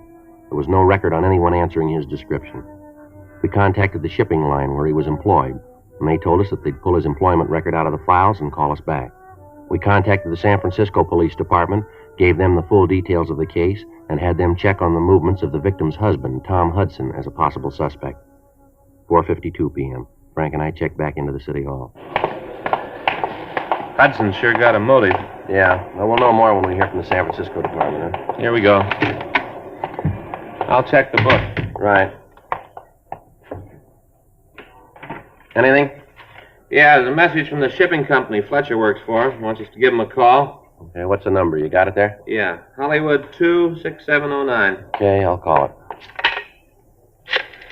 Hollywood 26709. 09? Yeah, ask for Mr. August. August. Mr. August, please. Oh, my name's Friday, Los Angeles Police Department. Oh, Police Department, yes, ma'am. Yes, he asked me to call. Mr. August, this is Sergeant Friday. You asked me to call you? Yes, sir, that's right. Raymond Fletcher. Mm-hmm. When was it? Yes, sir. Well, thank you very much, sir. If you think of anything else, we'd appreciate a call.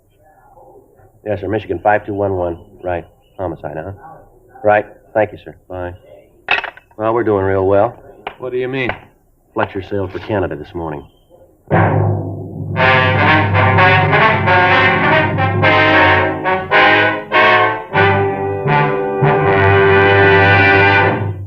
You are listening to Dragnet, the authentic story of your police force in action.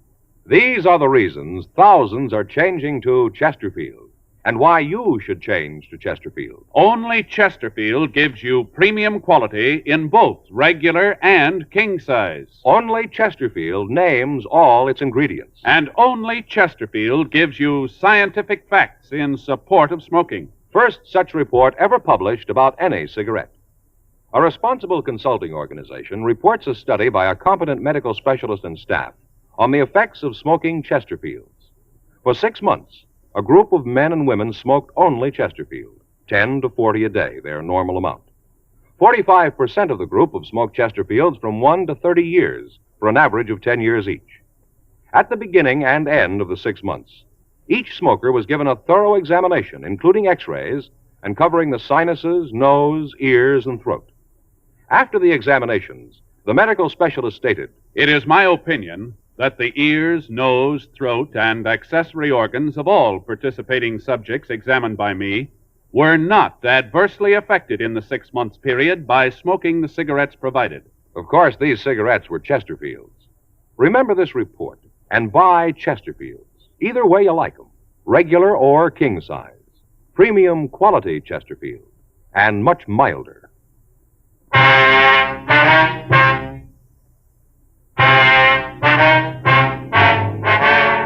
We contacted the San Pedro office of the shipping company and made sure that Fletcher was on board the ship when it had sailed. The management of the shipping line told us that it would take about 24 hours before the tanker would make its first stop at San Francisco.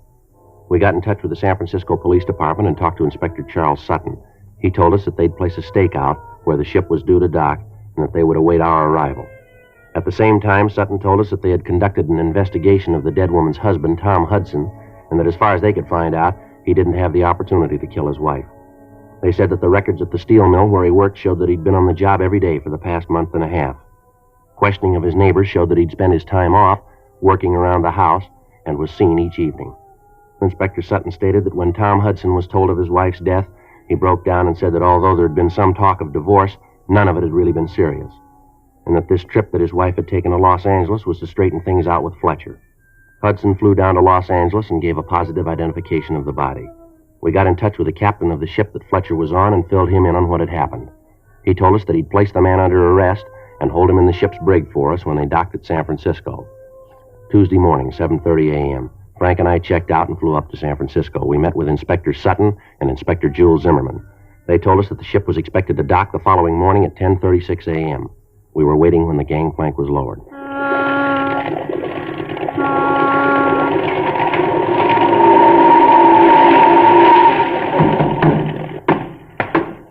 You're the officers? Yes, sir. I'm Inspector Sutton, San Francisco Police Department. Here are my credentials. These are Detectives Joe Friday and Frank Smith. They're from Los Angeles. Oh, yeah, you're the ones I talked to. I'm Captain Jackson. How you doing, Captain? Nice to know you. Down the brig. He's been there since I got your message. I wonder if we could see him. Yeah, sure. We can go down this way. All right, fine. You sure Fletcher's the man you want? Well, we're not sure, sir. It looks that way. Hard to believe. Why is that, sir? Well, Fletcher's been with us for several years. Good man, hard worker. I know he's been studying for his papers. Wanted to be an engineer. Oh. I used to go by his room late at night on my way to the bridge. He'd be there, reading and working on the papers. Sure is hard to believe. Here, we go through here. Okay. Yes, sir. Of course, I knew something had to be wrong. Sir? Well, once in a while, he used to get together with Fletcher on shore. We'd talk about what he was studying. I'd try to help him with his seamanship. This trip I called him, I'd met an engineer that I thought Fletcher would like to talk to. I'd known the guy for years, just back from the Orient. Anyway, I called Fletcher. He told me he'd moved out, hadn't left any forwarding address. Uh-huh. I didn't hear from him at all. Then he called me and wanted to know if he could stay at my place for a few days. Said he had some trouble at the new place he was living. Landlady giving him a bad time. Uh-huh. Did he say where he'd been staying? Yeah, the, Broadleaf, something like that. Could it be the Greenleaf, sir? Yeah, that's it, Greenleaf. Said the landlady was a real prune, called her a miserable woman. Old Fletcher looked as if he'd been tying one on for about a week when he checked into my place. His clothes were a mess. Come on, it's down here. Okay, fine. When I told Fletcher about this, he was real arrogant. Said he didn't want to talk to anyone. Never seen him run like this before. All right, Fletcher. Police officers are here. Come on out. Come on, Fletcher. Let's go. Now I'll go in.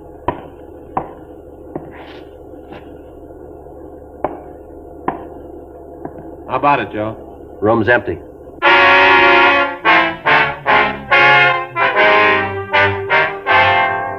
A blockade of the dock area was set up immediately in the event Fletcher had escaped from the ship.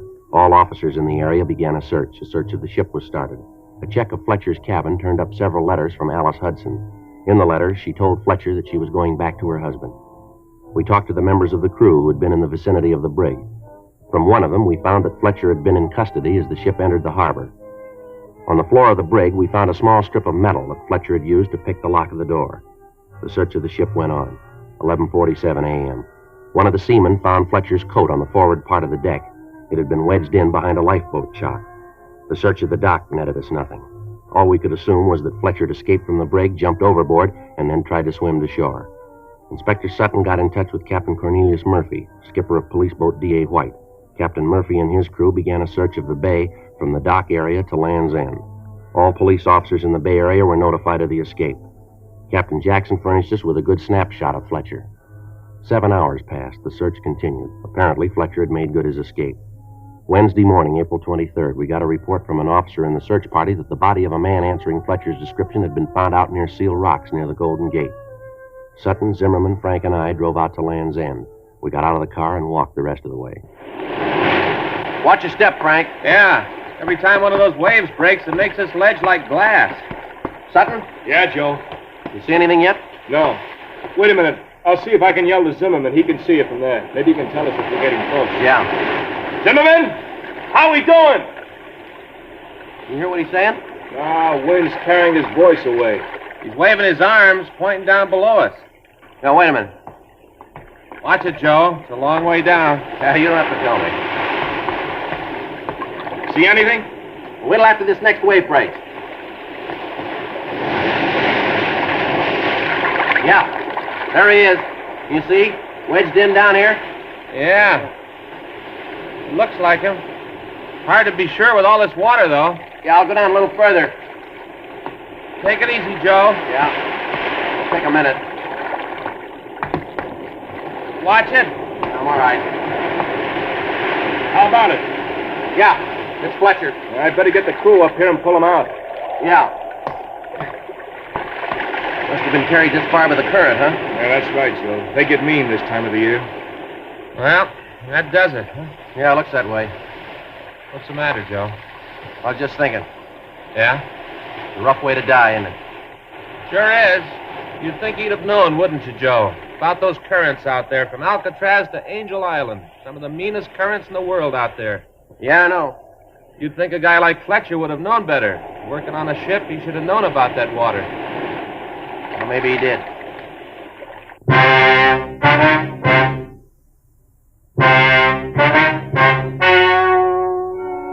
The story you have just heard was true. The names were changed to protect the innocent. On April 23rd, an examination was held in the office of the coroner of the city and county of San Francisco. In a moment, the results of that examination. Now, here is our star, Jack Webb. Thank you, George Fenneman.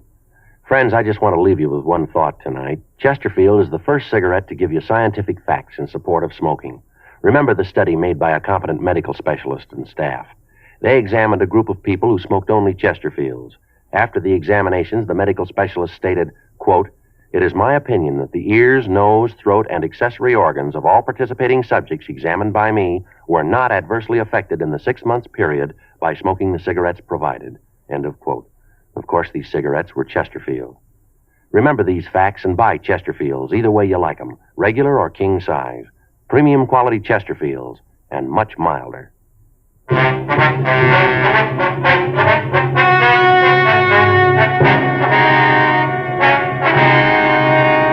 Upon completion of the autopsy, the body was identified as Raymond S. Fletcher. The identification was made by his personal effects, fingerprints, and the personal identification of Captain James R. Jackson. Further investigation showed that the suspect had rented the apartment where the body was found and that he was guilty of the murder of Alice Hudson. His fingerprints were checked and found to be the same as those on the murder weapon. The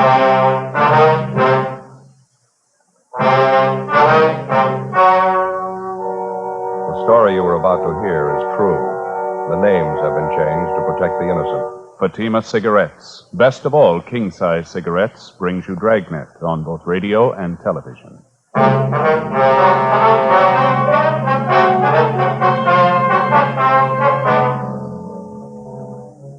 You're a detective sergeant.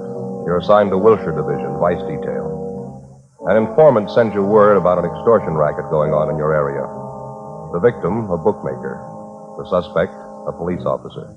Your job, check it out.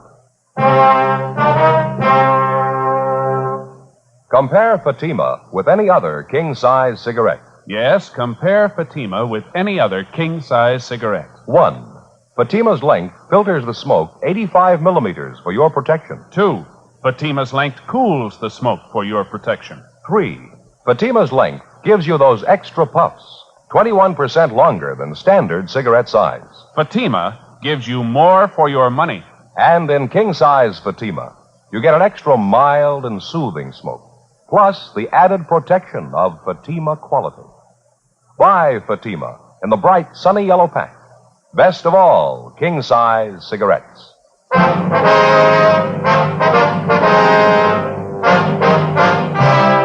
Dragnet, the documented drama of an actual crime. For the next 30 minutes, in cooperation with the Los Angeles Police Department, you will travel step by step on the side of the law through an actual case transcribed from official police files. From beginning to end, from crime to punishment, Dragnet is the story of your police force in action.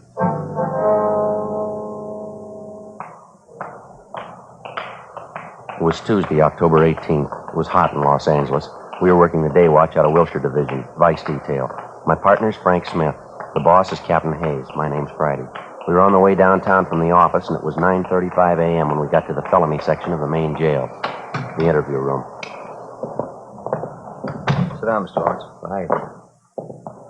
Got your message when we checked in this morning. What's it about? Well, I finally made up my mind. I've had enough of this.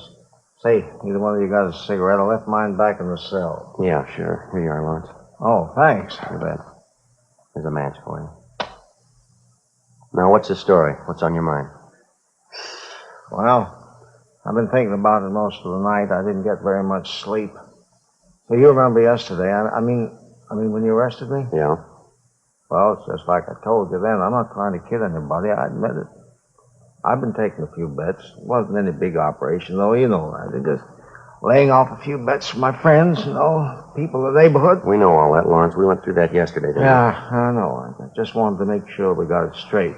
We aren't any big operators. We just ran the bookmaking as a sideline. Mm-hmm. Business hasn't been too good lately.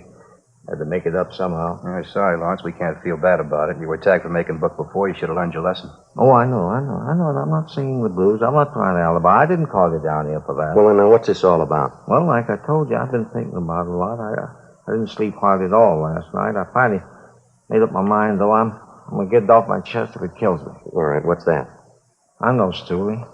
I don't want to get anybody in trouble, but there's one thing I believe in, and that's playing it square, no matter what you do. Just like now, Sergeant, I ain't beating about the arrest. You know that. What are you getting at? What do you want to tell us? Well, all right. Here it is. You know what the record is. I stood a pinch for bookmaking a year and a half ago. I got the thing all squared away, and it came back to my business. I learned my lesson. I didn't want any more trouble, so I laid off the books. All right, fill us in. What about this policeman? I'm getting to it. Just a minute. Hey, I'm sorry. You got another cigarette, please. I'm a little jumpy this morning. Yeah, Lawrence, sure you are. Thanks. Oh, thanks a lot. Well, like I was saying, when I cleared up the last beef, I forgot all about the horses. I was off them for good. The wife made me promise. I I wouldn't have anything more to do with them. We'd just run the business, live on what they made, and we'd get along fine. All right, go ahead. Everything was going fine, too. Business wasn't too good, but we made out. Then the trouble started. Yeah. My oldest boy, that's Harry Jr. Mm-hmm. He had an accident on the job, and he broke his hip. I had to help his family out while he was in the hospital. Like I say, the business wasn't making too much money, but we made out, though. No. Then, Go ahead. yeah, well, then just as soon as Harry got well, the wife came down. Gallbladder. She had to have an operation. Really cost money, Yeah. Well, wife was resting at home. She didn't come down to the store. I started with the books again, just taking a few bets on the side, just a few. Mm-hmm. I didn't really want to do it. Just one of those things, I didn't have anybody to go to. The bills had to be paid. Where does this policeman fit into it, this Ray Williams? Well, I'm just coming to it.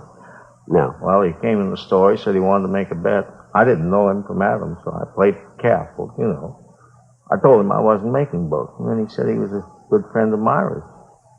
Myra, that's a gal who runs a beauty parlor on Crenshaw. She used to make books, but she isn't now. Yeah, we know the spot. Well, when he said that he knew Myra, I figured it was all right, so I took the bet. That's when it started. As soon as he makes the bet, he comes out and says he's a cop working for Vice.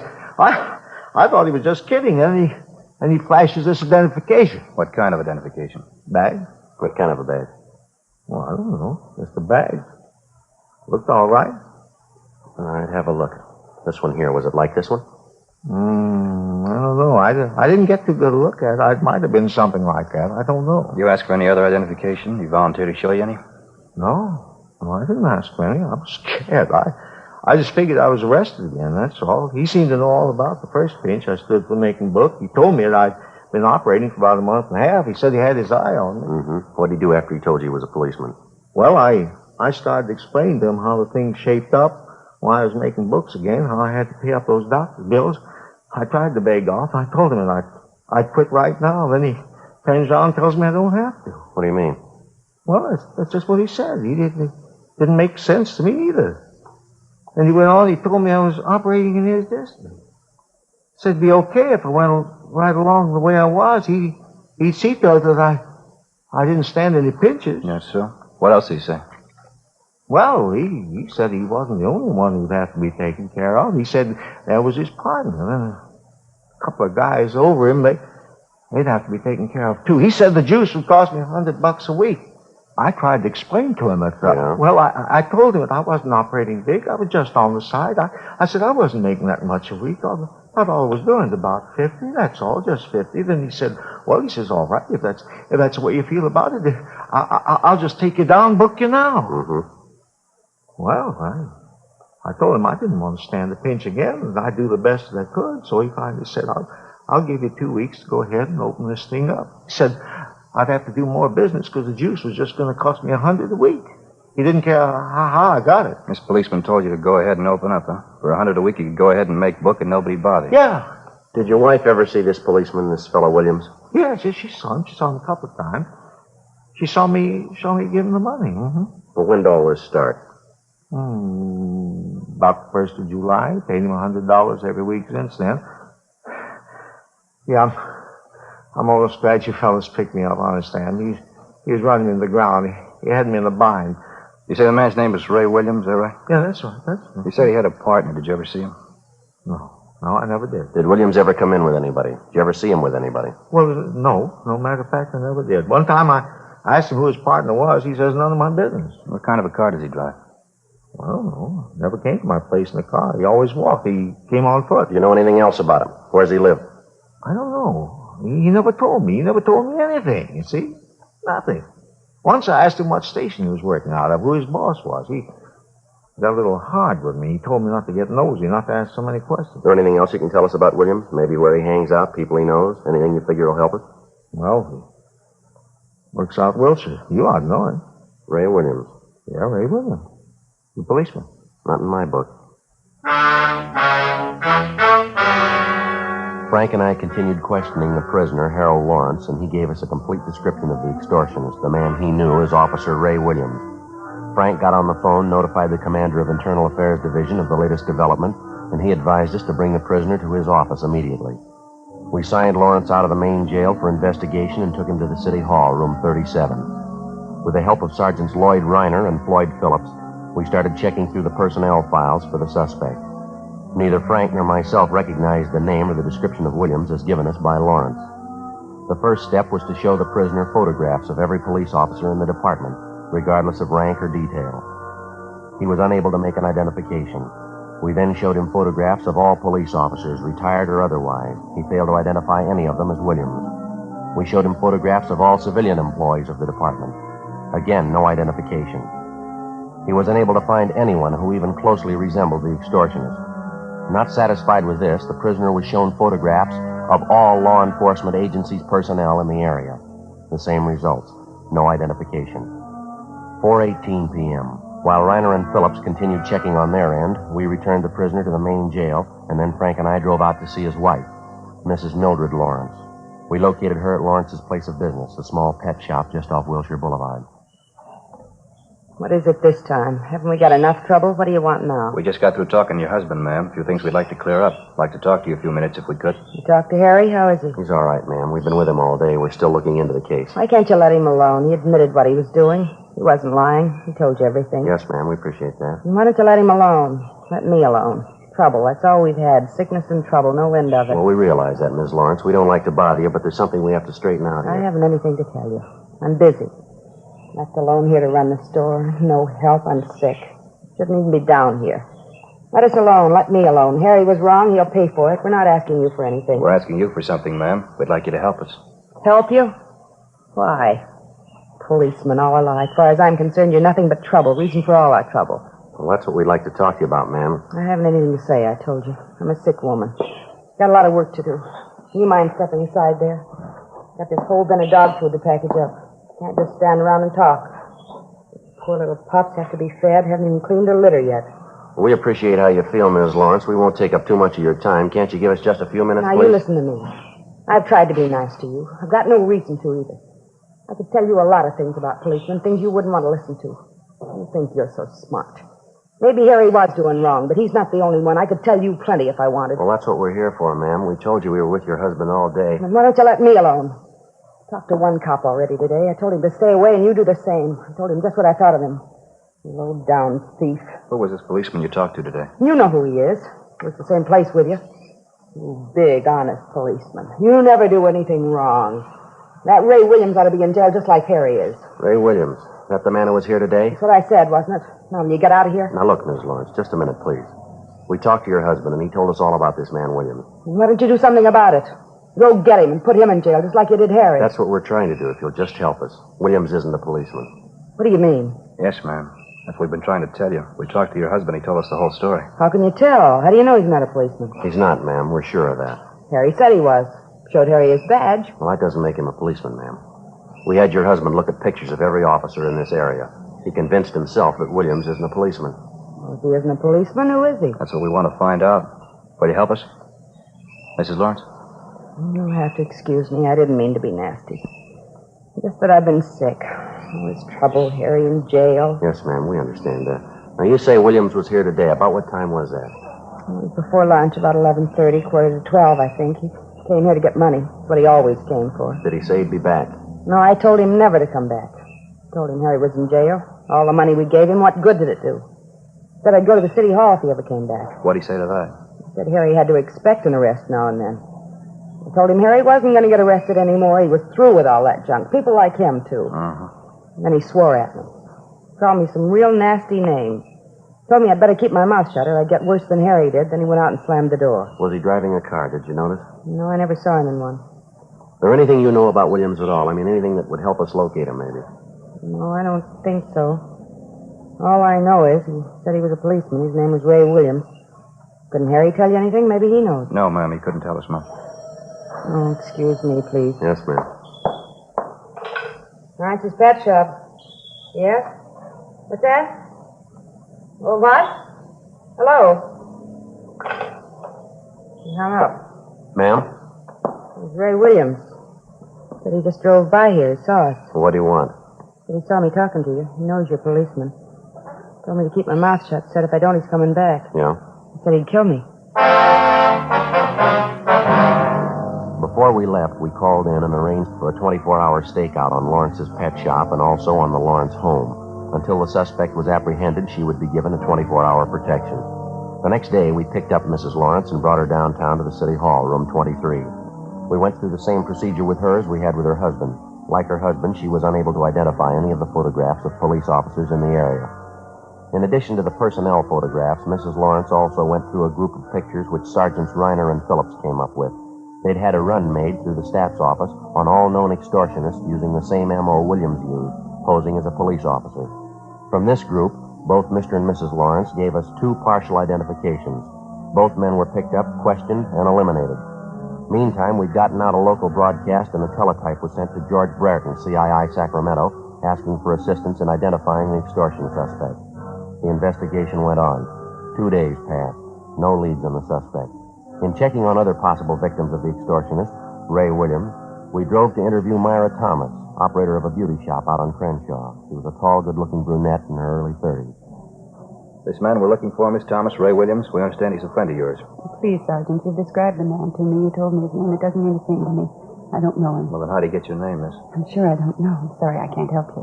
Well, now, apparently the man knows you, or he knows about you. I don't think I understand you. It makes you think this man Williams knows me. We've already told you, ma'am. Mr. Lawrence says that when Ray Williams first approached him, he used your name as a means of introduction. Now, it's not a coincidence. I think you'll admit that. Well, I just don't understand what it has to do with me. You know how you feel. I have an idea what you're thinking. I was in trouble once, that bookmaking thing. I learned my lesson, though. I'm through with that business. We're not here about that old arrest, ma'am. We don't want to bother you. Just thought you might be able to help us locate Williams. I'm sorry. I don't think I can. Possibly might have been using another name, ma'am. I still wouldn't know him. Description doesn't sound like anybody I ever knew. You know the Lawrences pretty well, do you? Yes, I wouldn't say pretty well, but I do know them. Have you seen them lately, either one of them? No, I haven't. You haven't talked with Mrs. Lawrence the last couple of days? No, why? We thought Mrs. Lawrence might have told you what kind of a man this Ray Williams is. What do you mean? What's so bad about posing as a policeman? Well, it's more than that, ma'am. He telephoned Mrs. Lawrence, threatened her if she talked to the police about him. What? Yes, ma'am. He said he'd kill her. Oh, no. Yes, ma'am, that's right. Couldn't be. He wouldn't do a thing like that. Do you know him that well?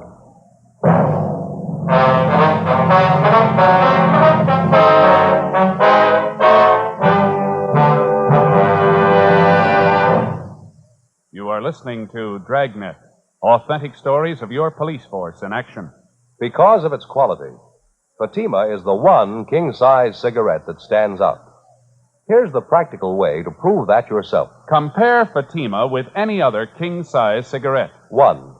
Fatima's length filters the smoke 85 millimeters for your protection. 2. Fatima's length cools the smoke for your protection. 3.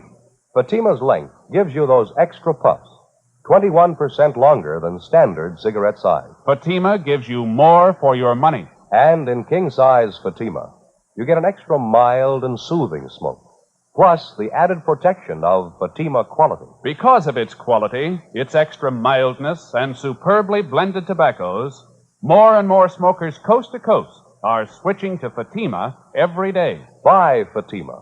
Your money back plus postage if you're not convinced Fatima is better than the king-size cigarette you're now smoking. Just return the pack and the unsmoked Fatimas by August 1st, 1952. Fatima, Box 37, New York 1. Add to your smoking enjoyment. Smoke king-size Fatima, extra mild and soothing, plus the added protection of Fatima quality. Get Fatima in the bright sunny yellow pack. Best of all, king-size cigarettes.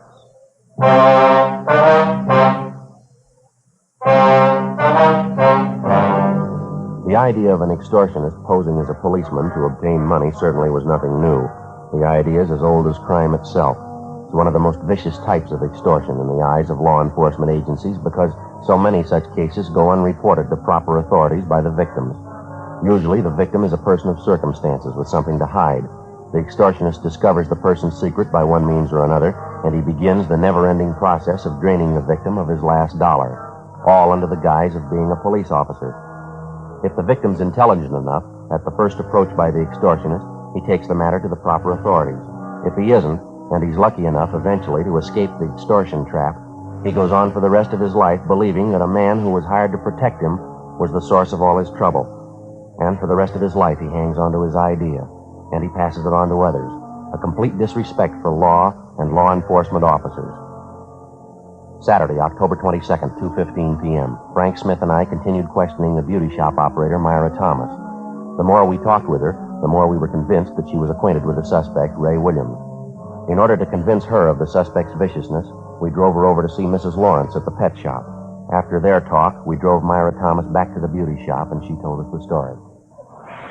Guess I have to admit it. He certainly had me fooled. I thought he was a policeman. You say he showed you his identification, ma'am. I mean, when he first approached you. Yes, he showed me a badge. It looked authentic to me. And the way he talked, the things he said. I thought he was a policeman. I really did. Well, you've heard our end of the story, Miss Thomas. You've talked to Mrs. Lawrence. Are you willing to help us now? It won't get around, will it? Won't be in the newspapers? They won't get it from us, no. You won't tell my husband, will you? He doesn't have to know all about this. No, ma'am. Not unless you want him to. Well, I don't. We're not getting along too well as it is. Williams is the trouble, too. Guess I should have told you when you first asked me. What's that, miss? Just like the Lawrences, I was paying him off, too. A lot longer than the Lawrences. Every week I paid him, and I couldn't tell anyone. Couldn't even tell my husband. What's that, ma'am? Guess I thought I was smart. The bookmaking thing, I mean. Started taking a few bets from the girls in the shop. Just small ones. I didn't mean anything by it. And Miss Williams came in one day. Said his girlfriend made a bet with me, and he wanted to place one, too. Mm-hmm. Did you take it? Yes, like I told you, I thought I was smart. As soon as I took the bet, he showed me the badge, told me he was a police officer. That's when it started. Same thing, just like the Lawrences. How about after you were arrested, Miss Thomas? What happened with Williams then? Oh, after I got it settled, Williams came back to the shop again. I told him then I was through with the horses. Wouldn't have anything to do with it again. After that, I didn't see him for a while. Sure was glad. You've seen him since? You know where we can locate him now? Oh, no, I don't. I have seen him since, though. You promised me my husband won't know about this. You give me your word. Miss Thomas, if you don't want your husband to know about this, it's your business. He'll never hear it from us. It's got to be that way, believe me. I love my husband. Ray Williams has caused us nothing but trouble. Can't tell you the worry he's caused me. I mean, besides all the money I paid him, too. You mean you're still paying him? Yes, that's right. Every week. You don't know how low that man is. I can't begin to tell you. I thought he was a policeman. Well, why are you still paying him off, ma'am? You mind telling us that? No, I guess I don't mind. I've gone this far. All right. It was while my husband and I were separated. We had a fight. We were separated. Started going out on dates. Nothing serious. One night I was out with a fella from out of town. Nice fella. Ray Williams saw me and the fella sitting in the car. Parking lot right in back of the bar. We were necking. Williams come by and he knew that I saw him. I see. Wasn't anything wrong, really. I love my husband. He wouldn't understand about the fella that night, though. I mean, if Williams ever told him. That's what he's been holding over your head, Henry? Yes, it's more than a year now. I've paid him every week.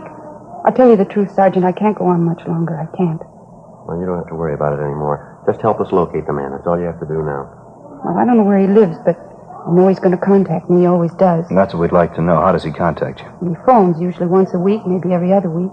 Calls me and tells me to meet him someplace and bring the money, $50 every week. You have a regular time that he calls you? No, almost any time. It's never the same day, never the same place I meet him. I haven't heard from him in over a week now. He should be calling pretty soon, I guess. Mm-hmm. Usually call here, or does he phone you at home? Both places. He seems to know where to reach me. I don't know what I'm going to do this time. I just don't know. Ma'am? I haven't got the money for him. I'm broke. $4 or $5. That's all I have. Well, don't worry about it. But he's going to want his payoff. You know that. What am I going to do? This time it's on us.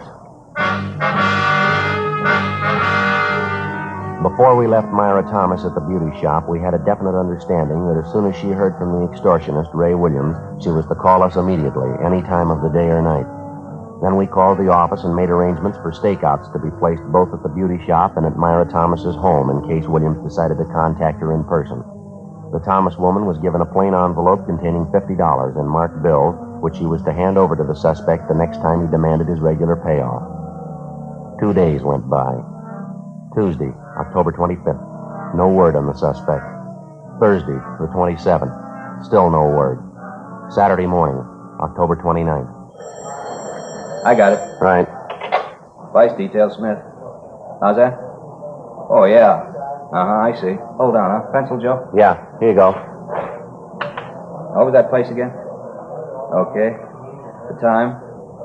Mm-hmm. Yeah, surely. About half an hour. Yes, ma'am. We'll be there. Goodbye. What do you got, Frank? Anything? Yeah, Myra Thomas. Yeah? He wants to see us. I told her we'd be over in about half an hour. What's the deal? Williams called her. He wants his money. 11:15 a.m. Frank and I got in the car and drove out to see Myra Thomas at her apartment. She told us that the suspect, Ray Williams, had telephoned her shortly before 11 o'clock that morning and set up a date to meet her for his regular payoff at 10 o'clock that night. The designated meeting place was a small nightclub out on Santa Monica Boulevard. The Thomas woman was to meet Williams at the bar. We told her to get there a few minutes ahead of time, and if she happened to spot Frank and I in the nightclub, she was to give no sign of recognition. As far as the actual payoff was concerned, we instructed her to hand over the envelope containing the money to the suspect when he demanded it, without any argument. Shortly after 9 o'clock that night, Frank and I entered the nightclub and got a table directly adjoining the bar. It was a modernistic affair, lighted from below with a blue fluorescent lamp. A 4-piece orchestra was playing at the rear of the place. Nobody was dancing. Only a few of the tables were occupied, but the bar was doing a good business. We waited. 9:30, 9:45. We spotted Myra Thomas as she entered the club. She went to the far end of the bar, sat down on one of the stools, and ordered a highball. 9:50, 10 p.m. We kept waiting. 10:15, 10:30. Still no sign of the suspect. We watched Myra Thomas order another highball. Getting late, Joe. Yeah, what time you got? 25 to 11. Joe, just came in, coming this way, gray suit. Yeah, What do you think? Well, the description fits, doesn't it? Yeah, must be. Going up to Miss Thomas, talking to her. All right. He's got the envelope. All right, just a minute. Let's give him room. He's leaving. Going for the front door. What do you say? All right, let's go. Not wasting any time. Come on, let's hurry. Down the street. Come on. All right, mister, hold it. What's the matter? What do you want? Police officers would like to talk to you. Me? What about? What's the matter? You got your identification? Well, sure, right here. What do you want? We'd like to look at it. Oh, sure, I hear you. Oh, excuse me. That's your badge? Oh, no, it's nothing. Where'd you get that phony badge? Friend of mine? Why, what's the matter? What do you got in your right-hand pocket? Nothing, just an envelope. Why? Is there money in that envelope? What'd you say? I said, is there any money in that envelope? Currency. Yeah, I think so. Why? What's the difference? You know the serial numbers on the bills in that envelope? Look, I don't know what you mean, serial numbers on the money. What are you getting at? You got 7 pieces of paper money in that envelope. 3 $10 bills and 4 5s. Yeah, what about it? Extortion, mister. You know the pitch. Now, come on, let's go. Now, hold it. Wait a minute. Let's get this straight, huh? So I got an envelope in my pocket. Ordinary envelope. That's supposed to make me a criminal? No. No more than that badge makes you a cop. Come on.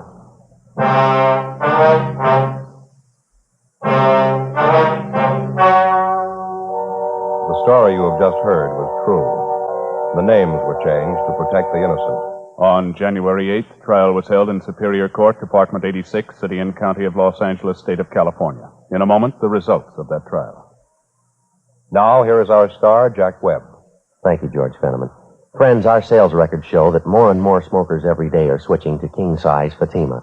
Now, this makes us feel especially good because it backs up what we've been telling you, that Fatima gives you more for your money. No other king-size cigarette can match Fatima quality.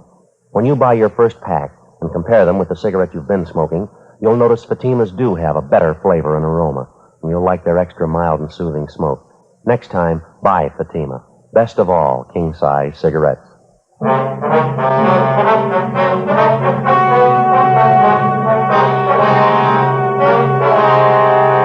Raymond Edward Williams was tried and convicted of extortion 1 count and impersonating an officer 1 count. He received sentences as prescribed by law and is now serving his term in the state penitentiary. Extortion is punishable by imprisonment for not less than 1 nor more than 10 years. Impersonation of an officer is punishable by a fine of not more than $1,000 or by imprisonment for not more than 1 year or by both such fine and imprisonment. The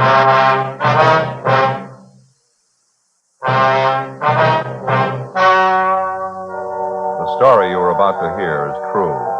The names have been changed to protect the innocent. Fatima Cigarettes, best of all king-size cigarettes, brings you Dragnet on both radio and television.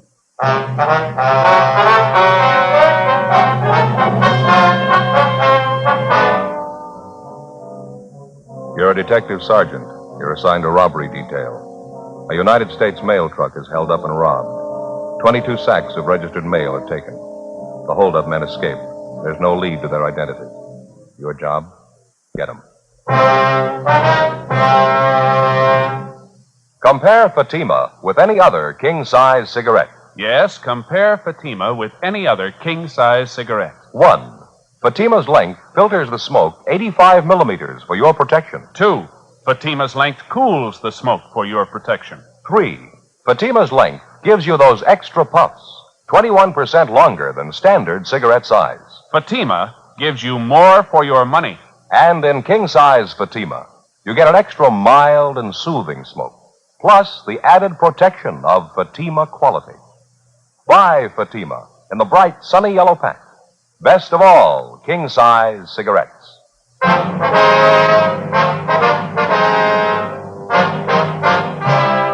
Dragnet, the documented drama of an actual crime. For the next 30 minutes, in cooperation with the Los Angeles Police Department, you will travel step by step on the side of the law through an actual case transcribed from official police files.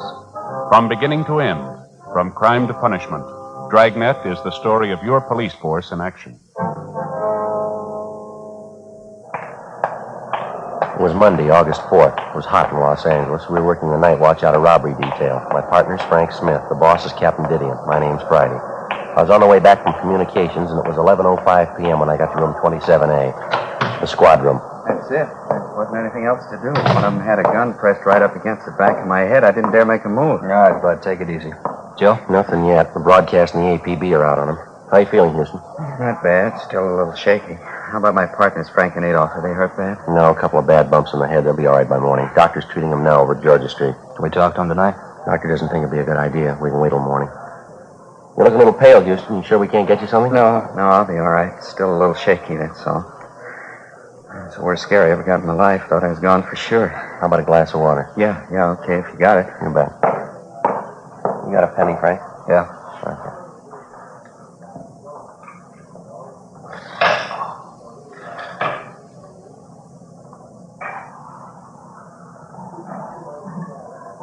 Just talking about the getaway car when you came in, Joe. Yeah. But Houston here is pretty sure he was right the first time. It was a dark blue sedan, late model. Mm-hmm. Any idea at all what make it was, Bud? I wouldn't like to say definitely. I don't want to mix you up. I got half an idea it was a GM car, maybe a Buick or an Olds. I can't say for sure, though. All right, here's your water. Oh. You didn't get a look at the license, huh? You sure of that, are you? No, I didn't see it at all. The whole thing went too fast for me. I appreciate this. I got it. Robbery, Smith. Yes, sir. Oh, yeah, Inspector. Mm-hmm. Yeah, I see. Yeah, we'll be here for a while. Yeah, 27A. Right, thank you. Goodbye. You got it. Post Inspector Joe. He's on his way over now. That's fine. Hey, Bud, when you started your run with that mail truck tonight, you have any inkling at all that there was something wrong? I don't think I get you, Sergeant. What do you mean? Well, did you happen to notice anyone suspicious hanging around the post office out by the loading platform, maybe? No, buddy. How about on your way to the Union Station? You notice any cars following your mail truck there? No, if they were, I think I'd have noticed it. I usually keep an eye out when we're making a run. It's a habit I got into, I guess. How long you been driving a mail truck, Bud? About 5 years. I've only been handling the registered mail the last couple of months, so. Did your truck leave the post office on schedule tonight? Yeah, right on the dot. We followed the other trucks out. You see, the trucks that pick up the ordinary mail, they leave first, and then our truck leaves right after them. We only handle registered stuff. I see. The same routine tonight, no different. You were the driver of the truck, that right, Bud? Yeah, that's all I do is drive. Frank's the clerk, Adolph's the guard. That's regulations. On trucks that handle just the straight mail, the driver's the only one aboard. Registered mail trucks got to have 3 men, the driver, the clerk, and the guard. Yeah, we know.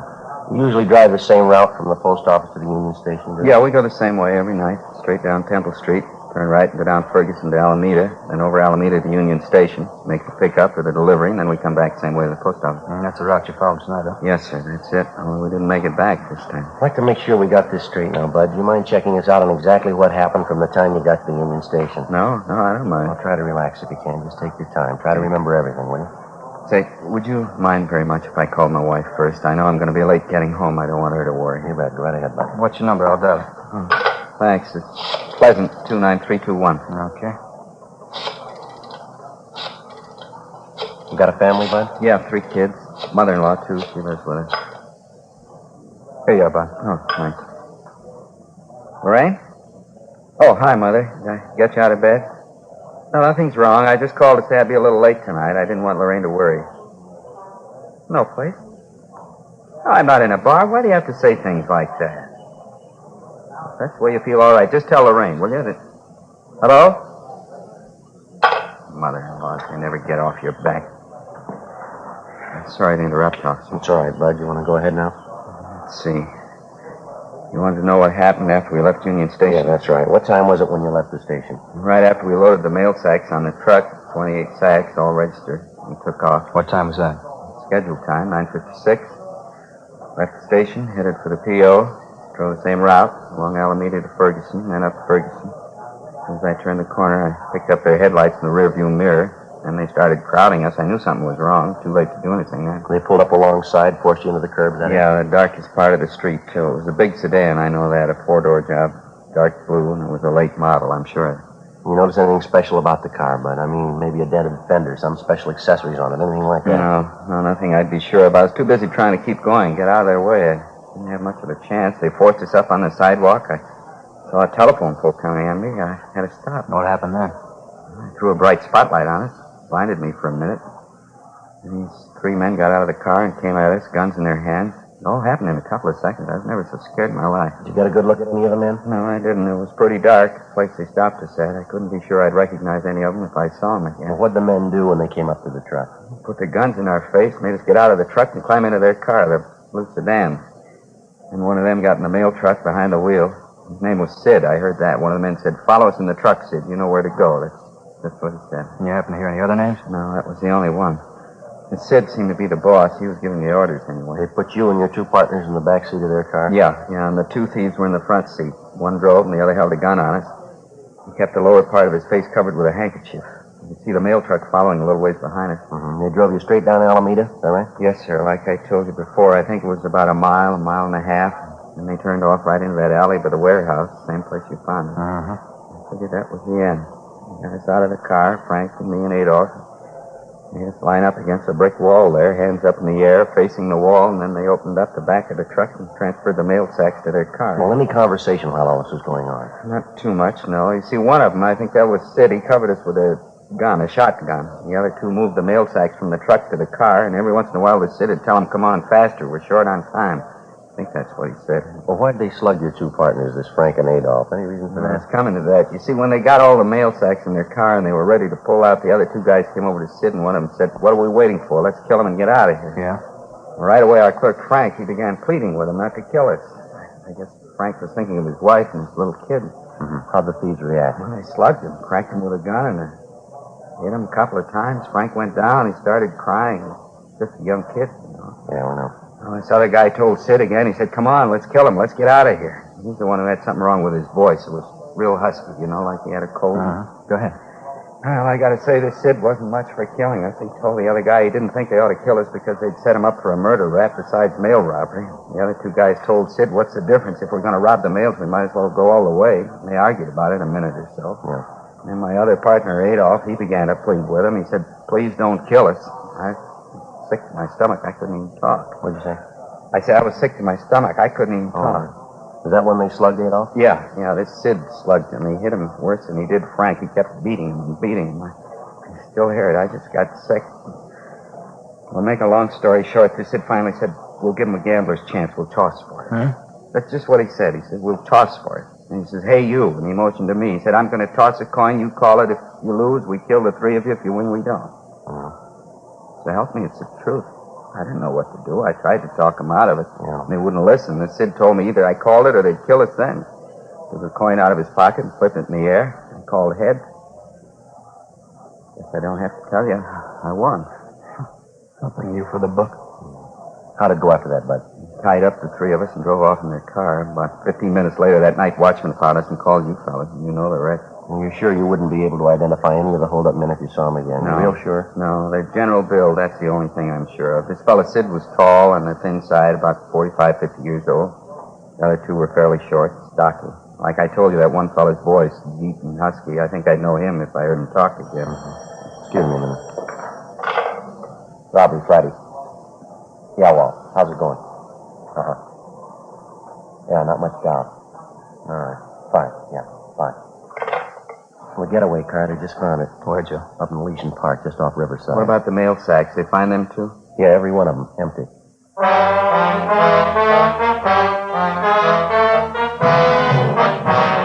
According to the report we've received, the getaway car was found parked in a clump of shrubbery on the edge of Elysian Park, about half a mile from Riverside Drive.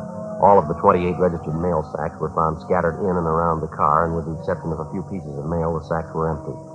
A crew from the crime lab was dispatched immediately to the scene to check the car and the mail sacks for fingerprints and to cover the entire area for physical evidence. The mail truck was also gone over for prints at the point where it had been located. The officers at the scene, Sergeants Bitteroff and Gonzalez, continued the investigation on their end. 11:50 p.m. After the inspector from the post office department arrived, we continued our interview with Bud Houston, one of the 3 victims of the mail truck robbery. We ended the interview a few minutes after midnight, and Houston was driven to his home. The following morning, along with the postal inspector, Frank Smith and I talked to the other 2 victims, the clerk and the guard who were with Houston at the time of the holdup. They could add nothing to what their partner had already told us. The investigation went on. Every possible angle was checked and rechecked. 3 days passed. Nothing. Thursday, August 7th, 5:40 p.m. Hi, Joe. How'd you make out? Oh, it's sour. Nothing at all. The guy wasn't even in town the night of the holdup, and he can prove it. You have any luck? No better than yours. I might just as well have taken the day off for all the good we did. Nothing from the stats office, huh? No. Last one we asked for won't be ready till tomorrow. It's getting a little embarrassing, Joe. We got them checking practically every robbery card they've got. M.O. description, only a few of them come close. We've already ruled them out as possible. The one you just checked on, that was the last. About does it. Might as well close up shop for the day, huh? You ready? Yeah, let's go. All right. I'll sign us out. All right.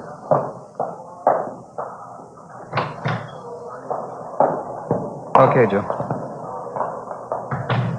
Now, that mail truck driver, Houston, he and his partners were in checking through our mug books again this afternoon. Oh, yeah, I forgot about that. They come up with anything? Well, they spotted one mug shot, parolee from Quentin, only a partial ident. 3 of them couldn't even agree on that. I checked on the man. He's back in Quentin for a month. I can't say the 3 of them aren't cooperative. They've sure been working for us, haven't they? Hey, Joe, you in a hurry? How about washing up? Yeah, all right. Been a long time since we've had one start as slow as this one. We'll run into worse, Frank. I mean right from the start, Joe.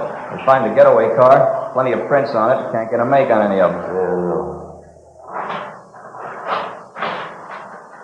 Find out the car was stolen. We check the owner. Location leads nowhere. Prints on the steering wheel of the mail truck, parts of the mail sack, still no make. How tough can it get? Well, they might have something when their kickback comes through from Washington. The holdup men weren't amateurs. We know that. Joe, you checked with Gonzalez and Bitteroff today. I didn't see him. Yeah, they're not doing much better than the rest of us. They got an informant hot on the thing. He's supposed to have some word for him tomorrow and a couple of possibles. Hey, how about the money taken from the mail they got? List of the serial numbers on the bills going out to everybody? Yeah, revised list went out late last night. Copy sent all over the country. Right? Yeah, Mac, we're in here. Call for him. Okay, thanks. Be right there. Okay? Let's go. All right. Hope this call means something, Joe. Wouldn't mind going late tonight. What do you mean? My sister-in-law, Florence, she's having me and the wife over for dinner, some kind of fancy pork dish. What's the matter with that? She never cooks anything until it's done. She likes things raw. Oh, that's so? Imagine what that roast pork's going to be like. We'll all end up with trichinosis. Yeah. Go ahead. Mac? Which one, Mac? 1-2, Joe. Thank you. Friday talking. Yeah. Oh, yeah, John. Mm-hmm. You sure check. Okay, fine. About 20 minutes. 20 minutes, yeah. Right, thank you. Anything, Joe? Wilshire detectives. They got a petty theft suspect out there now named Cecil Grant. Picked him up this morning. What about him? Well, he had a $20 bill on him stuffed down in the corner of his pocket. Yeah? They checked out the serial number. It's on the list. 6:05 p.m. Frank and I got in the car and drove out to Wilshire Station, where we double-checked the serial numbers on the $20 bill taken from the petty theft suspect, Cecil Grant. It checked out. The officers at Wilshire Division had already made a run on Grant through R&I, but outside of one other arrest for petty theft, he had no further criminal record. His fingerprints had been checked, but they failed to tie in. The suspect was taken from his cell to the interrogation room, where Bill and I questioned him. He talked a lot, but he didn't say much. Well, now, look, there ain't any reason to get mad. We can settle this thing without a big rhubarb. No reason to get mad. 28 sacks of U.S. mail, mister. A couple of men slugged till they couldn't stand up. We figure that's a good reason. All right. I know. Why bring your troubles on me? That wasn't You got a piece of the loot, a $20 bill. You had it in your pocket. You admit it's yours.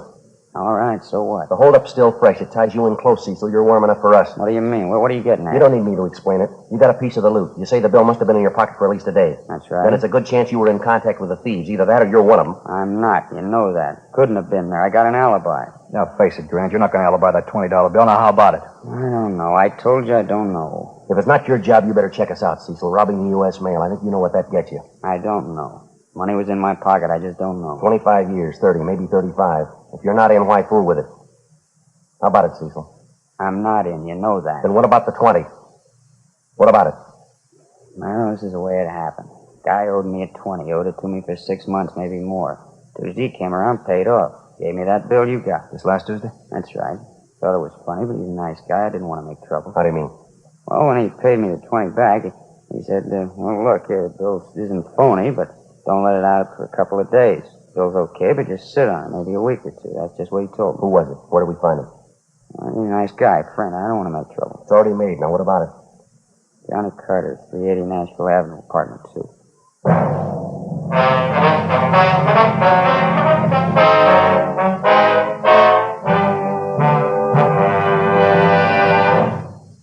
You are listening to Dragnet, authentic stories of your police force in action.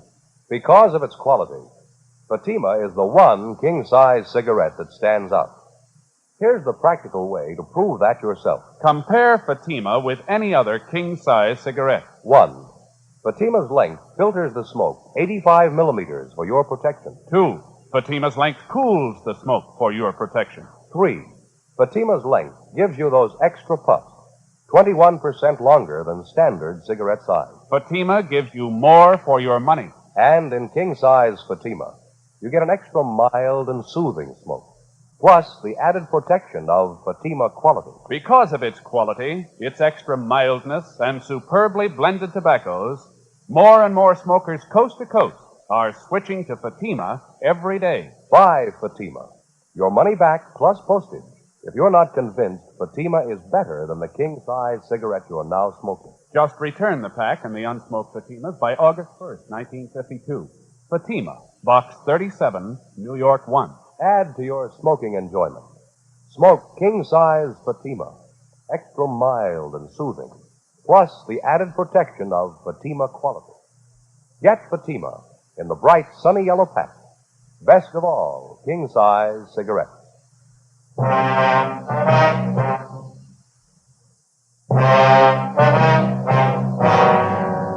August 7th, Thursday, 6:55 p.m. We called R&I, but they had no make on the name John Carter. My partner, Frank Smith, and I left Wilshire Division and headed out to check on the address given us by the theft suspect, Cecil Grant. The 300 block on Nashville Avenue was in West Hollywood, just below Melrose. Number 380 was an aging two-story apartment house. The architecture was old Spanish, a relic of the mid-20s. The name John Carter appeared on one of the mailboxes, but when we rang, there was no answer. We contacted the apartment manager, and he told us John Carter worked at night at a downtown garage. Along with the manager, we went up to the second floor and checked through the suspect's apartment. We found nothing to indicate that he'd taken part in the mail holdup. After a routine interview with the manager, we got the name and address of the garage where Carter was employed, and we left. 8:23 p.m. We pulled up and parked half a block away from Carter's place of employment, an all-night service garage on South Figueroa. Frank waited in the car, and I headed up the block alone toward the garage. In the event Carter was one of the mail truck holdup men, there was a possibility his two Confederates might be employed at the same place he was. If this was the case, we didn't want to tip him off.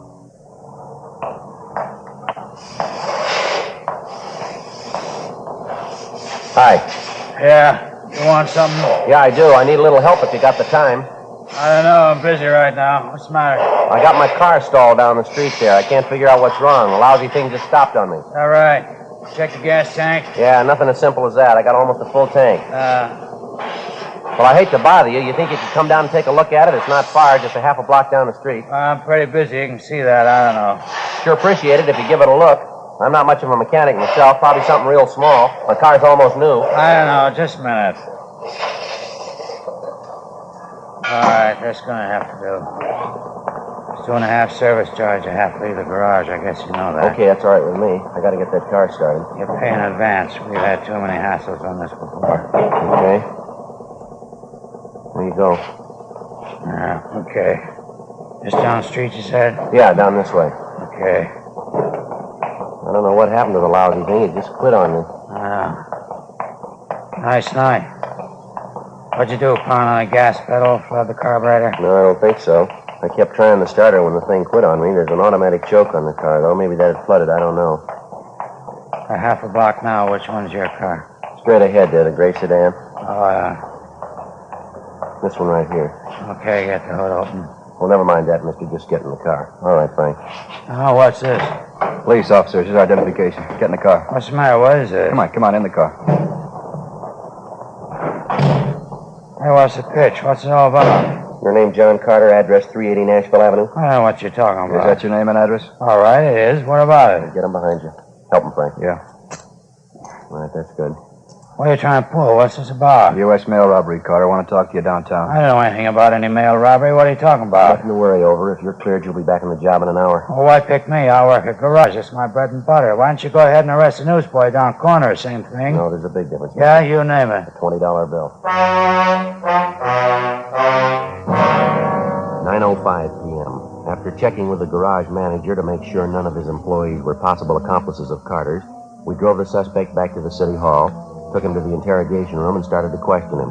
In the space of an hour and a half, he gave us 3 alibis, supposedly accounting for his whereabouts the night of the mail truck robbery. In the same period of time, we checked out each of the 3 alibis by phone calls. Every one of them was alive. The questioning went on. 11:30, midnight, 12:30 a.m. We sent out for coffee. 1 a.m., 1:30. We stayed on it. 2 o'clock, 2:30, 3 a.m. It was like any other interrogation. It's a lot tougher to keep asking the questions than to answer them. We were as tired as the suspect, but he had one big advantage. We had to keep pressing, and we couldn't afford to show our fatigue. All he had to do was to say no and refuse to answer the questions. At a few minutes before 5 a.m., we called a halt to the interrogation, but not before we gained a point. Apparently, by a slip of the tongue, Carter gave us the name of the girl he was keeping company with and also her place of employment. After we booked Carter on suspicion of 211 PC, and after we picked up 2 hours' sleep, we located the girlfriend, a Grace Nelson, at her place of employment, a telegraph office at Alpine and South Flower. All I know is I met John about 3 months ago. His family's from Cedar Rapids, same as mine. There's nothing wrong with John I know of. You know any of his friends, Miss Nelson, any of the people he has dealings with? Not personally, I don't. Heard him talk about some, though. Why, what's the matter? Do you remember any of the names, Miss Nelson? Let's see. He's always talking about Sid. I don't know his last name, though. Don't know where you'd find him. And then there's Sammy. Don't remember his last name either. Met Sammy once, but don't know where he stays. Do you notice anything unusual about Mr. Carter the last week or so, ma'am? I mean, anything peculiar, anything out of the ordinary? Anything peculiar? No, I don't think so. John's been just as nice as ever to me. I like him very much. Matter of fact, he's been nicer than he's ever been. How do you mean, miss? Well, for my birthday, last Wednesday. Yeah. Well, he was so sweet about it. Really sweet. He gave me $400. Gave it to me in cash. Told me to go out and buy what I wanted. Wouldn't you say that's sweet? Have you any of that money left, Miss Nelson? Why, yes, of course I have. See, right here in my purse. See, right there.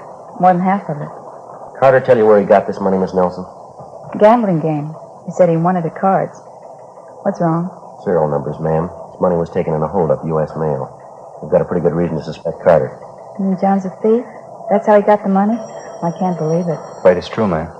So hard to believe. I hope you don't think I had anything to do with it. Robbing people, nails.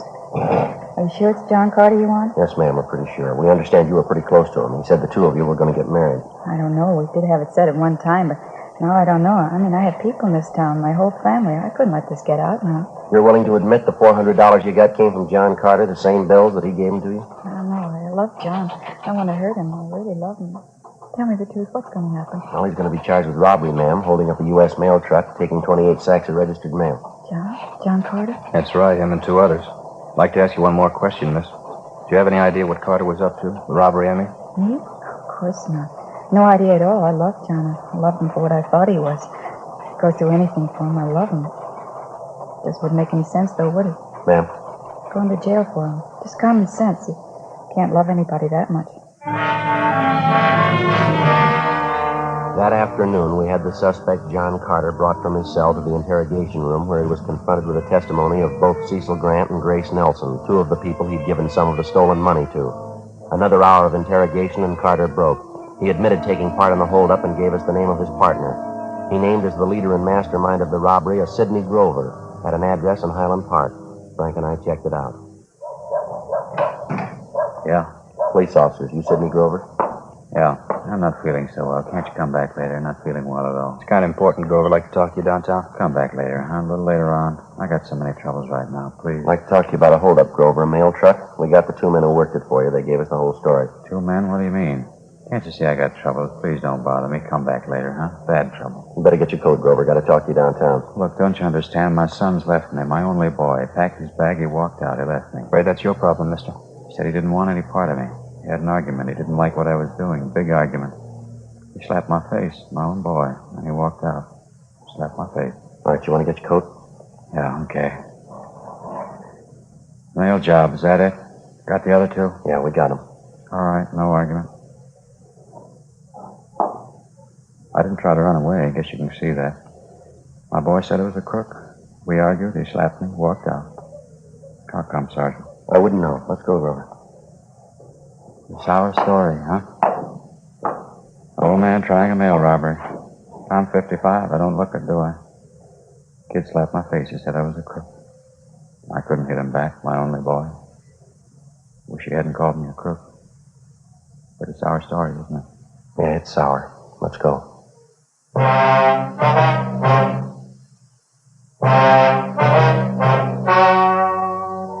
story you have just heard was true. The names were changed to protect the innocent. On November 29th, trial was held in Superior Court, City and County of Los Angeles, State of California. In a moment, the results of that trial. Now, here is our star, Jack Webb. Thank you, George Fenneman. Friends, there's one thing I'd like you to remember the next time you buy cigarettes. Fatimas give you more for your money. That's because no other king-size cigarette can match Fatima quality, and because Fatima is 21% longer than standard cigarette size. That added length means that Fatima's extra mild and soothing smoke is cooled and filtered for your protection. Get a pack tomorrow and compare them with the cigarettes you've been smoking. Fatima, best of all king-size cigarettes.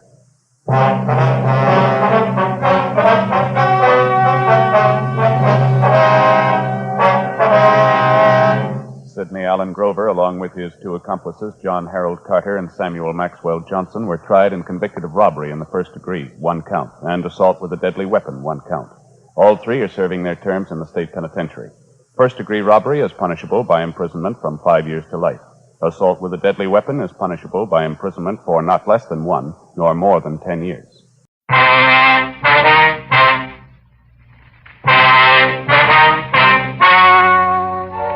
The story you are about to hear is true. The names have been changed to protect the innocent. Fatima Cigarettes, best of all king-size cigarettes, brings you Dragnet on both radio and television.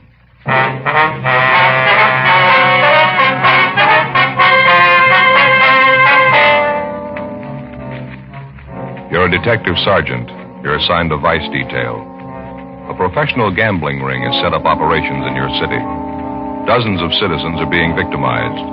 The gamblers keep on the move, changing their locations day to day. Your job? Get them. Compare Fatima with any other king-size cigarette. Yes, compare Fatima with any other king-size cigarette. 1. Fatima's length filters the smoke 85 millimeters for your protection. 2. Fatima's length cools the smoke for your protection. 3. Fatima's length gives you those extra puffs, 21% longer than standard cigarette size. Fatima gives you more for your money. And in king-size Fatima, you get an extra mild and soothing smoke, plus the added protection of Fatima quality. Buy Fatima in the bright, sunny yellow pack. Best of all king-size cigarettes.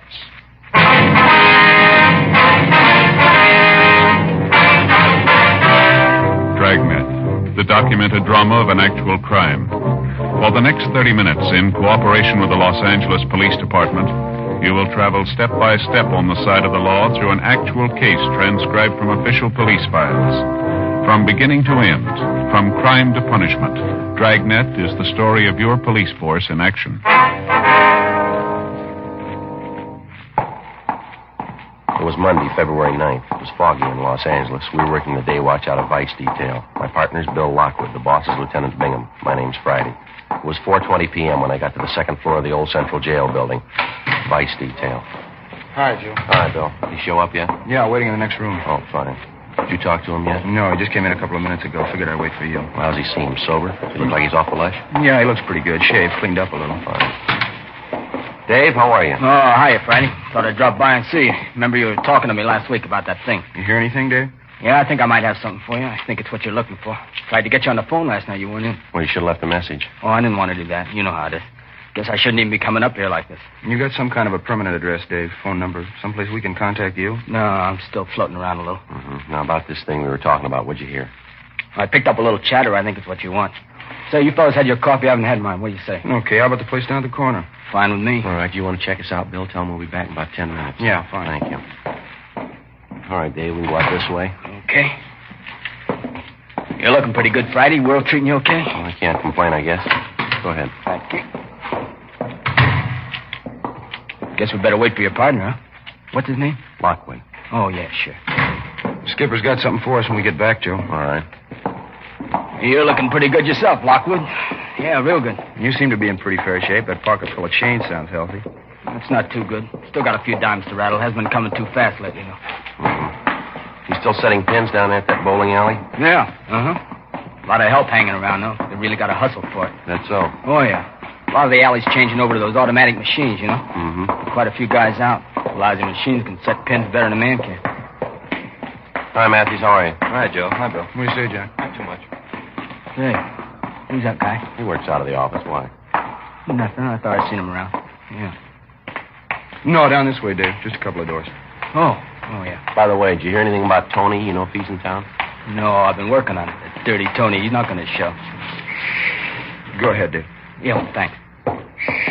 Now, why don't you two grab the back table? I'll order up. All right, fine, Bill. Black thanks. with sugar, huh? All right. Cream and sugar for you, Joe? Yeah, All right. that's fine. Bring a couple of those jelly donuts, could you? Okay. All right. Well, what's the story, Dave? What do you hear? I heard about it last night, right after I left the alley. You told me to keep my ears open, you know. Yeah. Said you figured there might be something on that new bunch hanging around the bar down from the alleys. You figured they might tie in with a new bunch of high rollers in town. Yeah. What'd you pick up? I think you figured right, from what I heard anyway. Mm-hmm. Here you go. Have a donut, Dave? Oh, yeah, thanks. You make a fine waiter, Lockwood. Thanks. We don't get a lead pretty soon. I may have to take it up. Dave was just telling me that he figures he might have something for us. He picked it up at the spot down from the alleys last night. Well, like I said, after I was through at the alleys, I stopped by the place and had a couple of beers. Can't afford anything else. A few nickels they'd pay me.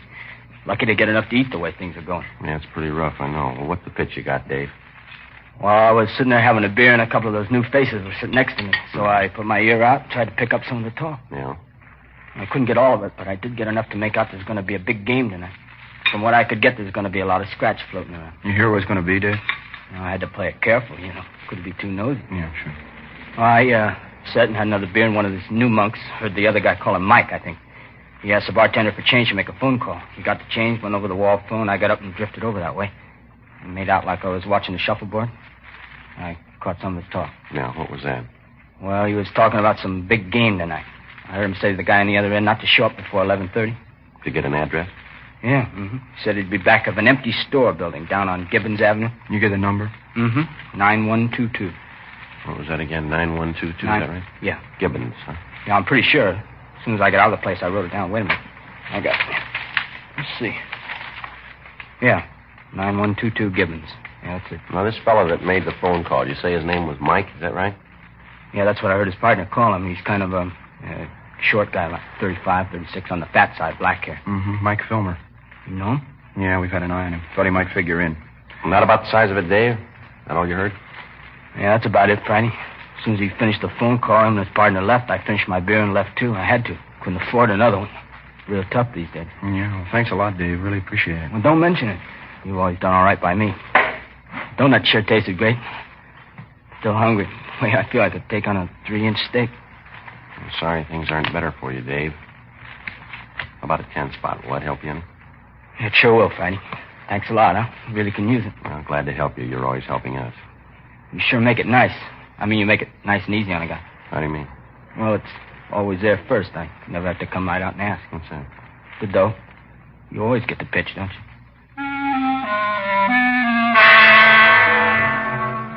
Almost a month before, we had begun receiving complaints about a newly established gambling ring which had set up operations in the city. After the first few complaints, we succeeded in identifying some of the men involved in the ring and also some of the places they frequented. The nature of most of the complaints against them was such that we knew we were dealing with a well-organized criminal element. Even if a player happened to win at one of the games, after he left the location, he was beaten and robbed. Despite the fact that we had some of the suspects identified, we still lacked sufficient evidence to prosecute them successfully. The various victims either would not or could not identify the suspects. We knew the gang was running 3 or 4 games a week, each one of them at a different location, each one of them at a different time. In the trade, that's known as a floating game. After we left our informant, Dave Carter, we headed back to the office and briefed Lieutenant Bingham. That afternoon, we checked the address on Gibbons Avenue and found it to be a vacant store building with a for rent sign in the window. There was an entrance in front and one in the rear, windows along both sides of the building, and a plasterboard partition dividing the inside of the store into 2 parts. The place was deserted. At 10 o'clock that night, Bill Lockwood and I staked out in our car down the street from the store. Sergeant Fred Taylor and Jack Matthews were staked out in their car from another point of observation. We were in constant touch with each other by three-way radio. 10:30, 11 p.m., 11:30. 1K87 to 1K80, come in. 1K80 to 1K87. Go ahead. Joe, did you notice the lights come on in the back of the store a minute ago? Yeah, two men. They went in the back way, parked their car just down the street from us here. Did you see anything else? The car just pulled up down the street from us. Two men getting out, heading for the store. Joe, just a minute. Yeah, they're going that way. Yeah, I see him. They're going around the back, Joe. Uh-huh. Looks like it's going to pay off. Let's sit on it a while. KMA 367. We waited. 11:45. A blue pickup truck pulled up and stopped a short way from the front entrance to the store. We saw two men get out and go around to the back of the truck and unload half a dozen large boxes, which they carried around to the rear entrance of the place. One of the men came back, got in the cab of the truck, and sat there. Midnight, 12:15 a.m. Over a period of half an hour, we watched 18 persons arrive from different directions and enter the store from the rear. 12:30, 1 a.m. There were no new arrivals. We waited. 1K87 to 1K80, come in. 1K80 to 1K87. Go ahead. Not much activity down here, Joe. Looks like it's pretty well set. What do you think? Yeah, I think we might as well hit it. Same way we laid it out, huh, Fred? We'll wait until Matthews picks up the lookout, the man sitting in the truck. Right, Joe. Jack, you want to go ahead and grab and go wait. He's on his way, Joe. Okay, as soon as he picks him up, we meet in front of the place. Bill and I'll take the front. You cover the back. You got that? Okay, Joe. Oh, hold on a minute, will you? Yeah, Jack got him. Bring him back to the car. Okay, let's go. KMA 367. You got the car keys, Bill? Yeah, let's go. All right. You figure that's the best way Joe Toole is going in the front? Well, it's probably where the rush is going to be. When Fred goes through the back, they're sure to start for the front. Okay, Joe? Yeah. Jack's got the lookout in our car. He'll wait for us. Right. Now, what do you think about this, Fred? You go around and hit the back door. As soon as they hear you inside, they'll probably start for the front. We'll take care of them there. It's a good idea. Give me half a minute to get back there, huh? Right. Watch yourself. All right, Joe. Let's go.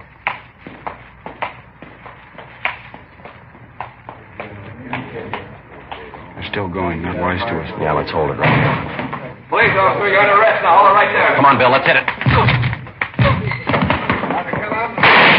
Shots, Joe. Yeah, come on. All right, get back there, Lola. Get back. Police officers. Come on, back against the wall. Going out the window, Joe.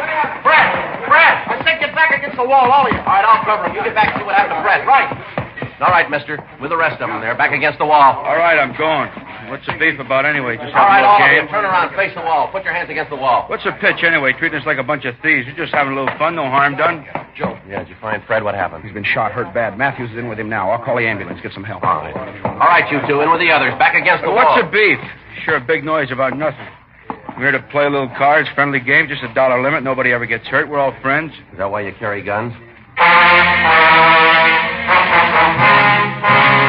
1:20 a.m. The ambulance arrived, and Sergeant Fred Taylor was taken immediately to Georgia Street Receiving Hospital in a critical condition. He'd been shot twice through the upper portion of the chest. He'd been unconscious from the time of the shooting. Who the assailant was, we had no idea. The crime lab arrived at the scene and began their preliminary investigation. Meantime, homicide officers had arrived, and all units in the area were assisting in the investigation, making a house-to-house canvass and checking all backyards, alleys, and unoccupied buildings for possible suspects in hiding. Out of the total number of men present in the store at the time of the shooting, Bill and I had been able to detain 9 of them. The remainder had either scrambled out side windows or the rear door and then apparently made their way over back fences. The 9 we did get were taken downtown for interrogation. All of them had been searched, but no weapons had been found. Bill Lockwood and I remained at the scene assisting the homicide officers. 2:05 a.m. An additional 4 men who'd been present at the gambling game that night were picked up in the area, transported downtown, and held along with the other 9 at homicide detail. 2:20 a.m. Bill and I were called downtown to assist in the questioning. We got nowhere with the first 3 suspects. It was the same with the 4th. You expect us to believe that, Mike? Well, it's the truth. I don't know anything about it. Now, look, Mike, let's put it on the table, huh? We listened to your line of chatter down at the store when we made the pinch. We heard it all. Now, let's get on to facts. I told you everything I know, no different than the other guys you picked up. I heard there was going to be a game tonight, so I came down. Who'd you come down with? How'd you get there? I drove, came by myself. Where'd you park your car? About 2 blocks away, a little alley there. By a gas station. You're a liar, mister, and you know it. Well, it's the truth, so help me. If I knew there was going to be trouble, I wouldn't even have showed up. I play a few cards, sure. I don't go in for heavy stuff, though. I haven't got anything to do with the game. You're a liar. You can't say that. Now, you show me where I've lied to you. Tell me. We were staked out on that place tonight, Mike. It was a little past 11:45. You drove up in a blue pickup truck. Another man was with you. You were driving. Oh, no, you got it wrong. No, we haven't got it wrong. You parked that truck about 10 yards down the street from the front of the store. You got out first. The other man followed you. You unloaded 6 large cartons from the truck. Some of the equipment we found on the store. You took it around back and into the rear door, didn't you? You got it wrong. It wasn't me. It couldn't have been me. Come off it, Mike. The man you were with, we've got him down the hall. The other officers have talked to him. He gave him the straight story. But I didn't come with any other guy. Now, will you listen to me? I knew some of them there. I'll admit that. I came by myself. Now, you listen to me, mister. You get this through your head. Get it once and for all. This isn't a gambling beef anymore. Somebody's been shot. He's been hurt bad. Well, that's not my fault. I didn't shoot him. I don't know anything about it. You know more than you're telling. You lied about coming there in that truck. We saw you. Something else. The truck's been checked out. It's registered in your name. Now, you come up with an answer for that one fast. Oh, I don't get it. Maybe my truck is down there. If it is, I don't know how it got there. You're in a jam, Mike. This isn't any misdemeanor rap. I think the sooner you realize that, the better it's going to be Look, for you. You don't have to tell me it's serious. I know that. Now, what do you want from me anyway? You know what we want. You know the answers, and we want them. You're part of that gambling setup. We know that. We know who was there tonight. Everybody. We want the names of every one of them. Now, either you got the answer to that shooting or somebody in that crowd has. We're going to get the answer, Mike. Don't make any mistake about it. We're going to get it. Now, what do I have to say to convince you you're talking to the wrong guy? Not according to the man they got down the hall, the one in the pickup truck with you. He gave us the whole story. You hired him to help you tonight. You were going to pay him $20. He helped you haul the equipment to the store, and he was supposed to be the lookout at the front door. It ties in all the way. How about it? All right. Now, you've been calling people liars, huh? Well, he's the liar. The whole lousy story is nothing but a lie. All right, keep quiet. Friday talking. Oh, yes, sir. Oh, all right. Yeah. Okay, thank you. Now, you listen, Mike. Here's a piece of advice. You make up your mind. Now, how do you mean make up my mind? I'm trying to cooperate. You don't believe me. I'm trying to help you out every way I can. I'm only too glad to give you a hand. I know you got a tough job. You got my sympathy. Now, don't you worry about us, mister. From here in, start worrying about yourself. You're going to do a lot of it. I don't know what you're talking about. That policeman, he just died.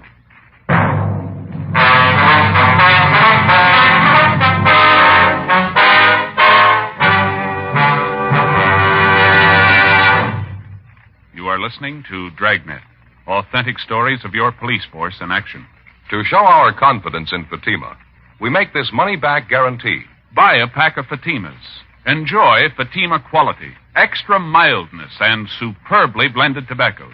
If you're not convinced Fatima is better than the king-size cigarette you're now smoking, just return the pack and the unsmoked Fatimas by August 1st, 1952, for your money back plus postage.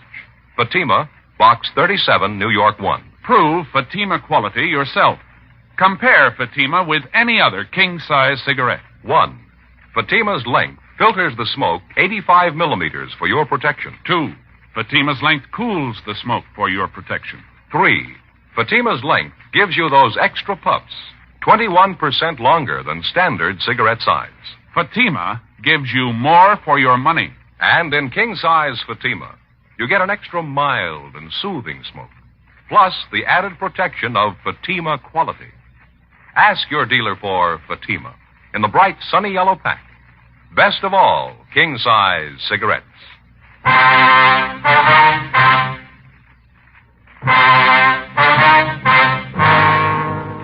Tuesday, February 10th, 5:30 a.m. Sergeant Fred Taylor had died at approximately 5:22 a.m.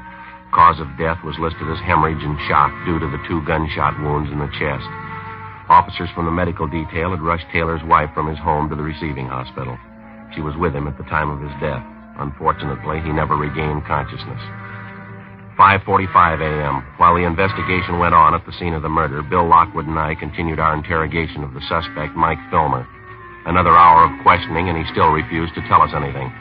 We finally confronted him with the man we'd seen him arrive with at the location of the gambling game earlier that morning. Another 10 minutes of questioning, and he finally broke down. Why didn't you tell us that to begin with? Believe me, I wanted to. I was scared. I was scared to death. I never had anything like this happen to me before. I didn't know what to do. I didn't know what to say. All right, this is a complete list of everybody you saw there last night. Everybody who was in that game. Well, yeah, I think it covers it. Well, let me see it. All right, here you are. Yeah, just about everybody. These are the only addresses you got, just these 3 here. Yeah, that's it. No, I'm not lying now, believe me. Those are the only ones I know of. All right. So you had a hand in the game. You brought in the equipment. You were working for the house. Yeah, that's right. Then who's the boss, Mike? Who's running the game? What about it? Who's running it? Look, I've told you everybody that was there, everybody. He wasn't there that night. He couldn't have had anything to do with it. Mike, we didn't ask you that. We asked you who the boss is. What's his name? Now, how about it? We want his name. But I told you he wasn't there last night. If he wasn't there, he couldn't have had anything to do with it. Look, he's a nice guy. He doesn't want trouble any more than I do. He couldn't tell you You let anything. us figure that out, will you? Now, who's the boss, Mike? Does it have to be? Is that important? We wouldn't be asking you. Who is he? George Delano. Now, that's all I know about him, his name. How does he spell his last name? What's he look like? Well, I guess it's Delano. I never saw him write it down, though. I've only known him about a month, maybe 5 weeks. What's his description? Well, he's taller than I am, about 5 feet 10, 11 maybe. Dark hair, a little bit on the heavy side. Like me, I guess. Man about 45, 50. Where does he live? Where do we find him? I don't know where he lives. Some hotel downtown, I think. The only times I ever met him was at a bar. Which bar? Where about? South end of town. Down in Vermont. I don't know the address, but I can point it out to you. It's a couple doors down from a big bowling alley. Right across from a theater. Woman's dress shop next door. Yeah, that's right. That's a place. The only place I've ever seen him. He always calls me at home and tells me where to meet him. You mean to say you've been working for this Delano and you don't even know where he lives? Well, I don't know what else to tell you. I'm squaring with you. I really don't know. Friday, talk to you, man. Yeah, Sam. I'll be right back now. What do you got, Sam? Charlie Hart and I just got back from a place down on Gibbons Avenue, the store. Yeah. Thought you'd like to know. We found a gun in the back of the place hidden under a lumber pile. Right. Did you check it out? Yeah, I ran through gun records. It's registered. What's the name? George Delano. 7:38 a.m. With the new lead on the alleged boss of the gambling ring, George Delano, we interrupted our questioning of the suspect, Mike Filmer. We took him down the hall back to the homicide squad room to be held for further interrogation. We checked Delano through R&I, but we had no record on him. Then, along with Sergeants Sam Flowers and Charlie Hart of Homicide, we drove out to the address of George Delano as listed in the gun registration files. It was a small cottage in the Wilshire area. The woman who answered the door identified herself as Mrs. George Delano, the suspect's wife. She called her husband to the door. We identified ourselves, briefed him on the reason for our visit, and told him we wanted to talk to him downtown. He appeared cooperative, more than willing to come along. He got dressed. We drove him back to the city hall and took him to the interrogation room. He was well-dressed and, in his own way, well-mannered. After being told of the situation, he admitted freely that he'd been operating games at different locations throughout the city for the past month and a half. He told us that he'd employed Mike Filmer to assist him in his operations, and he also admitted ownership of the gun found near the murder scene. The gun had since been checked by Russ Camp and ballistics and found to be the murder weapon. Well, yes, it's my gun, but I'd like to explain a little bit about it. What's that, Delano? Well, number one, I admit I'm a gambler. That's my racket. I'm new to Los Angeles. I even admit I've been working a few games, but I'm no murderer. I wouldn't have any part of it. You said you were going to explain about the gun. Now, what about it? Now, look, I'd like to fill you in on everything, officers. I got nothing to hide from you. I'll tell you everything. Yeah? When I first came to this town, as I say, it's been about 5-6 weeks, I made a few connections, and I started running these games. For the first couple of weeks, everything went fine. No beefs. Everything was fine. All I had to do was dodge you fellas, and then the trouble started in. How do you mean? You mind if I have a smoke? A little upset. All right, go ahead. You care for one? No, thanks. I want to fill you in from the start. I want to clear this whole thing up. Yeah, that's what you said. Yeah. Well, as I told you, first few weeks, everything was fine. Then one night when the game was just about ready to break, a couple of punks came in, held us up. They cleaned everybody in the place, made a big haul. When was this? Where did it happen? Down on the east side. Punks took us for everything. You know how it is.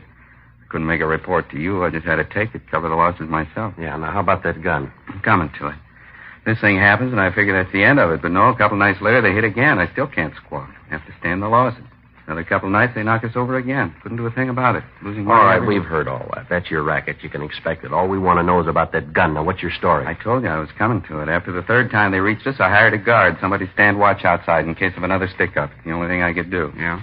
Well, so I hired some guy to stand guard on the games. Loaned him my gun in case there was any trouble. And you told him to use it in case there was trouble. Yeah, that's right. How about a raid from the police? You tell him to use it for that? No. Matter of fact, I made a point of telling him about that. All he was supposed to use the gun for was just to fire it up in the air, maybe scare those punks off and warn the guys inside at the same time. We'll talk about that later, Delano. We want to know who had the gun last night. Well, the guard did. I told you I loaned him the gun. Who was the guard? What's his name? Where do we find him? His name's Jake. A friend of mine got him for me. See, Jake Gleason. That's it, Gleason. Where's he live? Couldn't tell you that. I don't know. I always contacted him at a bar in South Vermont, place I go quite a bit.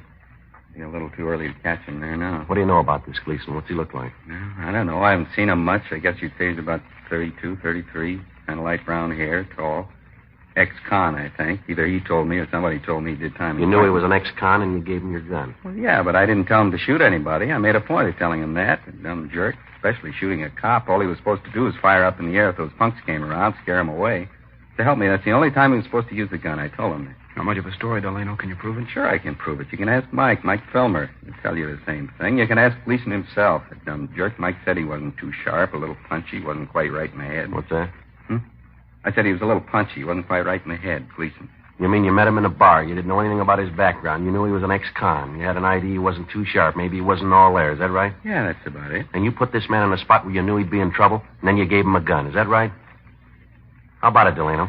What are you looking at me for? I told the dumb jerk what to do. I didn't tell him to shoot anybody. Punch drunk boozer. Yeah. Truth. I didn't have a thing to do with it. I hired the guy, that's all. It's not my fault. What are you looking at? I wasn't even there. I didn't even know about it. I didn't kill that cop. Didn't you?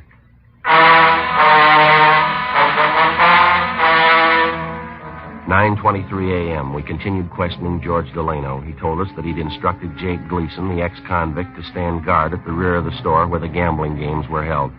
He insisted that his instructions to Gleason were that if he had to fire the gun at all, he was to fire it in the air, and then only as a warning signal in case of robbery attempt. Delano was detained by homicide officers pending further investigation. We checked the name and description of Jake Gleason through R&I and found his record and mug shot. We showed the mug to Delano, and he identified it. Gleason's record showed him to be on active parole. 10:30 a.m., we contacted the parole office. They gave us his address, and Bill and I checked it out, a second-rate hotel on South Flower Street. The manager told us Gleason had left the hotel about 7:45 that morning and that he was not expected back until after 6 o'clock that night. He also told us there was a chance we might locate him in one of the bars around the neighborhood. 10:45. We started making the rounds of the bars in the immediate vicinity. The third place we stopped at was practically deserted. The jukebox at the back of the place was turned up to full volume. There was a smell of disinfectant, whiskey, and stale perfume. There was one customer drinking at the far end of the bar. It was Gleason. Stand up, Gleason. Police officers. All right. Shake him down, Bill. Clean, Joe. All right. Hands in back of you. Yeah? You want to kill that jukebox, Bill? Yeah. All right, you know why we want you. Yeah, I know. Knew there wasn't any sense running. I knew you'd be around. All right, let's go. Could you do me a favor? I mean, wait a minute, just a minute. Yeah? Just like to tell you I didn't mean it. I guess it's my own fault. I shot him. I shouldn't have had the gun, shouldn't have taken the job. I shot him. I didn't mean it. All right, come on. There ought to be a way, don't you think? I mean, there really ought to be a way. What's that? I didn't mean it. No reason to kill him. I didn't even know him. I just keep thinking there's only a way if I could take it back again, you know? Yeah, we know. I mean, if I could go back and change it, make it all different. I mean, right from the beginning, I wouldn't even look at a gun. I'd change everything. You bet I would. I wouldn't even look at a gun. If I only had the chance, you know? Second chance. There ought to be a way. Second chance. You started with a gun, Jake. Yeah? You never had a first one.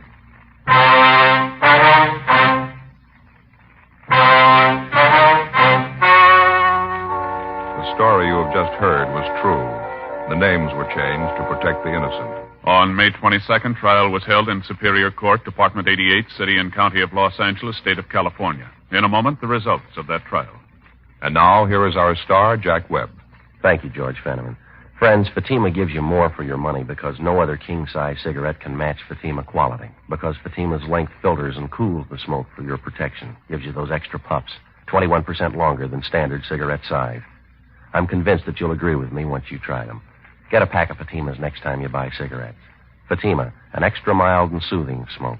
Best of all, king-size cigarette.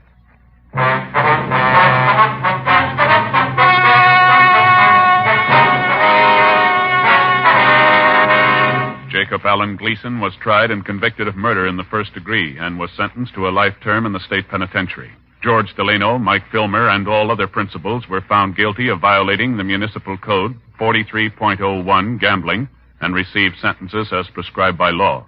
George Delano and Mike Filmer were sentenced to 6-month terms in the county jail. Others received proportionate sentences.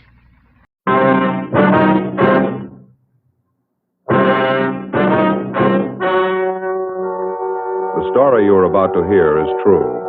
The names have been changed to protect the innocent. Fatima Cigarettes, best of all king-size cigarettes, brings you Dragnet on both radio and...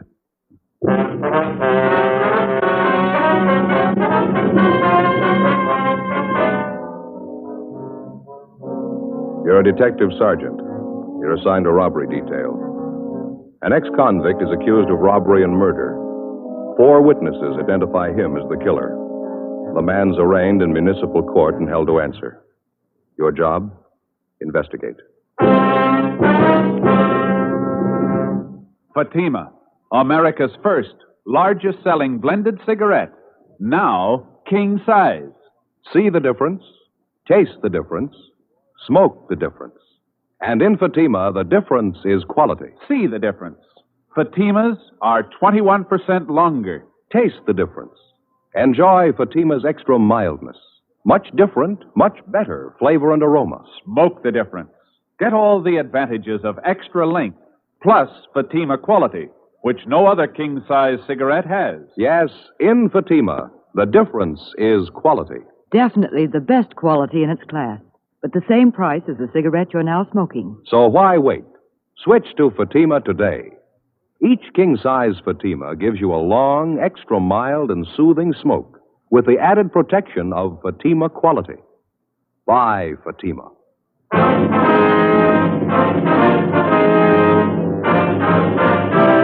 Dragnet, the documented drama of an actual crime. For the next 30 minutes, in cooperation with the Los Angeles Police Department, you will travel step by step on the side of the law through an actual case transcribed from official police files. From beginning to end, from crime to punishment, Dragnet is the story of your police force in action.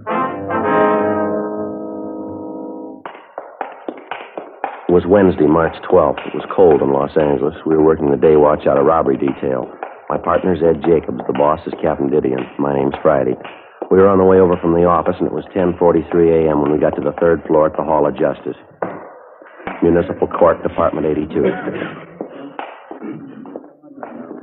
You see him, Joe? I think so, yeah. That's him up front behind the DA's table. Oh, yeah. Come on. Mm-hmm. Hi, Leo. Oh, hi, Friday. Jacobs. Pull up a chair. Yeah, thank you. Who's on the stand first, do you know? Victim's wife. Oh. People versus St. Clair. People ready. In this case, Your Honor, we'd like to proceed with number 23548. You may proceed. Is the defendant ready? Defendant's ready, Your Honor. Call Agnes Holloway. Agnes Holloway to the stand.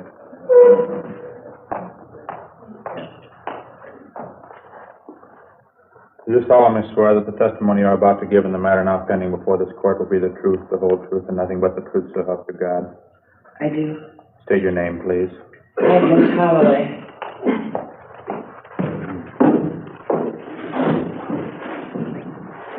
Calling your attention to the 4th day of March of this year, Mrs. Holloway. Did you see the defendant in your place of business at 2301 Naylor Avenue? Yes, sir. What time of day did you first see him at that location? It was around 9:30. Will you tell us what you saw the defendant do? For the purpose of the record, may we ask whether that was in the morning or the afternoon? Was that in the morning or in the p.m.? P.M. Can you tell us what you saw the defendant do and what you heard him say at that place? You mean before the holdup? At 9:30. Please tell us what occurred. Well, I came in about 9:30 at the place. He was already sitting there at the bar. Continue. I came in and sat down at the end of the bar. He was sitting about 5 stools from the door. A friend of mine, Doris Fenwick. She's here now. Doris was sitting near him. I went over and talked to Doris for a while. The man didn't say anything. He was just sitting there. Did you see him drinking anything? Yes, he was drinking scotch and soda. You're the wife of George Holloway, deceased. Is that correct? Yes. Was he present then? Beg your pardon? Was your husband, George Holloway, present at that time? Yes, he was tending the bar. By that, do you mean that your husband, yourself, and the defendant were the only persons present? No, my friend Doris Fenwick. There was a sailor there, too. I don't know who he was. He sat next to the defendant, so... What occurred then? As we were ready to close the front door, my husband noticed the light in the men's washroom. I move that go out. What her husband noticed as a conclusion of the witness. It may go out. Well, anyway, my husband went back in to put the light out. Doris Fenwick and I went out to the sidewalk, and so did the sailor. And the fellow did, too. The defendant did? Yes. In a minute, I went back inside to see what my husband was doing, and the defendant followed me back in. I was about as far as the music machine. He put his arm around me, and he had a gun right here. He said, "Lady, this is a stick-up." Could you describe the gun you saw? No, I just saw it look like a pistol to me. I couldn't tell you the make of it. I move that go out, if Your Honor, please, what it looked like. I know it was a gun. The motion will be denied. You were inside the building when the defendant did that. Yes. He said, "Keep quiet or I'll kill you." And where was Miss Fenwick then? She was out on the sidewalk, talking to the sailor, I think. Doris was expecting her husband to come on the streetcar. I move that go out. Miss Fenwick was out on the sidewalk, may stay in, and the balance may go out. What did the defendant do after that, Mrs. Holloway? He said, "I will shoot you if you don't keep quiet." He made me walk backwards to where my husband was, and I said, "Johnny, this man has a gun. He says this is a stick-up." And the man says, "Shut up." And he made my husband put his hands up. Were you in fear of the gun at that time? No, I didn't have any fear. Did you believe the defendant would injure you with the gun? I wasn't afraid. I thought, well, it's a hold-up, and we'll give him the money, and that's all there is to it. All right. Continue. Well, when we got to the back room, my husband was trying to open the safe, and he said, "Hurry up. I have your wife covered. I'll kill her if you don't hurry." The defendant said that. Yes, and my husband said, "Don't get nervous. You can have anything we have, but don't shoot her." Then my husband got the safe open and took out the money bag and handed it to the man, the defendant. He grabbed it, and then he shot my husband twice. The defendant shot your husband twice. Yes, Do you know what the contents of the money bag were? about $160.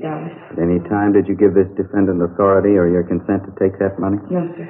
The taking of the money was against your will, is that correct? Yes. How soon after was it that the officers arrived at the location? It was about 7 or 8 minutes after that. Your husband was removed to the hospital? Yes.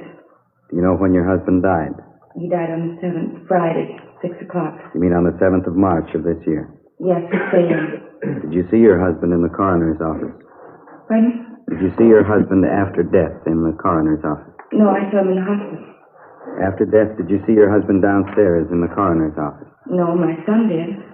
Did you see your husband after death? Yes, at the mortuary, Monday the 10th, at the mortuary. And the person you viewed in death was the same Charles A. Holloway who you knew in life as your husband? Yes, sir. Do you know Grace Thompson? Yes, sir. She works for me and my husband. Was she present at your place of business on this evening? Yes. When did she leave there, do you know?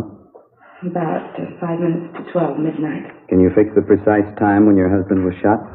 About 5 minutes after 12. 5 minutes after 12. How many times was the gun fired? Twice. How close was the gun to your husband, Charles Holloway? Must have been about 2 feet. Do you know Marion Shaw? Yes. Was she present on the premises that evening? She was present that evening. Do you know Mrs. Sam Garber? Yes. Was she present on the premises that evening? Yes, sir. And that sailor was there, too. I didn't know him, though. All that you've related occurred in the county of Los Angeles, state of California? Yes, sir. Cross-examine. May I have a drink of water, please? Bailiff? Would you like to rest a while, Mrs. Holloway? Yes, please. We'll have a short recess before the cross-examination.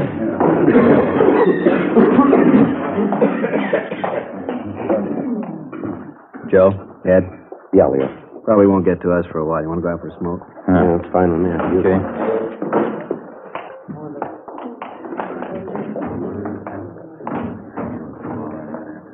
What's your idea on it, Leo? I don't know. Not to have him bound over to Superior Court. No, I mean, you think St. Clair's the right man? Got me. Yeah, just one good piece of physical evidence, I'd feel a lot better about it. Go ahead. Yeah, thanks. Here you go. Light? Yeah, thanks. Thank you. How about St. Clair's alibi? All the angles checked, huh? All of them. Doesn't hold much water. Can't prove it's a lie, can't prove it's the truth. Sure hate these things. Don't know which way to go. 4 identifying witnesses, and we know how wrong they can be. What about that sailor who was supposed to be in the bar at the time? I know homicide didn't do any good. How about you, fella? No, same, Leo. Nothing yet. He was the only one who really got a close look at the killer besides the wife, I mean. killer bumped into him when he ran out of the bar. Yeah. If anyone could identify the right man, the sailor could. Well, nobody at the bar saw him before that night. Nobody's seen him since. There's not a trace of him. Sure, our best bet. If we could find him, we might put a foundation under this thing. Yeah, I'll put in with you. There's just one problem. Yeah. Big Navy. Where do we find him?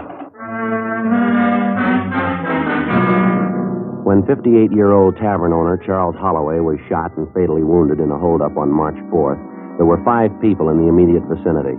Holloway's wife, a waitress at the tavern, 2 women customers, and an unidentified sailor. Soon after the shooting, the scene of the crime was gone over thoroughly for all physical evidence, but besides the 2 fatal bullets, none was found. The preliminary investigation failed to yield any further leads. A search was started for the missing witness, the unidentified sailor. The 4 known witnesses were brought downtown, where they checked through volumes of pictures of ex-convicts recently released from the state penitentiaries. All of them identified the mugshot of Harold St. Clair, a recent parolee from Chino, where he'd served time for armed robbery. St. Clair was brought in immediately and questioned. He failed to establish an alibi for his whereabouts the night of the holdup and murder. He was arraigned in municipal court, and at his preliminary hearing, the first prosecution witness, the wife of the murdered man, Agnes Holloway, singled him out as the killer. By experience, the working detectives found that identifying witnesses under the strain of being present at a horrible crime can often be mistaken in their identification.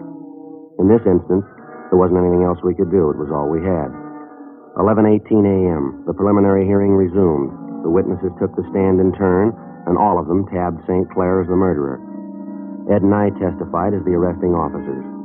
At 3:25 that afternoon, the prosecution rested the case for the people. St. Clair's lawyer offered no defense for the time being. Your Honor? Mr. Alexander? This time the people move that case number 23529 be dismissed on the grounds that it states in substance... 23529? Is that correct? Yes, Your Honor. Dismissed on the grounds that it states in substance the offense covered in the present case. 23529 covers the offense of robbery and assault with intent to commit murder under the present victim in our case here, Charles Holloway. He was not dead at the time this case 23529 was filed. Subsequent to its filing, he died, and the murder count accomplished that complaint. Let the record show that on the motion of the district attorney in the case of People versus Harold R. St. Clair, number 23529, that case is dismissed. Declaring to me that the offenses in the within deposition mentioned, to wit, count 1, murder, a felony, and count 2, robbery, a felony, have been committed, and that there is sufficient cause to believe the within named defendant, Harold R. St. Clair, guilty thereof. I order that he be held to answer to the same, and that he be committed to the custody of the sheriff of Los Angeles County without bail. In the 17 days intervening between St. Clair's preliminary hearing and his arraignment in Superior Court, Ed and I, along with Sergeant Stoner, Beeson, and Leo Tracy, continued our investigation of the case. Physical evidence to either prove or disprove the case against St. Clair was not to be had. We concentrated on trying to find the all-important missing witness to the killing, the unidentified sailor. We got out an APB along with special letters and bulletins for distribution to local Navy Yard commandants as well as Navy Department officials in Washington requesting help in locating him. It went slow. The day before St. Clair's Superior Court arraignment, we got our first lead, but not from where we expected. A 2-time robbery loser, Lester Jaffe, who bore a close resemblance to St. Clair, was arrested at a check-cashing agency on South Hoover trying to pass a forged check. He had several prior arrests and convictions for burglary and ADW, and a check of his package showed that he had violated his parole. A .38 caliber S&W revolver found on Jaffe was delivered to Russ Camp in ballistics for examination and comparison. The next day, Monday, March 29th, St. Clair came up for his arraignment in Superior Court. Ed and I were there. St. Clair.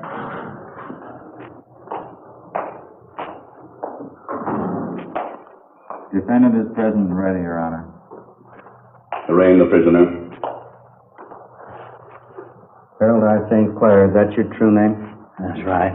Harold R. St. Clair, by information number 23549, you're charged in count 1 with a crime of murder, in that on or about March 4th of this year, you did willfully, unlawfully, and feloniously, and with malice aforethought, murder one Charles A. Holloway, a human being. To this charge, how do you now plead, guilty or not guilty? Not guilty. In count 2 of the same information, you're charged with a crime of robbery, in that on or about March 4th of this year, you did rob one Charles A. Holloway. To To that charge, how do you now plead, guilty or not guilty? Not guilty. Joe the bailiff. Oh, yeah. He's motioning to you. Phone call, I guess. Must be for you. Yeah, thanks, Ed. Gentlemen, have you agreed on what date is convenient for trial? No agreement as yet, Your Honor. Harris? A phone call for you, Sergeant. Right here. Okay, thank you. Friday talking. Yeah. Mm-hmm. Is that right? Yeah, okay, Russ. As soon as we finish here. Yeah, right. Bye. Joe, Alex here wants to know about a trial date. Any ideas? Well, we better get all the time you can, Alex. We're going to need it. Anything you say? What's the matter? We got trouble? We just had a call from Russ Camp and Ballistics. Yeah. I figure we got a whole new case to build. What do you mean? Well, the man we've got, St. Clair. Yeah? Maybe he's taking the rap for somebody else.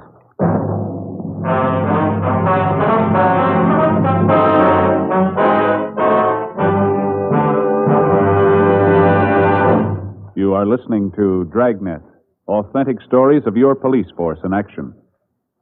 Fatima, America's first largest-selling blended cigarette, now king size. See the difference. Fatima, 21% longer. Taste the difference. Smoke the difference. And in Fatima, the difference is quality. Yes, you get all the advantages of extra length, plus Fatima quality, which no other king-size cigarette has. Friends, to show our confidence in Fatima, to convince you quickly, dramatically, that Fatima is the best of all king-size cigarettes, we make this money-back guarantee. Buy a pack of Fatimas. Enjoy Fatima quality, extra mildness, and superbly blended tobaccos. If you're not convinced Fatima is better than the king-size cigarette you're now smoking, just return the pack and the unsmoked Fatimas before April 1st, and we'll give you your money back plus postage. Fatima, Box 37, New York 1. Remember, each king-size Fatima gives you a long, extra mild, and soothing smoke with the added protection of Fatima quality. Buy Fatima in the bright, sunny yellow pack. Best of all king-size cigarettes.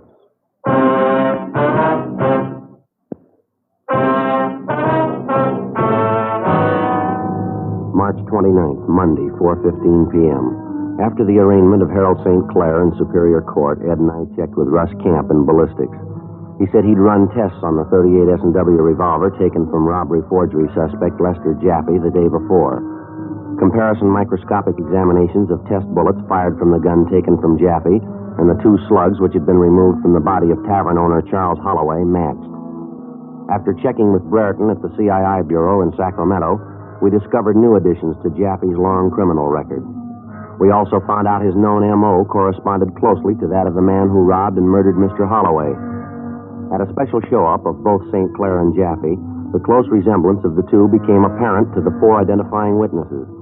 They frankly admitted their mistake and positively identified Jaffe as the killer.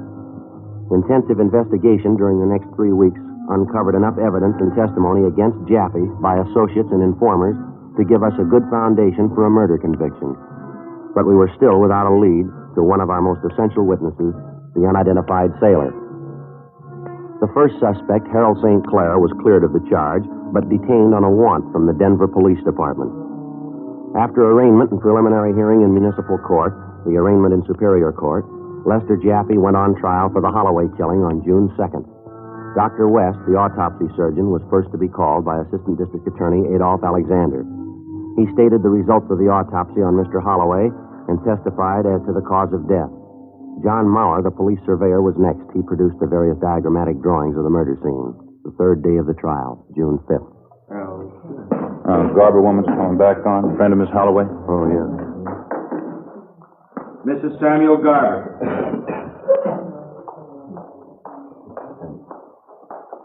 Be seated.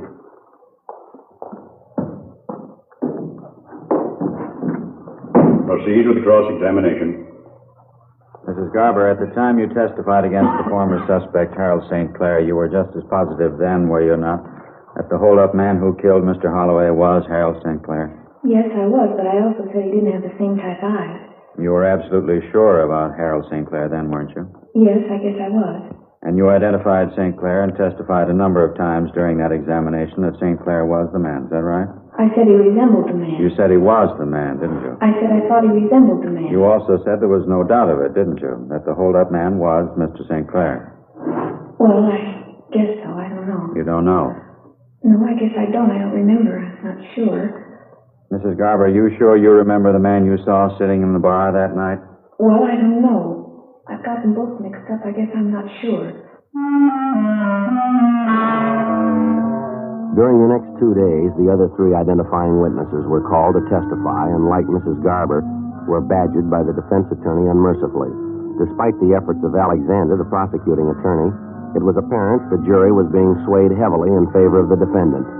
Even the full day and a half Ray Pinker from the crime lab spent on the stand seemed to have little effect in counteracting the damage done by the confused testimony. To prepare the jury for Russ Camp's expert report and for the presentation of scientific facts about the lethal bullets in the murder gun found on Jaffe at the time of his arrest, Pinker and Assistant District Attorney Alexander gave the jury a thorough briefing on the fundamentals of ballistics. They also pointed out the scientific value of ballistics in determining the guilt or innocence of a defendant. On Thursday, June 12th, Russ Camp took the stand as a prosecution witness and, under questioning, presented the findings of the various tests he'd run on the alleged murder weapon. Mr. Camp, sometime after you had obtained People's Exhibit 13, did you fire a test bullet or several test bullets from it in the crime laboratory? I did. Did you make a comparison of any of those test bullets with Exhibits 3 and 3A, the bullets which killed Charles Holloway? Yes, I did. Now, in making your comparison and examination under the microscope, after you had completed the mechanical part of your work, and after you had completed your examination of the observable and comparable sections of the fatal bullets with the test bullet fired from People's Exhibit 13, did you come to any conclusion with respect to the Holloway fatal bullets? Yes, I did. And what was that conclusion? The conclusion was that the fatal bullets, the Holloway fatal bullets, People's Exhibit number 3 and 3A, were fired through the barrel of People's Exhibit number 13. After another hour of testifying, Russ Camp left the stand.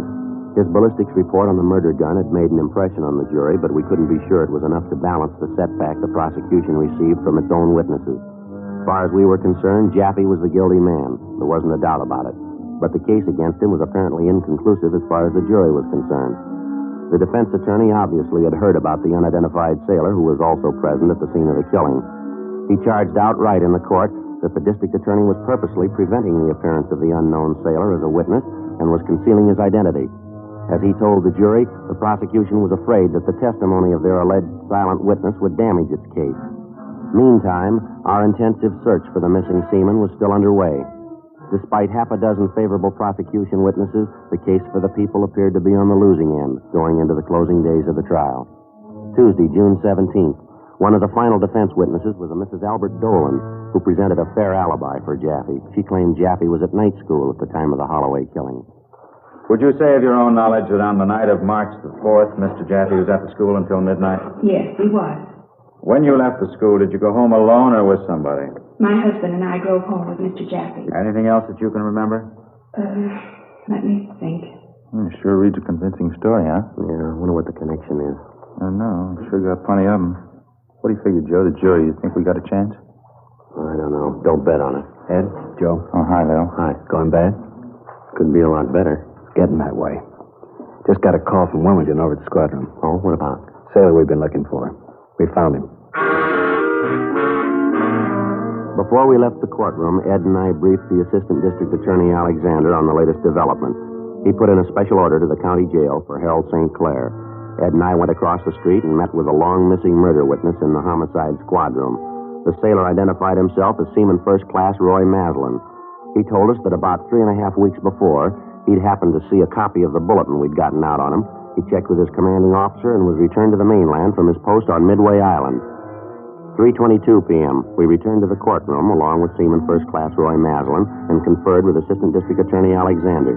The first murder suspect, Harold St. Clair, had already been brought downstairs to the courtroom from the county jail. He was placed at the opposite end of the counsel table from the defendant, Lester Jaffe. May we approach the bench, Your Honor? Come forward. Your Honor, we've just now located a witness in this case. He's in the armed services and must report back for duty tonight. May we have permission to call this witness out of turn? Permission granted. Oh. All right, son. Raise your right hand. Do you solemnly swear that the testimony you are about to give in the matter now pending before this court will be the truth, the whole truth, and nothing but the truth, so help you God? I do. State your name, please. Seaman First Class Roy Maslin, United States Navy. Be seated.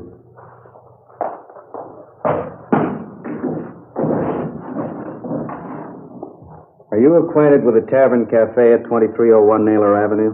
Yes, I am. Were you there on the evening of March 4th of this year? Yes, I was there a few minutes before midnight. Will you tell the court in your own words what happened on the premises that night? Well, it was just a couple of minutes before midnight. People who ran the place, they said they were closing up, so I had a nightcap. Shot dice for the drinks with this guy next to me. I won. Who was this man? I didn't know who he was. After you had your drinks, did you leave the bar? Yes, I did. The other guy stayed there. I went out to the sidewalk and stood there talking with one of the gals I saw in the bar, and then heard a couple of shots fired. Somebody inside the joint screamed or hollered or something. I was just going for the door to get inside, and this man came rushing out. He hit me square on and went down.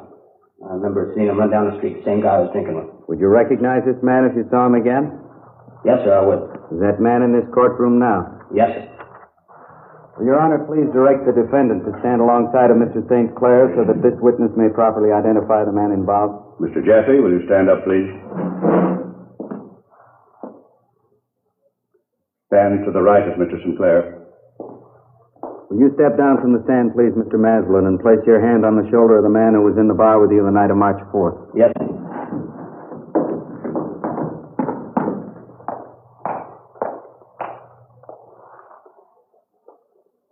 This is the man, Jaffe. Oh, sure. Hey, come on, I'm mad.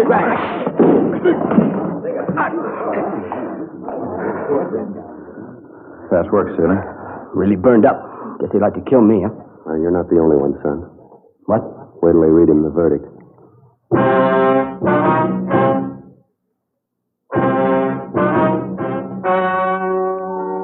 The story you have just heard was true. The names were changed to protect the innocent. On June 21st, the jury retired to deliberate the case. In a moment, the results of that deliberation. And now, here is our star, Jack Webb. Thank you, George Fenneman. Friends, I'd like you to buy a pack of Fatimas on my say-so. I'm convinced that once you see the difference, taste the difference, smoke the difference, you'll switch to Fatima for good. Because in Fatima, the difference is quality. Each king-size Fatima gives you a long, extra mild and soothing smoke with the added protection of Fatima quality. Buy Fatima. Best of all, king-size cigarettes.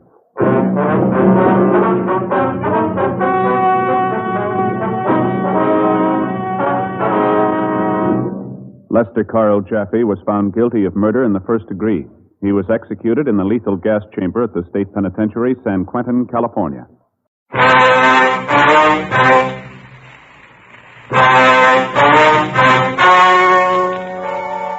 The story you are about to hear is true. The names have been changed to protect the innocent. Fatima Cigarettes, best of all king-size cigarettes, brings you Dragnet on both radio and television.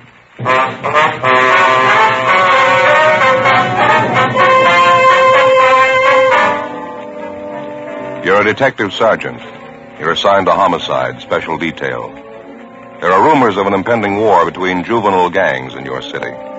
Reportedly, members of both gangs are well supplied with homemade weapons. You don't know when the fighting will break out. You don't know where. Your job? Stop it. Fatima, America's first largest-selling blended cigarette, now king-size. See the difference, taste the difference, smoke the difference. And in Fatima, the difference is quality. See the difference. Fatimas are 21% longer. Taste the difference. Enjoy Fatima's extra mildness. Much different, much better flavor and aroma. Smoke the difference. Get all the advantages of extra length, plus Fatima quality, which no other king-size cigarette has. Yes, in Fatima, the difference is quality. Definitely the best quality in its class, but the same price as the cigarette you're now smoking. So why wait? Switch to Fatima today. Each king-size Fatima gives you a long, extra mild and soothing smoke with the added protection of Fatima quality. Buy Fatima.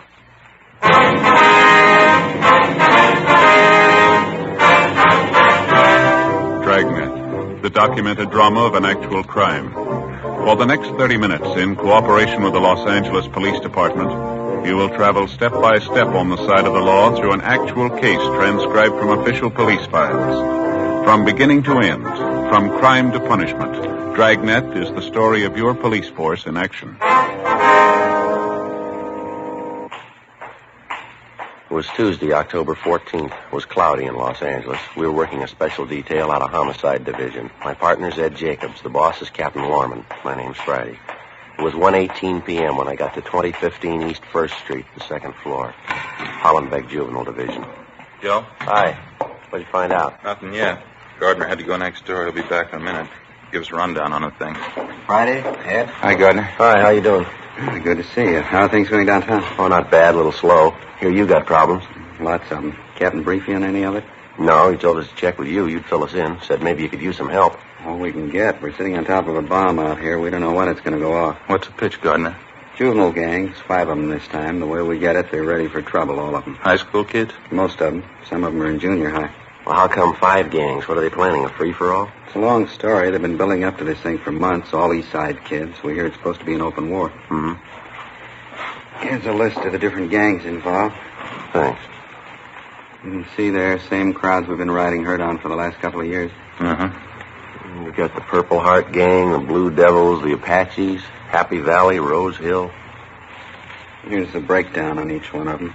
Hard to get exact figures, but we think it's fairly accurate. Mm-hmm. Purple Heart Gang, 26 members. Leader Harold Fry, age 17. Blue Devils, 18 members. Leaders Jack Holland, age 17, and Bertram Willis, 16. The Apaches, 22 members. Leader Robert Lawson, 17. They're supposed to be the strongest bunch. Well. Happy Valley Gang, 20 members. Leaders Roy Martin, 16, and Joseph Gomez, 16. Rose Hill Gang, 16 members. Leader Thomas Resnick, 18. Yeah. Well, what's behind it, Gardner? I mean, the gang war that they're supposed to be planning. A lot of factors enter into it, I guess. It's my own idea. The Apache gang's doing most of the promoting. What's the object, anyway? The usual big shot ideas some high school kids get. The Apaches figure they're going to run the whole east side. They've already scared the Happy Valley Gang and the Blue Devils into joining up with them. Well, how'd they manage that? I'd like to find out myself. Well, how about the other 2 crowds there, Rose Hill and the Purple Heart Bunch? The story I get is they won't come in with the Apaches. That's supposed to be the reason for the war. Either they join up with the Apaches or they fight them. That's the warning they got.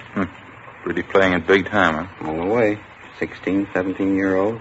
They got gang lieutenants. They got their own cars, their own hideouts. Some of them even have their girlfriends running with them. Same age. None of them over 17. Where'd you get your information, Bill? Half a dozen kids. Most of them from the Blue Devils and the Happy Valley Gang. They were mixed up in a couple of after-school fights in Hollenbeck Park. The stories they gave us are enough to curl your hair. Yeah, how do you mean?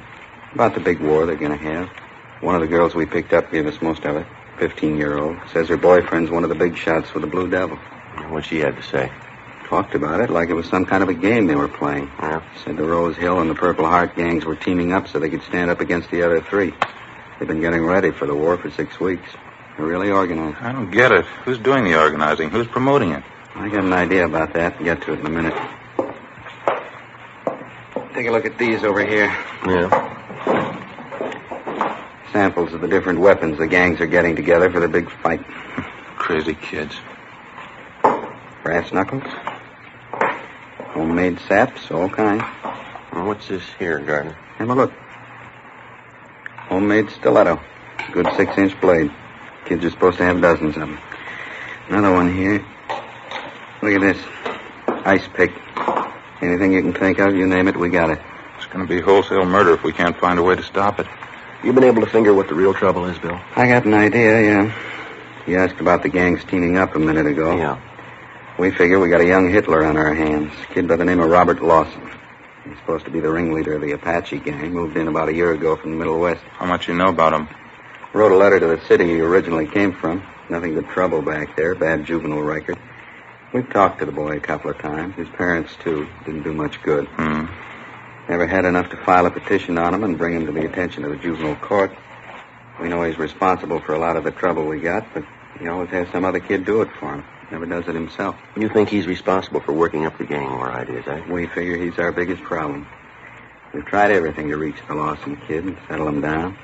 Checked with the teachers at his school, the principal, vice principal. They can't handle him. They figure on expelling him if he doesn't straighten out. How about the other youngsters in these gangs? I mean, besides this Lawson boy here. We've got notifications out for them and their parents. They're supposed to be in here tomorrow night, 7:30. Maybe we can break Lawson's hold on these kids. Sure got me. What's the matter with this Lawson boy's parents? Don't they know what's going on? Can't they control him? We tried to talk to the parents. They think we're wrong. They're proud of the kid. He's got a high IQ. They think he's a natural-born leader. Oh, sure. Yeah. The mother says people just don't understand the boy. Or maybe you should have told them. Huh? San Quentin's full of people we don't understand. The following night, Wednesday, October 15th, the members and ringleaders of the various juvenile gangs, along with their parents, showed up at Hollenbeck Juvenile Division as requested. In questioning each of the youngsters, we definitely confirmed the reports we had of the impending gang war. The interviews also revealed that if and when the fighting did start, it would be more serious than we at first figured. For one thing, there were more youngsters involved than we thought. The gangs had been recruiting new members by the dozen in preparation for the street fights.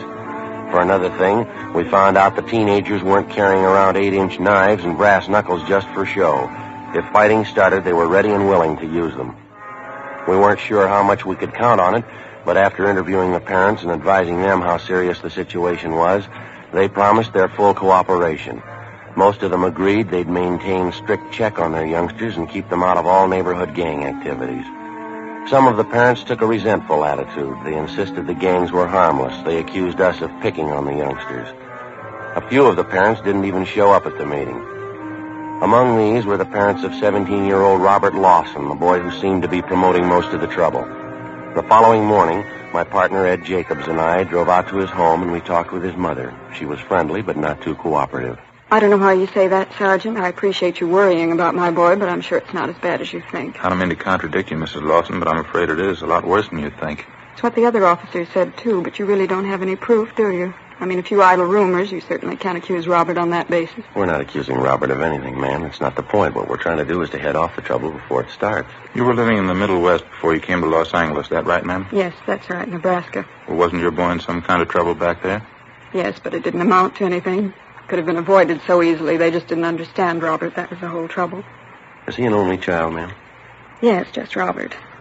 But he's not spoiled. I know it's a great temptation with an only child, but we didn't spoil him. Robert just isn't like that. Uh-huh. You allow him quite a bit of freedom, do you, ma'am? I mean, does he go out at night very often? Well, he is 17 years old, going on 18. Yes, my husband and I allow him to go out as often as he likes, as long as he keeps up with his studies. Robert's always done very well. Always tops in his class. Do you know where he spends his time when he goes out at night? He's usually down at the gym or at the library. You know that for a fact, do you? I trust Robert, if that's what you mean. If he tells me that's where he's going, I believe him. The mother can't believe her own son. Who can she believe? How about the company your boy keeps? You know any of his friends, Mrs. Lawson? Few, yes. There's the Miller boy and Jack Holland. They seem to be fine boys. Miller and Holland? Yes. There doesn't seem to be anything wrong with them. Well, there is, ma'am. What? Both of them have juvenile records. Both of them belong to your son's gang.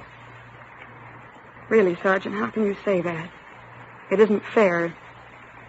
Wouldn't it be better to try and understand these boys instead of picking on them, persecuting them? I don't know how we're going to make you understand, Mrs. Lawson. We're not picking on them. We're not persecuting them. We know there's a gang problem. We know your boy's one of those at the bottom of it. If something isn't done, there's going to be trouble. If we're going to stop it before it begins, we're going to have your help. I'm perfectly willing to cooperate, you know that. That must be Robert now, excuse me. Robert? Bob, is that you? Yeah? Would you come in here a minute, Bob? We're in the living room. Yeah? What do you want? These are police officers, Bobby. This is Sergeant Friday. Sergeant Jacobs, is that right? Yes, ma'am. How are you? How do you do? Hi. How about something to eat? Haven't you got anything ready? I wasn't expecting you, Bob. Won't take me a minute, though. You sit down there. I'll go out and get a snack together for you.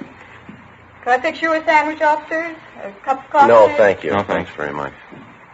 Won't be a minute, Bob. We were just talking about you when you came in. What's it about, Sergeant? You want to see me, or do you just want to talk to my mother?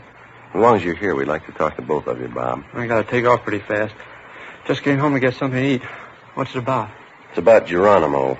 That's the gang's code word for the war you're setting up, isn't it? I don't know what you're talking about. Your gang, Bob, the Apaches. We talked to half a dozen of them last night down at the Juvenile Division. Is that right? Now, look, son, we've got the names of everybody in your gang. We know the whole setup. You go ahead with your idea, and you're going to buy a lot of trouble. A couple of cops were here last week. They said the same thing. I don't know any more about it now than I did then. Honest. What's the pitch anyway? You know what the pitch is, youngster. I don't, honest. You're trying to say I'm in a gang, is that it? You're in it up to your neck, son. Now, why don't you come off it? We've got you pegged and everybody that runs with you. That includes the girlfriends you got in the gang. You're not fooling anybody. You must be a little crazy. I'm not in any gang. I never even heard of one around here. Now, you listen to me, boy. You can take this as a warning or a piece of advice, either way. You and your friends keep on playing punk gangsters, and we're going to lean on you. You understand? What is this? Trying to scare me? If it'll make you change your mind, yeah. If this street war comes off, there's going to be big trouble. What do you think's going to happen when 200 kids tangle in a fight with knives and brass knuckles? Now, use your head. Here you are, Bob. Nice milk, nice bowl of hot soup. Bacon and tomato sandwiches. You always make the soup too hot. Oh, I didn't mean to. Let it cool off for a minute, then. Bob has to eat and hurry along, officers. Is there anything else you wanted to talk to him about? No, I think you've heard everything we have to say. I wish you'd think it over, Mrs. Lawson. You too, Bob. Nothing to think over. They're trying to say I'm in a gang. They think I'm the leader. You told them, didn't you, son? Sure. They don't believe me. I wish I could make you understand, Sergeant. He's not a gang leader. Robert's telling the truth. Afraid he isn't, ma'am. Well, he is. I know he is. I mean, after all, he's my son. I'm in a position to know him better than you do. Yes, ma'am. If he was lying, I'd know it. I wish I could make you understand. Mother's the only one who really knows her boy. I know Robert's telling the truth. Aren't you, Robert? Robert? Huh? That's so, isn't it? You're telling the truth, aren't you? Sure. How about some more soup? Before we left the house, we tried again to talk to Robert Lawson and his mother, but it was no use. She believed every word he said, and he apparently refused to believe the possible consequences of the war he was planning for his gang of juveniles. We drove downtown and had an interview with the boy's father at his work.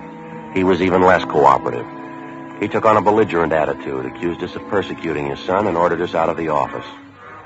Along with Sergeant Bill Gardner and Frank Kerber, we spent the rest of the afternoon and most of the following day checking with parents of youngsters who had been recently recruited into one of the various East Side gangs.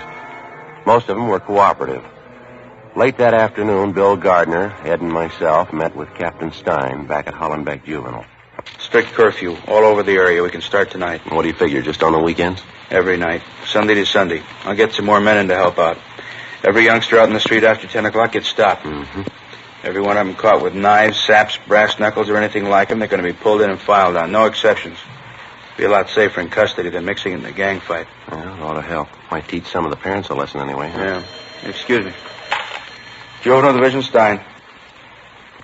Where was that? When? Yeah, right away. Let's hustle at Evergreen Avenue out near the cemetery. Yeah, what is it? Curfew was a good idea. We got it too late. Huh? Gang war, it's already started.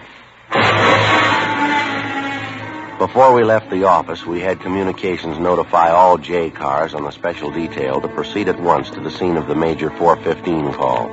10 cars were ordered to cruise the area surrounding the actual scene of the fight and to pick up any and all members of the juvenile gangs who showed any evidence of having been in the fight or had in their possession any deadly weapon. Captain Stein, Bill Gardner, Ed, and myself left the office on a Code 3 and drove out to the scene of the gang fight.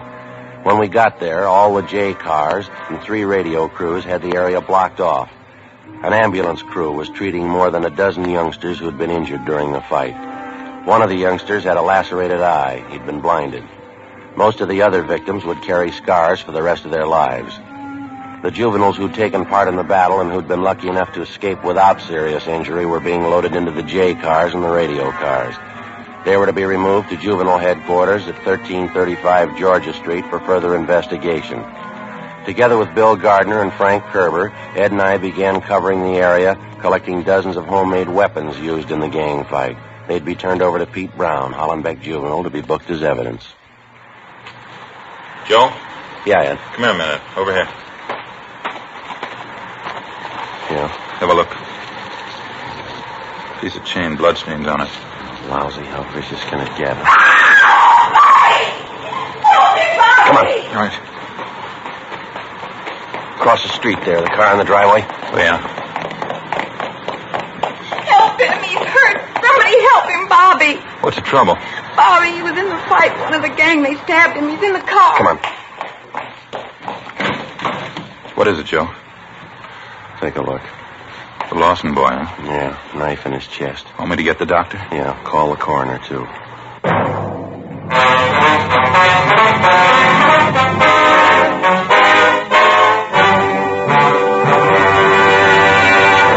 You are listening to Dragnet, authentic stories of your police force in action. Fatima, America's first largest-selling blended cigarette. Now king size. See the difference, taste the difference, smoke the difference. And in Fatima, the difference is quality. Yes, you get all the advantages of extra length, plus Fatima quality, which no other king-size cigarette has. That's why week in, week out, year after year, more smokers are switching to Fatimas. 1950, Fatima sales higher than ever before in Fatima history. 1951, another record year. Fatima sales up and up. Why, in 1 month alone, Fatima sales up 110% coast to coast. Friends, in the first months of 1952, to show our confidence in Fatima, we are making a special money-back guarantee to every king-size cigarette smoker. Buy a pack of Fatimas. Enjoy Fatima quality, extra mildness, and superbly blended tobaccos. If you're not convinced Fatima is better than the king-size cigarette you're now smoking, just return the pack and the unsmoked Fatimas before April 1st, and we'll give you your money back plus postage. Fatima, Box 37, New York 1. Remember, each king-size Fatima gives you a long, extra mild, and soothing smoke with the added protection of Fatima quality. Buy Fatima.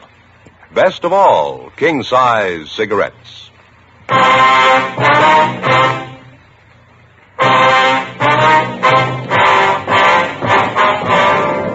Thursday, October 16th, 5:35 p.m.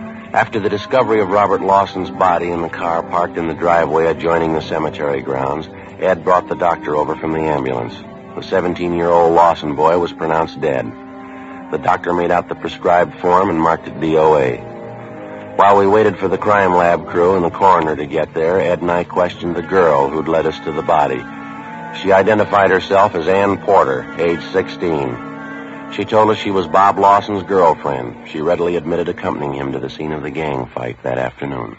I knew what it was going to be like. I knew right then. I came closer. Bob told the kids to get ready. They were a little ways from us when they stopped. The other gang, the Purple Hearts. Yeah, go ahead, please. There's a kid by the name of Jumpy. He's the leader. He stepped out in front of them and called to Bob. Called him a bad name, said bad things. This boy you called Jumpy, you know his real name, Ann? No, Jumpy's only his nickname. I know him when I see him, though. I can point him out. Well, what happened after he called Bob? I don't know. What? I don't know. I'm not sure. Everything seemed to happen at once. Bob swore at me, pushed me back, told me to get out of the way.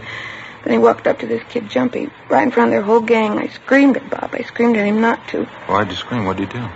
He had a chain under his coat. It was kind of a short whip-like. Bob had it doubled up. Yeah.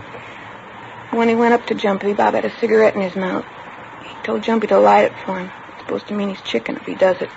Jumpy laughed at him. Bob took out the chain, hit him across the face with it. Hit him with all his might. Mm-hmm. It knocked Jumpy down. He was laying on the sidewalk. His face was cut bad. Bob had the chain, kept hitting him with it. And somebody gave a yell, and both the gangs started fighting. Were you close to Bob Lawson most of the time? No, not first.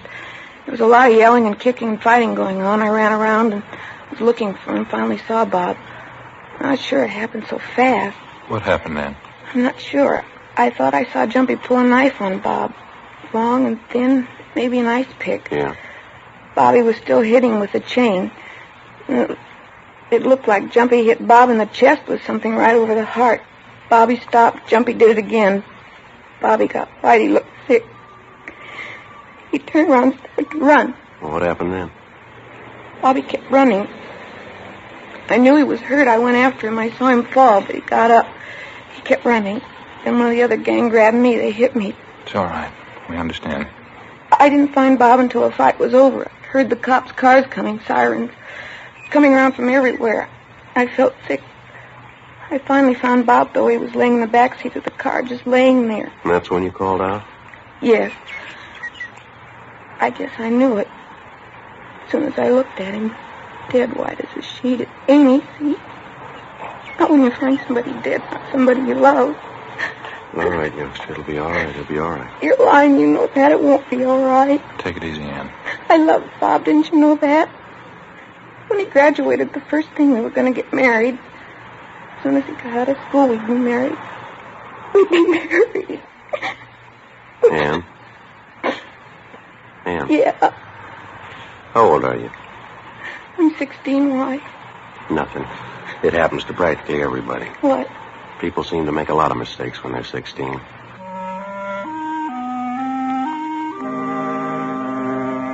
"6:30 p.m. The crime lab crew arrived, took pictures of the entire scene along with all physical evidence, and dusted the murder weapon, an 8-inch knife, for fingerprints.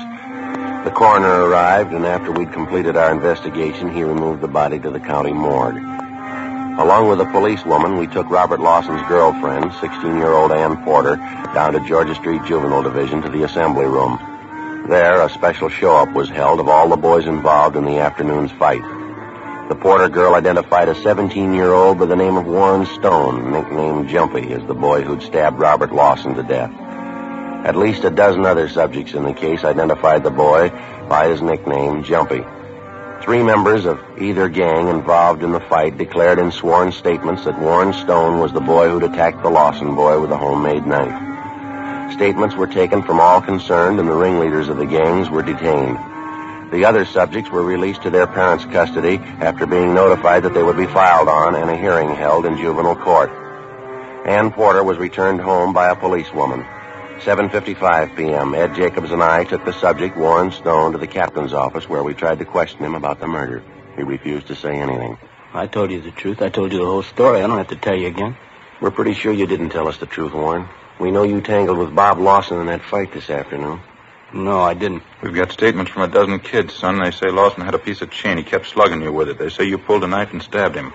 How do they know? A lot of kids there had knives. Anybody could have stabbed him. Why are you picking on me? It was your knife. It was your knife that killed him. Your initials on it. I lost a knife in the fight. Somebody could have picked it up and used it. No, that won't do, youngster. The handle of the knife's been processed. Your fingerprints are all over it. How about it, son? Warren? Come on now. What do you got to say? Nothing. I killed him. 8:40 p.m. Warren Stone was booked in at Georgia Street Jail on suspicion of 187 PC, murder. Ed and I got in the car and drove out to the home of the murder victim to notify his parents, Mr. and Mrs. Robert Lawson. Mr. Lawson wasn't home from work yet. We broke the news of her son's death to Mrs. Lawson as gently as we could. She became hysterical, and we called the family doctor, who gave her sedatives. Later, when she recovered herself a bit, she asked for the full story. We told her. How could it happen? Bobby, how could it happen? Sorry, ma'am. There's not much we can say. We tried everything we could to stop it. But you didn't stop it. You let them kill Bobby. You let them kill him. No, ma'am. We tried to warn him. We tried to warn all of them. We're sorry. You're not sorry. You didn't try. Bob's dead. Everything I had.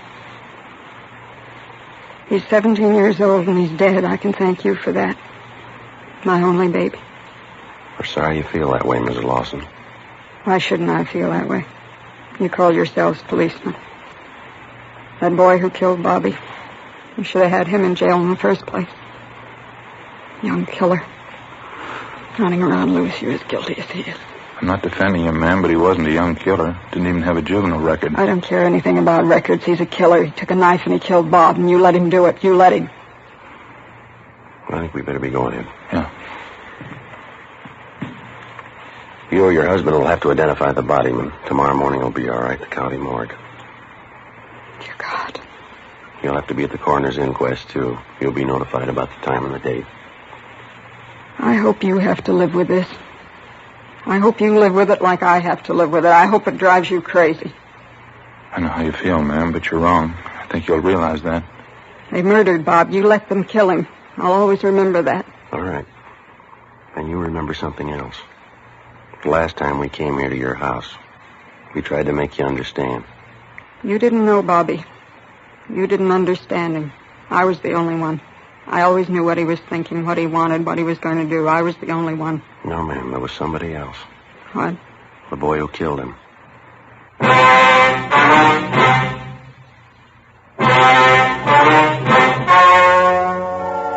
The story you have just heard was true. The names were changed to protect the innocent. On November 7th, the hearing was held in Juvenile Court, Department 38, City and County of Los Angeles, State of California. In a moment, the results of that hearing. And now, here is our star, Jack Webb. Thank you, George Fenneman. Friends, just as a hobby, I've been collecting early jazz records, blues and two-beat music like Leon Bix Beiderbecke used to play, and of course just about everything Benny Goodman has done. I've always tried to build my collection on quality. Now, in my opinion, that's the only rule to follow in choosing a king-size cigarette. Choose for quality. Believe me, I know that's what you'll find in Fatima. I know because I smoke them. If you haven't, here's what I'd like you to do. Get a pack tomorrow and compare them. When you see the difference, taste the difference, and then smoke that difference, I'm convinced that you'll switch to Fatima. Because in Fatima, the difference is quality.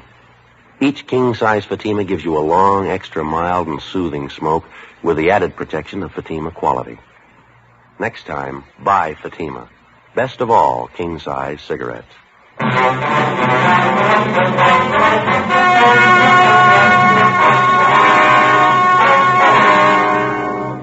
17-year-old Warren Ernest Stone was filed on alleging violation of 187 PC, murder. The rest of the juvenile gang ringleaders were filed on alleging 242 PC, battery. They were all made wards of the juvenile court and placed in detention homes under the supervision of the State Youth Authority.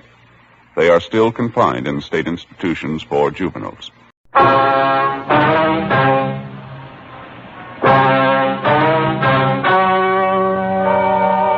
story you are about to hear is true. The names have been changed to protect the innocent.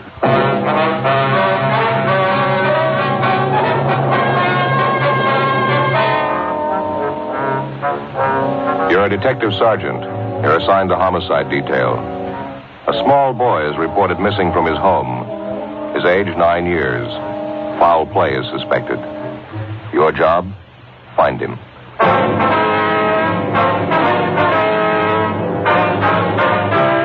Dragnet, the documented drama of an actual crime. For the next 30 minutes, in cooperation with the Los Angeles Police Department, you will travel step by step on the side of the law through an actual case transcribed from official police files.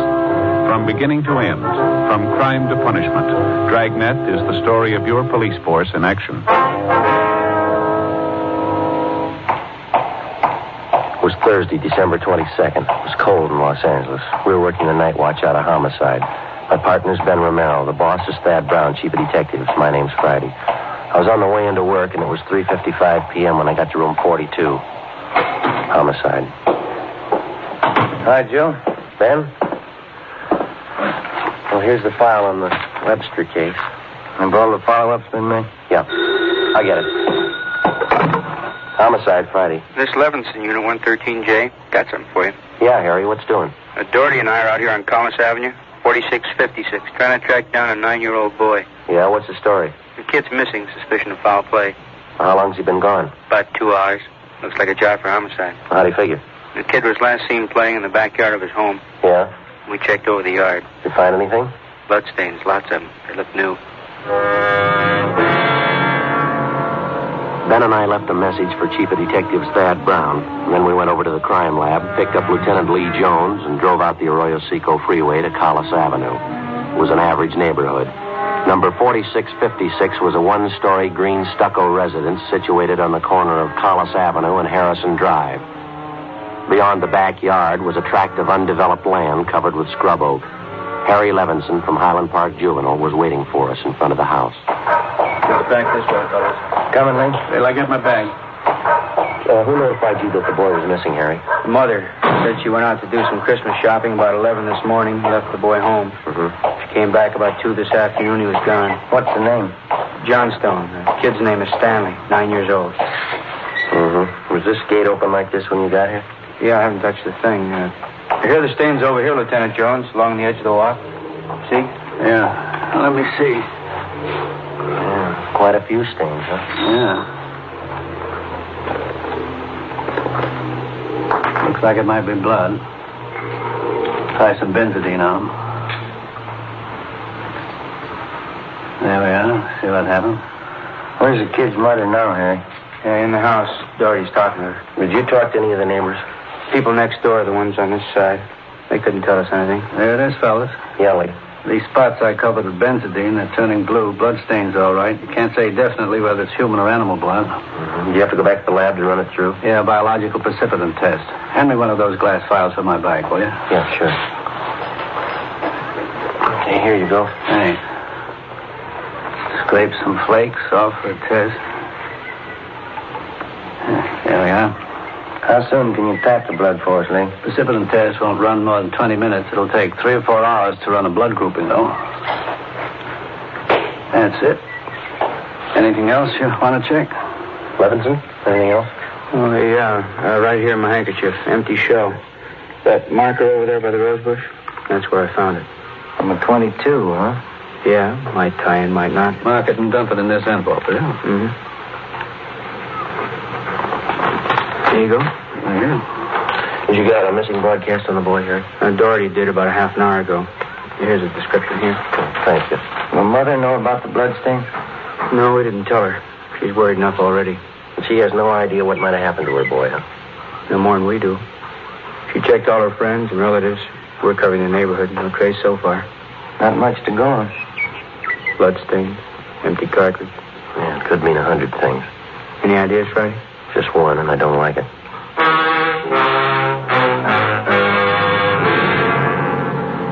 4:30 p.m., Thursday, December 22nd. The neighborhood search for 9-year-old Stanley Johnstone continued. Lee Jones went back to the crime lab to start the precipitant test and the blood grouping. Levinson and his partner Doherty from Highland Juvenile stood by. We called Chief of Detectives Thad Brown, and he ordered up a special detail to aid in the search for the missing boy.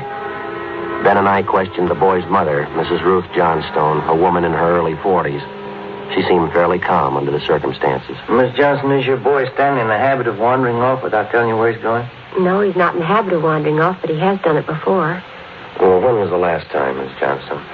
You don't have any children, do you, Sergeant Friday? No, ma'am, I'm not married. Well, there comes a time in every young boy's life when he feels that it's time to leave home, go out on his own. Usually happens somewhere around 8 to 10. I think I know what you mean. I have a boy. Well, then you know how it is. My husband and I scolded Stanley one afternoon after school, and he was quite put out about us. Thought George and I were unfair. Packed a few of his things and left. Well, how long was he gone? Oh, no time at all, about 2 hours. I was worried about him, but my husband said to leave him alone. Said every boy had to go through that stage. Well, then you think that he's run away from home again this time? Yes, I think so.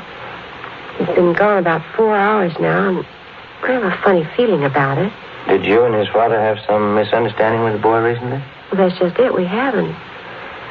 I don't mind telling you now that we're talking about it. I am getting worried. Was there any place around that he might like to visit, a hobby shop, playground, someplace he might be? Yes, there's Jensen's model shop, Little Shannon Burroughs, but I've already called there and he hasn't been seen all day. I've called all his friends and they have no idea where he is either. Well, we'd like a list of all of his friends and the places that he was known to frequent. Yes, all right, I'll give them to you. Where do you suppose he is? Where's your husband now, Miss Johnson? At work. George works for the city. He's a fireman. What house is he stationed at? Engine Company 12. He's working the A platoon. He'll be home tomorrow morning. I haven't told him Stanley's gone. Was there any chance the boy might be down at the firehouse with his father? No, he seldom goes down there anymore. No, I don't think he's there. I'm awfully worried. May I call my husband? Certainly, go right ahead.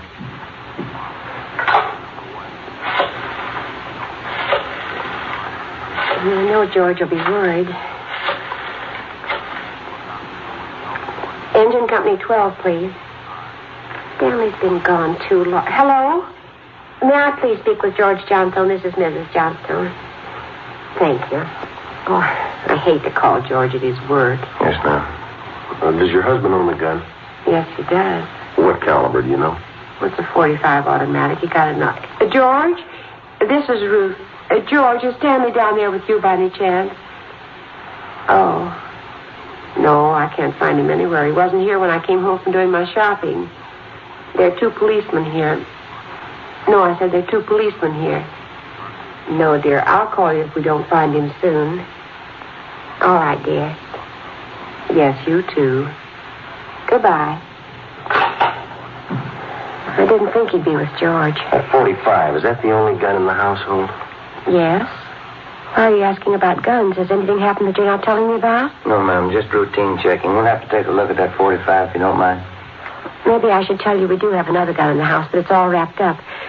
George bought it for Stanley's Christmas present. What if we could see it, please? Yes, well, will you have to unwrap it? Yes, ma'am, I'm afraid so. It's in the closet.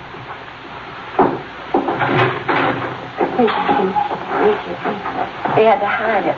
Let me see. Look, here's a paper it was wrapped in, and Stanley must have found it. It's gone. You see, here's the gift card and the box the gun came in, the rifle. I wonder if I could look at that box, ma'am. Thanks. How about it, Joe? 22 caliber.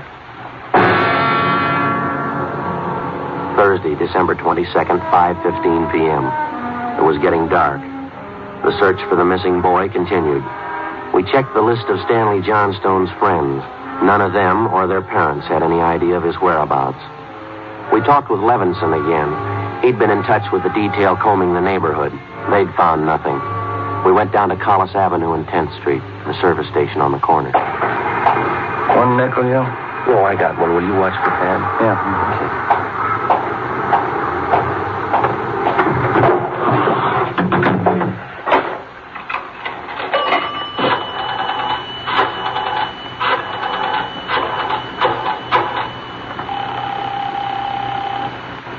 City Hall? 2667, please. 2667? Crime Lab, Jones. Hi, Lee. Joe Friday. Yeah, Joe. Any sign of the Johnson kid? No, not yet. How are you coming? Finished the precipitant test. It's human blood. Yeah? Working on the blood group now. Do you know what type the Johnson boy has? Well, I didn't want to upset his mother.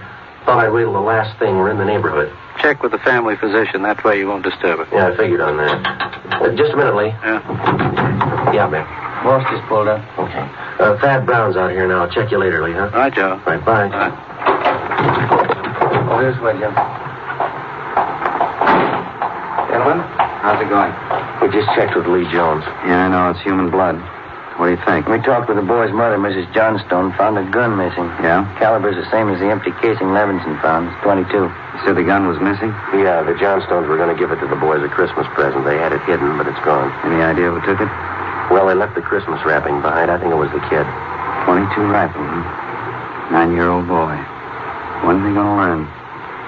First, it's carbide cannons on the 4th of July. The city issued ordinance after ordinance. A few thousand kids around the country had to lose their eyes, fingers, hands before the parents would give us their full cooperation to outlaw them. I know what you mean. Sure you do. You and every other cop in the country became the heavies trying to clamp down on them. So it's the same story. This time it's guns for Christmas. Well, I know what you're thinking, but we're not sure yet. Listen, Friday. There's a city ordinance against giving a gun to a kid. You know that. Yeah, I know that. There's a missing boy and a missing gun. There's blood on the ground and an empty shell. That's enough for me. Well, we're going to stay with it. Something's got to break. Yeah? I hope it's not the hearts of that kid's parents. Hi, Chief. Been looking for you, Friday. What do you got, Harry? Found the gun. New 22 rifle. That has been fired recently. Where'd you find it, Levinson? Back up there in that scrub oak behind the Johnstone house. Mrs. Johnstone identified it. Buckley took it down to the crime lab. Thanks, Harry. Miss Johnstone okay? Pretty sick now. Doherty came up with something else. What's that? There's another one missing. An 8-year-old boy. 6:30 p.m. We talked with Officer Doherty about the other missing boy. He told us that his name was Stephen Moorheim, 8 years old. His family had just moved into the neighborhood. It seemed that no one besides the Moorheim family knew that the boys played together. Mrs. Moorheim told us that Stephen told her that he was going out to play and that he'd be home by 6 o'clock for dinner. She told us that he was an unusually prompt boy and almost never overstayed his playtime. We got a description of the Moorheim boy and put out a missing broadcast. We called the Johnstone's family doctor. He told us that Stanley's blood was type O. At 7 p.m., we talked again with Mrs. John Moorheim. Are you sure Mrs. Johnstone doesn't know where the boys are? She has no idea, Mrs. Moorheim. Oh, this is terrible. Just awful. I feel there's more to this thing, something you're not telling me. Well, there's no use to upset you until we know a few things for sure. And you're holding back something. Well, now, please try not to worry, Miss Moorheim. There are certain things that we're going to have to ask you, routine questions in any kind of investigation. Is there anything else you want to know? Yes, ma'am. What is your boy's blood type? It's a funny question. Do you think anything's happened to him? Have you found him and you're not telling me? No, ma'am, we haven't found him, and we don't think anything's happened to him. His blood type. Yes, ma'am. Well, I think I have it written down in Stevie's baby book. Yes, here it is. It's type O. Thank you. I wonder if I might use your phone? Yes, of course, it's in the hall. I'll be right back then. Okay.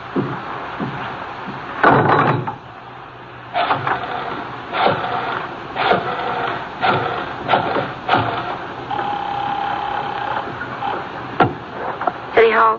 2667, please. 2667? Crime Lab, Pinker. Hello, Ray. This is Joe Friday. Is Lee there? Just a minute, Joe. Take two, Lee. Jones speaking. Checking back, Lee. Did you get the blood types on the two missing boys? Yeah, both type O. So are the stains, Joe. Type O.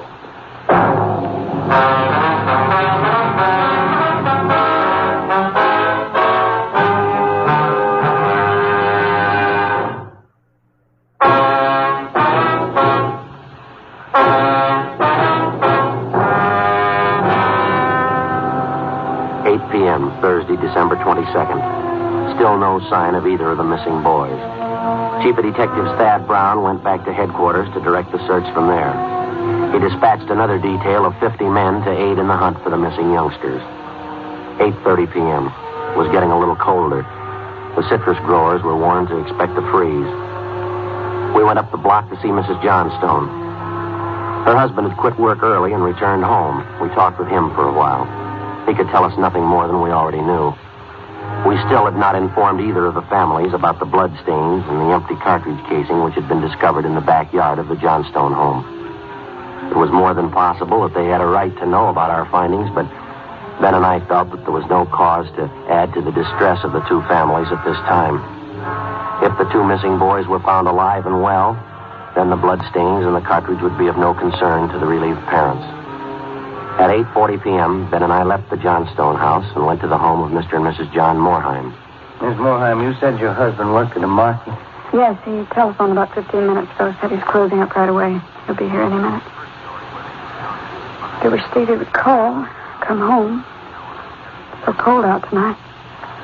All he had on was a thin cotton jacket. Well, try not to worry. We're doing everything we can. He'll be all right. Stevie's father's such a sensitive man. He and the boy are so close. I know he's terribly upset. Now, you're sure there's no place that you might have forgotten, someplace where the boy might be? No place. No. If anything's happened to the boy, it'll just kill John. Now, you sit still. I'll get it, Miss Moore. Joe? Yeah, Harry. The Johnstone kid, he's been found.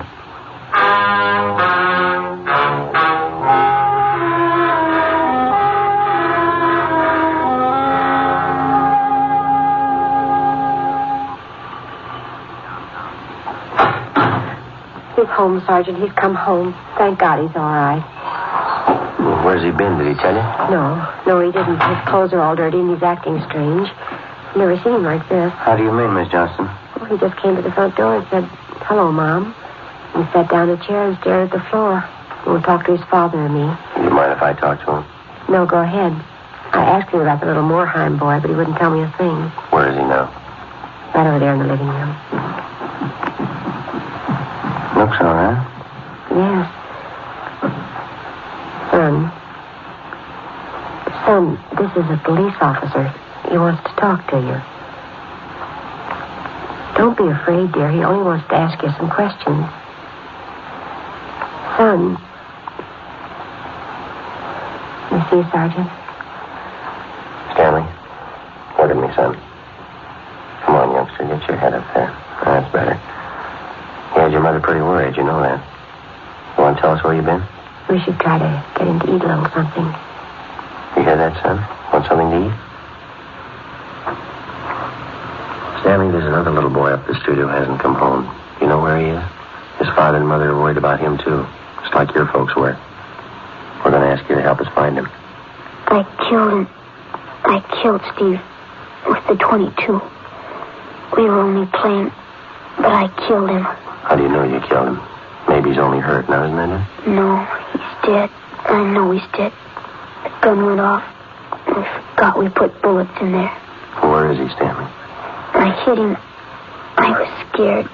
I didn't want anybody to find him. Where did you hide him, son? In a cave up on the hill. I didn't mean it. He was my pal. You want to show us where, Stanley? Yes, I'll show you. Please, don't send me to jail.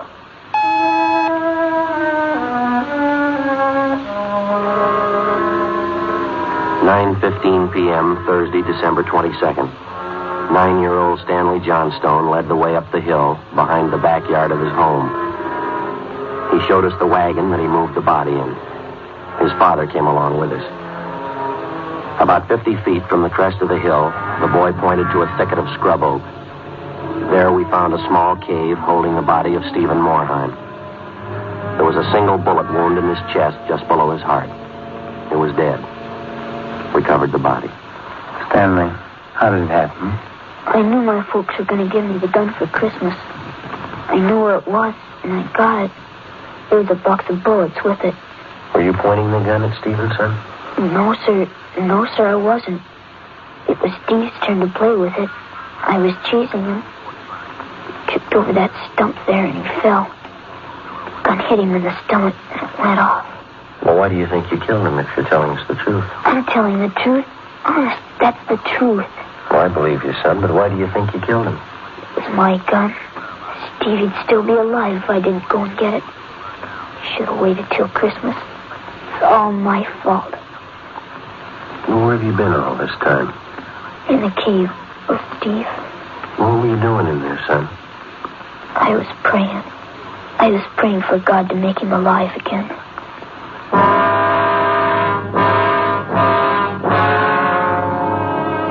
After a thorough investigation, Ben and I were convinced that the shooting of Stephen Morheim was accidental. Lieutenant Lee Jones' findings substantiated the Johnstone boy's story even to the smallest detail. We put in a call to the coroner's office, and we acquainted him with the facts. He designated a local mortuary to handle the body, pending autopsy, and granted us permission to remove the body to the Morheim home. Mrs. Morheim collapsed. The family doctor was called. Ben and I sat in the living room to wait for John Morheim, the dead boy's father. Edith? Edith? Mr. Morheim? Yeah, you the police? Yes. Well, where's Edith? Where's my wife? Has my boy come home? Have you found him? Yes, sir. Well, where is he? Steve? Stevie? Where's Steve? He's hurt, isn't he? Yes, sir, yes. Well, where is he? I want to see him. He's hurt bad, Mr. Morheim. Where is he? I want to see him. How bad?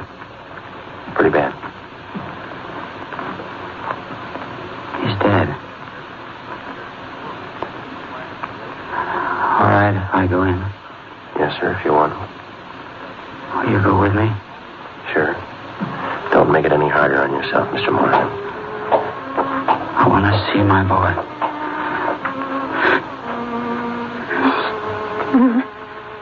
Mr. Morheim.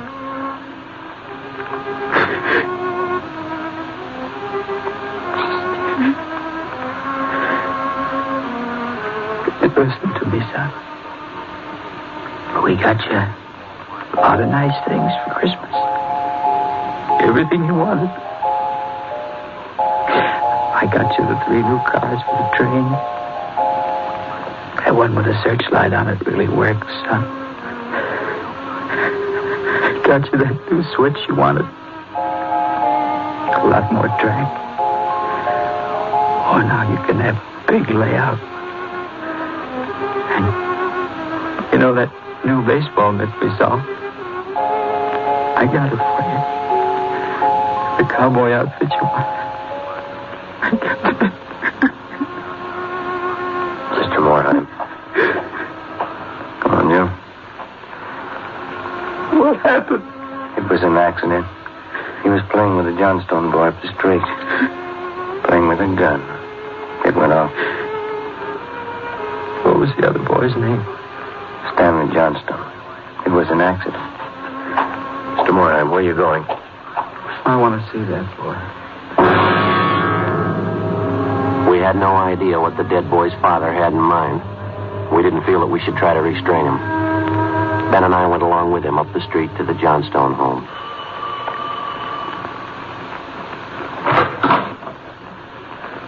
I'm Stevie's father. Where's your boy? I'm sorry. We bought the rifle. We were going to tell him not to use it unless his father was with him until he learned how to treat firearms. Where's your boy? Right here. Won't you come in? It's all right, Miss Johnstone.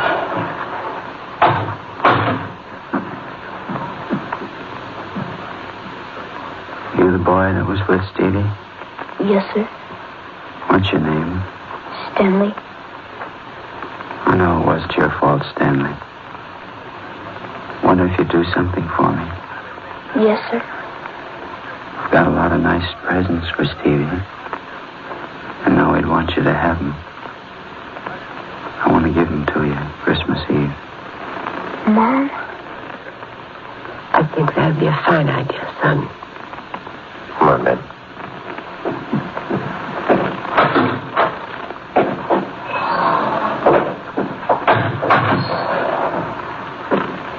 Well, what's it all prove, Joe?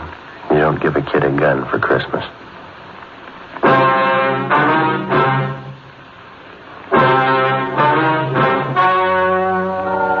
The story you have just heard was true. The names were changed to protect the innocent. On December 24th, 1948, a coroner's inquest was held in the county morgue, city and county of Los Angeles, state of California. In a moment, the results of that inquest.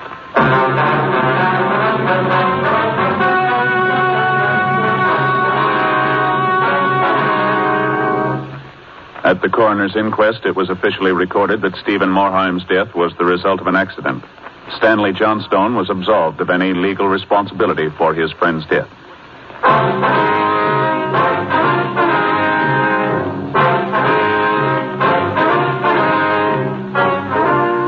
You have just heard Dragnet, a series of authentic cases from official files. Technical advice comes from the Office of Chief of Police W.H. Parker, Los Angeles Police Department.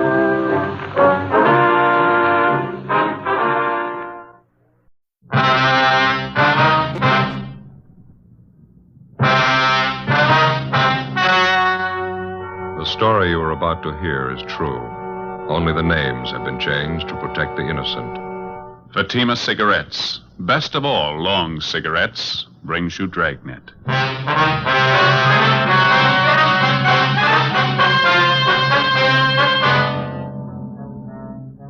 You're a detective sergeant. You're assigned to burglary detail. A gang of clever thieves are at work in your city. In 3 months, they've looted fashionable homes of $100,000 in furs and jewels. There's no clue to their identity. Your job? Get them. In Fatima, the difference is quality. Yes, in Fatima, the difference is quality. Quality of tobaccos. The finest domestic and Turkish varieties, extra mild. Superbly blended to give you Fatima's much different, much better flavor and aroma. Quality of manufacture. Smooth, round, perfect Fatima cigarettes. Rolled in the finest paper money can buy. Manufactured in the newest and most modern of all cigarette factories. Quality. Even to the appearance of the bright, clean, golden yellow Fatima package. So compare Fatima yourself today. You'll find Fatima gives you all the advantages of extra length, plus Fatima quality, which no other king-size cigarette has. Yes, light up a Fatima. Your first puff will tell you... Ah, that's different. Because in Fatima, the difference is quality.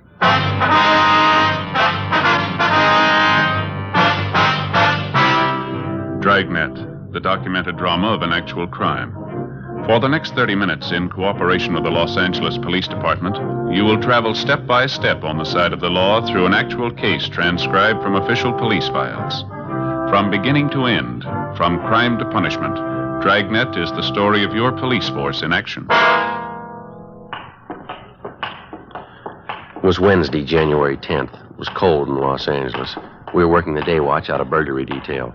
My partner's Ben Romero. The boss is Captain Wisdom. My name's Friday. It was 11:15 a.m. when we got back to the city hall. Captain Wisdom's office. Hi, Skipper. Hi. How'd you make out? Not too good. Same old story. Anybody in the house when the thieves broke in? Yeah, the children's nurse was there. She said the burglary took place about midnight. She was asleep in bed at the time. Uh-huh.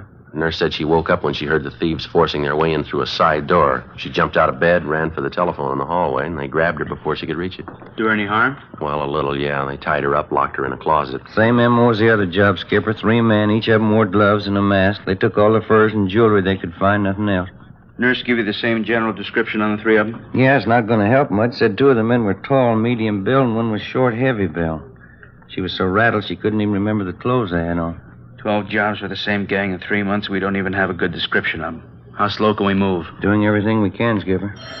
Excuse me. Burglary, Wisdom? Uh-huh. Not until 2 o'clock? No, that's all right. 2 o'clock sharp. Right. Bye.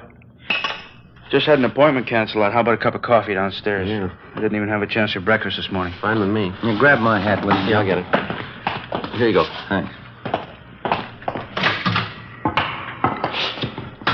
Guess you talked to the owners of the house, huh? The place was broken into last night? Yeah, we did. Mr. and Ms. Peterson. They got home a couple hours after the burglary, took a quick inventory. What'd they find missing? Furs and jewels, same as the other jobs, almost $12,000 worth. That's the biggest haul yet. I don't have to spell it out for you. We need a break on this thing. We need it bad. More pressure from the front office, huh? Coming from all sides. The victims, their insurance companies, newspapers. They got a right to cry. Those thieves have been grabbing furs and jewels for 3 months. We're doing everything about it we can do, Skipper. Planning stakeouts, working our informants, running down every lead we can get our hands on. Covered every angle I can think of. They don't worry about the angles we cover. They want results. They want their property back. Yeah, go ahead, Skipper. Go ahead. Yeah. Now, how about the stuff they took on the job last night? You get it on the stolen property list? Yeah, it's all listed. That's one thing that really gets me. What are the thieves doing with all that stuff, the furs and the jewelry? We've had every pawn shop in the city on the alert since they started working. Checked on every possible outlet we know of, any place they could use to dump the stuff. They haven't turned up a trace of it. No results from those APBs you got out? Well, yeah, a few, but none of them are panned out. How about trying the cafeteria here? They got pretty good coffee. Well, yeah, me. that's a good idea. Why don't you 2 grab a table? I'll get the coffee. Right, Ben. Oh, hold the cream on mine, will you? Right, Skipper. How's this? Is this all right, Skipper? Yeah, it's fine. 3 chairs? Yeah. Okay. How about it Friday? You or Ben got any ideas at all? Well, there's one thing we wanted to talk over with you. We were kicking the idea around on the way back into the office. Would you like a smoke? Oh, thanks. There you go. Last night, we were comparing the different stories we got from the burglary victims. Yeah, light. Thank you.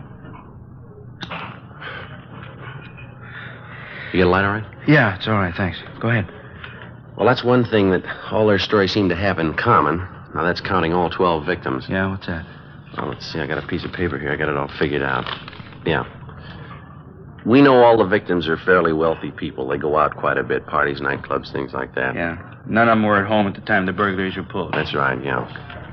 Here you go. There's your Skipper. No cream, thanks. Joe. Thank you very much. I was just telling the captain about that idea we were talking about on the way back in. Yeah, oh, yeah. All right, so none of the victims were home at the time of the burglary. Where does it go from there? Well, for one thing, we all pretty much agree that there must be a finger man working with the gang, don't we? Somebody who knows the victims aren't home. Somebody who also knows the victims aren't wearing the furs or jewels on that particular night, is that right? That's right. We've been going on that assumption. Now, the question is, who's the finger man? Well, that's what I'm trying to get at here. Ben and I compared the victims' stories. We found out that in every case, each of the victims had been out in some public place from 3 to 5 days before the night of the burglary. Now, at that time, every one of them wore furs and expensive jewelry. Yeah. Why don't you read off some of those examples we got there, Joe? Okay. Well, here's the first one. Mr. and Mrs. Charles King. Now, on December 10th, they went to a nightclub out in Hollywood.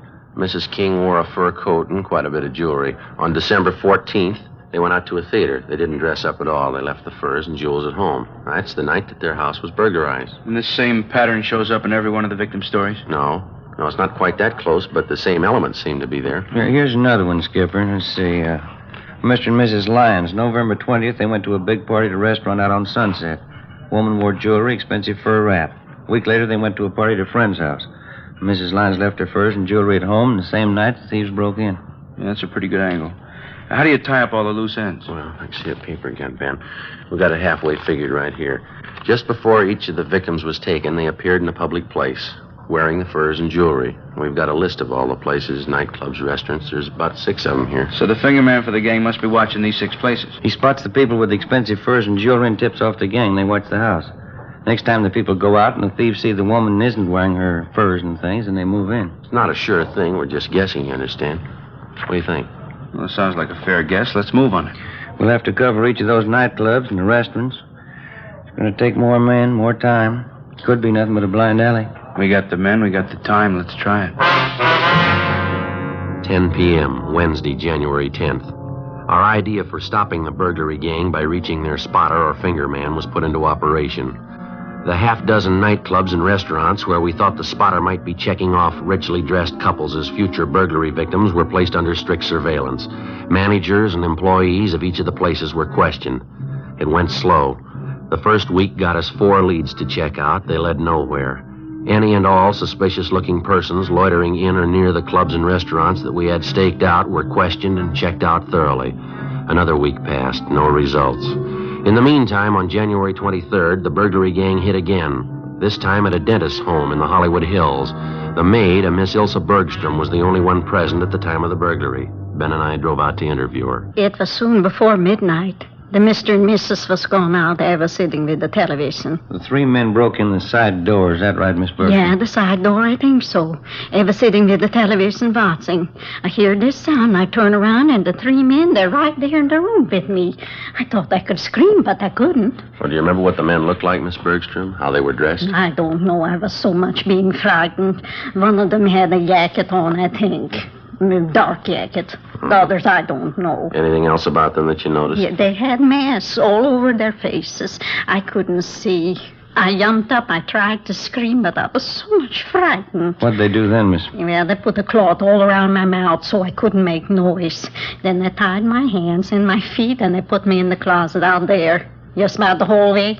I was kicking and hitting at them. Mm-hmm. Had you ever seen any of the men before, Miss Berkeley? No, never before. Do you think you'd know any of the men if you saw them again? I shouldn't be sure. One of them, maybe I might know him. Well, how do you mean? Did you get a look at his face? Yeah, only it was very quick. When they was putting me in the closet, I was hitting and kicking at them. Mm-hmm. One of the men, I knocked his hat off. It fell on the floor. I pulled at the thing on his face, the mask. Almost it came off. Well, from what you could see, what did the man look like? Blonde hair, I can remember. It's not so much on top here. It's only on the side here. Mm-hmm. And there was right there by the forehead, hair, a scar going over that way. Yeah. Was he a big man, do you know? As big as the other two? No, he was a smaller man. He was bigger this way, fatter. Yeah. He was so mad when I knocked his hat off, I thought maybe he'd kill me. They only put me in the closet, and then they closed the door. I could hear them upstairs going through the Mr. and Mrs. room. And you're pretty sure of the description you've given us, Miss Bergstrom? Oh, yeah, the scar, the blonde hair. Not so much on top. I remember that. It was... Well, I was so much frightened, I thought he'd kill me. Mm-hmm. Now, after they locked you in the closet, they didn't come back? That's the last you saw them? Yeah, they didn't come back to me. I could hear them moving around upstairs, and then I could hear them leave after a while. It was like all night before the Mr. and Mrs. came home and found me. I was so much frightened. This thing wouldn't happen in Sweden. That's where I come from, Sweden. Yes, ma'am. You sure there's nothing else about these men that you've noticed? Something we ought to know about? No, everything I saw, just what happened, I told you the way it was. This never would have happened in Sweden, not like this, these robbers like this. Burglars, ma'am. Yeah, these burglars. I thought I'd be dead. Never would happen in Sweden like this. You mean you don't have burglars in Sweden? Oh, yeah, we have burglars. Well, then just how do you mean that? We have burglars, but they don't break in the house when somebody's there. They're a little bit gentlemen. Is that so? Yeah, they wait till everybody's gone from the house, then they break it. Even burglars should be gentlemen a little bit.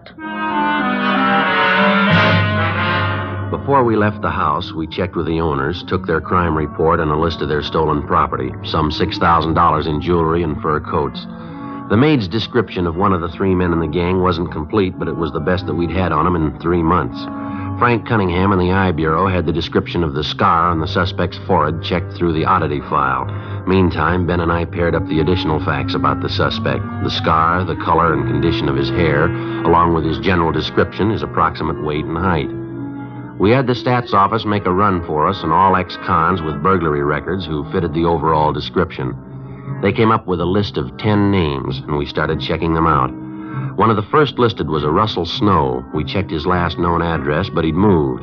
His mail was being forwarded in care of his brother, George Snow, who managed the Neptune Plunge, a public indoor swimming pool in the East Hollywood neighborhood. We drove out to interview the brother. Pretty good size for an indoor pool, huh?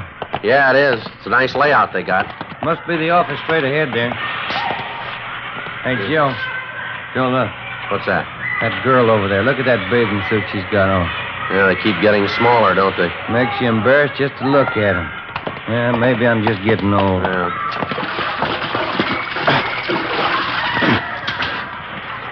Yes, sir? We're looking for George Snow. Yeah, I'm him. Police officers, Mr. Snow. Like to talk to you a few minutes if we could. Oh, yeah. Hey, let me grab a towel over here. Get dried off, Phil. Sure. Come on over. Pull up one of these deck chairs here. All right, Thank you very much. Well, what is it, officers? What can I do for you? You have a brother, isn't that right, sir? A Russell Snow? Yeah, that's right. Russ is my brother. Anything wrong? Well, we'd like to locate him if we could. Do you know where we can find him? No, don't think I can. Last I heard from Russ was about 6 months ago. Said he was going to take a job in Minneapolis. Mm-hmm. Not in trouble again, is he? Not that we know of. We'd like to locate him, that's all. I don't think I can help you much. Russ isn't much of a letter writer. Only time I hear from him is when he's in town. We've checked at the last place your brother was staying. They told us he left word to forward all his mail here to you. Is that right? Yeah, that's right. Russ asked me to take care of it. No letters have come through so far, though. Mm-hmm. Were you to hang on to his mail or send it on to him in Minneapolis? No, I was going to hang on to him. Russ said he'd pick up his mail next time he was through. As I say, that was 6 months ago. I haven't seen or heard from him since. Then you wouldn't know if he was actually in Minneapolis or not. Well, no, I wouldn't.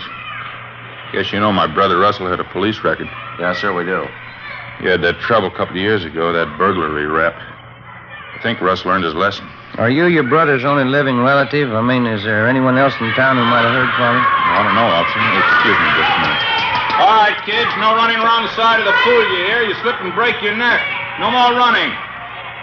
Sorry, I gotta watch him like a hawk. Yes, sir. Like I was saying, I can't think of anybody who might have heard from Russ. I'm his only relation, but he does have a few friends around town. I mean, legitimate fellas, you know. Yeah, huh? They come around once in a while, drop in and say hello. Have any of them heard from your brother? They might have, but I didn't ask him.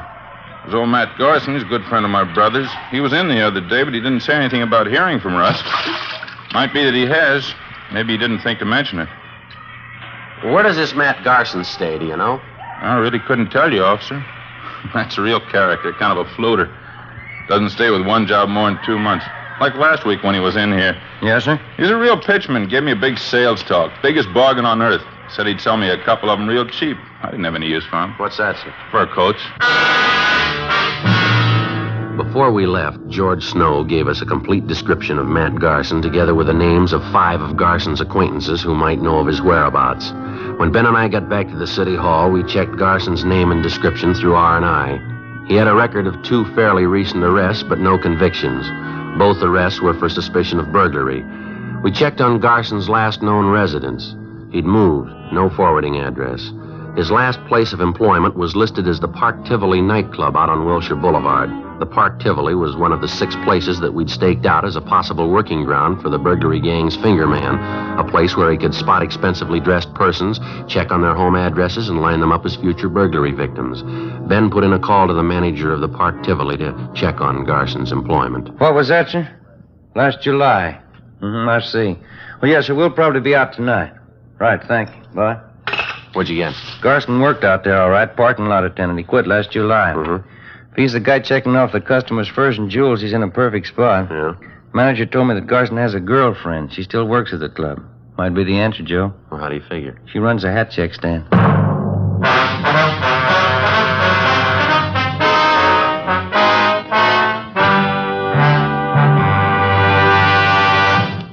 You are in the communications division of a metropolitan police department, the teletype room.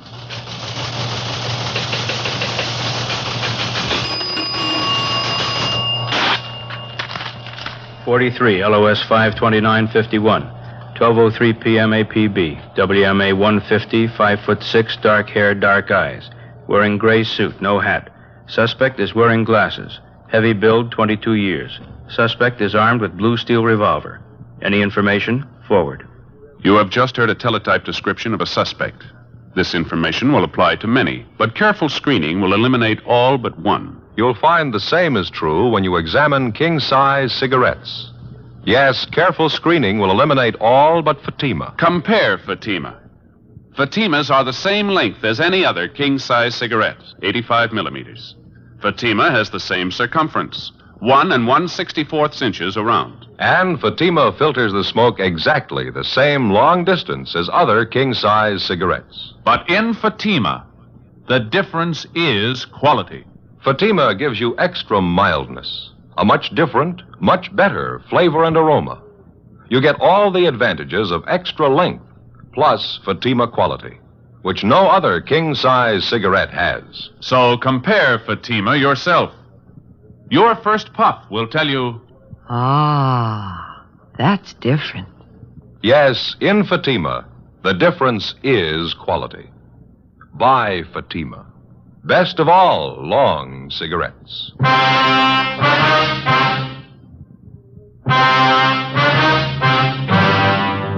One of the biggest problems that faces a police officer working the burglary detail is not only apprehending the thief, but also recovering the stolen property. Dozens of criminals of this type will spend 5, 10, or even 15 years in prison if they know that on their release they will have a stake of thousands of dollars in stolen property which they've hidden somewhere to start over again with. Thursday, January 26th, 5 p.m. We got out a broadcast and an APB on the burglary suspect, Matt Garson. Then we began checking back on his girlfriend, Virginia Ramsey, who worked as a hat check girl at the Park Tivoli nightclub on Wilshire Boulevard. It was one of the 6 probable places where we thought that the finger man for the burglary gang was lining up potential victims. Despite the fact that she often associated with known criminal suspects, the Ramsey girl had no previous criminal record herself. That night, after she reported in for work at the club, Ben and I checked her apartment. In one of the closets, we found 3 expensive fur coats. They were all identified as property taken in previous burglaries by the gang. In a strong box in the desk, we found a half a dozen pieces of expensive jewelry, also identified on the stolen property list. Ben and I got in the car and drove to the Park Tivoli nightclub. Your hat, sir? Check your hat? Your name Virginia Ramsey? Yes, that's right. Police officers, Miss Ramsey. Like to talk to you downtown. Beg your pardon? I say we're police officers. Here's our identification. Like to talk to you downtown. What's it all about? I haven't done anything. Then there's no reason to worry. We'd just like to ask you a few questions, that's all. What about? A man by the name of Matt Garson. I understand you know him quite well. No, I don't know him. I don't even know what you're talking about. You want to get your coat, Miss Ramsey? We'll talk it over downtown, huh? I'm working now. Listen, I won't be off till 2 o'clock. I can't just walk off the job. We just talked to the manager. He's going to have one of the other girls take your place. Do you want to get your coat, please? All right.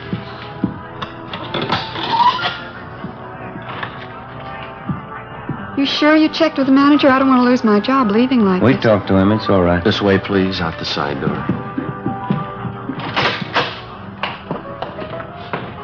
I'd like to know what this whole thing's all about. I think I have a right to know, pulling me off a job like this. We told you, Miss Ramsey. It's about a friend of yours, Matt Garson. He used to work here at the club, didn't he? I wouldn't know. A lot of people work here. I don't know them all.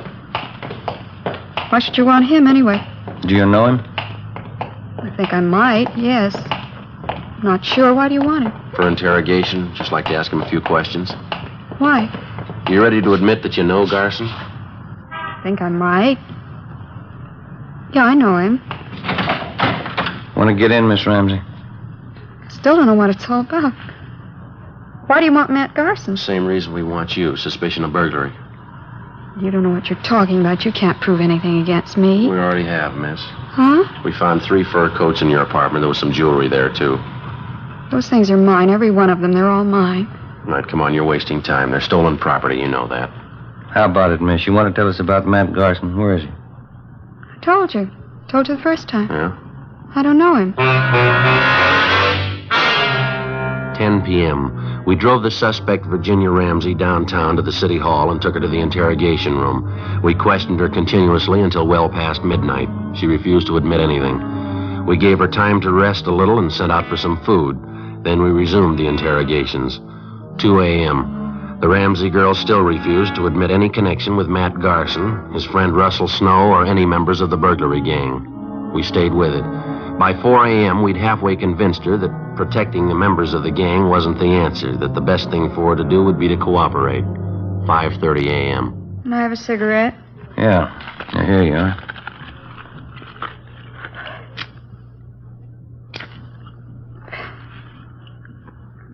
I'll tell you about it. I know Matt Garson. He's one of the gang. You know where he is? No. He got me into it. He made me do it. There wasn't anything else I could do. What did he make you do? Well, when I was checking coats and things at the club, I was supposed to watch for customers with money, expensive furs and jewels. I found out who they were, and then I'd tell Matt. He'd tell the others. Who are the others? One of them's Johnny Lang. There are a couple of others, but I don't know their names. Believe me, Sergeant, Matt made me do it. He got me into it before I knew what it was all about. When I found out, he threatened to frame me if I didn't go along with him. Do you know where any of these men live, where they hang out? No. None of them, not even Matt. Ever since he moved, he wouldn't give me his new address. Do you think Garson will try to contact you at your apartment in the next few days, maybe? No, I don't think so. Not until after the next job. They're waiting on it now. They've been watching the house. Which house is that? Place out in West Hollywood. Wealthy people. They were in the club about a week ago. And the gang's waiting for them to go out some night and leave their valuables at home, is that it? Yeah, that's right. Matt says it's an easy house to break into. He thinks it ought to be a cinch. Matt ought to know better. Huh? It's the easy ones you trip over. Before we booked her in on suspicion of burglary, Virginia Ramsey gave us the name and address of the people in West Hollywood who were supposedly the next victims on the burglary gang's list. Later in the morning, we drove out to see the people. A Mr. and Mrs. Thomas Thornton told them the story and laid out our plans, which they agreed to. That night, the Thornsons left their home a few minutes before 9. They were simply dressed, no furs, no jewels. At 9:35, 3 men scaled a fence at the rear of the Thornsons' home and broke in through a side door. Right behind them was a detail of a half a dozen officers who moved in and made the arrest. The 3 suspects were taken downtown, where they were identified as Russell Snow, Matt Garson, and Howard Ferris. We searched their apartments, their cars, and garages. There was no trace of the stolen property. Each of the men were brought to the interrogation room separately for questioning. Matt Garson was the first. He denied any knowledge of where the loot was hidden. That's the truth. I don't know where the stuff is. I work for the outfit, that's all. You've been working for 3 months without a payoff. Is that what you're trying to tell her? Well, we haven't been turning over everything we got. We've been holding out half the stuff, selling it on the side. I just work for the outfit, that's all. That's not the way we get it, Garson. You're supposed to be the big man. You masterminded the deal. Me? Who told you that? Your girlfriend, Virginia Ramsey. We picked her up yesterday. She told us everything. What'd she tell you? You're the big man. It was your idea. You ran the works. What about it, Garson? Big joke, Sergeant, on both of us. What do you mean? You can ask the other boys. They'll tell you the same thing. We can prove it, too. There's only one boss in this operation. Yeah? Virginia Ramsey. For a 23-year-old girl, it seemed like a new record of some kind, if it was true. We checked the other suspects, Russell Snow and Howard Ferris. They told us substantially the same story. The Ramsey girl had formulated all the plans and directed the entire operation of the gang since its inception. They insisted that they had no idea where the stolen property was hidden, but they did know that the Ramsey girl had a safety deposit box in a downtown bank.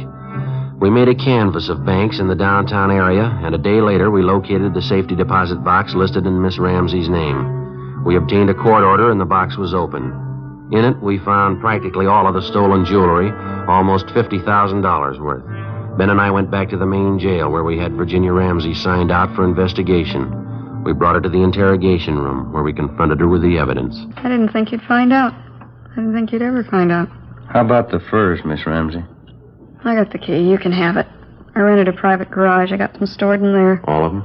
Just about, yeah. You picked up the others in my apartment. How'd you manage to run this whole operation?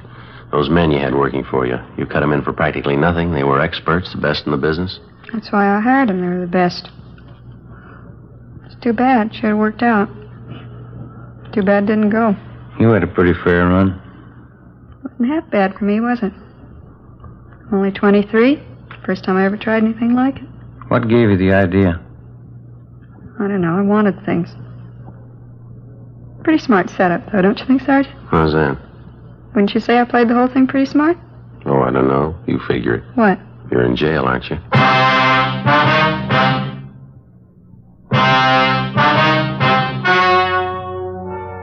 The story you have just heard was true. Only the names were changed to protect the innocent. On March 28th, trial was held in Superior Court, Department 89, City and County of Los Angeles, State of California. In a moment, the results of that trial. Now, here is our star, Jack Webb. Thank you.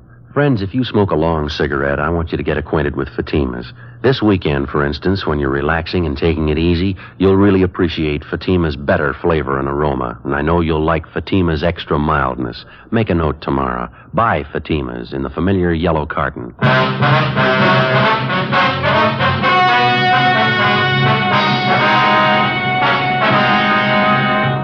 23-year-old Virginia Ramsey, the leader of the gang, was tried and convicted on 4 counts of first-degree burglary and 4 counts of receiving stolen property. The 3 male members of the gang were convicted of first-degree burglary, also 4 counts. They are now serving their terms in the state penitentiary. First-degree burglary is punishable by imprisonment for not less than 5 years. Receiving stolen property is punishable by imprisonment for not less than 6 months, nor more than 5 years. Ladies and gentlemen, this program is for you, not your children.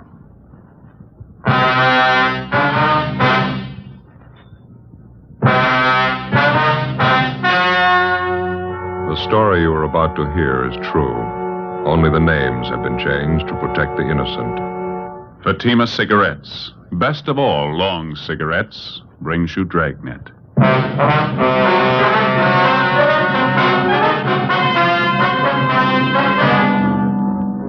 You're a detective sergeant. You're assigned to homicide detail. A woman and her 2-year-old child disappears suddenly. There's no apparent reason for it. 5 days pass. No trace of them. Your job? Find them. Webster's Dictionary. Definition of the word compare. Compare. Examine for purpose of discovering resemblance or difference. Now, let's compare Fatima with any other king-size cigarette. The resemblance. Fatimas are the same length as other king-size cigarettes, 85 millimeters.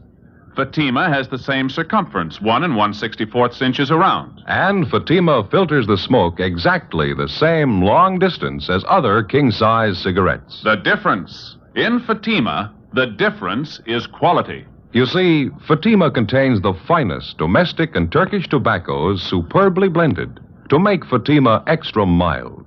You get all the advantages of extra length plus Fatima quality, which no other king-size cigarette has. So compare Fatima yourself. Your first puff will tell you... Ah, that's different. Yes, in Fatima, the difference is quality. Buy Fatima. Best of all long cigarettes.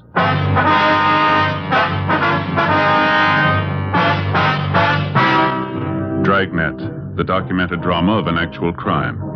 For the next 30 minutes, in cooperation with the Los Angeles Police Department, you will travel step by step on the side of the law through an actual case transcribed from official police files. From beginning to end, from crime to punishment, Dragnet is the story of your police force in action. It was Tuesday, April 20th. It was overcast in Los Angeles.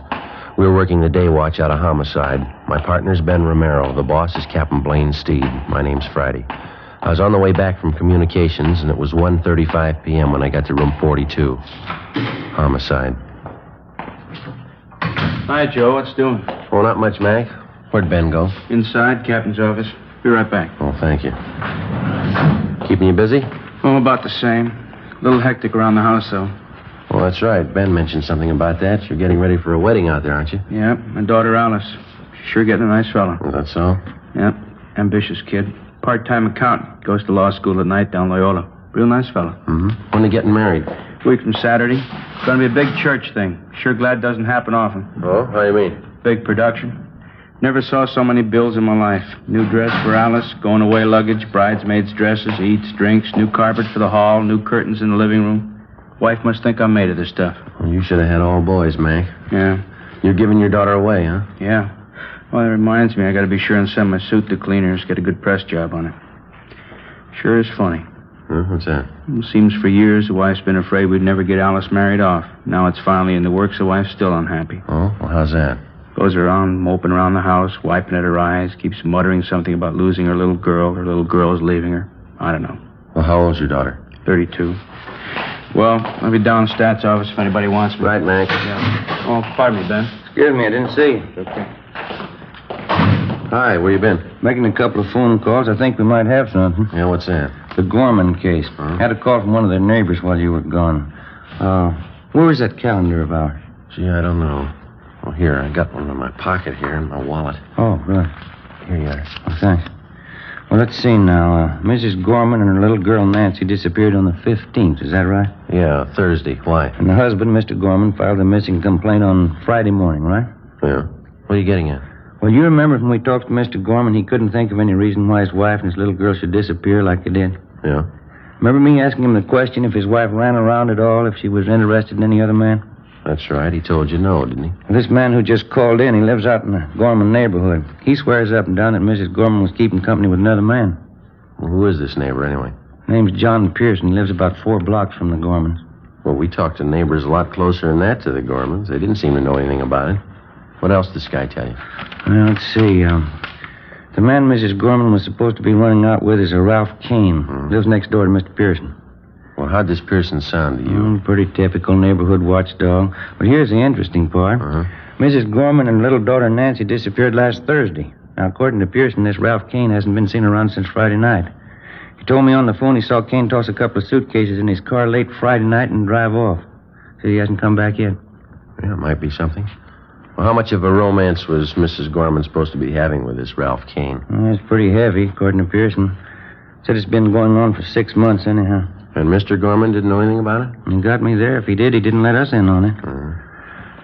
Wonder if he'd have any reason to cover it up. Well, it's possible, I guess. Didn't want the scandal. How sure are you that Ralph Kane's really missing? Might be just off on a weekend, huh? No, I checked the place he worked. He's a printer. Didn't show up for work Monday. Didn't show up today either. No message, no excuse? Nothing. I called a friend of Kane's that Pearson knew about. Friend doesn't know where he's gone.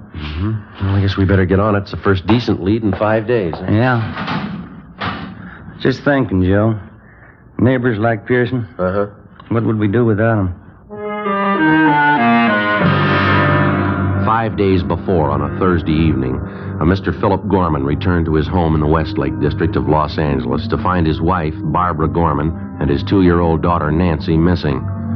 There wasn't any note, no explanation of any kind. A few clothes were gone. Mr. Gorman filed a missing report, and a broadcast and an APB were gotten out on the mother and daughter. Neighbors, friends, and relatives were checked. No leads. Routine investigation failed to turn up anything. Mr. Gorman could give us no explanation for the disappearance. After 3 days, we got out a radiogram. Still no results. Tuesday, 1:50 p.m. Ben and I got in the car and drove out to see John Pearson, who'd phoned in the information about Mrs. Gorman's supposed boyfriend, Ralph Kane. We found Pearson out on the back porch of his home, feeding some milk to a pair of house cats. I thought everybody knew that, Sergeant. Mrs. Gorman running around with that Ralph Kane. I'm no busybody. I wouldn't have mentioned it all if this hadn't happened. You say Kane had been seeing Mrs. Gorman for the last 6 months. Is that right, Mr. Pearson? About 6 months. That's how long I've seen it go on. And James, don't be such a hog. Let Fred have some of the milk, too. Greedy little devils. Do you know of anybody else in the neighborhood who's been aware of this, Mr. Pearson? I mean, Mrs. Gorman and this Ralph Kane? Well, I know for sure that Thelma White next door knows about it. She's mentioned it to me. Kane used to park with Mrs. Gorman near that vacant lot by Thelma's house. Those were the nights that Mr. Gorman was working late.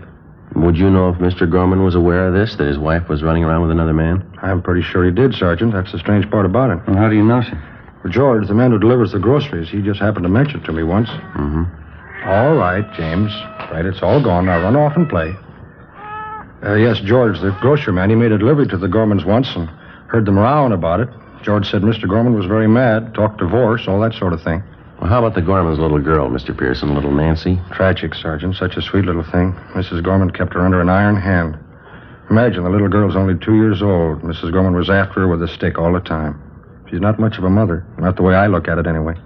Well, what's your opinion of all this? Do you think that Ralph Kane has run off with Miss Gorman? Well, what else can you think? 2 of them carry on for 6 months. Mrs. Gorman disappears Thursday. Mr. Kane leaves Friday night. What else can you think? This neighbor of yours, Thelma White, does she live in this house over here, over on the right? Yeah, that's right next door. You go over and talk to her. She's home now. Thelma will tell you the same thing I did. All right, sir. Thank you very much. Not at all, Sergeant. Just one thing I can't understand about Mrs. Gorman's little girl, little Nancy. Can't quite understand why she's gone. Doesn't seem to fit somehow. How do you mean? If you're going to run off with a man, you don't take your family along. 2:15 p.m. We went next door and talked with a neighbor, Thelma White. She told us the same story as Pearson. From the two of them, we got the description. DMV furnished us with the license number of Ralph Kane's car. We checked further with Kane's friends, relatives, and his landlady. No one had seen or heard from him since late Friday. We searched the duplex where he lived. No leads. We went back to the office and checked Kane through R&I. He had one arrest for petty theft. We got out a broadcast and an APB on him. Well, that night, Ben and I drove out to see the husband and father of the missing woman and youngster, Philip Gorman. He was employed as a groundskeeper at one of the baseball parks in the city. Pretty fair turnout tonight, huh? Yeah. Weather's cleared up a little. Probably helped, huh? Where's the groundskeeper shack? Down at the end there? Yeah, you can't see it from here. It's just below the end of the bleachers there. Wow. You come out here very often? Not as often as I'd like to. It's down this way. Hey. Watch your step there, Joe. It's a mud puddle. Yeah, I see it. Sorry, you'll have to get back in the stands. You're not allowed down this end. Hurry, Mr. Gorman. Friday and Romero. You remember that? Yeah, sure. I didn't recognize you for a minute. You got a few minutes, Mr. Gorman? We'd like to talk to you if we could. We're sure right now if you want. You found out something about the wife, little girl? No, sir, nothing definite. Got a few questions we'd like to ask you. Well, that's fine with me. I got nothing to do for a couple more innings. What's it all about? Well, when we talked to you at your house the other day, Gorman, you remember me asking if you could think of any reason why your wife and your little girl should disappear like you did? Yeah, I remember. There's nothing I can think of, Sergeant. Would you recall us asking you if your wife might have been interested in some other man, somebody she might go off with? Yeah, I remember all that. I told you I didn't think that was it. Well, now, look, if you know something and you're not telling us because you don't want the scandal, you can forget that, Gorman, because whatever you tell us is in strict confidence, you know. I don't know what you mean, Sergeant. I told you everything I know. Well, we'll be honest with you, Gorman.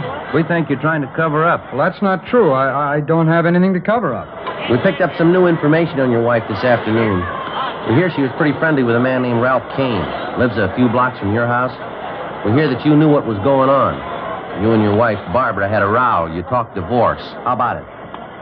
Well, let's go inside the shack here, huh? Get away from some of this noise? Fine, sure.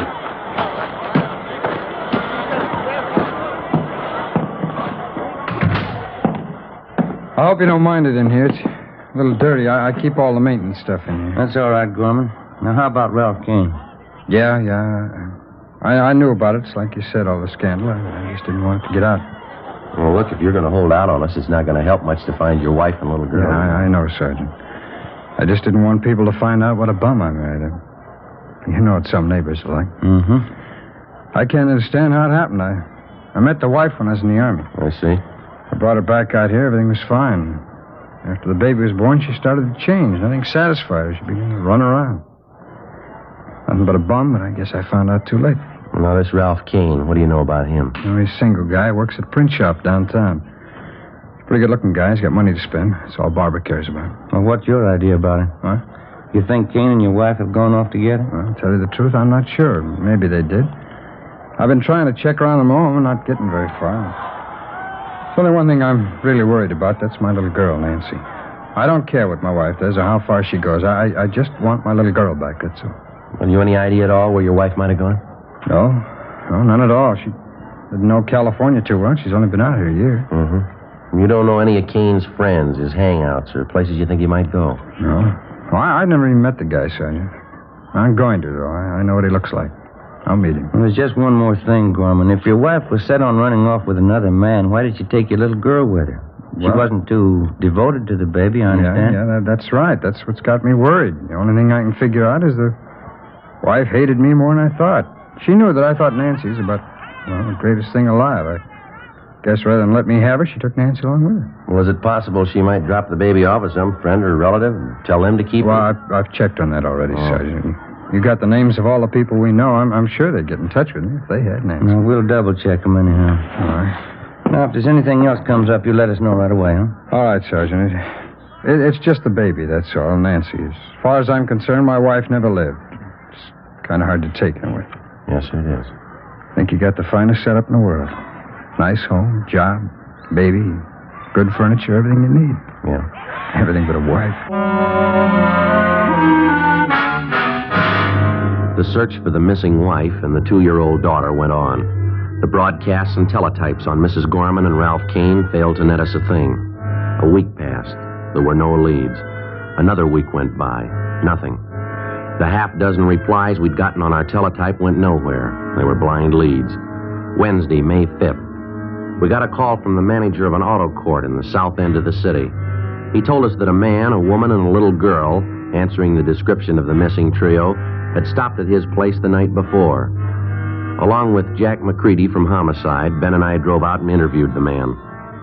We showed him pictures of Kane, Mrs. Gorman, and 2-year-old Nancy. He identified all 3. He could give us no idea where they'd gone. We checked through the cottage where they stayed. No, nothing. Just about as clean as you can get. Well, something here. What's that? Look here. Kid's picture book. Let's see. Yeah, take a look right here. This book belongs to Nancy Gorman. Well, we know they were here. That's about it. Hey, Ben? Joe? Yeah, Mac. Where are you? Out in the back. Come here. All right.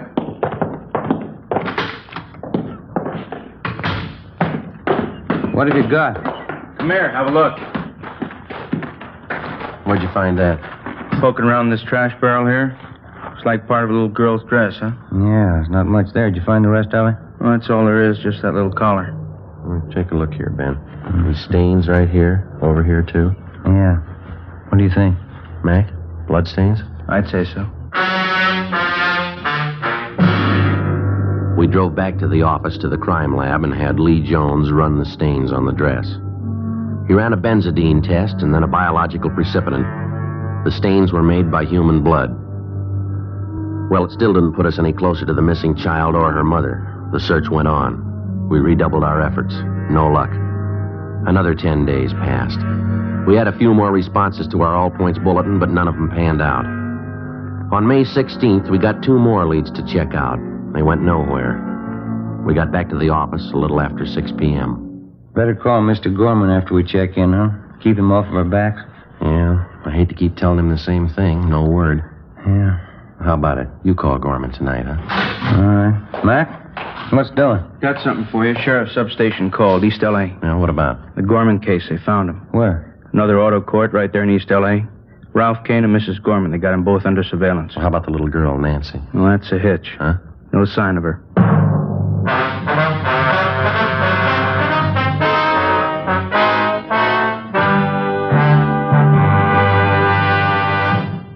You are listening to Dragnet, authentic cases from official files. Now, let's look at our Fatima files. Listed under H. Hardwick. Cedric Hardwick, distinguished actor. He says, I find Fatima a very pleasing cigarette. It has a distinctly better flavor. K. Kelly. Nancy Kelly, star of the Broadway hit Season in the Sun. She says, between scenes and after the show, I like to relax in my dressing room and light up a Fatima. They have a really different flavor. And what's important to me, they're extra mild. Listed under L. Lovett. Vice Admiral Leland P. Lovett, United States Navy, retired. He says, I smoked Fatimas when I was a midshipman. I still do, because they have a better flavor and aroma. Fatima is easily the best of all long cigarettes. Friends, our files show Fatima sales are going up. Up every day. The reason for Fatima's ever-increasing popularity can be summed up in 2 words. Fatima quality. Yes, Fatima gives you all the advantages of extra length, plus Fatima quality, which no other king-size cigarette has. So if you smoke a king-size cigarette, compare Fatima. You'll find they now cost the same, but your first puff will tell you. Ah, that's different. Because in Fatima, the difference is quality. Buy Fatima. Best of all long cigarettes.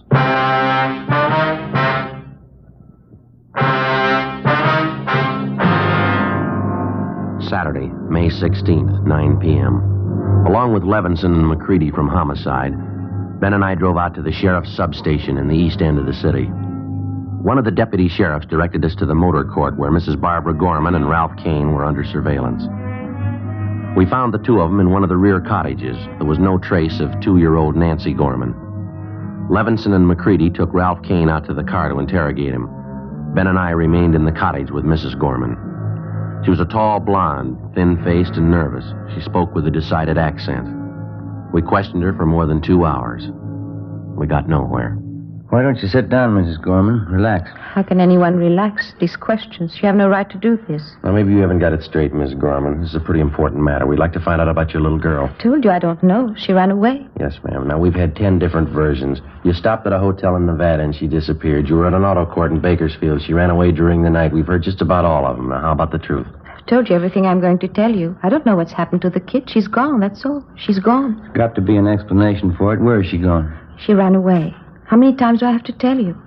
I left with Raph. We went out of the city. After a few days, Nancy got lonesome.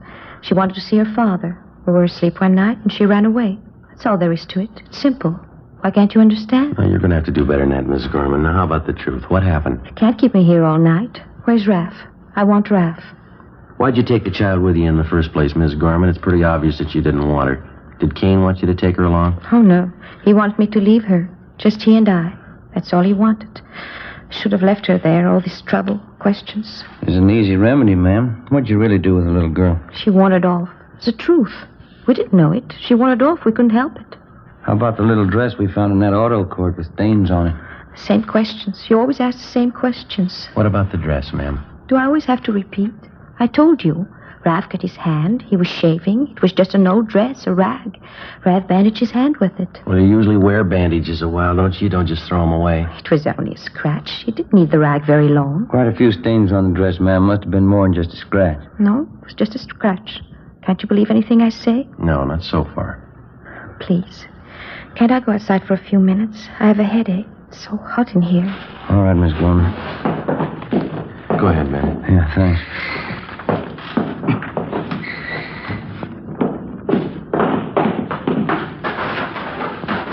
The air, it's so good. Terrible headache. You mind telling us something, Miss Gorman? Please, can't you let me alone for a minute? Why did you leave your husband? Him? Any woman would leave him. It's Raph. I love Raph. And your little girl, what about her? My husband wanted her, not me. I'm just not like that. I didn't want her in the first place. It was a mistake. Terrible mistake. Is that why you got rid of her? What? Now, it's pretty obvious by this time, ma'am. When you left your husband, you took your little girl along for spite. Kane didn't want her. You found out you didn't either, so you got rid of her. Now, is that it? I didn't say that. You're putting words in my mouth. I didn't say that at all. Joe, Ben? Yeah, Mac, over here. Kane's given us half the story. Shouldn't be too hard to get the rest. It's a lie. There's no story to tell. If Nancy ran away, that's all we know. Mac?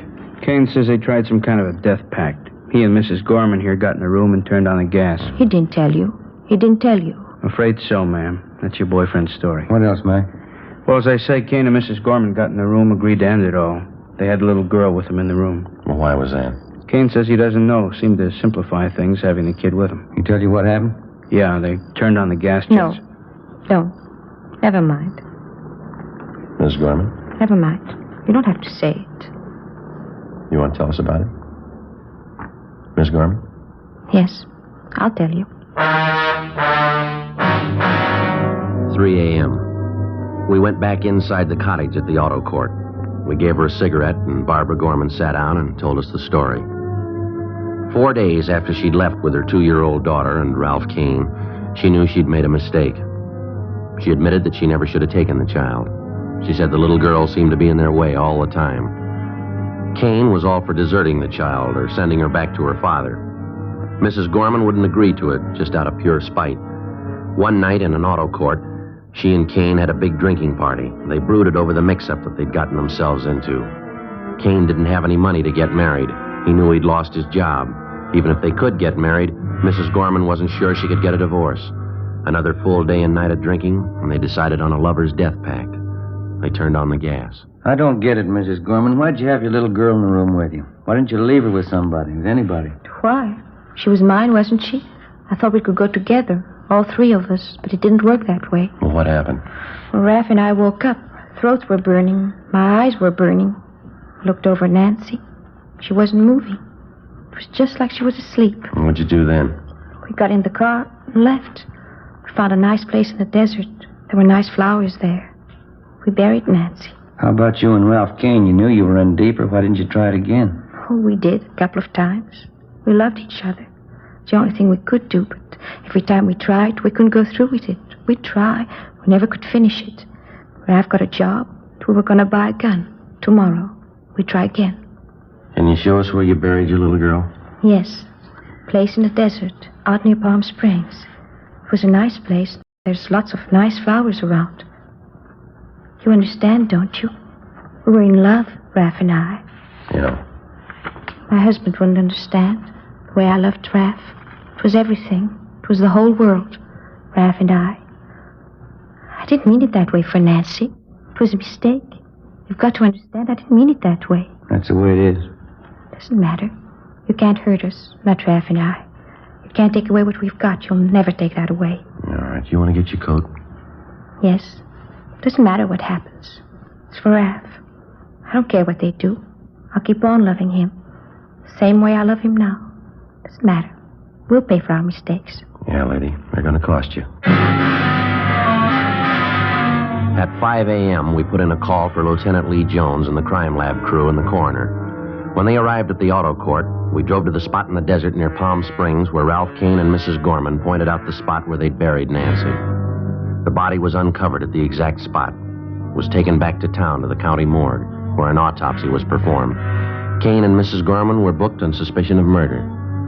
By 5 o'clock that afternoon, we had the results of the autopsy. Yeah, Doctor. Uh-huh. Right. Thank you. Bye.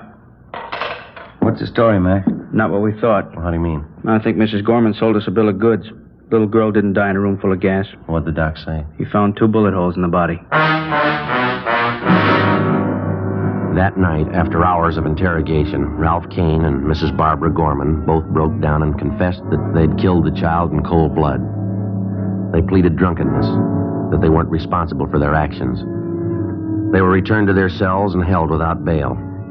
The child's father, Philip Gorman, was notified. The following morning, Ben and I accompanied him to the county morgue.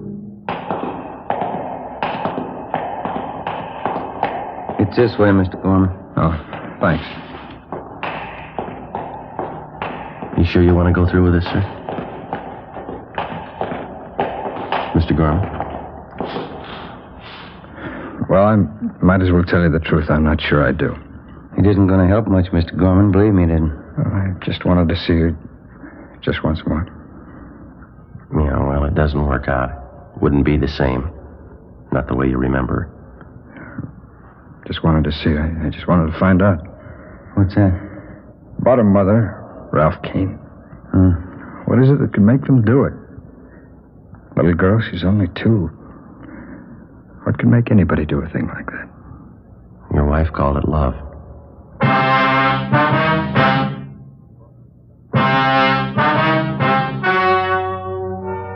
The story you have just heard was true. Only the names were changed to protect the innocent. On September 10th, trial was held in Superior Court, Department 89, City and County of Los Angeles, State of California. In a moment, the results of that trial. And now here is our star, Jack Webb. Thank you. Friends, tonight you've heard just a few of the reasons why you should smoke Fatima. It sums up this way. Fatima gives you all the advantages of extra length, plus Fatima quality, which no other king-size cigarette has. Tomorrow, buy Fatima in the golden yellow package. Remember, they're extra mild with a different, better flavor and aroma.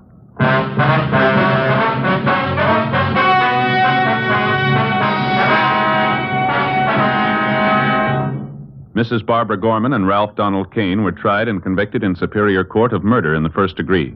Mrs. Gorman was sentenced to life imprisonment. Kane received the death penalty. He was executed at the state penitentiary, San Quentin, California.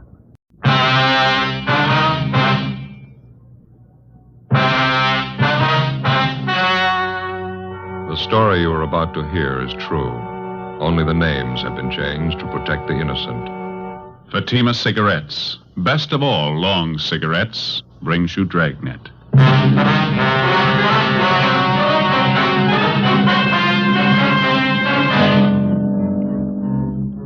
You're a detective sergeant. You're assigned to homicide detail. An elderly man reports the sudden death of his wife. He claims he awoke in the morning to find her dead on the floor of their bedroom. The cause of death is not apparent. Your job? Investigate. In Fatima, the difference is quality. Yes, in Fatima, the difference is quality. Quality of tobaccos. The finest domestic and Turkish varieties, extra mild, superbly blended, to give you Fatima's much different, much better flavor and aroma. Quality of manufacture. Smooth, round, perfect Fatima cigarettes. Rolled in the finest paper money can buy. Manufactured in the newest and most modern of all cigarette factories. Quality.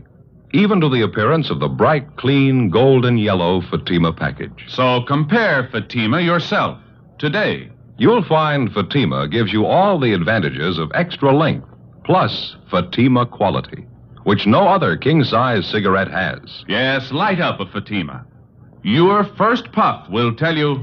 Ah, that's different. Because in Fatima, the difference is quality.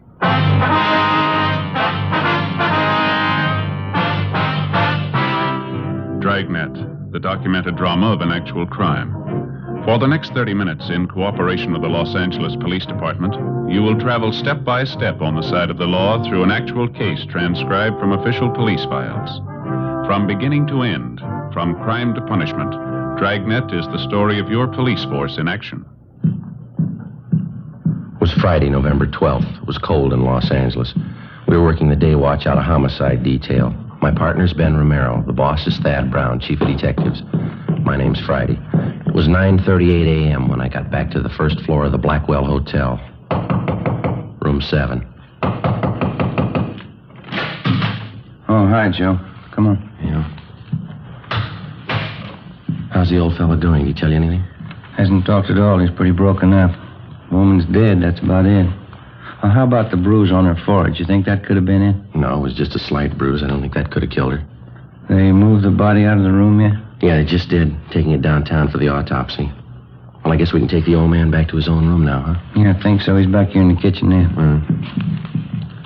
Fixed him a cup of coffee. Still feeling pretty bad. Mr. Turner, would you like to go back to your room now? Everything's been fixed up. Mr. Turner? What happened? You can tell me. What happened to Gertrude? I'm afraid we don't know, Mr. Turner. Not yet. I told you about it, didn't I?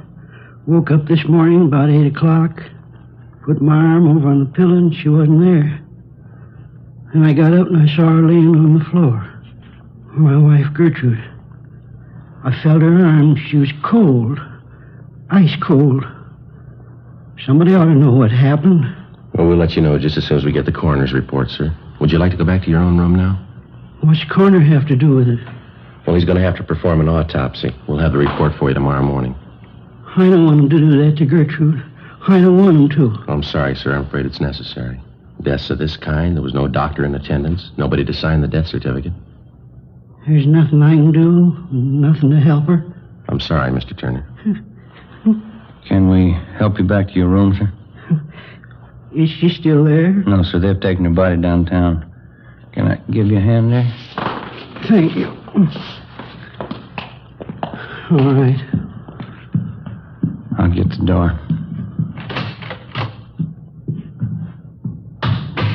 Where'd Mr. Parkson go?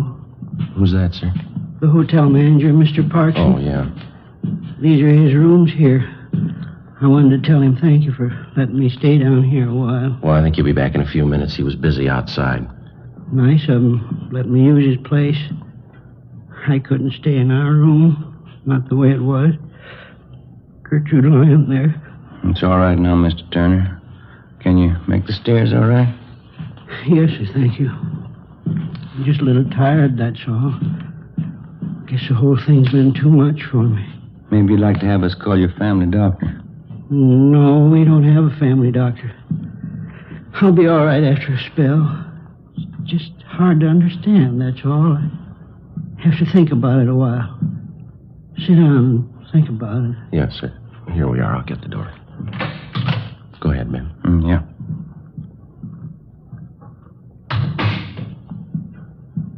It's right there on the floor, officer. It's where I found her when I woke up.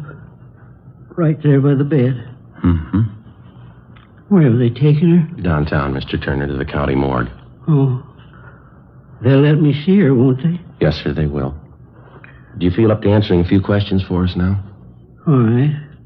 I'll tell you everything I know about it. I don't see how it's going to help anything. We'll try to make it as brief as possible, sir. Now, your wife's full name is Gertrude Agnes Turner, is that right? Yes, that's right. Her age? Let's see, Gertrude, 63. Yeah, that's it. I'm 4 years older than her. That's how I always tell. Was your wife in good health, Mr. Turner? Under a doctor's care, anything like that? No. Nothing wrong with her I know of. Heart trouble? Anything like that? No, sir. She used to have headaches every now and then. A doctor friend of ours back home used to send pills for her to take. That's about all. How was your wife feeling last night? Was she all right then? Just fine. When I woke up, I put my arm over on her pillow. She wasn't there. Then I got up and saw her laying on the floor, right by the bed. Gertrude. She was ice cold. There was a little bruise up here on her forehead. I thought I was dreaming. She was dead. We weren't even married a year. You want to go on, sir? You think you feel all right? Yeah, it's all right, officer. I got a little bit of brandy in that cupboard over there. Think I could use some if you two officers don't mind? That's perfectly all right, sir. Yeah, I'll get it, Mr. Turner. We had it all figured out Tuesday, November 16th. That's her name's day. How's that, sir? November 16th. It's my wife's name's day. You see, Gertrude's a German girl. A lot of German people don't celebrate their birthday. They celebrate their name's day instead. Next Tuesday's St. Gertrude's Day. Oh, I see. There you are, Mr. Turner. Thank you. Either one of you officers care for some brandy? You're certainly welcome to it. No, thank you very much. Do you or your wife have many friends in town, Mr. Turner? No, just a few. Around the hotel here. Gertrude and I have only been in California a few months. Come out from Indiana, Fort Wayne. Yes, sir. No relatives here? No, sir. Wife only had one relative living, sister. She's back in Indiana. Well, how did you and your wife get along, all right? Oh, fine. We never had any trouble. I loved her, officer. Did your wife have any enemies that you know of, sir? People she didn't get along with? Somebody who might have wanted to hurt her? Well, I can't think of anyone. Well, how about some of the men your wife knew before she married you, Mr. Turner? Any bad feelings one of them might have had towards your wife? No, sir, not that I know of. Besides, all her old friends are still back there in Indiana. Mm-hmm. You say your marriage was working out pretty well. Your wife didn't have any gentlemen friends that she might have been interested in? No, sir, I know that for the truth. Gertrude spent her time at home. She didn't run around. She was a good wife. Mm-hmm. Would you know if your wife had any reason at all to take her own life, maybe? Well, that's the last thing in the world Gertrude to do. No reason for it. We had too many things to look forward to. Oh, lots of things. You don't stop living just because you pass 65. Yes, sir. Tell me the truth, officer. Don't you really know what happened to her? No, sir, no more than you do. Afraid we'll have to wait for that coroner's report. I don't understand it, officer. How am I supposed to understand it? Sir? I went to bed last night and I had a wife. Yes, sir. Today's my day off. We're going to take a car ride down the beach. That's the dress she was going to wear hanging up there. Gertrude made it herself. She was going to wear it today. I'll try to take it easy, Mr. Turner. I beg your pardon. She's all I had. Why should she have to die? She didn't have to die, did she? I don't know, sir. Maybe she didn't have a choice.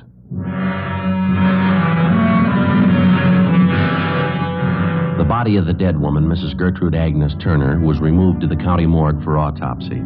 Ben and I filled out the 311 form, the dead body report, and filed it, pending the outcome of the autopsy.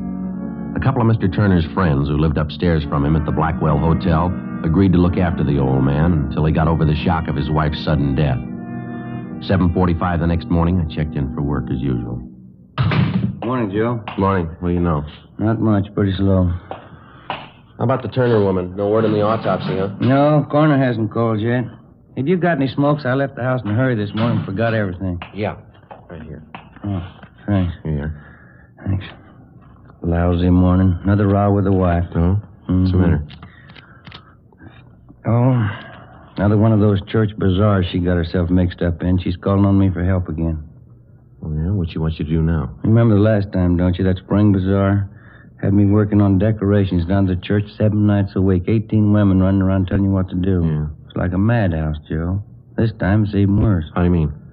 This time the ladies figure they ought to have a little more production. They want me to dress up in some kind of funny costume, auction off pies and cake. You know, stovepipe hat, false mustache will work. No? You turned them down, huh? You won't do it, will you? Well, not exactly. Wife kicked up such a row, I guess I'll end up doing it. Got an idea, though. Uh-huh. Wouldn't be so bad if I had somebody to work with me. You wouldn't like to help me out, would you, Joe? Well, I'll tell you, I'm going to be a little busy, Ben, but if I get a chance, I'll drop out to see you, though. I'll get it. Yeah. Homicide Friday. Oh, yeah. How's that? All right. Yeah. Okay, we'll be right over. Was Doc Cephalou over at the morgue about Miss Turner? Got the autopsy report for her? Yeah, they won't sign the death certificate. What's the trouble? A couple of things. Looks too suspicious for him, they said. How'd they list the cause of death? She suffocated.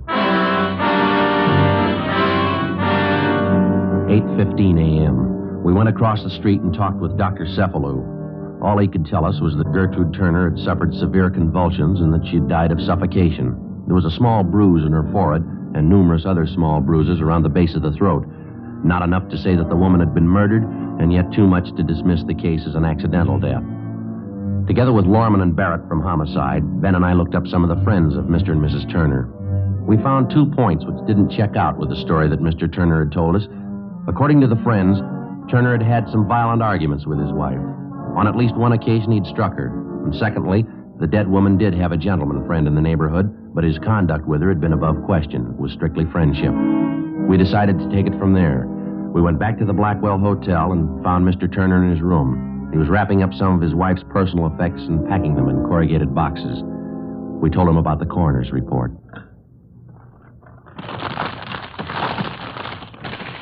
I don't think I believe that, Sergeant. People just don't suffocate.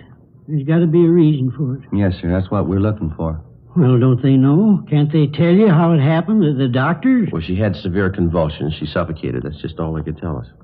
With a bruise on her head, Gertrude's forehead. What did they say about that? Well, that wasn't the cause of death, Mr. Turner. She could have gotten a bump when she fell out of bed. It might have been that. It might not. I just don't understand. You'd think there'd be some way of telling. Well, we were around talking to some of your friends in the neighborhood this morning, friends of you and your wife. Oh, yeah. Oh, they've been real friends, officers. Every one of them. Been up to see me, brought me meals and things. Say, isn't that a pretty thing? Just look at that. Yes, sir. Real bone china. The cup and the saucer. Gertrude used to collect them. Had all kinds. Pretty. Yes, sir. When we were talking to you yesterday, sir, you told us that you and your wife got along pretty well. No arguments? Yes, sir, that's right. Well, now, some of your friends tell us that you used to argue with your wife quite a bit. Who told you that? Some of your friends here in the neighborhood. Is that true? Oh. When we first got married, Gertrude and I guess we had a few spats. No different than other people. Getting used to each other, things like that, you know. Mm-hmm. Well, did you ever strike your wife, Mr. Turner? Why do you ask that? Routine question. Did you ever strike your wife? Mr. Turner? Yes. One of the first arguments we had. I don't even remember what it was about. That's how important it was. Mm-hmm. I lost my temper, I guess. I kind of slapped her. Oh, I felt like a no-good bum. Never once happened again. Slapping Gertrude. It's hard to remember it right now. Well, we asked you the same question yesterday, sir. Couldn't you have told us that then? Oh, I'm sorry, officer. I guess I missed it. I wasn't feeling too good.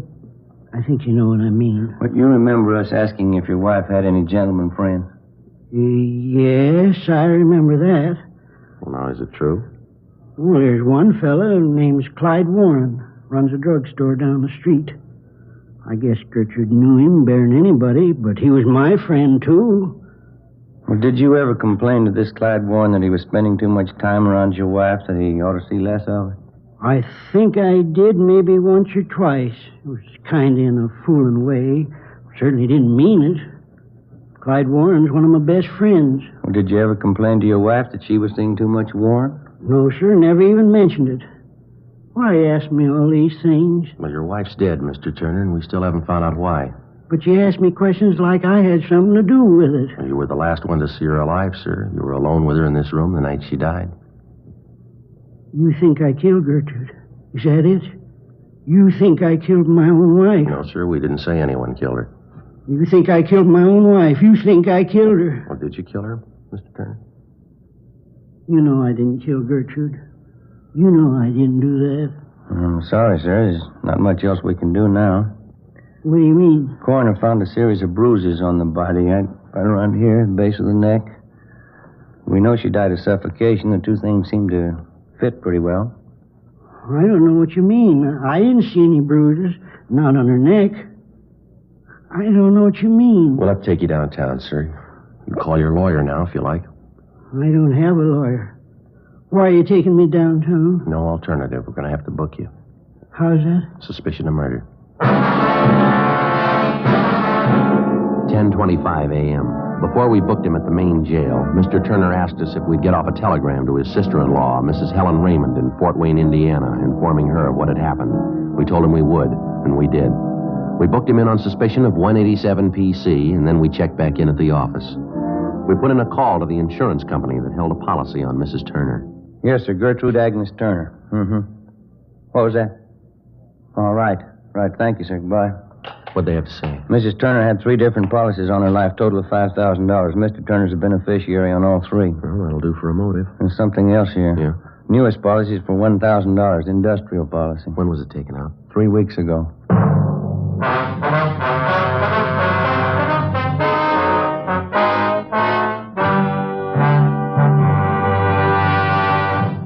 You are in the Scientific Investigation Division of the Metropolitan Police Department, the ballistics room.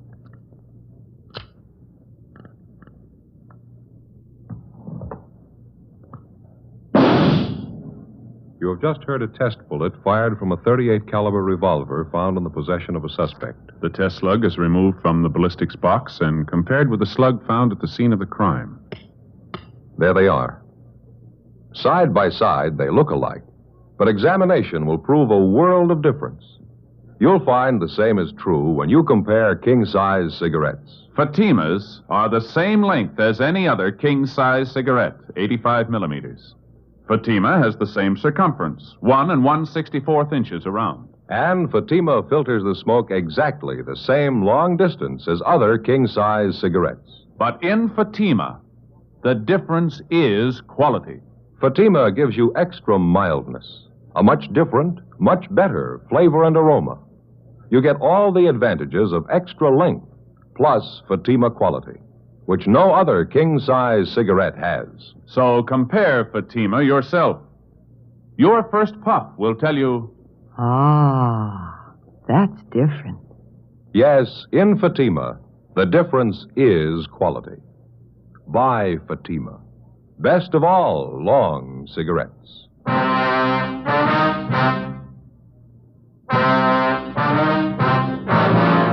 Monday, November 15th, 10 a.m. The investigation went on. We failed to uncover any additional evidence against the suspect, Mr. Turner. We had 3 main points against the man. The recently issued insurance policy on his wife for $1,000, the fact that he had fought with his wife and struck her on several occasions, and the series of bruises which had been discovered at the base of the dead woman's neck.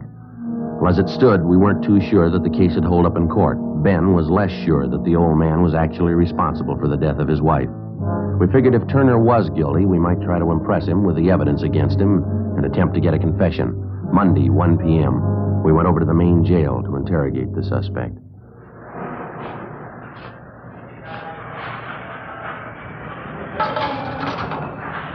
You want to step aside there? They want to lock that door. Oh, yes, sir. This way, Mr. Turner. I'll get the light switch. Right in here, Mr. Turner.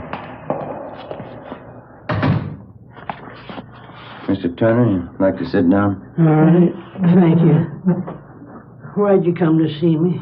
Have you found out something? We've been checking a little bit further into the case, Mr. Turner. We got a few more questions for you, if you don't mind. Did you send the message to my sister-in-law, Mrs. Raymond, the one I asked you to send? Yes, sir. We took care of it. You got the address right, didn't you? Fort Wayne, Indiana? That's right, sir. Sent a telegram, told her all about it. That was 2 days ago. She should have gotten it by now. I haven't heard a word from her. Are you sure she got the telegram all right? Pretty sure. We'll check on it when we get back to the office. A few things we got here that you might like to know about, sir. Maybe you can help clear them up for us. What's that, officer? We understand that your wife, Gertrude, had some insurance on herself. $5,000 worth? Yes, that's right. Something you want to know about it? Well, she named you as the beneficiary in each of her policies. Is that correct? Yes, sir. Gertrude was a great believer in insurance. Don't hold with it too much myself. She used to tell me all the time. Yes, sir. In case she died first, she wanted me to have a little something for old age. Something to retire on. And get a little ranch out in the valley. I understand she took out a policy just lately, $1,000 about 3 weeks ago. I know about it. I didn't want her to do it. Clean waste of money, I told her. Payments are pretty steep. Well, sir, is there anybody who can back that up? That you told your wife you didn't want her to take out that policy? No, I don't think so. We didn't talk about our business with other people. Mm-hmm. Yeah. Friday, Romero. Yeah? What is it? Phone call says it's important. Either one of you. You want to get it, Ben? You okay? You can take it out the desk here. All right, thanks. I think I know what you mean. The insurance. You think that's why I killed Gertrude, isn't that right? Well, sir, put yourself in our place, Mr. Turner. What would you think? You know in your heart I didn't kill my wife. You know that in your heart. Well, they don't pay us for what we believe, Turner. They pay us to get the facts, to run down evidence.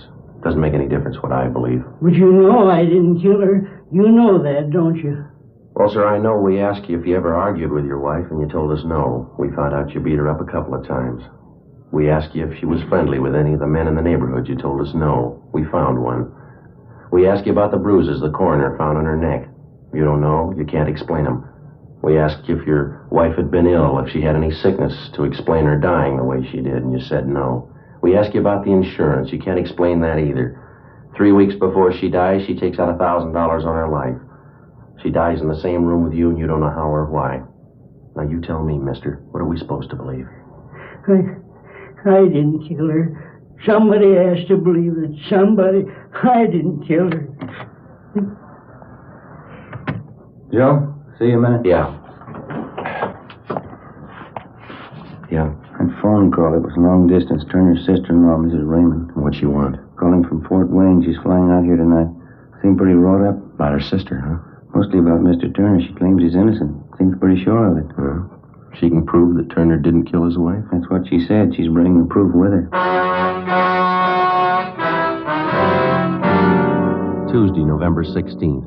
Turner's sister-in-law, Mrs. Raymond, was scheduled to arrive at 6 p.m. by plane from Indiana. At 2 p.m., one of the main points in the case against the suspect was proven false. A woman friend of Mrs. Turner, after reading of the husband's arrest in the paper, informed us that while Mrs. Turner was visiting her home a few days before she died, she complained of a severe headache. The woman's son, who was studying to be a chiropractor, attempted to treat Mrs. Turner's headache by manipulating the muscles in her neck and shoulders. The woman said that Mrs. Turner called the next day and complained about receiving bruises on her neck as a result of her son's experimental treatment. The son came down to the office and signed a full statement to this effect. At 7 p.m., Mr. Turner's sister-in-law arrived. With her was a Dr. John Grant, a Fort Wayne physician. The two of them told us their story and gave us all the information they had concerning the case. Ben and I went immediately to the main jail, picked up Mr. Turner, and brought him back to the office. His sister-in-law and Dr. Grant waited in the adjoining room. Why'd you bring me here? You gonna ask me more questions? I told you everything. No, sir. No more questions. You can't take me off to prison. I haven't had a trial yet. No, sir, you're not going to have a trial, Mr. Turner. We're releasing you. How's that? Your sister-in-law, Ms. Raymond, she's in the next room with her doctor. They're going to take you home, sir. I don't think I understand, officer. How do you mean? Your sister-in-law just got in from Fort Wayne tonight, and she has her family doctor with her. They told us about your wife, Gertrude. Everything we had to know. About Gertrude? My wife? Well, what do you mean, officer? Well, maybe you can understand, sir. Your wife was afraid to let you know. She told her sister she was afraid it might break up her marriage. Afraid to tell me what? Well, your wife suffered from epilepsy. She had it most of her life. She had epilepsy? Yes, sir, she did. And this Dr. Grant showed us that he's been sending your wife medicine ever since you moved out here to California. He treated her many times for the same thing before you met her. She figured it might ruin her chances of marrying you, so she kept it a secret. The medicine. I remember that. Used to come through the mail. And that's it, sir. Accounts for the headache she had the night before she died. She probably had an attack during the night, suffocated. That's how you found her in the morning. Well, why didn't they know? The coroner, they examined her. Well, sir, that's just the point. If you die of epilepsy, there's just no way of telling, not even by autopsy. Convulsions and suffocation. That's the only way they can list it. And she was ashamed. Gertrude. She was afraid to tell me. Yes, sir, that's what she wrote to your sister-in-law. We saw the letters. And I can leave now if I want to? Is it all right? We'll get you things from the property clerk first, and then you can go. Can I see Helen now, my sister-in-law? I'd like to say hello. Yes, sir, you can. It's right through that door. Well, thank you kindly. It's all right. Officer. Yes? Just one thing I'd like to ask. Yes. You knew all the time, didn't you? I mean in your own heart. How's that? I couldn't have killed Gertrude. In your own heart, you knew that, didn't you? Officer? Yes, sir, I know it. I thought you did. I'll be right back.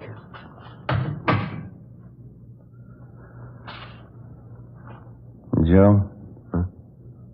I wouldn't worry about it. What's that? We'll call it a white lie.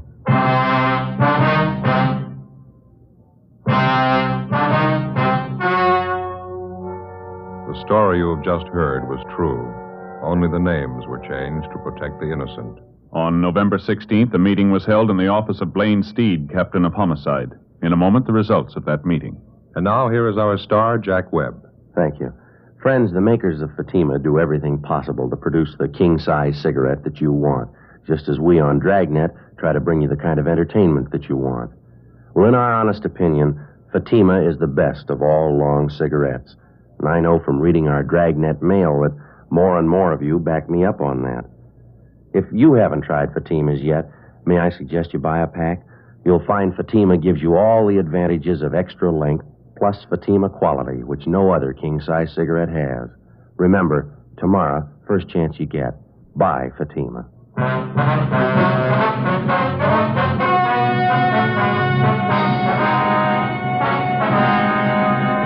The death of Gertrude Agnes Turner was proved beyond a doubt to be due to natural causes. A 9.10 report was made which completely exonerated the husband of the dead woman. The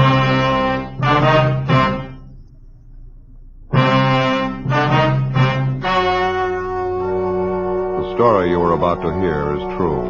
Only the names have been changed to protect the innocent.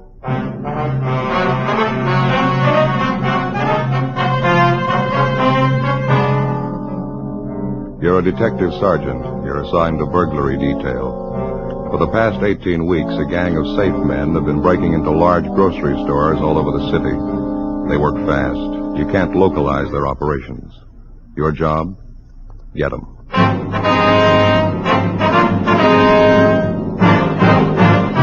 Dragnet, the documented drama of an actual crime. For the next 30 minutes, in cooperation with the Los Angeles Police Department, you will travel step by step on the side of the law through an actual case transcribed from official police files. From beginning to end, from crime to punishment, Dragnet is the story of your police force in action. It was Wednesday, September 16th. It was hot in Los Angeles. We were working the day watch out of burglary detail. My partner's Ben Romero. The boss is Captain Wisdom. My name's Friday. It was 7:45 a.m. when I got to the service station on the corner. The phone booth.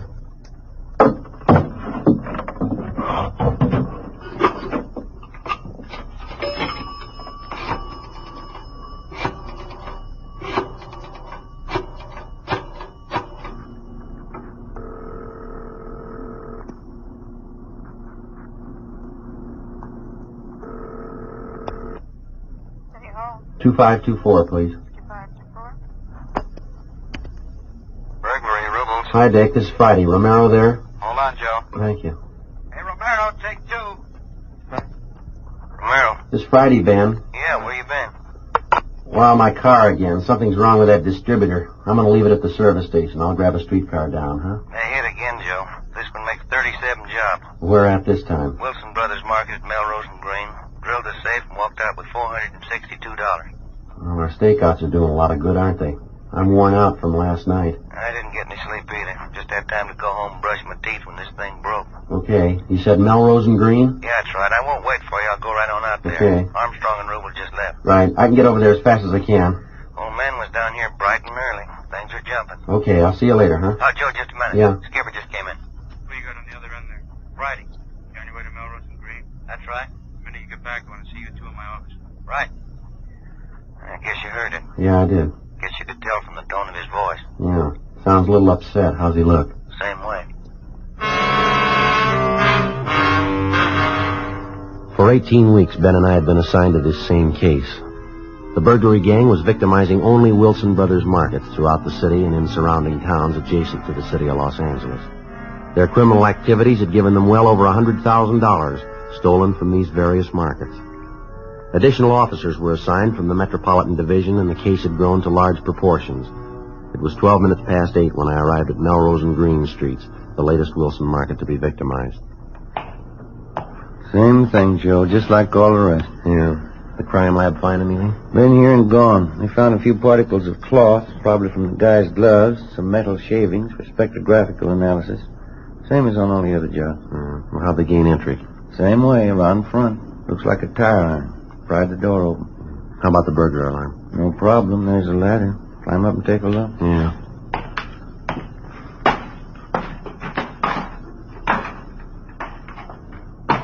See it? Yeah, I see it.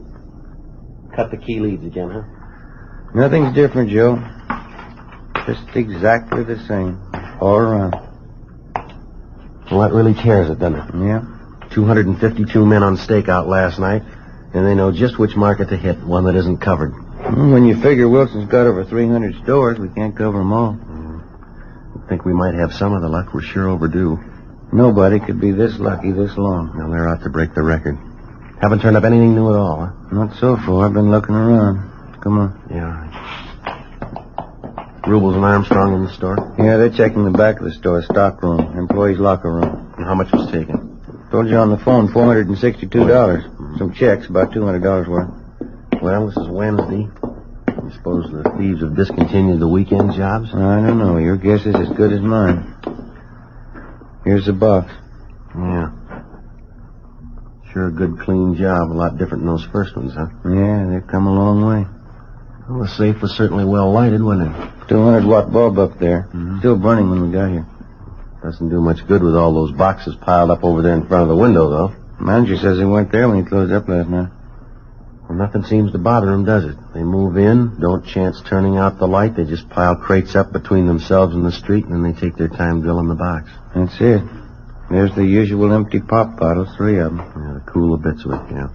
Hi, Friday. Didn't know you were here yet. Oh, hello, Rubels. How are you? Yeah, but we got something. Yeah?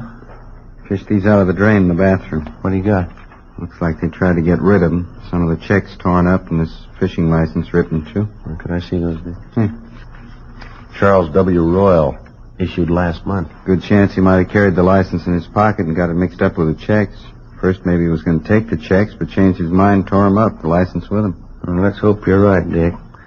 But it might just belong to some employee here. Well, we've been kind of figuring these jobs might have an inside connection. Maybe this is it, huh? Let's check it out. Well, maybe this is the break we've been looking for. We went back to the office and checked the name Charles W. Royal through R&I. No record. We contacted the management of the Wilson Markets. He had been an employee at the store, which was just held up. He had been transferred 6 months prior to their Van Nuys branch. In checking back, we found that the Van Nuys market was one of the first stores to be burglarized. He was placed under surveillance for several days, and during this period, another Wilson market was burglarized. The officers conducting the surveillance accounted for all of Royal's time during the burglary. He was brought in for questioning and cleared of any complicity in the burglaries. Monday, September 28th, 8 a.m., we met with Captain Wisdom. The reason for Royal's fishing license being in with those checks was because he left it behind at that store when he was transferred. That's right. Manager of the store confirmed it. Said he kept it in a safe for him so it wouldn't get lost. Well, that lead went nowhere. None of them go anywhere. We don't get any leads. Been no kickbacks on any of our teletypes, APBs, or radiograms. Between Armstrong, Rubles, and Ben and I, the girls in the stats office think we're on the payroll down there. We're wearing out the cards, having to make runs on the gang's M.O. for us. How about that last stuff Burton from CII sent down? Well, we checked all three of them out. Nothing. Boys in the crime lab got a lot of physical evidence if they could make something out of it. That's just it. You can't make something out of nothing. They haven't got much up there. A few steel shavings off those safes, a couple of broken bits, handful of cotton fuzz they think is off the guy's gloves. Can't work miracles. Yeah, that's right. I don't think we've overlooked anything, Captain. Every neighborhood in the vicinity of every burglary has been checked and rechecked. And all you turned up was that one woman? Yeah, the one that saw the three men out in back of the Wilson Market over on Vermont. She thought they worked there. Didn't know she'd witnessed a burglary, we told her. Mm-hmm. She couldn't identify any of them, huh? No, she couldn't. I just checked with the sheriff's office. These burglaries are driving them crazy, too. No leads. Boys from the parole office have been trying to give us a hand. We've checked out everything they sent us on dischargees and parolees. Nothing fits. Well, did the markets seem to be cooperating, holding up their end as they were instructed? Well, as far as we can tell, right to the letter, yeah. All the safes that were concealed in any way have been moved out in a more conspicuous spot, all well illuminated. The Wilson Company has bought better-made safes to replace the ones that were broken into. They're replacing their old models as fast as they can. Doesn't seem to stop them. Yeah, all that's according to the book. Doesn't figure with all those precautions they'd be foolish enough to tip off the thieves. What do you mean? Well, here, take a look at this. Yeah. Larson and Gunn turned this up at that Venice Boulevard job night before last. Mimeograph stakeout instructions. Huh? That's right. Put out by the management of the markets. Every time we inform them of a stakeout night, they put these inter-store memos out. Yeah. That was for the purpose of informing all the different store managers of the police department's plans so they'd be sure and comply with our instructions. Yeah. Motive was okay, but the effects have been causing us more trouble than we know. Well, weren't these destroyed after the store managers read them? Apparently not. We notified the management of the stores to be staked out a week in advance so that they could quietly let the stores know about it. Whether we wanted the lights left on or turned off to move the safe out of hiding, all the various instructions. And the management of the market chain just took it on themselves to send out these memoed sheets, huh? And not only that, in checking the last couple of jobs, either these sheets were in the manager's desks or they were posted in the store someplace. All the thieves had to do was go through a desk or check a bulletin board and they knew right where we'd be, huh? Without this advance information, maybe it'll slow them down. Maybe we can write in on part of the luck. We're due. Yeah. Now, come on over here to the pin map. Well, here you are, Friday. A red pin for you and one for you, Romero. Mm-hmm. You put them in. I got calluses on my thumb from trying to keep up with those thieves. Yeah. Venice Boulevard and Rockwell. Mm-hmm. Vermont and Marathon. Yeah, just look at them on there. They're going to run us out of pins if we don't blow the whistle on them. Well, I'm getting a little sick of it myself. Take a good look at the map here. All the red pins are these market jobs in and around here and through here. Mm-hmm. As you know, Wilson's got stores throughout most of Southern California. Yeah. They've hit in and around the metropolitan area, Pomona, Glendale, a couple of times at the beach cities. But look over here. That's Eagle Rock. Yeah. Now, for some reason, they're leaving Eagle Rock alone. There's 7 Wilson markets out there, and not one of them have been touched. Well, maybe they'll hit there next, huh? And we double-checked all cruiser units out there, told them to be doubly alert. Also to report any suspicious moves around any of the stores. Now, I want to report on any and all cars driving below normal speeds anywhere near those markets. Anything even remotely out of line. There's 7 stores in and around that area. Excuse me. Burglary, Wisdom. The highball. Who's that? They did? Colorado and Bryce. Yeah, right away. Yeah. That was Lieutenant Vaughn, Highland Park. I was wrong. There's only 6 stores in Eagle Rock now. What do you mean? They knocked one over last night. The preliminary investigation of the Wilson Brothers Market in Eagle Rock yielded no additional physical evidence, but it definitely showed that we were dealing with the same gang of thieves. In this last burglary, they got away with $1,852. 1:34 p.m. After 5 hours of continuous checking in the immediate neighborhood of the latest market to be burglarized, Ben and I located a Mrs. Olive Rebard. We felt sure that we'd reached a turning point in the case. Mrs. Rebart had seen 2 of the gang members at work in the Wilson Market at Colorado and Bryce in Eagle Rock. She agreed to come downtown and go through photographs of criminal suspects.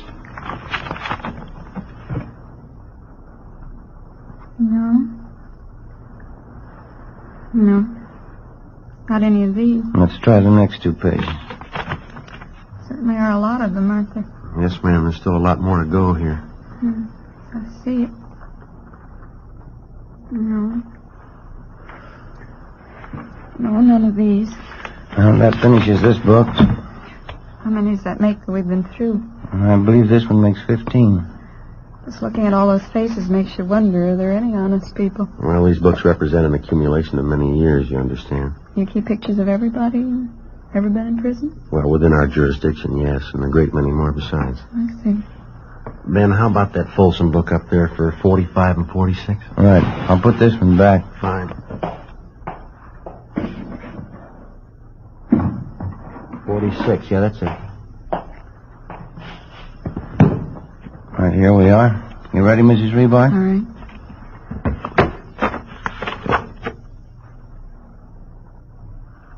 No. No, I don't believe it's any of these. All right. Turn the next page there. Now, how about these?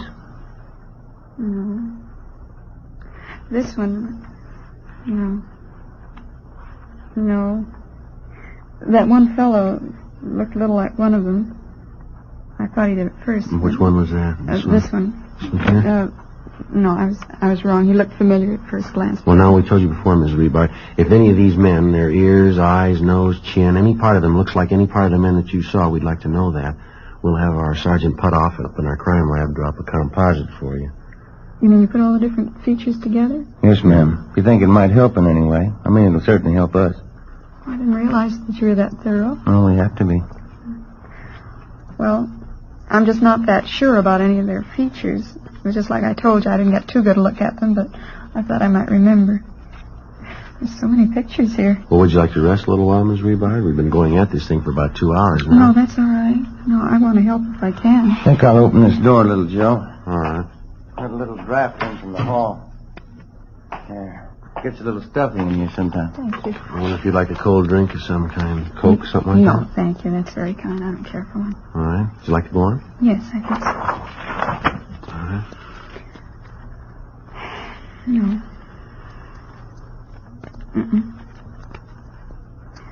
You understand that when I saw these men in the store, I had to look through the front window. They must have been at least 40 feet away from me. I had to shout to be heard. Yes, ma'am, we understand. They didn't come over to me at all. Mm-hmm. I just can't believe that they were really those lightning burglars. Isn't that what the paper called them? Yes, ma'am. They were just as big as life. They're standing behind the meat counter. They even had on butcher's aprons. Still hard to believe, because they didn't act like burglars at all. Sometimes they don't. The only thing that struck me funny was that anybody be working there on a Sunday. I've seen men in there before. It just didn't seem right that they'd be working there. I wanted to get in to pick up a box of starch. They told me to come back Monday morning when they were open. Well, if you could have seen over the counter from where you were standing, you would have seen the floor safe right there in the meat department. They were trying to open it. I never would have known it. You're sure you people couldn't have made a mistake, Paul? No, ma'am, I don't think so. We've checked there, and there was no authorized employees in that store yesterday morning. That's so. Well, must have been them then. Yeah, we're pretty sure it was. Here, let me help you there, Mrs. Rebart. These pages are stuck together. Thank you. There. There you are.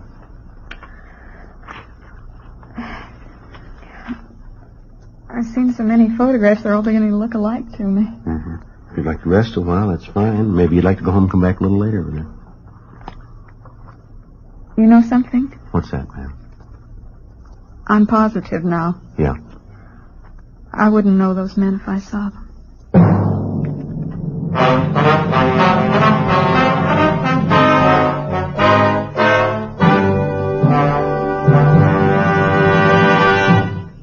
You are listening to Dragnet. From beginning to end, Dragnet is the authentic story of your police force in action.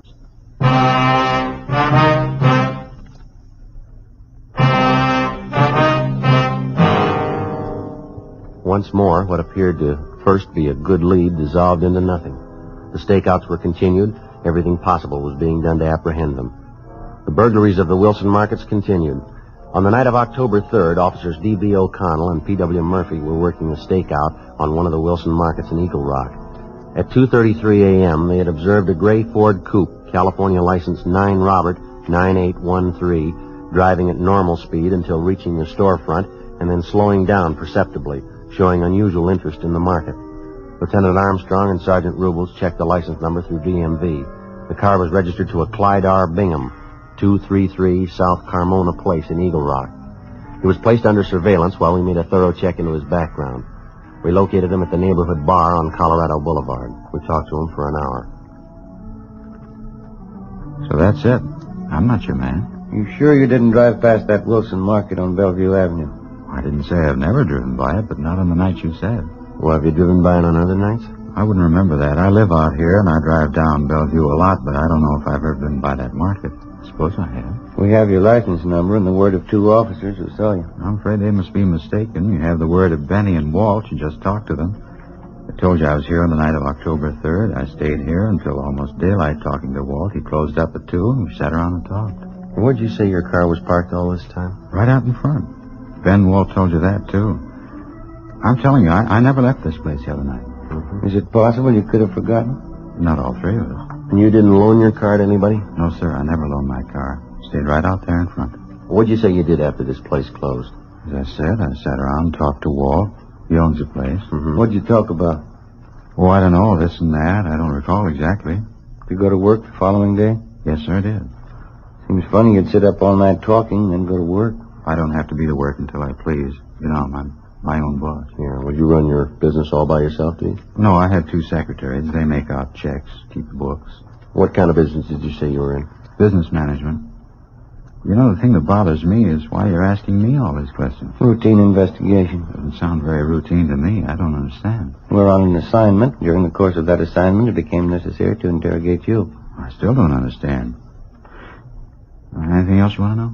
No, sir. I think that pretty well covers it. Something I'd like to know. Yeah. Is there a law against slowing down in front of a market? Ben and I felt that Bingham was lying for some reason that we were not aware of. All efforts were made to determine that reason. We made a complete search of his residence. His relatives, friends, and associates were interrogated. The 2 men who had alibied for him were checked out. No evidence was obtained to connect him in any way with the Wilson market burglaries. The surveillance was continued on the 3 men. During the next 2 weeks, another market was burglarized. None of the 3 men could have been involved in any way. Another month went by. The burglaries continued unchecked. The newspapers had dubbed them the Lightning Bandits. There was only one exception to the title. By this time, they'd begun to repeat on markets, to hit again where they had burglarized a safe previously. December 3rd, 4 a.m. Ben and I were cruising the central area, the section not covered by stakeout. I figure there's only one way to beat this thing. Yeah, what's that? Ask for a transfer before they offer us one. Well, it seems like every way we turn, we're stopped. No leads, nothing. Here it is almost Christmas again. Those market thieves started last Easter. Yeah, I know. Well, we got everything covered again tonight as best we can. We could just keep all the markets covered at one time. Well, that's been done a couple of times, you know that. Yeah, I know that, but keep them covered all the time till we get to them. If we had the manpower, we could do it. Yeah. You want to swing in close to the curb? Here's another market. Yeah. See anything? No, nothing on this side. I can't see the safe in there, can you? No. Those vegetable counters are partially blocking it. Lights on, though. Mm-hmm. Yeah, this side's clear, too. Rear of the store backs up against that other building, doesn't it? Yeah, only a front and side entrance. Hey, swing around again. Will you make a U? You see something? No, I'm not sure. Just pull back up in front again, huh? Right. Okay, this is fine. You want to kill your engine? Mm-hmm. You hear that? I'm not sure. Come on.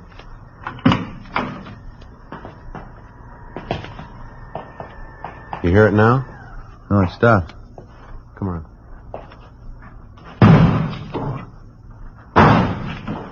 They're throwing vegetables at that front window. They're trying to draw our attention here. Now, you cover the side. I'll try to force them to you. Right, there's the news rack. Right, I see it. All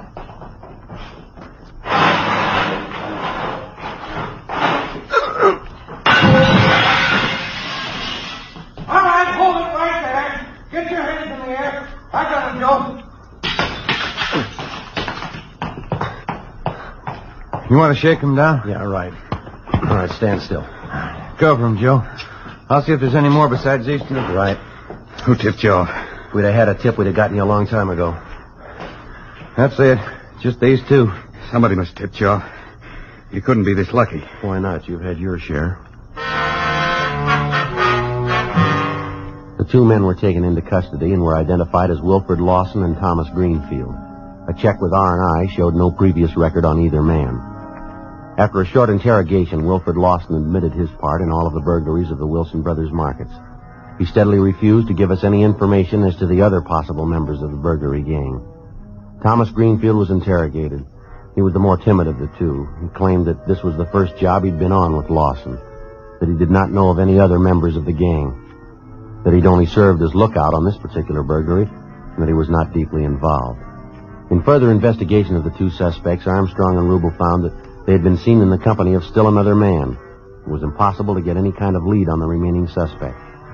We took the matter up with Captain Wisdom. It was our combined belief that we should allow Thomas Greenfield to be released on the grounds that we believed his story about his slight part in the crimes. He was placed under close 24-hour surveillance.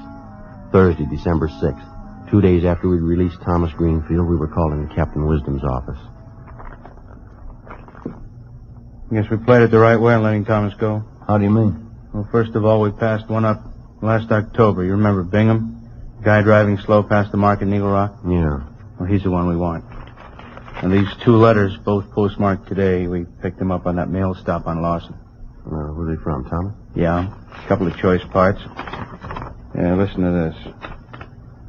Client says to tell you he's not sore anymore. Ever since that mix-up, him and Walt and Benny decided this was the best way to play it. He says he don't want no part of what's yours. And then there's a lot more here. It says he'll get an attorney for Lawson, and he thinks he really put one over on us. Anyway, all three of them are in it all the way. Well, how does Bingham figure in it? We had him under surveillance, didn't we? You know, listen to this from this other letter. Oh, yeah, here it is. I've been talking with C.B. Clyde Bingham, getting real clever now using initials. Yeah. I've been talking with C.B. several times, only on the phone. He's really not sore. He only laid out since that time. He figured he might be hot. That's enough, isn't it? It's all there. It adds.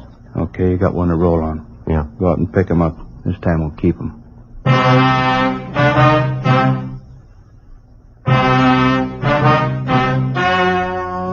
The story you have just heard was true. Only the names were changed to protect the innocent.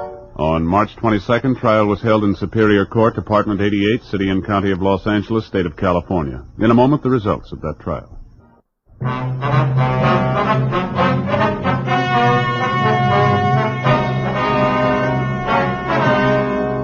All three suspects, Wilfred George Lawson, Clyde Robert Bingham, and Thomas Llewellyn Greenfield, were filed on for burglary in the second degree.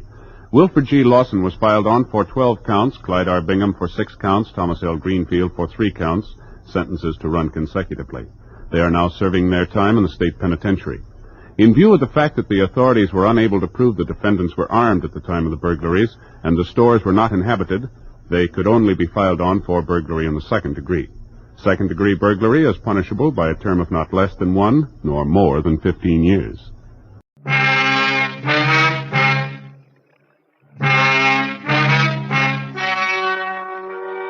The story you are about to hear is true.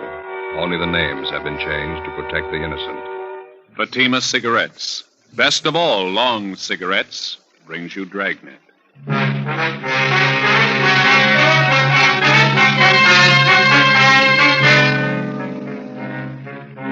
You're a detective sergeant. You're assigned to homicide detail. You go to an apartment house and answer to a shooting and dead body call. Her husband tells you it's suicide. The facts show it to be murder. Your job? Find out. You'll be amazed when you compare Fatima with other long cigarettes. You'll find they now cost the same. But in Fatima, the difference is quality. You see, Fatima is the quality king-size cigarette because it contains the finest domestic and Turkish tobaccos superbly blended. And Fatima is extra mild, with a much different, much better flavor and aroma than any other long cigarette. So compare Fatima yourself. Fatimas now cost the same as other long cigarettes, but your first puff will tell you... Ah, that's different. Yes, in Fatima, the difference is quality. Ask your dealer for Fatima, the quality king-size cigarette. Best of all long cigarettes. Start enjoying Fatima tomorrow.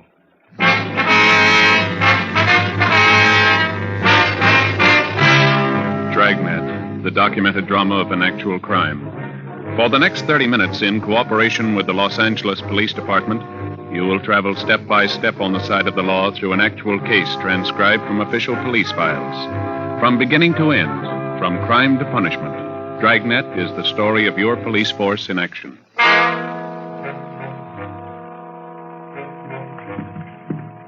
It was Sunday, March 9th. It was windy in Los Angeles. We were working the day watch out of homicide detail. My partner's Ben Romero. The boss is Thad Brown, chief of detectives. My name's Friday. It was 4:35 p.m. when we got to the first floor of the Kelsey Apartment Hotel. Apartment 112. Hi, Joe. Ben. Hi, Harry. How are you? What have you got here? A woman's dead, shot through the right temple with a .45 automatic. Husband claims it's suicide. What's the name? Mr. and Mrs. Andrew Robertson. Wife's name was Marie. That's Mr. Robertson right over here. Has the crime lab been called? Yeah, about 2 minutes ago. Fine. Mr. Robertson, this is Sergeant Romero, Sergeant Friday. How do you do? How are you, sir? Have you questioned Mr. Robertson? No, not yet. Mr. Robertson, do you want to tell us what happened here? I'd just gotten back from the corner grocery store. My wife and I had a little argument going.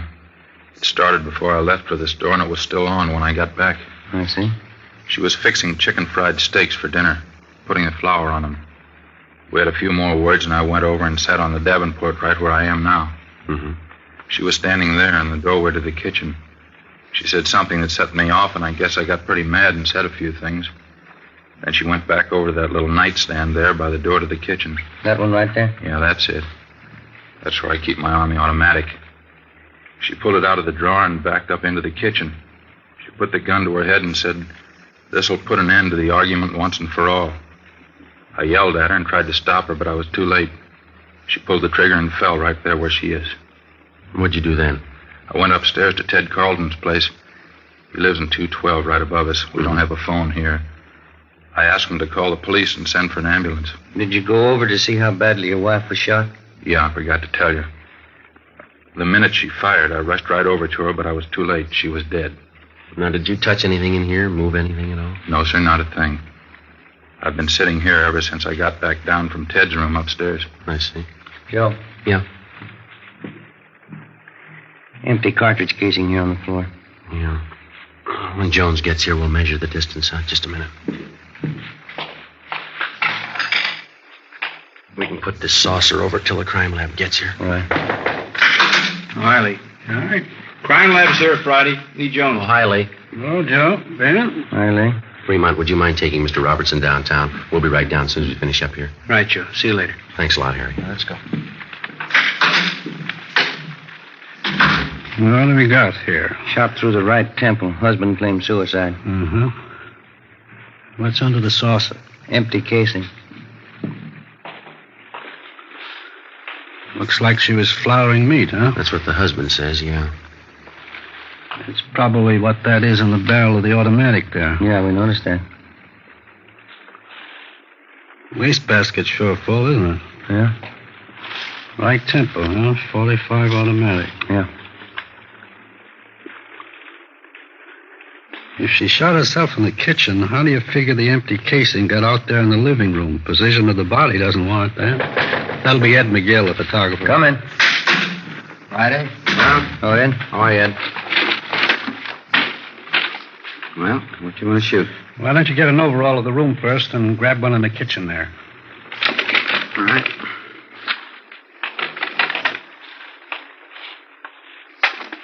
You want to wait till I get that saucer off the casing yet? Mm-hmm. Okay. All right. Mary, you want to move over there, love? Oh, yeah. Thanks. All right.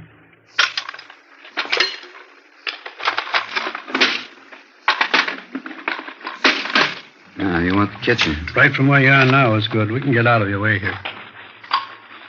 Okay, this is fine.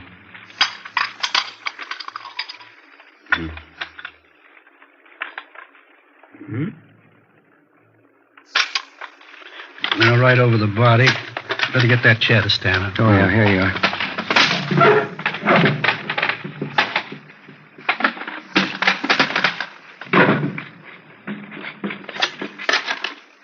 Not much room to work in here. Can you get it all in there? Yeah, I think so. Use the wastebasket as your outside line here and kitchen sink on the other side. Can't get the sink in. Will you settle for the wastebasket only? Fine. Just use that as your right-hand sideline, huh? All right. Okay. So while you fellas finish up in here, we're going to run upstairs a minute late. Okay, Joe. Come on, Ben.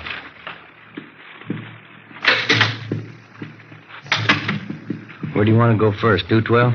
Well, that's this Ted Carlton Robertson mentioned in it. Yeah, the fellow who's supposed to have called in for him. All right, yeah.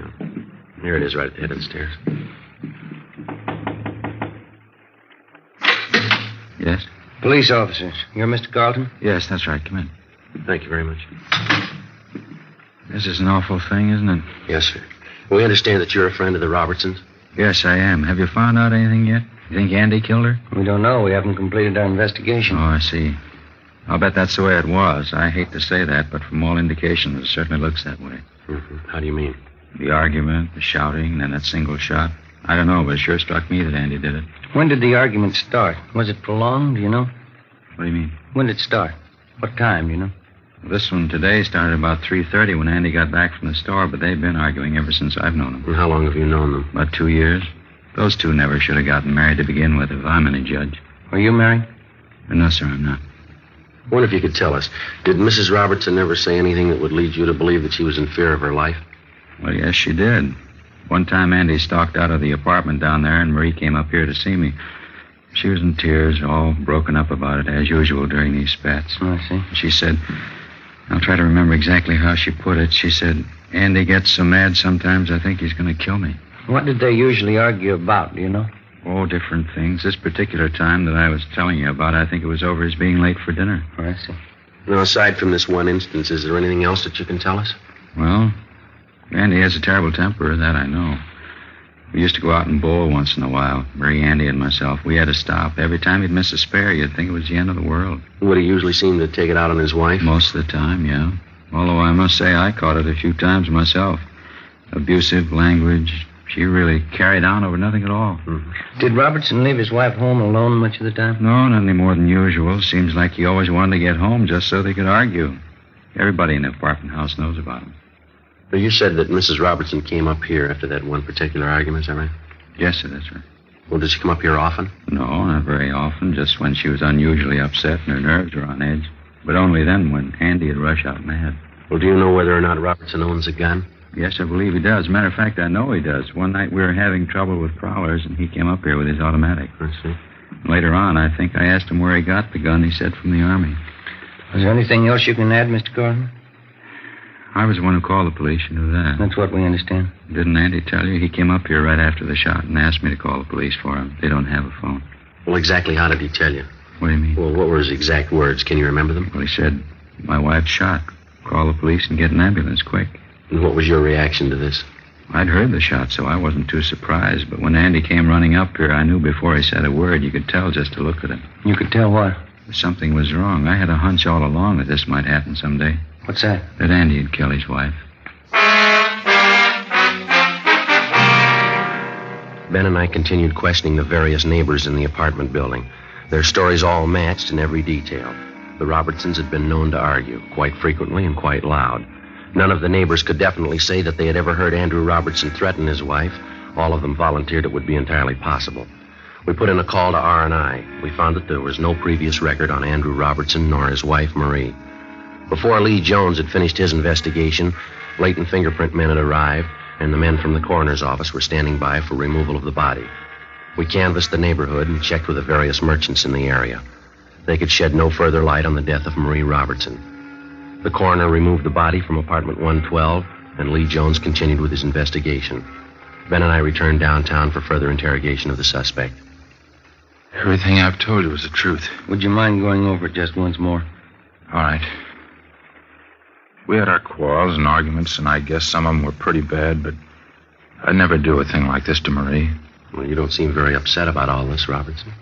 I'm not crying, if that's what you mean. I'm sorry she had to do it. Tried to stop her, but there was nothing I could do. Well, you seem to be taking all this pretty well under the circumstances. I don't know if I can explain how I feel about it. You see, Marie and I weren't too happy the past couple of years. We've been married 8 years, and I guess from the start we never could hit it off. Did you used to argue quite a bit?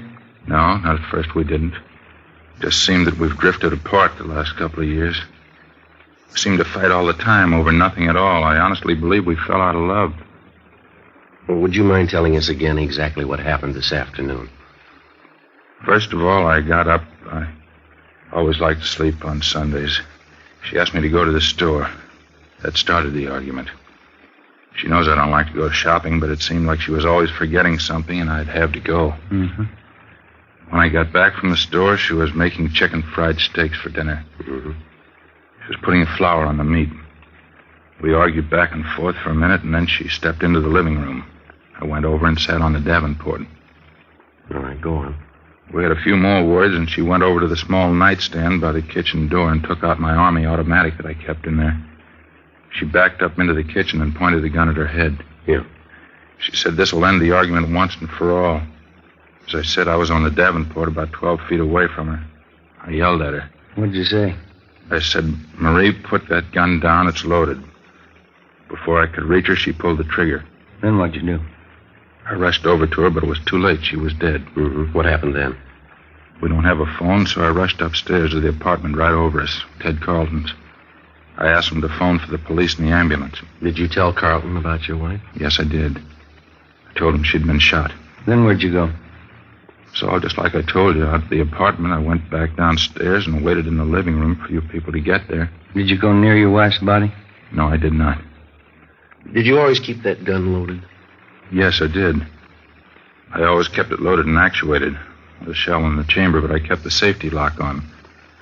Marie knew how to operate the gun because I showed her for when I was out late. Mm-hmm. She wasn't strong enough to actuate it, but she could work the safety. Did your wife ever try to commit suicide before? Not to my knowledge. Mr. Robertson, you sure that everything you've told us is the truth? It's the absolute truth, every word of it. Well, sir, here's the way it looks to us.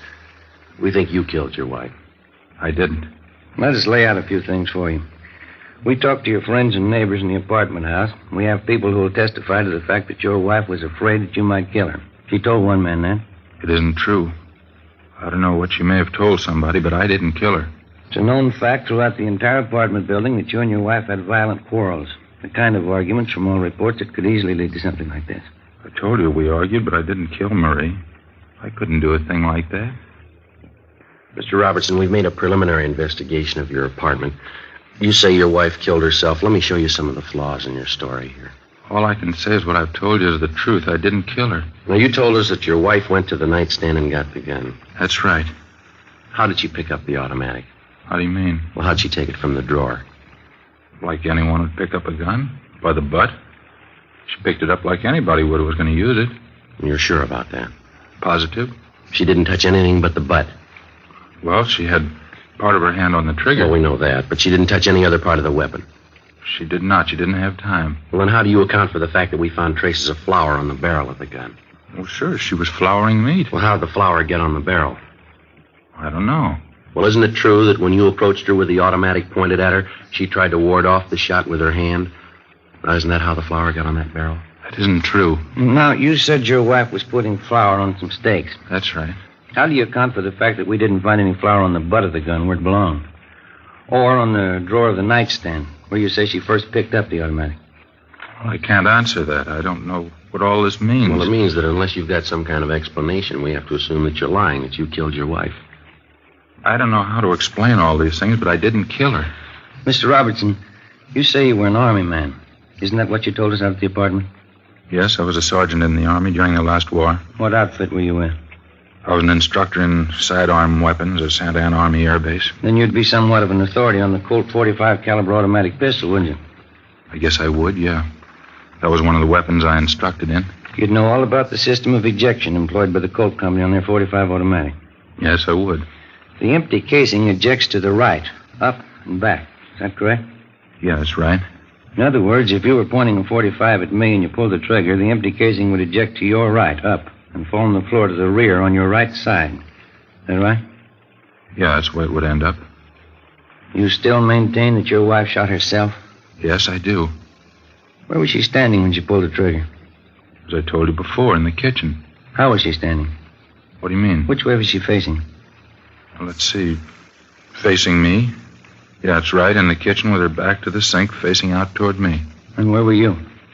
On the Davenport in the living room, facing her. Now, bearing in mind what we've already discussed and agreed upon concerning the ejection system of a .45, how do you account for the fact that the empty casing was found in the living room, 6 feet and 4 inches from the kitchen? Well, let's see. I'll figure it for you. The empty casing should have been found on the floor of the kitchen, somewhere to the right and rear of your wife. Isn't that about it? I don't understand. Why are you trying to prove me guilty? I've told you, and I swear to you, I didn't kill my wife. Well, it'd be a physical impossibility for that empty casing to have landed anywhere but in the kitchen if your wife had pulled the trigger of that automatic. Now, how about that? What can I say? Please believe what I'm telling you. I didn't do it. Not according to the evidence. I don't understand any of this. Well, here's the way we've got it reconstructed. You had a quarrel. You got the gun. You met your wife at the doorway to the kitchen. You pointed the gun at her. She tried to ward it off with her left hand, leaving flour on the barrel of the gun. You fired, and the casing was thrown up and back to the right, where it landed on the rug of the living room. The testimony of the neighbors, the flour on your wife's hand, the position of the empty casing. Robertson, you're it. I don't know why all these things are the way you say they are. Well, we do. We don't believe your wife committed suicide. You think about it. Come on, Ben. Yeah.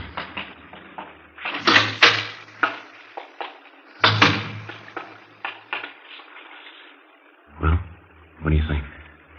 Evidence we've got so far has got him tabbed. Yeah. With all that proof, he still refuses to cop out. Something doesn't jibe. Maybe we can find out why.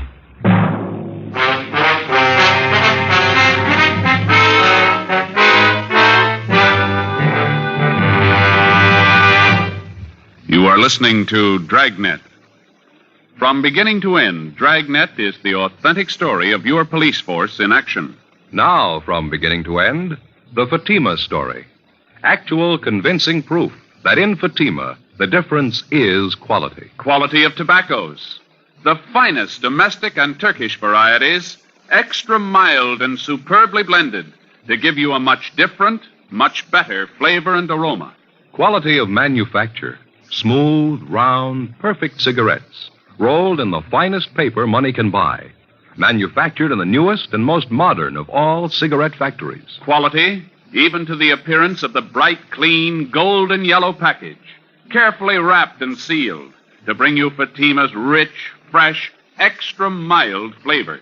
Because of its quality, its extra mildness, its better flavor and aroma, more long cigarette smokers are now insisting on Fatima than ever before. So if you smoke a long cigarette, compare Fatima. You'll find they now cost the same. But your first puff will tell you... Ah, that's different. Yes, in Fatima, the difference is quality. Insist on Fatima. Start enjoying the quality king-size cigarette. Fatima. Best of all, long cigarettes.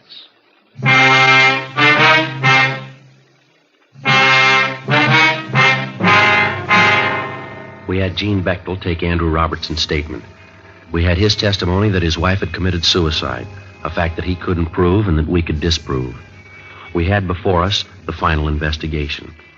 All evidence was taken to the crime lab for analysis. The photographs taken at the scene were developed and brought in for careful checking. In accordance with Robertson's story, both he and his deceased wife were given paraffin tests to determine the presence of nitrates. Both of them were fingerprinted, and latent prints detail started to check them out. 2 teams of men were sent out to talk with the close relatives of the 2 people. Sunday, March 9th, 7 p.m. We got a call from Lieutenant Lee Jones that he had the final results of his investigation. We went over to the 2nd floor of the Central Station crime lab. Got a couple of things for you. Okay. How'd you make out with Robertson? Well, he insists that it was suicide. What's your ID on it? Let me show you what we got. All right. Yeah, look at this. A picture of the .45 casing. That's right. Take a close look at it. Right here in particular. See? Yeah. You notice this one edge is a little crimped here? Yeah, ejector marks. No, here are your ejector marks up here, see? This crimping is something entirely different. What is it? You remember where you found this casing? 6 feet 4 inches into the living room. That's right. And we wondered how it could have been thrown that far by the ejector if the husband's story's true. The ejector didn't do that. I wondered, too. On closer inspection, I noticed this crimping. Let me show you how this casing got out there in the living room.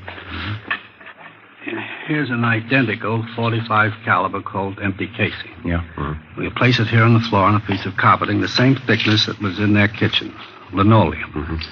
Now watch this. I'll step on it, hitting it from an angle.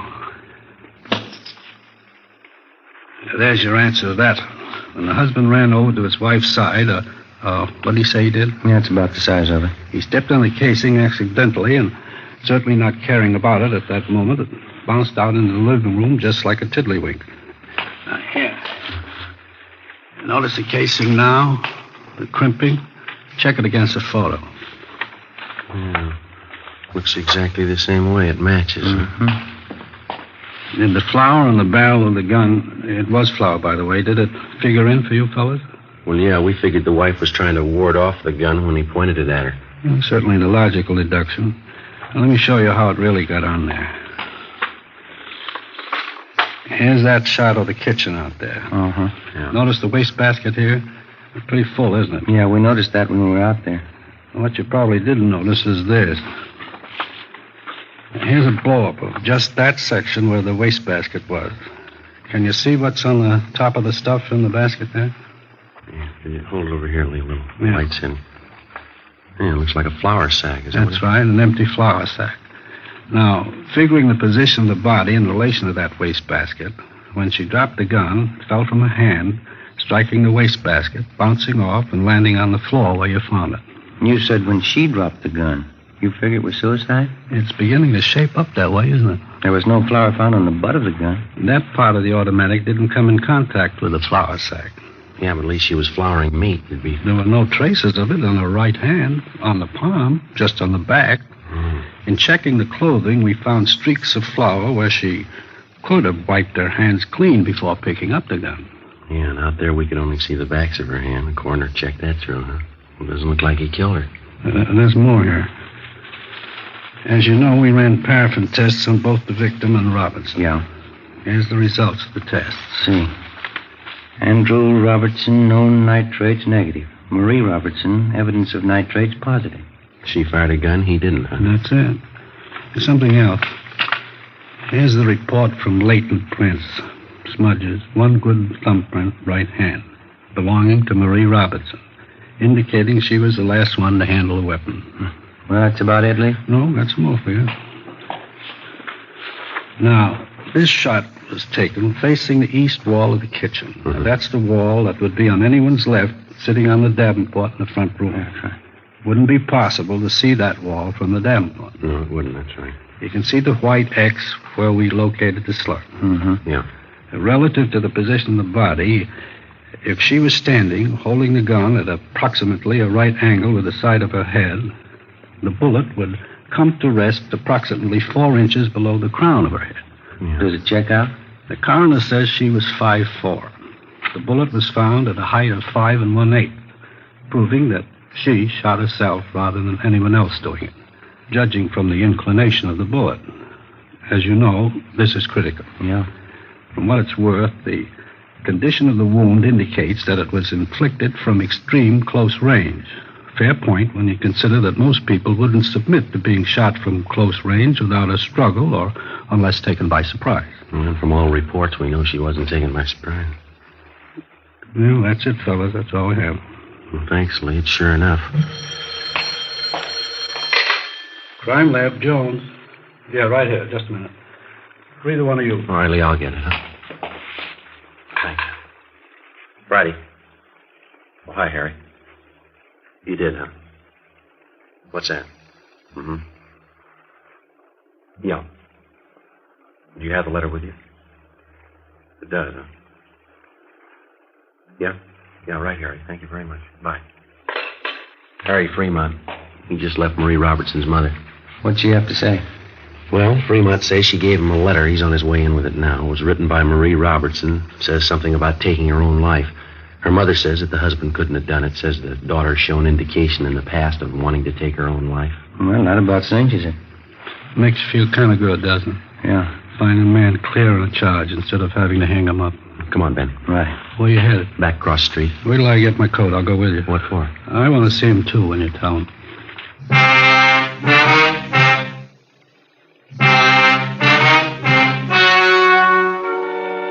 The story you've just heard was true. Only the names were changed to protect the innocent. On March 12th, the hearing was held in the office of the coroner, City and County of Los Angeles, State of California. In a moment, the results of that hearing. And now, here is our star, Jack Webb. Thank you. Friends, a great many listeners have written us saying that they first bought Fatimas because they liked our program. But they go on to say that after smoking their first pack, they agree with everything that we've said about them. That Fatimas are extra mild. That they do have a better flavor and aroma. Well, naturally, we're pleased when you get acquainted with Fatimas because all of us on Dragnet are convinced Fatima is the best of all long cigarettes. When you buy your first pack, I'm sure you'll agree. In Fatima, the difference is quality.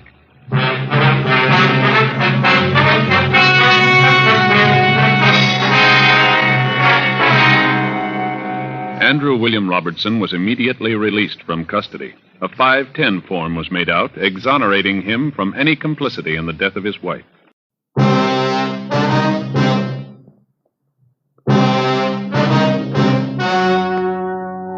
The story you're about to hear is true. Only the names have been changed to protect the innocent.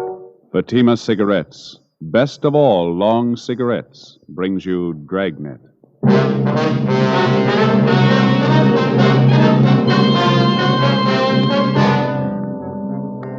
You're a detective sergeant. You're assigned to homicide detail. A small boy is reported missing from his home. His age, 9 years. Foul play is suspected. Your job, find him. You'll be amazed when you compare Fatima with other long cigarettes. You'll find they now cost the same. Difference is quality. You see, Fatima is the quality king-size cigarette because it contains the finest Turkish and domestic tobaccos superbly blended. And Fatima is extra mild with a much different, much better flavor and aroma than any other long cigarette. So try comparing Fatima yourself. Fatimas now cost the same as other long cigarettes, but your first puff will tell you... Ah, that's different. Yes, in Fatima, the difference is quality. Ask your dealer for Fatima, the quality king-size cigarette. Best of all long cigarettes. Start enjoying Fatima tomorrow.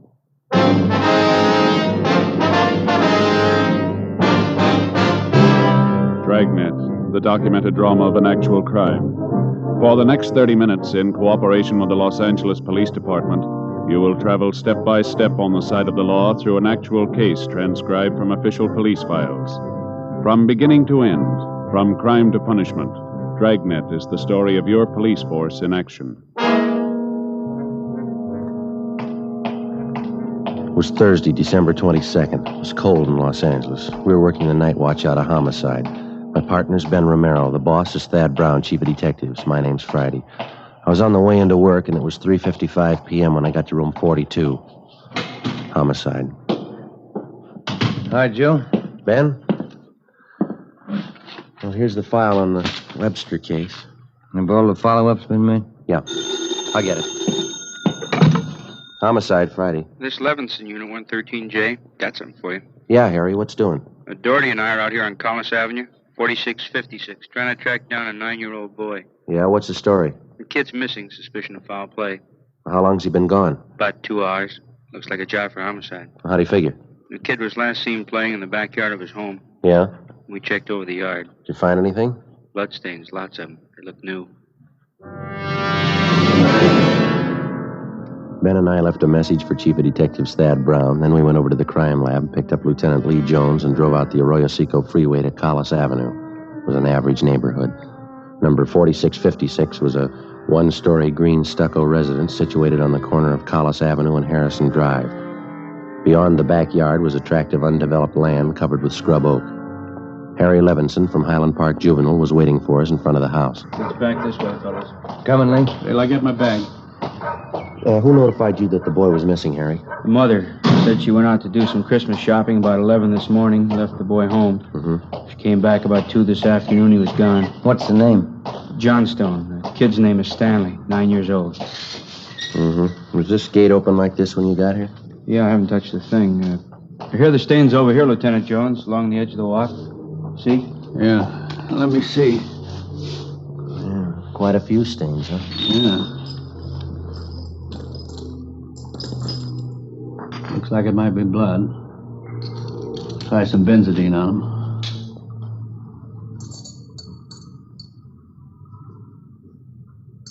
There we are. See what happened.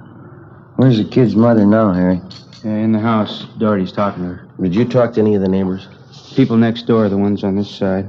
They couldn't tell us anything. There it is, fellas. Yeah, Lee.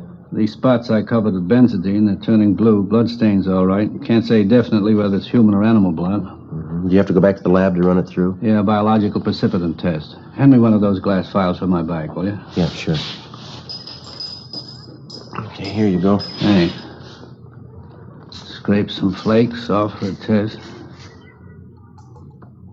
There we are. How soon can you tap the blood for us, Lee? Precipitant test won't run more than 20 minutes. It'll take 3 or 4 hours to run a blood grouping, though. That's it. Anything else you want to check? Levinson? Anything else? Oh, yeah. Right here in my handkerchief. Empty shell. That marker over there by the rose bush? That's where I found it. From a 22, huh? Yeah. Might tie in, might not. Mark it and dump it in this envelope, will you? Mm-hmm. There you go. There you go. Did you get out a missing broadcast on the boy here? Doherty did about a half an hour ago. Here's a description here. Thank you. Will Mother know about the bloodstains? No, we didn't tell her. She's worried enough already. And she has no idea what might have happened to her boy, huh? No more than we do. She checked all her friends and relatives. We're covering the neighborhood. No trace so far. Not much to go on. Bloodstains. Empty cartridge. Yeah, it could mean 100 things.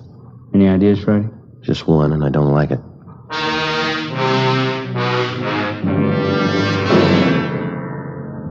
"4:30 p.m. Thursday, December 22nd. The neighborhood search for 9-year-old Stanley Johnstone continued. Lee Jones went back to the crime lab to start the precipitant test and the blood grouping. Levinson and his partner Doherty from Highland Juvenile stood by. We called Chief of Detectives Thad Brown, and he ordered up a special detail to aid in the search for the missing boy. Ben and I questioned the boy's mother, Mrs. Ruth Johnstone, a woman in her early 40s. She seemed fairly calm under the circumstances. Miss Johnson, is your boy Stanley in the habit of wandering off without telling you where he's going? No, he's not in the habit of wandering off, but he has done it before. Well, when was the last time, Miss Johnstone? You don't have any children, do you, Sergeant Friday? No, ma'am, I'm not married. Well, there comes a time in every young boy's life when he feels that it's time to leave home, go out on his own. Usually happens somewhere around 8 to 10. I think I know what you mean. I have a boy. Well, then you know how it is. My husband and I scolded Stanley one afternoon after school, and he was quite put out about it. Thought George and I were unfair. Packed a few of his things and left. Well, how long was he gone? Oh, no time at all, about 2 hours. I was worried about him, but my husband said to leave him alone. Said every boy had to go through that stage. Well, then you think that he's run away from home again this time? Yes, I think so. He's been gone about 4 hours now, and I have a funny feeling about it. Did you and his father have some misunderstanding with the boy recently? Well, that's just it. We haven't. I don't mind telling you now that we're talking about it. I am getting worried. Well, is there any place around that he might like to visit, a hobby shop, playground, someplace he might be? Yes, there's Jensen's model shop, Little Shannon Burroughs, but I've already called there and he hasn't been seen all day. I've called all his friends, and they have no idea where he is either. We'd like a list of all of his friends and the places that he was known to frequent. Yes, all right, I'll give them to you. Where do you suppose he is? Where's your husband now, Miss Johnston? At work. George works for the city. He's a fireman. What house is he stationed at? Engine Company 12. He's working the A platoon. He'll be home tomorrow morning. I haven't told him Stanley's gone. Well, is there any chance that the boy might be down at the firehouse with his father? No, he seldom goes down there anymore. No, I don't think he's there. I'm awfully worried. May I call my husband? Well, certainly. Go right ahead.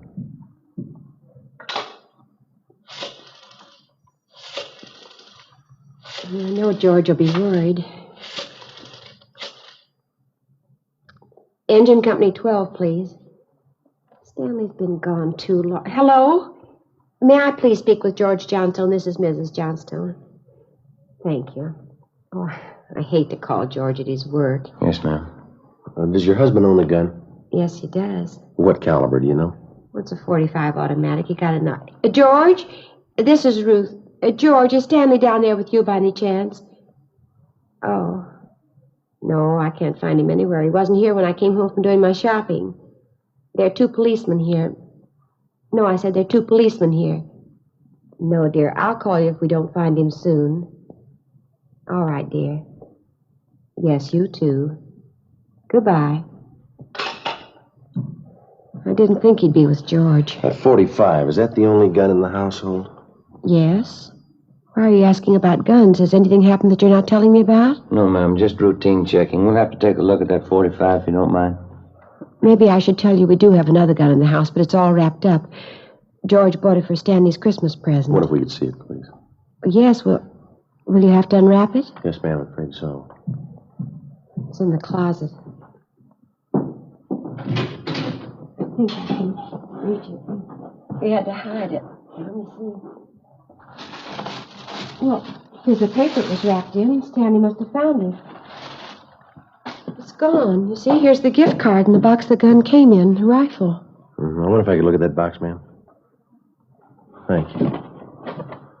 How about it, Joe? .22 caliber. Thursday, December 22nd, 5:15 p.m. It was getting dark. The search for the missing boy continued. We checked the list of Stanley Johnstone's friends. None of them or their parents had any idea of his whereabouts. We talked with Levinson again. He'd been in touch with the detail combing the neighborhood. They'd found nothing. We went down to Collis Avenue and 10th Street, service station on the corner. 1 nickel, Joe? No, I got one. Will you watch for Thad? Yeah. Okay.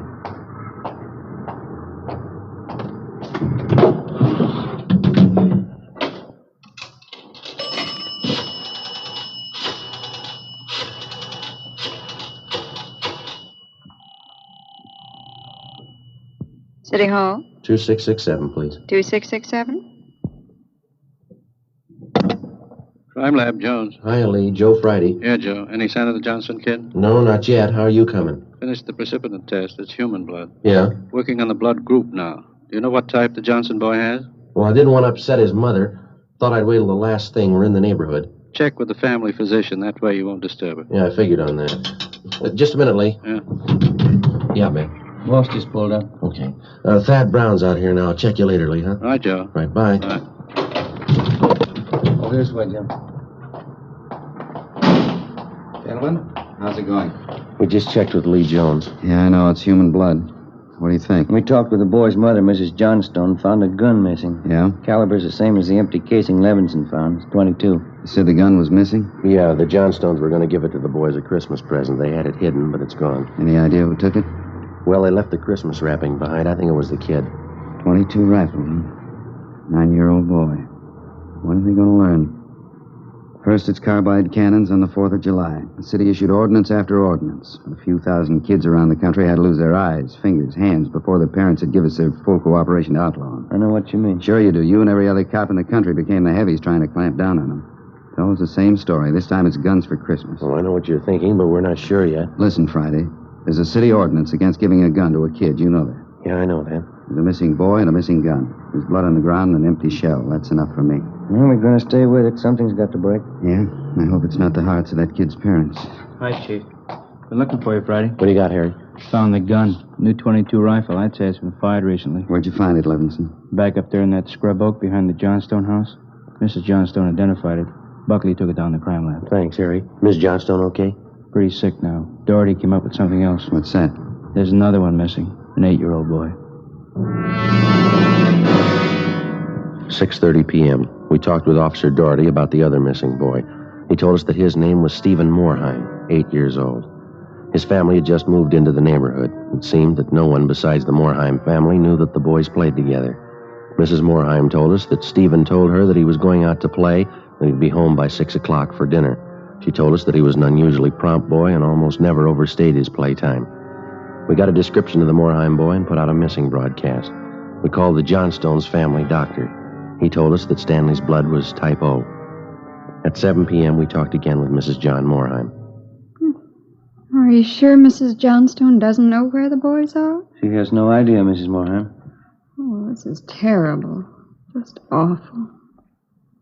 I feel there's more to this thing, something you're not telling me. Well, there's no use to upset you until we know a few things for sure. And you're holding back something. Well, now, please try not to worry, Miss Moorheim. There are certain things that we're going to have to ask you, routine questions in any kind of investigation.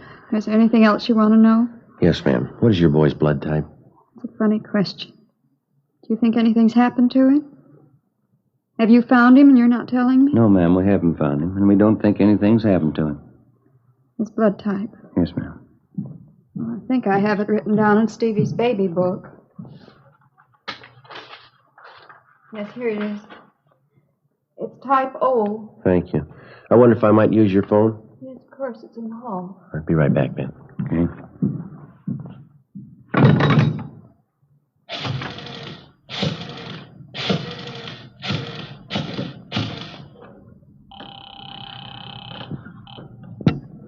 City Hall. 2667, please. 2667? Crime lab, thank you. Hello, Ray. This is Joe Friday. Is Lee there? Just a minute, Joe. Take 2, Lee. Jones speaking. Checking back, Lee. Did you get the blood types on the 2 missing boys? Yeah, both type O. So were the stains, Joe. Type O.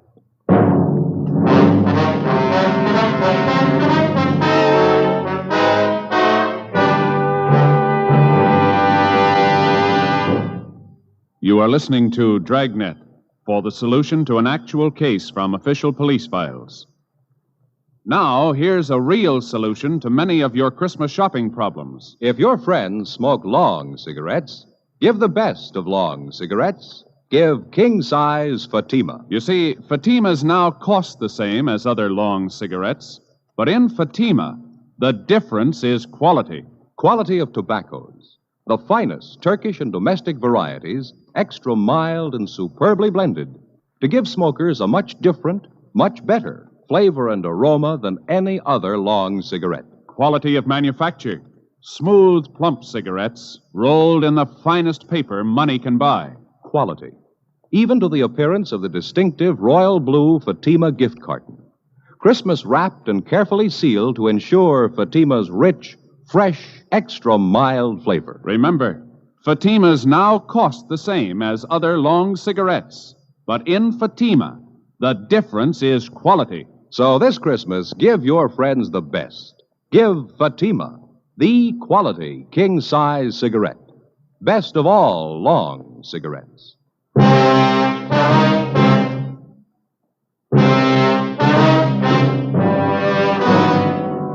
8 p.m., Thursday, December 22nd. Still no sign of either of the missing boys. Chief of Detectives Thad Brown went back to headquarters to direct the search from there. He dispatched another detail of 50 men to aid in the hunt for the missing youngsters. 8:30 p.m. It was getting colder. The citrus growers were warned to expect a freeze. We went up the block to see Mrs. Johnstone. Her husband had quit work early and returned home. We talked with him.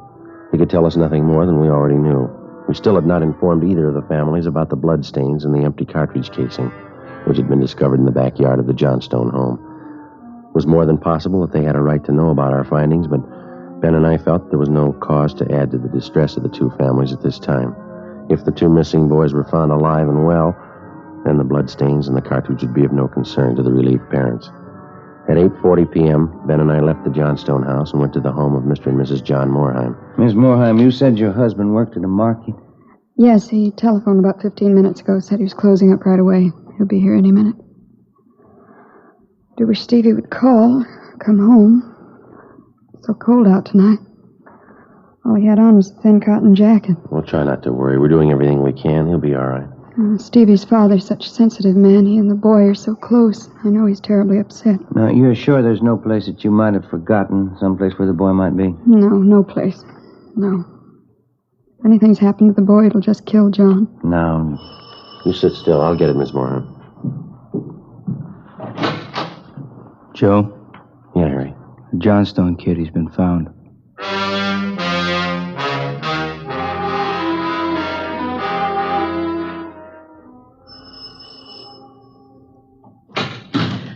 He's home, Sergeant. He's come home. Thank God he's all right.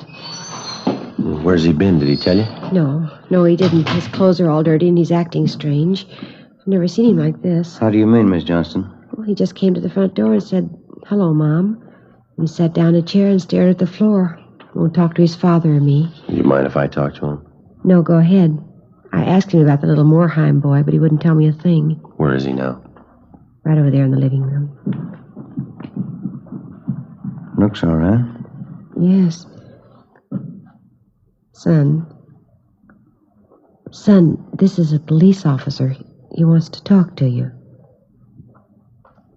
Don't be afraid, dear. He only wants to ask you some questions. Son. You see, Sergeant? Stanley, look at me, son. Come on, youngster. Get your head up there. That's better. You had your mother pretty worried. You know that. You want to tell us where you've been? We should try to get him to eat a little something. You hear that, son? Want something to eat? Stanley, there's another little boy up the street who hasn't come home. You know where he is? His father and mother are worried about him, too. Just like your folks were. We're going to ask you to help us find him. I killed him. I killed Steve with the .22. We were only playing, but I killed him. How do you know you killed him? Maybe he's only hurt now, isn't that it? No, he's dead. I know he's dead. The gun went off. I forgot we put bullets in there. Where is he, Stanley? I hit him. I was scared. I didn't want anybody to find him. Where did you hide him, son? In a cave up on the hill. I didn't mean it. He was my pal. Do you want to show us where, Stanley? Yes, I'll show you. Please, don't send me to jail.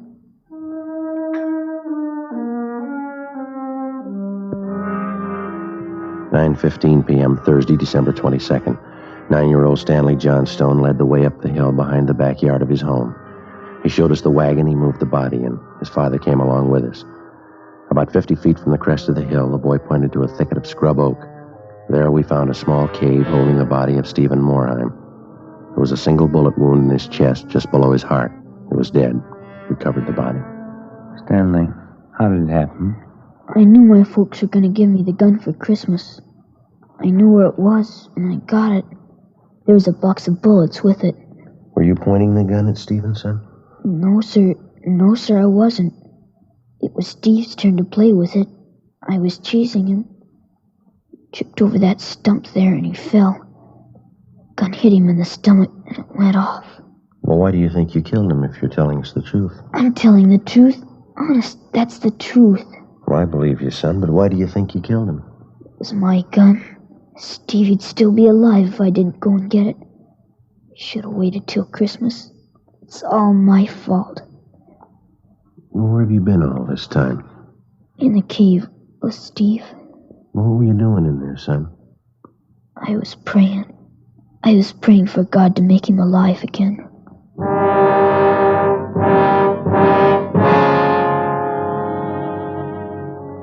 After a thorough investigation, Ben and I were convinced that the shooting of Stephen Moorheim was accidental. Lieutenant Lee Jones' findings substantiated the Johnstone boy's story even to the smallest detail. We put in a call to the coroner's office and acquainted him with the facts. He designated a local mortuary to handle the body pending autopsy and granted us permission to remove the body to the Moorheim home. Mrs. Moorheim collapsed. The family doctor was called. Ben and I sat in the living room to wait for John Moorheim, the dead boy's father. Ada? Edith? Mr. Morheim? Yeah, you the police? Yes, sir. Where's Edith? Where's my wife? Has my boy come home? Have you found him? Yes, sir. Well, where is he? Steve? Stevie? Where's Steve? He's hurt, isn't he? Yes, sir, yes. Well, where is he? I want to see him. He's hurt bad, Mr. Morheim. Where is he? I want to see him. How bad? Pretty bad. He's dead. All right if I go in. Yes, sir, if you want to. Will you go with me? Sure. Don't make it any harder on yourself, Mr. Morheim. I want to see my boy.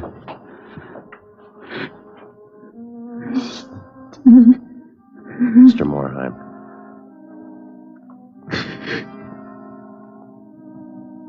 Stephen. Listen to me, son. We got you a lot of nice things for Christmas. Everything you wanted. I got you the 3 new cars for the train. That one with a searchlight on it really works, son. I got you that new switch you wanted. A lot more track. Oh, now you can have a big layout. And you know that new baseball mitt we saw? I got it for you. The cowboy outfit you want. I got it. Mr. Morheim. Come on, you. What happened? It was an accident. He was playing with a Johnstone boy up the street. Playing with a gun. It went off. What was the other boy's name? Stanley Johnstone. It was an accident. Mr. Morheim, where are you going? I want to see that boy. We had no idea what the dead boy's father had in mind. We didn't feel that we should try to restrain him.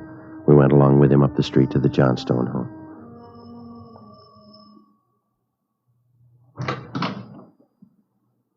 I'm Stevie's father.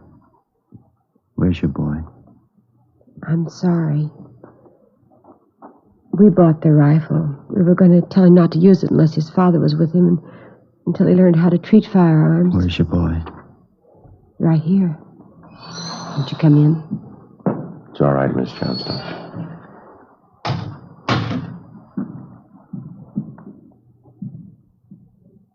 You're the boy that was with Stevie? Yes, sir. What's your name? Stanley.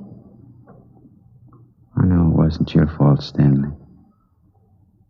Wonder if you'd do something for me. Yes, sir. I've got a lot of nice presents for Stevie. I know he'd want you to have them. I want to give them to you Christmas Eve. Mom? I think that'd be a fine idea, son. Come on, Ben.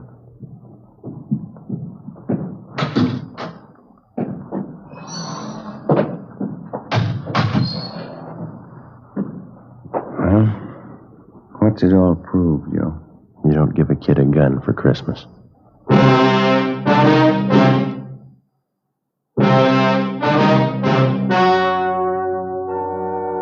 The story you have just heard was true. Only the names were changed to protect the innocent.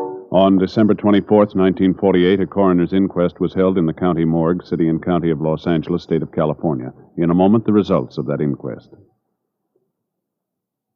Now, here is our star, Jack Webb. Thank you. To get year-round thanks for the gift you give this Christmas, give cartons of Fatimas to every long cigarette smoker on your list. Christmas Fatimas in the special royal blue slip-over jacket make a perfect gift just as is. And to my friends who sell Fatimas, the retail dealers and the wholesale distributors all over America, to each one of you, a special season's greeting. And to everyone, a Merry Christmas.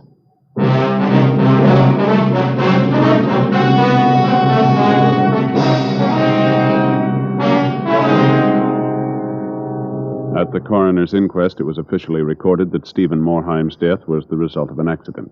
Stanley Johnstone was absolved of any legal responsibility for his friend's death.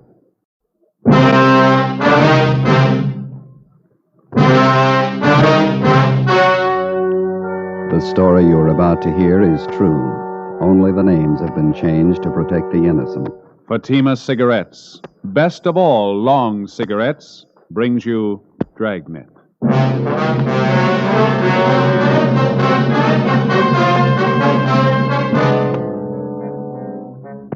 You're a detective sergeant. You're assigned to robbery detail. You've been tracking a hold-up man for months. You finally get a line on where he's hiding. You know he's dangerous, well-armed. Your job, get him. You'll be amazed when you compare Fatima with other long cigarettes. You'll find they now cost the same. But in Fatima, the difference is quality. You see, Fatima is the quality king-size cigarette because it contains the finest Turkish and domestic tobaccos superbly blended.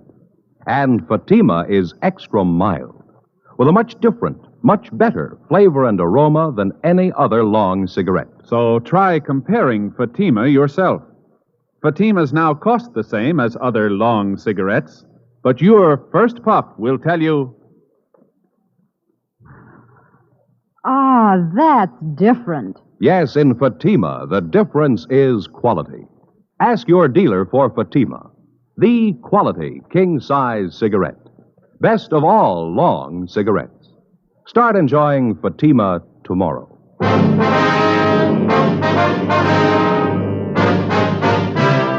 Dragnet, the documented drama of an actual crime.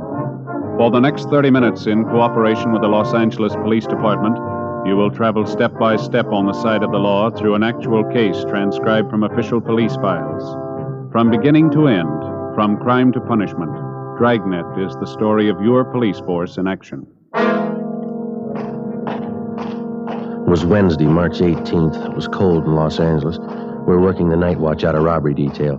My partner's Ben Romero. The boss is Captain Ed Walker. My name's Friday. It was 9:48 p.m. when I got to room 27A. Robbery detail. Joe? Hi, you ready to go? Yeah, we better hustle. Here's your top coat, Joe. Oh, thank you, Ben. Where's Tom? We can pick him up down the hall. He's checking out some tear gas shells. Might need them. How about the address? You confirm it? 2100 Buchanan Avenue. It's a corner house. Skipper? You know what to expect when you get out there. Don't take any chances. He's alone in the house, that right? Supposed to be, yeah. That won't give you much of a break. How do you mean? He's heavy on guns. 2 revolvers and a hunting rifle. Yeah. He's not shy about using them. Don't forget it. Right, Ed. Slats, Ben? Let's go. Okay. It's been a long haul. Yeah, I hope this washes it up. Hunting rifle, couple of revolvers. What do you think, Joe? Well, 18 robberies in 3 months. You know the guy as well as I do. Yeah. What's your guess?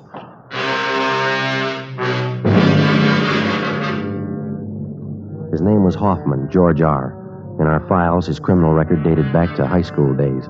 Petty theft, grand theft auto, burglary, armed robbery.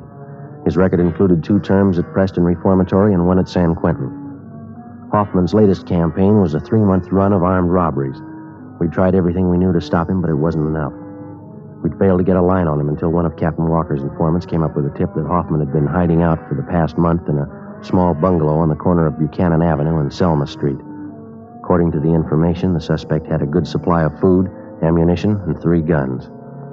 10:15 p.m., together with Sergeants Tom Gaffney and Slats Henry, Ben and I parked our car down the street and started toward the house. It was foggy. The street was poorly lighted. As we approached the house, we could see a light burning in one of the rooms at the rear of the bungalow.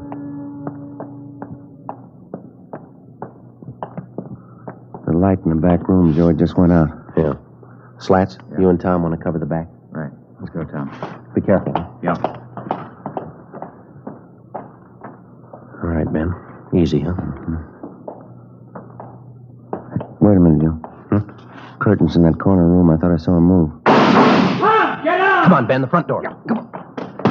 Come on, hit it. Yeah. Come on, hit it again. Yeah, all right. Come on.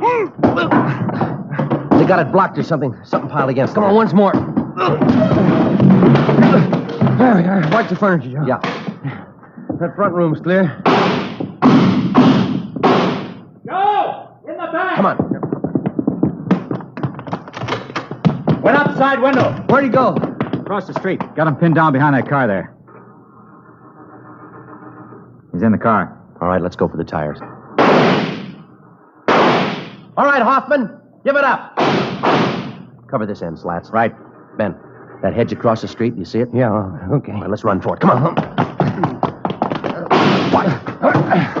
You okay, Joe? Yeah. Hoffman, you haven't got a chance. Throw out your guns. Okay, Ben, give it back to him. All right. I'm coming out. Throw out your guns. Throw them in the street. Here they are. All right, get out of the car. Hands behind your head. Come on.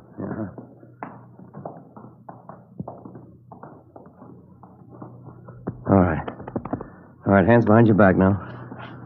Slats. Yeah? You want to get our car? Right, Joe. Who told you? Who gave you the tip? Does it matter? I made it easy enough for you. Lousy car wouldn't start. I'd be 3 miles away if it would have started. Better call the tow truck, huh, Joe? Let me give it a look, huh?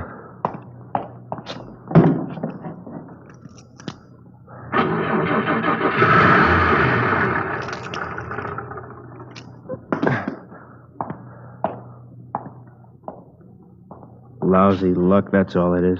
What was wrong with it, Joe? I tried it. It wouldn't start for me. You should have turned on the ignition. George Hoffman was taken downtown and booked on suspicion of robbery. At a special show-up, he was identified by more than a dozen of his robbery victims.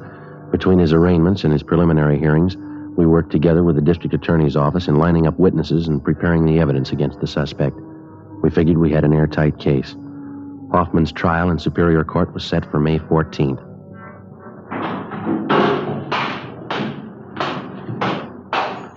Hi, Joe. Hi, Slats. What's doing? They're still arraigning Hoffman? Yeah, this trial's coming up.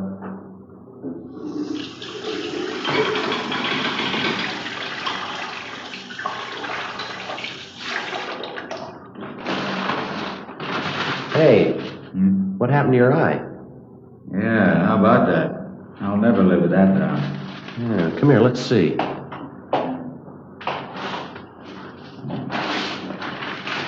This real black eye I ever had. Had 'em bruised plenty. They hurt, you know. Yeah, how'd that happen? Well, every week Gaffney and I go up to the neighborhood boys club after work to help coach the kids at sports, you know. Mm-hmm. Well, last week we had boxing lessons. Yeah. I was coaching this one youngster. He turned out to be a lot quicker than I thought. You're really connected. Mm-hmm. I guess everybody in the building's heard the story, huh? Yeah, just about. Gaffney took care of that. Captain called me in this morning, asked me if I wanted to file assault charges against the kid. Some joke. Yeah, never fails. You still coaching the kids up there? No, not this week. Kids are supposed to get lessons in wrestling. I'm not taking any chances. Yeah? They've been watching television for months. I'll see you later, man. Yeah. Okay. Oh, thanks, Lance. Hi, Ben. How you doing? Pretty good. Put your coat on, Joe. Yeah? What's the matter? George Hoffman. Yeah? Just broke jail.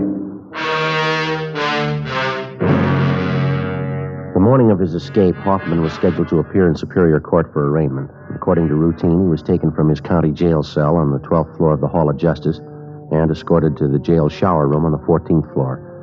There he was to take a bath, change to his civilian clothes for his appearance in court. While he was in the shower room, he turned on the hot water faucets, filling the room with steam to hide his actions from the guard. He succeeded in forcing his way out through one of the windows, climbed up one story to the roof. Realizing that he couldn't escape down through the building, he lowered himself over the ledge of the roof and, using the narrow crevices between the bricks to hold on, he climbed 7 stories down the outside of the building. At the 8th floor, he found an open window and got inside. He slugged the bailiff, who tried to stop him, and then ran down the remaining flights of stairs into the street and disappeared in the crowd. 20 minutes later, he robbed a dentist's office at 3rd and Los Angeles Streets and got away. Police and sheriff's deputies covered the city for him. Ben and I were among them. 11:55 p.m. We checked back in with Captain Ed Walker.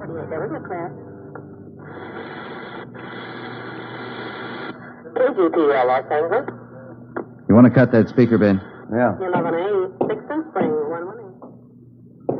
Nothing. Not a trace of him. He must have a good friend someplace in town. Everything's covered. His friends, relatives, his hideout, everyone he knows, every place he's ever been. We plugged every loophole we can think of. The depots, terminals, the airports, still no trace of him. I don't know. It sure is a strange one. No stranger than climbing down the side of a building. Did you check that story out, Ed? It's the truth. Apparently, Hoffman planned the thing out pretty carefully. How do you mean? The sheriff's men talked to some of the prisoners in the jail. They said Hoffman was practicing for it since the day we put him in there. He'd work out 5 to 6 hours every night, building up his hands and fingers. How'd he do that? Use the upper bunk in his cell, hang from the edge of it with the tips of his fingers. He'd do it for hours, pulling his body up and down. Made little grooves in the wall, dug his fingertips into them. Prisoners say he got so he could hold himself up like that 10 minutes at a stretch. Yeah, it's pretty amazing. How about the bailiff he slugged? He'll be all right. A couple of bad bumps on the head, that's all. Robbery, Walker. Oh, yeah, Little John. I sent him out about 10 minutes ago to relieve you. Yeah, they ought to be there pretty soon. Right. How about our schedule, Ed? As far as I know, we're going all night on this thing. Sheriff's office the same. Mm-hmm. You two were relieved at 11:30. Better check back about 5:30 a.m. Okay? Right. It's a hot shot. I got it. What is it? Drugstore holdup. They think it's Hoffman. The scene of the holdup was the Rex Lake Pharmacy on the corner of Pico Boulevard and Pine Lake Street. The victim, a Mr. Clarence Geringer, told us that the holdup man had entered through a rear door, slugged him, and escaped on foot with his overcoat and about $150 in cash. We showed him a number of mug shots. He identified George Hoffman as the bandit. A special detail of men were ordered on a thorough search of the general area around the drugstore. No sign of the suspect. The citywide Dragnet continued all that night and into the next day. No developments. The search went on. A week passed. 2 weeks. At 10 p.m. on the day Hoffman was scheduled to be tried in Superior Court, he beat up and robbed a 40-year-old liquor salesman in the Highland Park area. Again, he made good his escape. Routine investigation failed to turn up a single lead. June 8th. The suspect was still at large. The legwork continued. 817, is that the address you got? Yeah, he said it was near the corner. Oh, yeah, there it is. The Townsend Hobby Shop. Yeah, let's go in. Mm-hmm. Joe, look at the electric train. Look at that one. Beautiful layout, huh? Mm-hmm. I guess that's all they handle in here, electric trains, huh? There must be money in it. Look at those signals there and switches. They're all automatic. Wonder if my boy's old enough for a train yet. That must be the manager over there. Come on. Say, excuse me, sir? Just a moment, please. Be right with you. Got to check this transformer. All right.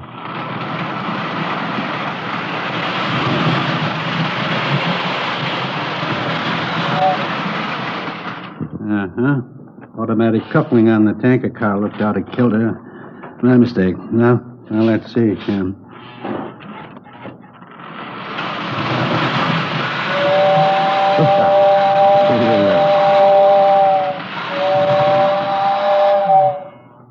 Yep, she's a dandy, isn't she? Sure is. I'm sorry, gentlemen. Have to keep up our maintenance on the rolling stock. What can I do for you? Police officers, we're looking for a Mr. Townsend. Oh, yes, I'm Roy Townsend. Are you the sergeant I talked with on the phone? Yes, sir, that's right. This is my partner, Sergeant Romero. Hi, Mr. Townsend. You mentioned that you might have some information for us. Yes, as a matter of fact, I may have. About that fellow who climbed out and escaped. It was in all the papers. George Hoffman. Hoffman, that's it. I'm a pretty good one for faces. I think I might have seen him last night. Where was that? On my way home from the meeting. I belong to a model train club. Don't get enough of it here every day. Yes, sir. We'd like to know about this man that you saw. As I say, I saw him going into the auto court just down the street from where Mother and I live. It was pretty late, after midnight. Where do you live, Mr. Townsend? Over by Pasadena, Royal Oaks Avenue. I know Mrs. Cox at the auto court very well. I see. Well, this man that you saw last night, you're sure it was Hoffman? I saw his picture in the paper when he climbed down and escaped. I don't say I'm positive it was him, but I'm good on faces. Well, wonder if you'd mind checking through these pictures. Oh, no, not at all. Yeah, this one. He's the one I saw. Am I right? That's Hoffman. Do you happen to know if he's staying there at that auto court? Oh, yes. He's been there for a month. Say, Sergeant, if you find out it really is this Hoffman, don't tell Mrs. Cox at the auto court. It'd just break her heart. Oh, is that so? She's sort of an amateur detective. She thinks she knows faces better than I do. After we left the train shop, we called the office and filled them in. Captain Walker called Pasadena and notified them. Then we drove out to the auto court where the suspect was reportedly seen.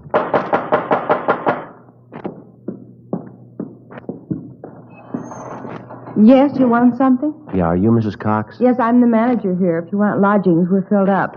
You might try the Golden Eagle straight down the street there. Police officers, Miss Cox. Do you have a Mr. Hoffman staying here? Hoffman? No, I don't. Got a Hoffmeyer, though. You sure that's not it? Well, would you look at this picture, ma'am? Recognize it? Well, yes, but his name's not Hoffman. It's Kane. Number 23. He's not in, though. Left this morning. Was that so? Yes, won't be back for another hour.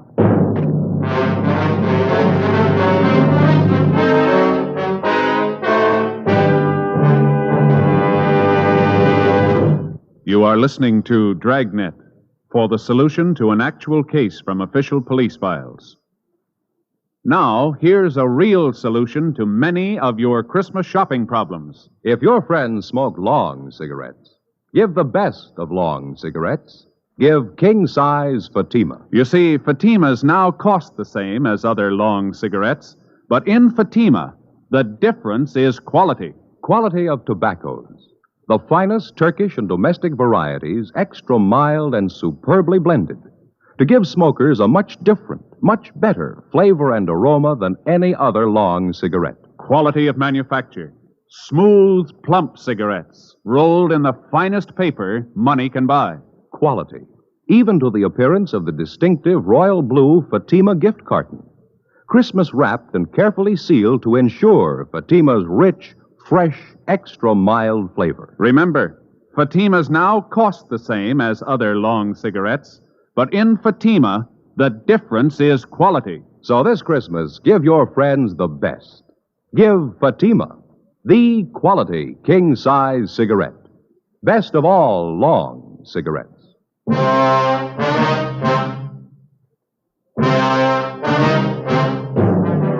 Before going on stakeout at the auto court where George Hoffman was registered, Ben put in a call to the office.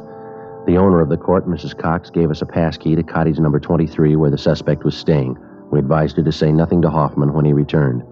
We went to cottage 23 and waited. An hour passed. Hoffman failed to show. Another hour went by. Still no sign of him. Well, what do you think? You got me, I don't know. More than an hour overdue. No chance he could have been tipped. Well, I don't see how. Mrs. Cox is the only one who knows we're here. There's no reason for her to warn him. I don't know. His things are all here. His clothes. Well, we've had longer waits than this. Relax, huh? Yeah. Hey, wait a minute. Can you see who it is? Man, coming from next door. Joe? Okay, I'll cover you. Open it. Oh, your new telephone directory? Oh, yeah, thanks. Anything wrong? No, there's nothing wrong, thanks. New phone book. Yeah.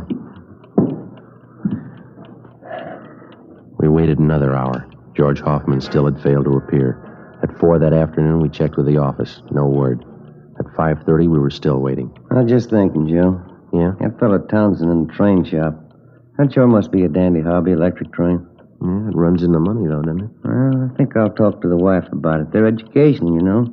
My boy'd sure get a kick out of having his own train. He's pretty young, isn't he? 3 years old? Well, I could show him how to work it, put things together for him. I'll get it. All right. Yeah? Oh, yeah, Lightner. When? Okay, thanks. What's doing? Skipper just got a call from Pasadena. Yeah? They picked up Hoffman 10 minutes ago.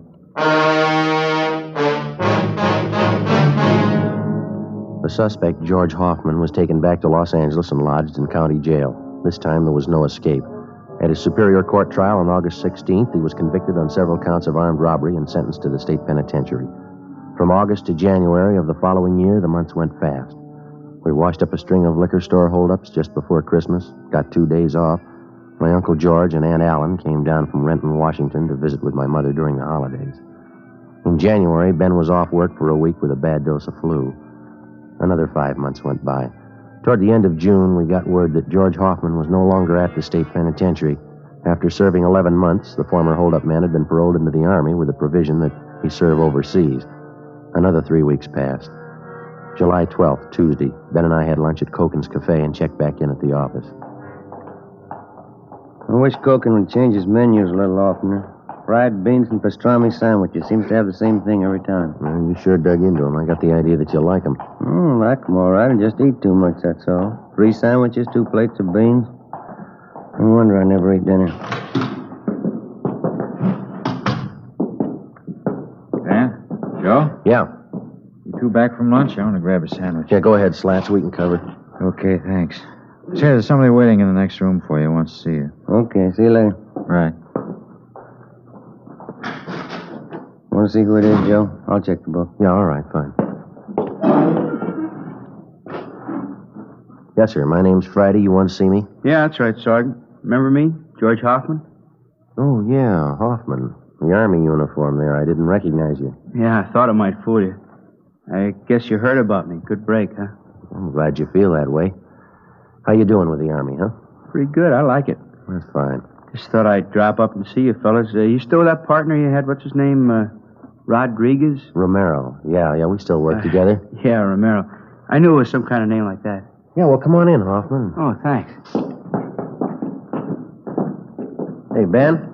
George Hoffman here. He stopped in to see us. Oh, yeah. Hi. Been a long time, Hoffman. How are you? Pretty good, Sergeant. Thanks. Just thought I'd stop by, Sure there's no hard feelings? Oh, sure thing. You got any idea when you're going overseas?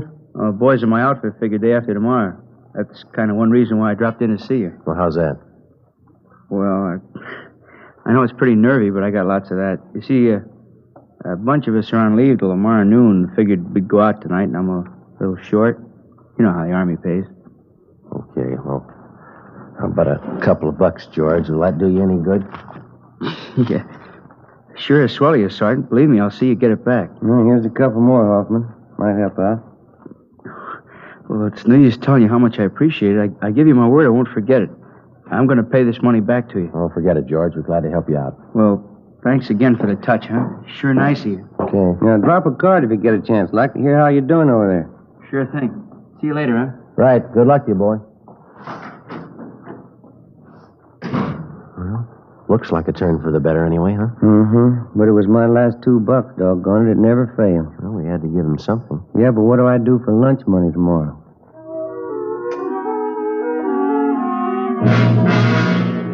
Two 2 p.m., we drove out to the Wilshire district to interview a robbery victim. We brought him back downtown and took his statement. 4:30 p.m., we checked back in with Captain Walker. Hi, Skipper. Henry says that ex-con George Hoffman was in today. Yeah. You talked to him. Yeah, that's right, Ed. Why? Have a look. Thanks.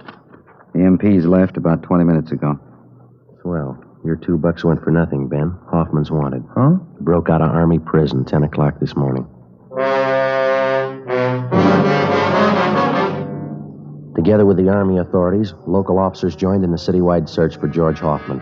At 10 o'clock that night, a food market on Santa Fe and Rialto was robbed and the proprietor beaten. From our mug shots, the victim identified Hoffman as the holdup man. Shortly after midnight, a drugstore on Crenshaw was held up. Hoffman was again tabbed as the suspect. The next 2 days, the search was intensified. No leads. 2 more days went by. Late Saturday morning, we got a hurry-up call from the detail on duty at the Union Station. Hoffman had been reported in the vicinity. Ben and I drove down to the depot to check with the officer in charge, Slats Henry. Spot him, Joe? No, let's have a look back by the ticket counters, huh? Yeah, there he is over by the phone booth. Come on. Hi, Slats. Hi. Looks pretty good. What's the story? One of the newsboys up the street gave us a tip. About an hour ago, a guy gave him $1 to come down here and buy a ticket for him. Ticket to Phoenix. Yeah? Kid came in, bought the ticket, went back up the street and gave it to the man. Mm-hmm. We showed the kid a bunch of mug shots. He picked out Hoffman's. Yeah, he's not wearing his Army uniform, huh? No, brown suit, dark blue overcoat, no hat. That's what the kid told us. Any idea which train he was taking for Phoenix? Not exactly. He asked when the first train for Phoenix was. The newsboy told him 3:35. 10 minutes to 12 now. You got enough men to handle it, Slats? Everything's covered. Only one thing lacking. Yeah? Hoffman. While the stakeout continued on the Union Station, Ben and I, together with Gaffney and Henry from robbery, covered the bars, restaurants, and hotels in the immediate area for a sign of the suspect. 2:30 p.m. What do you think? Well, we better head back down for the station, see what's doing, huh? Okay. I'd like to have a dime for every mile we've logged on this case. Yeah.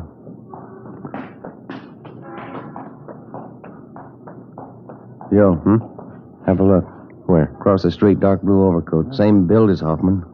I'll bet on him. Come on. He spotted us.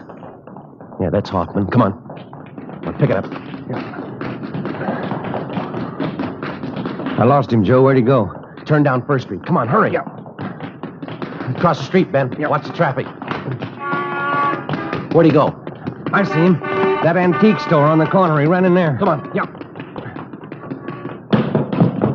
There he is. All right, Hoffman. Out of the way, mister! All right, hold it right there, Hoffman. I'm coming out! Move! What's it, Joe? I said I'm coming out, you hear me? You're going the hard way, George. Come on, drop it, drop it!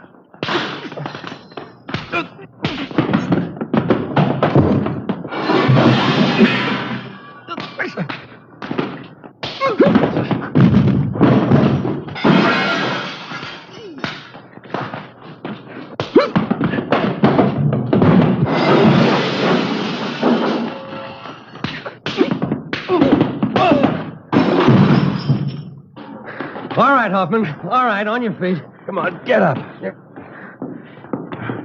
right, get your hands behind you. Sure. What good's it gonna do you?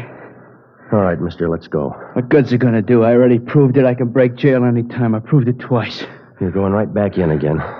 What's that prove?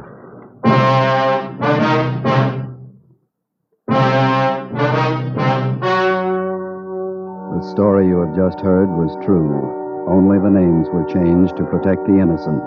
On October 8th, trial was held in Superior Court, Department 89, City and County of Los Angeles, State of California. In a moment, the results of that trial. Now, here is our star, Jack Webb. Thank you. To get year-round thanks for the gift you give this Christmas, give Fatimas to every long cigarette smoker on your list. Their first pack of extra mild Fatimas will have them convinced, like I am, that in Fatima the difference is quality. And Christmas Fatimas come in a distinctive royal blue slip-over jacket that makes a perfect gift just as is. Remember, Fatimas now cost the same as other long cigarettes, but in Fatima the difference is quality. Give Fatimas, the quality king-size cigarette, to every long cigarette smoker.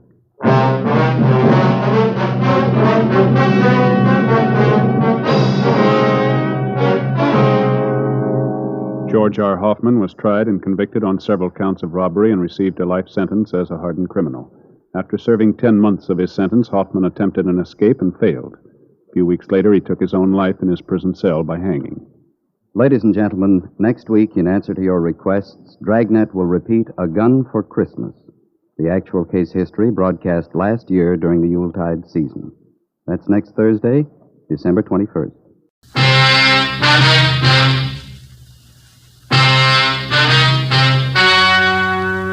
The story you are about to hear is true. Only the names have been changed to protect the innocent. Fatima Cigarettes, best of all long cigarettes, brings you Dragnet.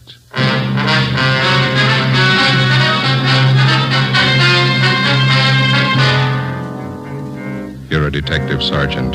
You're assigned to Juvenile Bureau. A pair of fake talent scouts are at work in your city. Their victims, young girls seeking careers in Hollywood. The criminals are vicious and relentless. Your job, get them.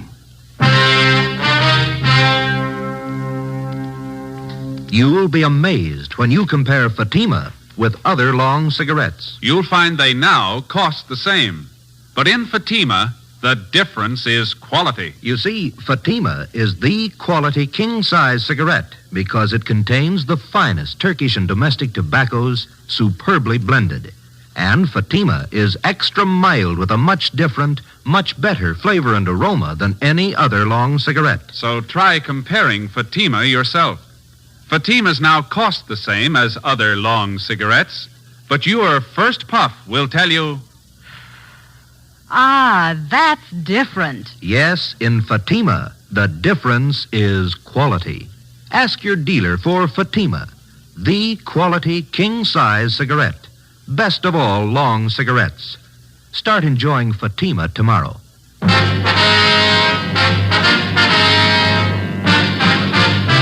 Dragnet, the documented drama of an actual crime. For the next 30 minutes, in cooperation with the Los Angeles Police Department, you will travel step by step on the side of the law through an actual case transcribed from official police files. From beginning to end, from crime to punishment, Dragnet is the story of your police force in action. It was Tuesday, May 7th. It was mild in Los Angeles. We were working the day watch out of Juvenile Bureau. My partner's Ben Romero. The boss is Inspector Bowling, Commander, Juvenile Division. My name's Friday. It was 10:13 a.m. when I got to 1335 Georgia Street, second floor. The squad room. Hi. Hi, Ben. Did you pick up that latest run the stats office made for? No, I don't think they got it ready yet. Notice there in the book it's been ready since yesterday. You were over there. You could have picked it up. Well, yeah. What's the matter with you this morning? Don't you feel good? No, just this stinking cold seems to be settling in my chest. Miserable. Yes, sir? Can I help you? Oh, yes. I'd like some information, please. This is the Juvenile Bureau, isn't it? Yeah, that's right, sir. What can we do for you? Oh, mind if I sit down? I'm climbing those stairs. Takes your breath away. Yeah, sure. Here you are. Thank you. My name's Wayne Kenworthy, officers. I'm out here on a convention. My home is in Minnesota. Mm-hmm. Went out last night with some of the boys at the convention. We stopped at a bar down on your Alvarado Street. Alvarado. Alvarado. Anyway, we were drinking there, and the bartender got to talking to us. Finally offered us some pictures for sale. I got one of them right here. Let's see. Oh, yeah. There you are. I paid him $2 for it. Just look at that. Yeah, it's filth. Do you have the address of the bar where you bought this? Yes, sir, I have. That's not the reason I'm here, though. I'm not a one-man moral squad. I'm not the type makes a habit of buying obscene photographs of young girls, either. Yes, sir, we understand. And I bought this picture from that bartender because I know the young girl in it. She's the daughter of one of my neighbors back home in Minnesota. Known her ever since she was a baby. I see. This girl came out here about 8 months ago to live with a girlfriend. Mm-hmm. She was crazy for Hollywood, thought she might break into the movies or something. She stopped writing her folks about 2 months ago, hasn't been heard from since. Well, it sounds like a case for a missing persons bureau, Mr. Kenworthy. Well, the girl's folks have already contacted them. Nothing's been turned up. Nothing at all. Then last night, just by an accident, the bartender shows me this photograph. It's that girl, all right, no mistake. Well, we'll do everything we can to help straighten it out, sir. Well, that young girl I know. I've known her since she was a baby. Good family, good training. She never would have posed for a photograph like this. Rotten filth. She's just not the type, that's all. Yes, sir, we understand. What was this young girl's name, Mr. Kenworthy? Lois Brewster, that's her real name. When she wrote her folks, she was using another name while she was out here. Thought it might help her movie chances. Drake, I think that's what it was. Linda Drake? Yeah, that's right. About 5'4", 115 pounds, dark hair, dark eyes. That's right. Yeah. You know where she is? Oh, yeah, we do. We had her case called to our attention. Where is she? Is she all right? No, sir. She's dead.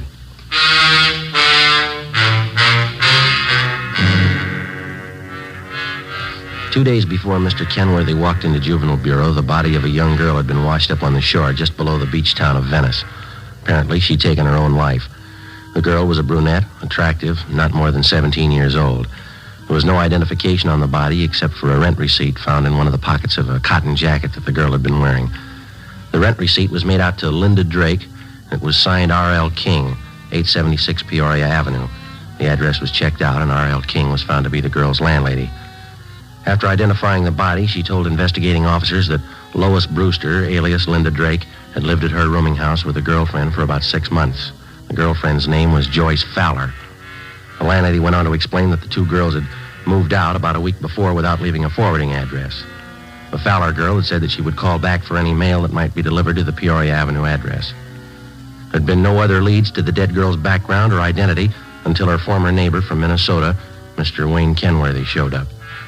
Later that day, Ben and I met with Inspector Bowling and briefed him.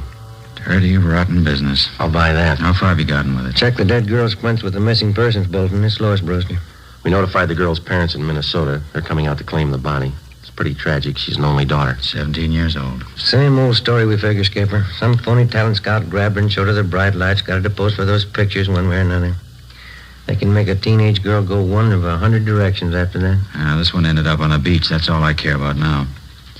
How about the girlfriend Lois Brewster was living with? Joyce Fowler? No word so far. Well, what about it? Any ideas?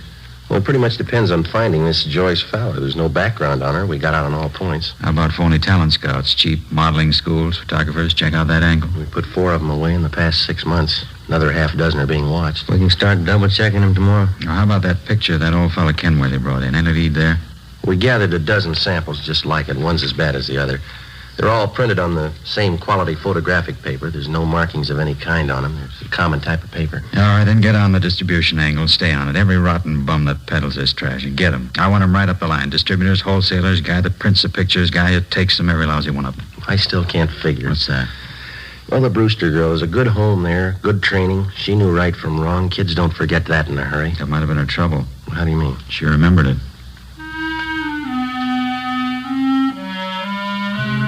Wednesday, May 8th.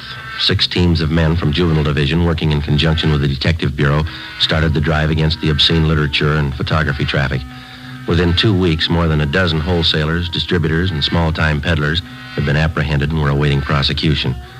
But we still had failed to uncover any new leads in the Lois Brewster case. The roommate, Joyce Fowler, the all-important witness in the case, was still missing. No trace of her. The dead girl's parents arrived in the city, claimed the body, and took it back to Minnesota for burial. The drive continued. Another week passed. On May 29th, on a tip from a usually reliable informant, Ben and I checked out a small photographic studio on Sunset Boulevard, operated by an Emil Joseph Martin. He was sullen and uncooperative. We checked through his files. Just what I told you. A few special shots I keep filed away just for laughs. Once in a while, a friend drops in. I print one of them up for him. Yeah. Hold that one up to the light. Some of them are nice-looking dolls, huh? I print one up for my friends once in a while. What kind of friends do you have? What?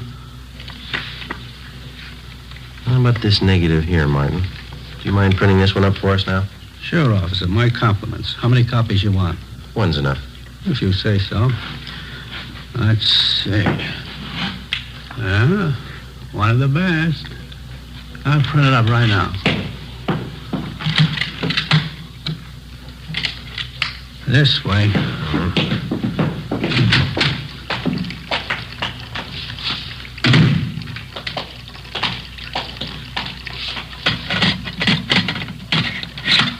This one's a real collector's item, you know.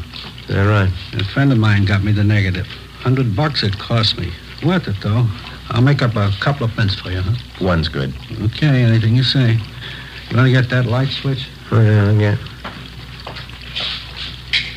All right.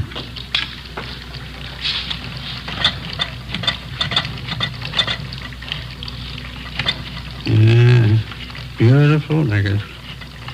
Yeah, you picked a good one, all right. Yeah, get the paper in here.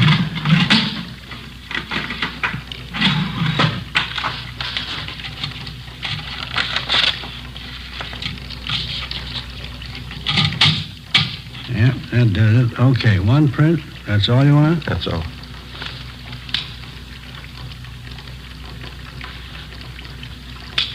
Okay, let's put it in the soup.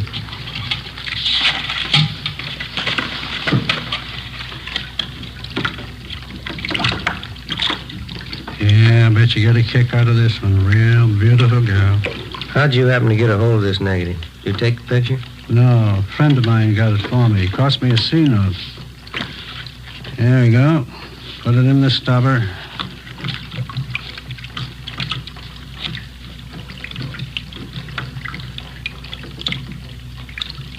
There we go.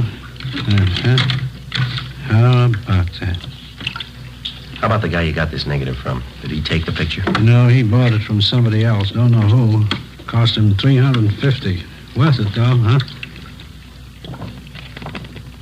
Hi. Isn't that beautiful?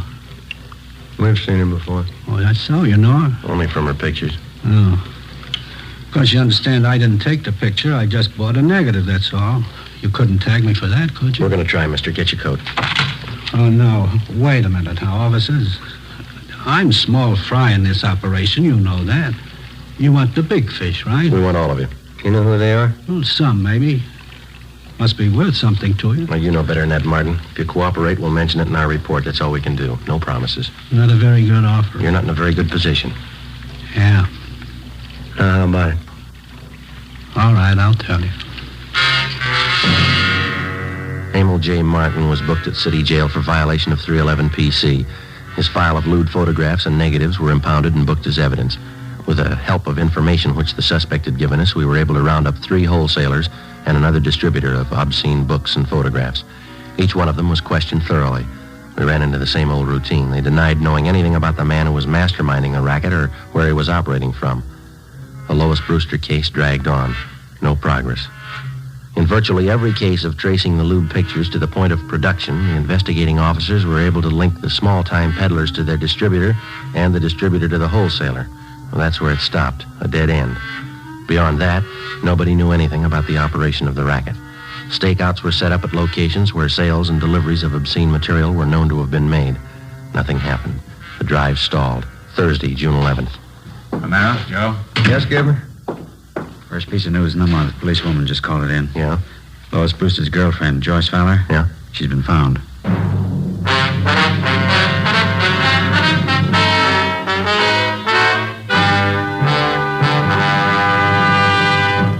You are listening to Dragnet for the solution to an actual case from official police files.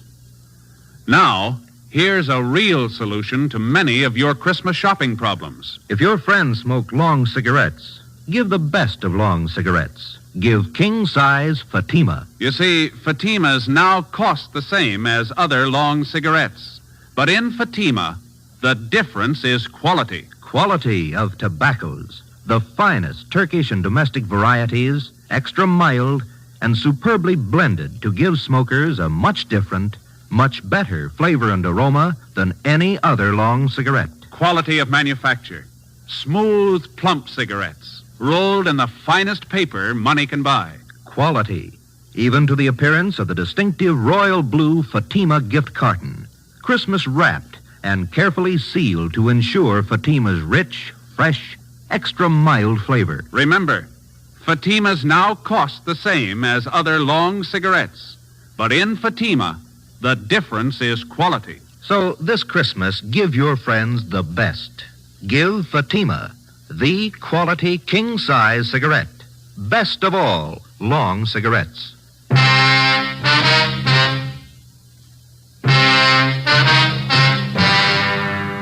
Like most organized crime, the traffic in obscene literature and photographs is a racket jealously guarded because of its heavy profit. It's nationwide, and every year it nets millions of dollars for underworld promoters and their employees. As an organized business, it's one of the most vicious and insidious rackets that exists today, despite the fact that many citizens regard it lightly. Thursday, June 11th, 10 a.m., Ben and I met with policewoman Paula Johnson. She told us that the previous evening, Joyce Fowler, the girl Lois Brewster had been living with, had gotten into a brawl with an unidentified man at a bar on Sunset Boulevard. Police officers arriving at the scene identified her as the missing girl and handed her over to juvenile authorities.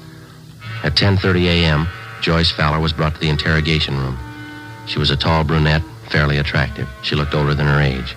Together with policewoman Paula Johnson, Ben and I questioned her. I was out on a date with this man. We were sitting at the bar, and he started saying things I didn't like. What a row, that's all. The man seemed quite a bit older than you, Joyce. Was he a good friend of yours? Friend. He was about 50, I guess. I thought he was all right. He wasn't. How old are you, Joyce? 21. We've checked your background, Joyce. You might as well tell the truth. All right, I'm 17. I'll be 18 next week. Look, can't I go get an aspirin? I've got a terrible headache. I got some in my locker. Be right back. Okay. I still don't know why I'm here. What do you want to know? Well, you were a good friend of Lois Brewster's. You lived with her, is that right? Is that why I'm here? It's one of the reasons. Lois spent 8 months out here before her death. As far as these officers know, you lived with her during those 8 months. We want to find out what happened to her. We want to find out what's happening to you. Nothing's happening to me. I can take care of myself. That's what Lois Brewster thought, Joyce. How about it? You tell us? She didn't know what she was doing. I don't know what happened to her. I'm to blame for bringing her out here, but it's not my fault what happened to her. It's not my fault. Well, whose fault is it? All of them. The whole rotten, dirty bunch of them. Here's your aspirin. Are two of them being up? Thanks. I'll get some water.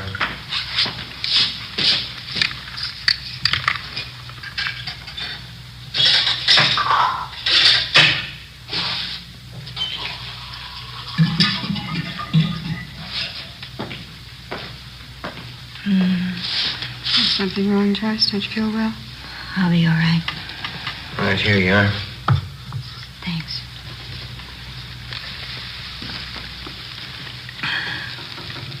I don't remember too well how it started. Lois came out to Hollywood to live with me for 6 months, you know. Yeah, we know. We tried to get modeling jobs, bit parts in the movies. We didn't have much luck. We had to eat, pay the rent. So we took jobs as waitresses at a drive-in place out on Santa Monica Boulevard. Are you still working there? No, we were only there 2 weeks, and we got this other job. That's when it started. And what was that? One day, these two men drove in with a brand new Cadillac, ordered a couple of Cokes. I could tell they were watching us, Lois and me. When they were leaving, they gave me a card. They said they were talent scouts. They asked us to come to their offices for interviews. You still have the card they gave you? No, I looked for it once. Guess I lost it. Mm-hmm. Would you go on, please? The older fellow's name was Fred Ramus. Other one was Mr. Gilbert. They were both very nice. We didn't think anything was wrong. Didn't you go for the interview? Yes, Lois and I both went. They talked to us a lot, had us read out of a script, walk up and down. They said both of us showed a lot of promise. They said they wanted to be our agents, so we signed a paper. Fred Ramus told us he'd see we got a break. Mm-hmm. Did either of them ever arrange any legitimate interviews for you? I mean, with the movie studios, radio, television, anything like that? No. They took us out quite a bit, restaurants, nightclubs. Told us we had to be seen around town first. Had to show us off to the producers, all the important movie people. Both of them were very nice. Did you keep on working at the drive-in? No, they had me and Lois quit the job. They said it wouldn't look right. We still had to eat. We still had to pay our rent. That's when they brought up the idea of the pictures. What pictures do you mean, Joyce? I'm sorry. Could I have some more water, please? I'll get it. Fred Ramus and Mr. Gilbert took us out to a big nightclub one night. Fred told us that if Lois and I had some good pictures taken of ourselves, he could show them around and get us jobs as models. That is, till we got a break in the movies. Here you are. Thanks. Mm-hmm. Up to that time, how long had you known these two men? About a month and a half. I didn't see anything wrong in it, so Lois and I went to this photographer's studio with Mr. Ramus, and we had our portraits taken. Regular pictures. Oh, excuse me, Joyce. Did both of these men know how old you girls were? We told them the truth. We were both 17. Mm-hmm. Well, what happened after that? Mr. Ramus came back and said he'd found an advertising agency that wanted to buy pictures of Lois and me. He said we'd get $20 apiece every time we posed. For portraits? No, for posing in bathing suits, pajamas, things like that. They were supposed to be for magazine ads. In about a week, he brought us to his office and said the agency wanted us to pose without clothes, without anything. He said he'd pay us $40 for that. Oh, go on, George. They showed us lots of pictures of models like that. They talked about it all the time. We kept saying no, both of us, Lois and I. Did you ever agree to pose for the kind of pictures they wanted? You can't agree to something you don't know about. I don't know how it happened, but it did. Mr. Gilbert and Fred Ramus, they kept taking us out. We used to drink quite a bit with them. Went on for weeks, I guess. One night there was a big party. We drank. Lois and I got separated. I still don't know what happened. I see. Next morning, we both woke up with headaches. Fred Ramus came and showed us the pictures. I felt dirty all over. I don't know how it happened, I swear it. Lois began to cry. I hit Mr. Ramus. I slapped him. And what does Mr. Ramus tell you? He pretended to be very nice about it. Said he'd pay us well if we go on posing for pictures, the kind he wanted. If we didn't, he said he'd wreck any chance we might have in Hollywood. Said he'd see that the pictures got out. Threatened to send copies to our families, our friends back home. Didn't you think of going to the police? We talked about it. We were afraid of the publicity, the newspapers. We just kept going on, doing what he said. It's like a nightmare. Kept getting worse. We kept getting in deeper. Sorry, didn't you have that envelope? Yeah. Yeah.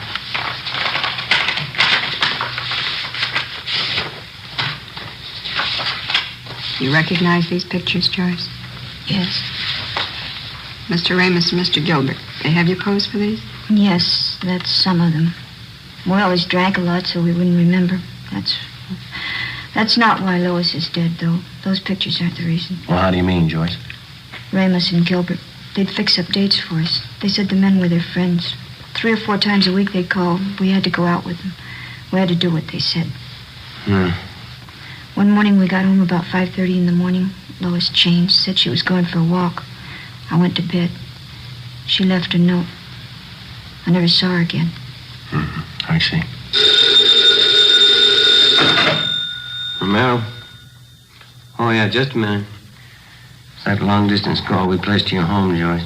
Sure am. Oh, thanks. Hello? Yeah, it's me, Joyce. Yeah, it was just a mistake. Yeah. How's Uncle Henry?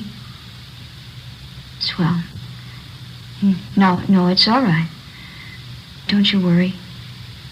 Yeah, all right. I'll write you tomorrow. Yeah, bye. Thanks for placing the call, Sergeant. You're welcome. Glad to do it. Anything else you want to know? Yeah, there's just one more thing. Do you still have that note that Lois Brewster wrote before she died? No, I lost it. I remember what it said, though. Yeah. It said, I'm sorry. It was signed Lois. That's all.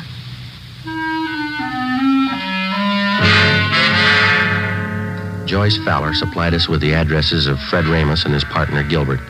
She gave us all the names and addresses of all their friends and employees that she knew of. She also pointed out their offices and base of operations. Inspector Bowling ordered an immediate investigation into the background and business activities of both men. Previously convicted wholesalers and distributors of obscene photographs were called back in and re-questioned. We finally completed the missing link in the supply line from the peddler to the producer. 5 former workers for Ramos and Gilbert fingered them as head men controlling the racket. Their offices and studios were raided and their files seized as evidence. On June 18th, Fred Ramos and his partner, Harold Gilbert, were placed under arrest. What's the pitch, Sergeant? What's this all about? I think you know Mr. Ramos. You can't tag me on those pictures. You want to get your hat? It's artwork, legitimate artwork. My lawyer can prove that. He better be good. You bet he is. You know, I'm kind of surprised at you cops taking the word of somebody like that Fowler girl. She doesn't know what she's talking about. She's a psycho. Is that right? Why, sure. I tried to do something with her and that girlfriend of hers. I even signed up as her agent. They were hopeless. You've got quite a stack of negatives here. Pictures of both of them, 17-year-olds. They're just candid shots, you know. Spicy for my private collection. There's nothing wrong in that. I figured I'd give the girls a break, let them earn a few bucks. Yeah? Look, I couldn't have treated those girls better. I took them around, showed them the town. Both psychos. I never did trust them. Well, that's the big difference, Ramos. Huh? They trusted you.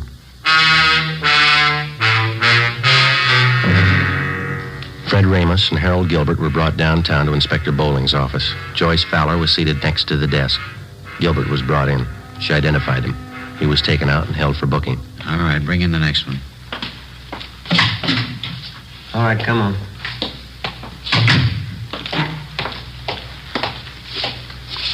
Yeah? Can you identify this man, Miss Fowler? Yes, he's Fred Ramos. What's the trouble, Joyce? Weren't you satisfied with what I was paying you? Could have settled this between ourselves. If you had any beef, you could have come to me. You're lucky, Fred. I'd kill you now if I could. Oh, Joyce, come on now, sit down. All right, Sloan, take him out. Joyce, sit down. Come on, sit down. Be back in a minute, Joe. All right.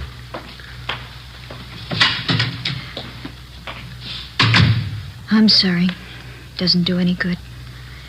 Are there any more? No, that's about all. You've helped quite a lot. Yeah, I'm glad I could do it. Is that all, Sergeant? Well, for now, yeah. You'll have to testify at the trial. After that, the juvenile court's going to keep in pretty close touch with you. I see. Aren't you going back home, Joyce, to Minnesota? No, it'd be the same old thing. My aunt'd be glad to see me for the first week. Then she'd start all over again, hollering at me, picking. Wouldn't be any use. What are you going to do out here, Joyce, you know? I know a nice fella in Santa Monica. He's going to get me a job at a brand new drive-in. Cute uniforms. But I don't think juvenile court's going to let you take a job like that, Joyce. I hope so. A lot of talent scouts go there. Radio, movie producers. They might notice me. Yeah? Never can tell. Might lead to something.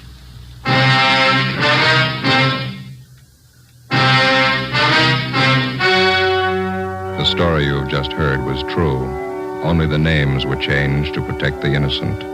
On October 4th, trial was held in Superior Court, Department 91, City and County of Los Angeles, State of California. In a moment, the results of that trial. Now, here is our star, Jack Webb. Thank you.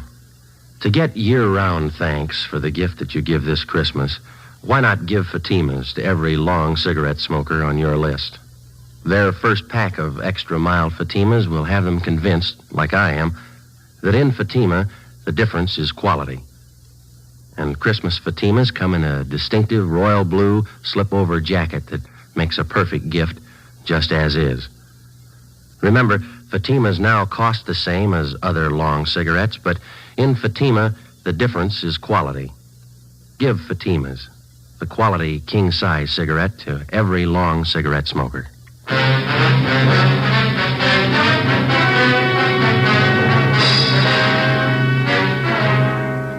Fred Ramus and Harold Gilbert were tried and convicted on several counts of rape and lewd conduct. They received sentences as prescribed by law and are now serving their terms in the state penitentiary.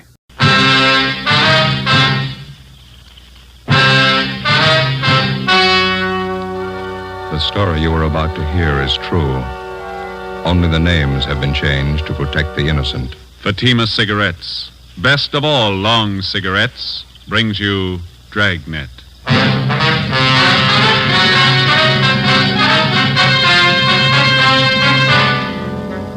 You're a detective sergeant. You're assigned to narcotics detail. A gang of veteran dope peddlers moves into your city. They offer $100,000 worth of heroin for sale. They make their contacts. They're ready to do business. Your job, stop them. You'll be amazed when you compare Fatima with other long cigarettes. Buy a pack of Fatimas. You'll find they now cost the same. Light a Fatima. Your first puff will tell you... Ah, that's different. Yes, what a difference. In Fatima, the difference is quality. You see, Fatima is the quality king-size cigarette because it contains the finest Turkish and domestic tobaccos superbly blended. And Fatima is extra mild with a much different, much better flavor and aroma than any other long cigarette. Because of its quality, its extra mildness, its better flavor and aroma, Fatima has more than doubled its smokers coast to coast. Try comparing Fatima yourself.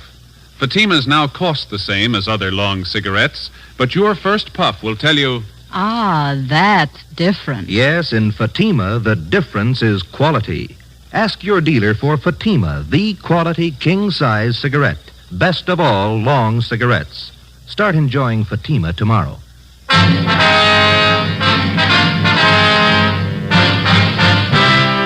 Dragnet, the documented drama of an actual crime.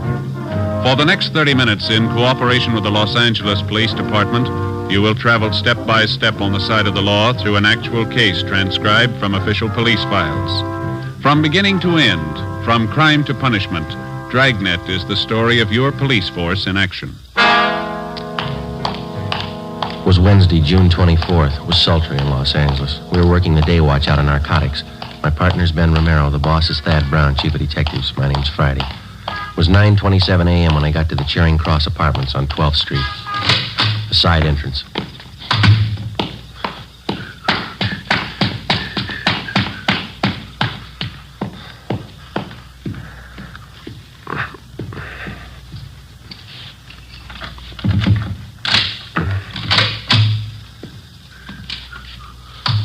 Hi. Hi.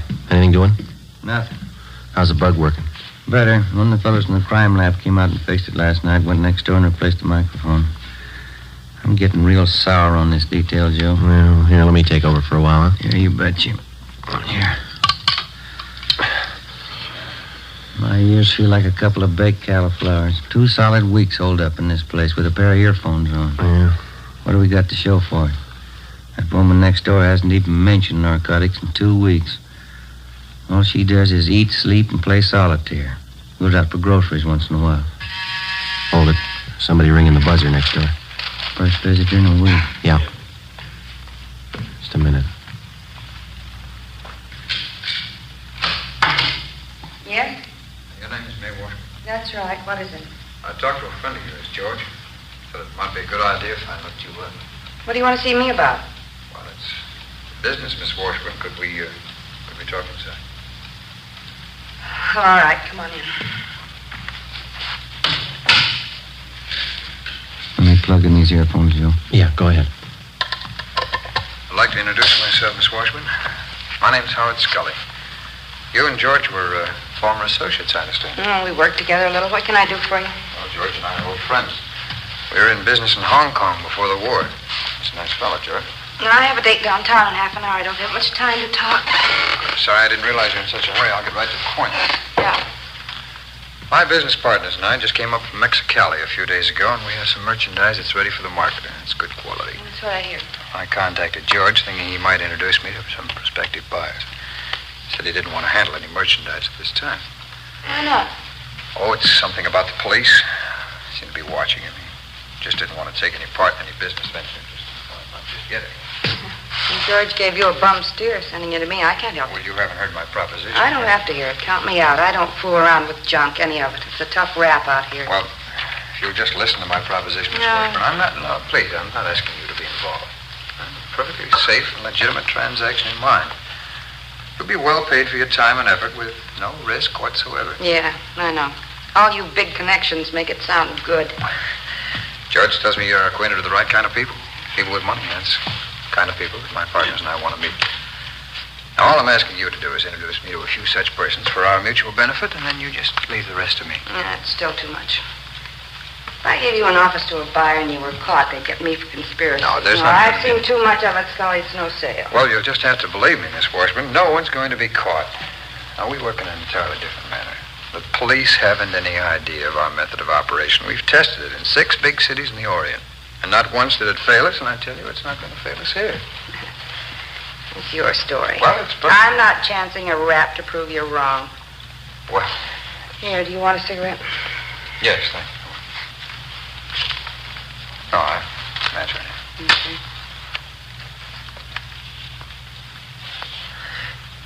Thanks. Now, I'm only asking one thing, Miss Washburn. An introduction to the right party, and that's all. Now, you know my reputation. I'll make it well worth your while. If the connection is right, you can live on your take for the rest of the year. I don't have many friends. Just a few whom I guaranteed for my payoff. Well, I can deposit the money with George. He'll hold it until the deal is made. You'll be real rich, Miss Washburn. Come on, what do you say? An introduction, that's all. That's all we'll need. Our product speaks for itself. I know a fellow out in Hollywood. His name's McMillan. I can call him and tell him to meet you. That'll be fine. How soon? I'm not going to introduce you. No, that won't I'll be... set up a meet for you, that's all. All right, that's all we ask. Do you have this, Mr. McMillan? McMillan. You have him meet me tonight? I think so, yeah. Yeah, that's fine. Now, tonight at 11:30, I'll be at the corner of 7th and Alameda. Now, remember this now. Yeah, all right. Corner of 7th and Alameda at 11:30 exactly.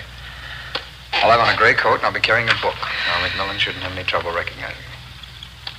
You just tell him to walk right up to me, put out his hand, and say, "My name's McMillan," that's all. I'll know if he's the right party. My name's McMillan. That's all he has to say. All right, I've got it. I'll pass it on to you. Fine.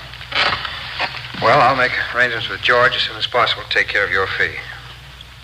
Thank you very much, Miss Washburn. Not at all. Just don't be too sure of yourself. The fuzz in this town could smell a bite 3 miles away. We'll take care of the police, Miss Washburn. The system should teach them a few lessons.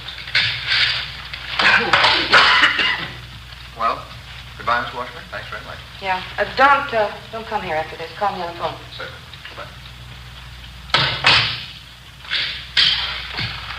Joe, wait a minute. She's going for the phone. Come on.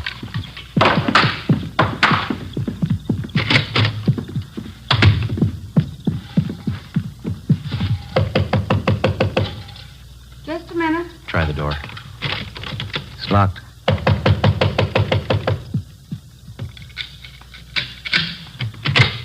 What do you want? Police officers. All right, what's the pitch? I'd like to talk to you downtown. About what? Howard Scully. What about him? We know why he was here. Get your coat, please. I haven't done anything. Come on, lady, let's go. I told Scully I didn't want in. He made the proposition, but I didn't buy it. You know that. I didn't buy a word of it. We did. Before the suspect was taken downtown, we informed her landlady to tell anyone that she'd be out of town for a week. That information was to be passed on to any of her friends or business acquaintances who might try to contact her. After that, we took May Washburn back to the office. After being questioned thoroughly, she was detained for further investigation. At 2 p.m., Ben and I met with Captain Kearney, Central Narcotics, and Inspector Virgil Beckner, State Narcotics Bureau, Southern Division. $100,000 buy, is that what they have in mind? That's the word around town, Skipper. Washburn girl told us the same thing. The Washburn woman was approached for an office, huh? Yes, that's right, Beck. She was ready to go when we picked her up. Pusher's Howard Scully, you remember him? About 9 years ago, wasn't it, the Tijuana deal? 8 or 9 years, yeah. That big heroin buy, they tagged every one of the gang but Scully. Yeah, he's no amateur. He's got every narcotic law in the book memorized. He sets the deals, takes the gravy, but he never gets tagged. How about the federal narcotics men, Romero? They've been briefed on this deal? I called Harry Stone over that this morning. They've been following it, too. Said he'd be over this afternoon. The setup of this McMillan guy. What do you think, Captain? Clear sailing there, Beck, as far as I can see. Scully set up to meet with May Washburn. Ben and Joe grabbed her before she could contact McMillan. Unless Scully's got a Ouija board, he still must figure everything's Jake. Then we could have a man meet with Scully tonight and pass himself off as McMillan. Well, shouldn't be too much trouble. From the way he talks, Scully's never seen McMillan. Has no idea what he looks like. It's just a guess. Neither one of you are known to Scully, are you? I never met him or his friends. I worked that case last February when we grabbed Ray Murdoch. He used to be a mule for Scully. That's as close as I've been. Well, I'm afraid that's too close. You know how many hype friends Murdoch has in this town. If any of them spot you and pass the word to Scully, the whole deal's choked off. Joe? You think you could pass yourself off as McMillan for a couple of days? I'd like to give it a try. Beck, what do you think? Good with me. We can help with the tailing. Only one possible hitch I can see. Yeah? We're not positive this guy McMillan's a total stranger to Scully. It sure sounded like it, didn't it, Joe? The way Scully and the Washburn girl were talking. It's possible Scully might have seen a picture of McMillan. Maybe he knows something about his background, his habits, how he does business. It's possible, yeah. Suppose Scully starts asking you questions, Joe. How are you going to cover it? Well, we could talk to the Washburn girl again. She might brief us.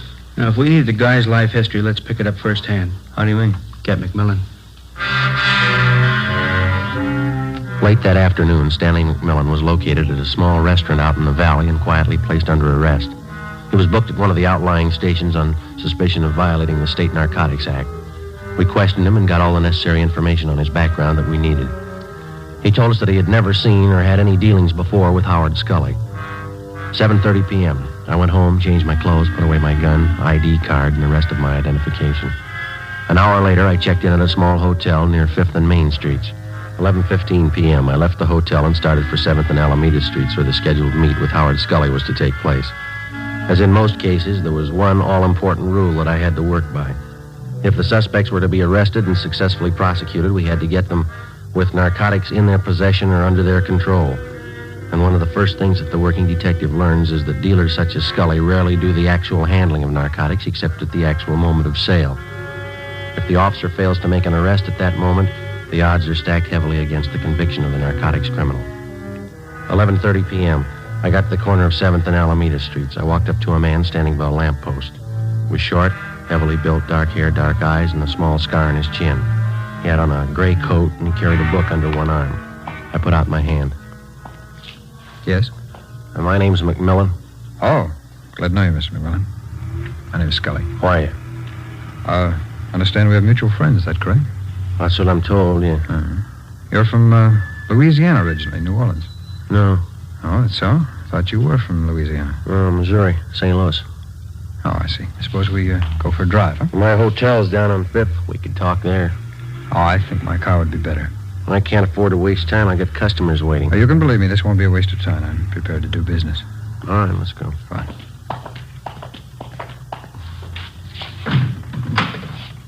No, go ahead, McMillan. All right, thanks.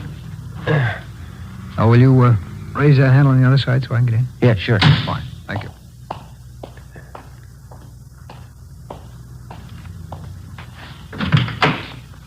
You can't be too careful in L.A., I hear. Yeah, that's right. There's a lot of heat. Oh? I hope none of it's on you. Don't worry, I'm clean. No tumbles. Would I be here if there were? I got customers to protect, good customers. Fine. You know, maybe we can do business. How much can you handle? How much you got? How about 10,000 worth? Standard rate, full measure. Hardly cut at all. Sounds fair. We drove 3 more blocks, and then Scully pulled the car to a stop underneath a row of spreading palm trees on a deserted street. He pulled the emergency brake on, then he turned to me, clamped my arms to my sides, and shook me down. What's the pitch here? What's the idea? No offense, McMillan. Simple precaution in case you had a gun. What do you take me for, mister? I'm not used to doing business this way. That might go real great in the East, but it's nothing out here. I said no offense. This is a hot town. You could be a fuzz. You can't be too careful. You know that. Yeah, well, you don't have to pull that careful stuff with me. Who set up this meet, anyway?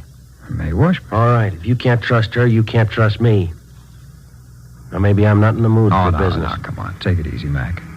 We'll work this right, and we both got a good deal. Well, let's get to the point. Where's the stuff? You bring the money, we'll bring the merchandise. Wait a minute. The car that pulled up behind us. Let's get out of here. Oh, you're nervous, Mac. Relax. That's my partner. Come on, I'll introduce you. All right.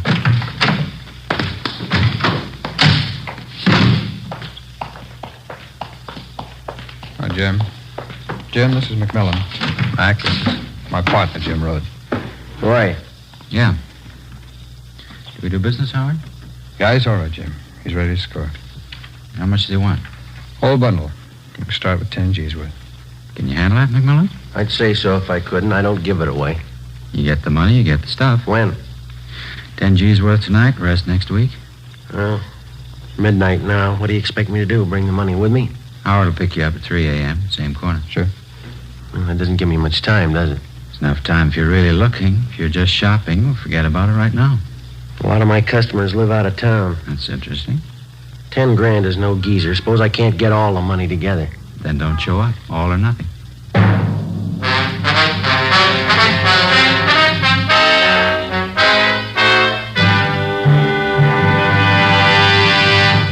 You are listening to Dragnet, authentic stories of your police force in action. Oh, no. Ah, that's different. Yes, what a difference. There's a difference you can hear, there's a difference you can see, but the difference in Fatima is quality. Yes, friends, when you compare long cigarettes, you'll find that in Fatima, the difference is quality. Quality of tobaccos. The finest Turkish and domestic varieties, extra mild and superbly blended to give you a much different, much better flavor and aroma than any other long cigarette.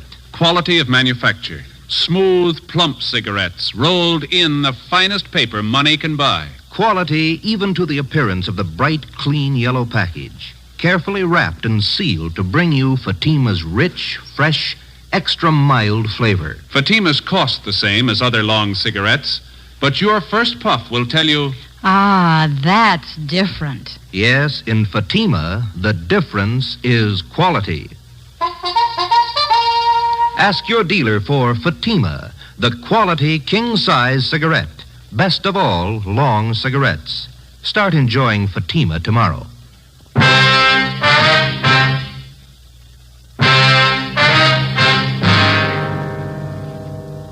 June 25th, Thursday, 12:30 a.m.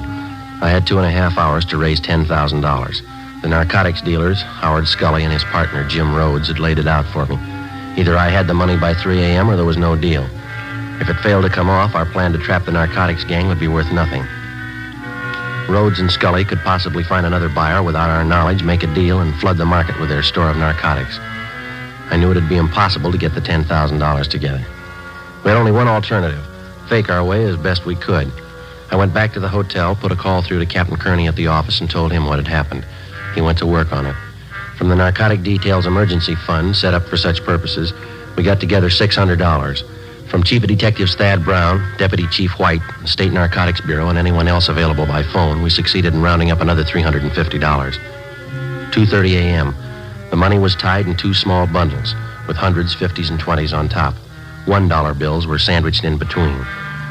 The 2 bundles were placed in a briefcase and delivered to me at the hotel on 5th Street. A gun was also in the briefcase. I took it out, put it in my pocket, closed the briefcase. 2:45 a.m. I left the hotel with the money and started for the big meet. 3 a.m., 7th and Alameda. McMillan, how are you? Scully? We're down this way. You have the money? Well, your pal said all or nothing. I got it. Uh-huh. Let's have a look. How about the merchandise? We can check it in the car. It's right down here. Rhodes? Hi. The money? Yeah, that's right. I got the money. Now, how about a look at this stuff? I'd like to know what I'm buying. We can stop on the way for a sample.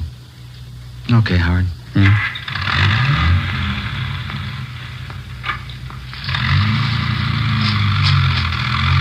Care for some, McMullen? What do you got? Cashew nuts. Have some. Thank you. There's lots of heat in this town. Cops are thick as flies. Yeah, that's right. Rough time. I gotta be careful. What's the reason, anyway? When to start? Well, about 6 weeks ago, Bulls tagged some high school kids. Half dozen of them. Huh? What for? Well, they were regular hypes. Just punks, 18-year-olds. A couple of them were 17. Young squirts. Yeah, and the heat's gonna get worse. One of the punks cashed in yesterday. Read it in the paper. Overdose. Not gonna help, business. Well, I'll tell you one thing. I'm playing it close. I got good customers, and I'm not gonna risk my neck. How much stuff you think you can handle a month, McMullen? No thanks, no more. Oh, I got about 30 mainliners. They're regular and they're sure. 8-10 ounces a week, but they like good stuff, no alley hype junk. Howard must have told you it's all we handle, good stuff. If it goes right, we could make it a permanent connection with you. Well, I'd like to see what you're offering first. We'll have a good look. All right, Howard, you know where to pull up. Yeah.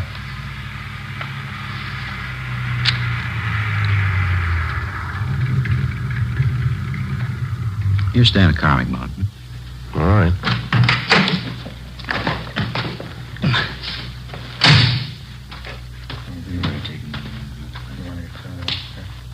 Yeah.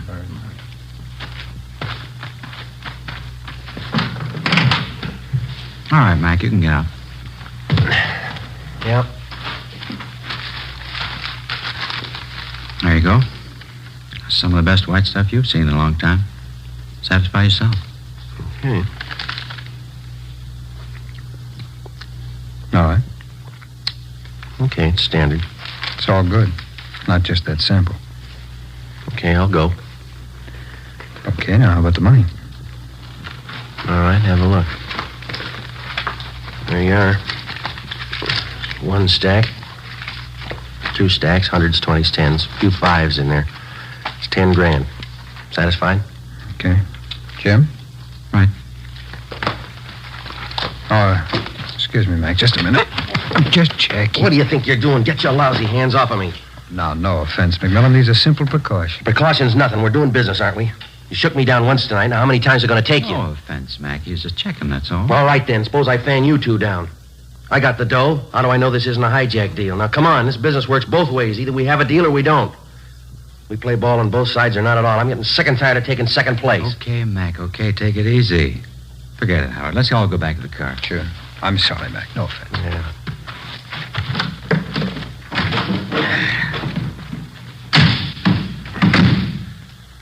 Okay, let's close the deal.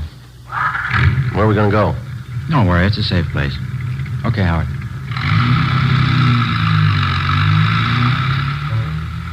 $3:35 a.m. In another hour, it'd start getting light. I knew they'd planned to have the buy take place before then. According to our plan, Ben and Sergeant Hunt, along with the other team of men from the State Narcotics Bureau, they were to tail us to the place of the meet and move in on a signal from me when the buy was actually in progress. 3:45 a.m. Scully drove out North Figueroa onto Pasadena Avenue and turned right onto Avenue 43. We headed up Montecito Drive. The area became more deserted. There were no homes around, no buildings of any kind to provide cover for anybody that might be following. Somewhere below, we could hear the rattle of a freight train on its way to the Southern Pacific yards. Off in the distance, I could see the lights of the city. They looked pretty far away. Scully finally pulled the car to a stop on the crest of the highest hill in the area. We got out.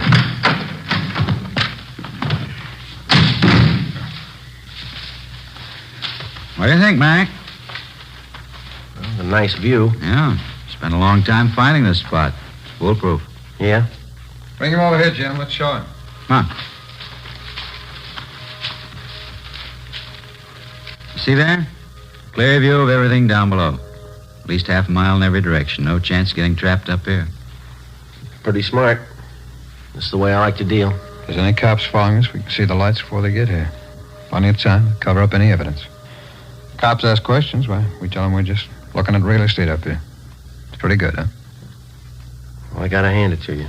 You can't be too careful. What do you do for lookouts? Let me show you. Swede? Oh, Swede. Who's that? Friend. Yeah, Jim? Well, what's the pitch? Who is this guy? Business pal of Howard and me. Swede, this is Mr. McMillan. What do you say? How do you do? Look, how many people do you need to make a buy, Rhodes, huh? Swede's a lookout. It's a big fella, isn't he? We got enough people here for a Sunday picnic. We need a lookout. You just got finished saying it. We can't be too careful. Well, come on, let's wrap it up. Where's the stuff? Swede, you want to get it? Okay, Howard. How far does he have to go? Close by. Stuff was put away down in the tall grass. Nobody ever found it. It's a good idea. I like the way you operate. Swede will have the stuff for you in a minute. Well, how about the money? Should we count it? Rather wait till Swede gets back. Okay. Swede for the car. Can't beat this spot, can you, McMillan? No, it's good. You had no idea how much time we spent looking for it. You did real good. Yeah. Here you go. Okay, thanks. Now the money, Well, how about counting it out here, huh? I'd feel better keeping an eye on that road down below. Okay, good idea. Well, let's count it, Mac, huh? Yeah, all right. Here you go. There's one bundle, and there's the other. I'll count it, Jim. Yeah, snap it up. We've been here long enough already. 1, 2, 4. Hey, there's quite a few $1 bills here. Huh? Well, there's a few of them, but it's all there, 10 Well, grand. that's how it could be with all these ones. Here, let me see. Don't bother, Rhodes. Here, what are you trying to pull? All right, get away from the car, Scully. You too, Swede. Put the gun down, Mac. You won't get away Get with your it. hands behind your head. That means you too, Rhodes. Nobody's hijacked us, McMillan. You're not going to be the first one. It's no hijack, mister. This is a pinch. He's a fuzz. He's a lousy fuzzy. I knew I should have found him again. Shut up, Howard. You know we can square this with you, Mac. $5,000 cold cash, no questions. You're talking to yourself, Rhodes. I'll make it 10. 10 grand cash. Now you can't afford to pass that up. Come on, how about it, Mac? You're human just like we are. You can use the dough. You keep your hands behind your head, mister. Use some sense, copper. Swede's as strong as a horse. I could put him on you, he'd break every bone in your body. You'll have to get past this gun first. You're not going to stop all three of us.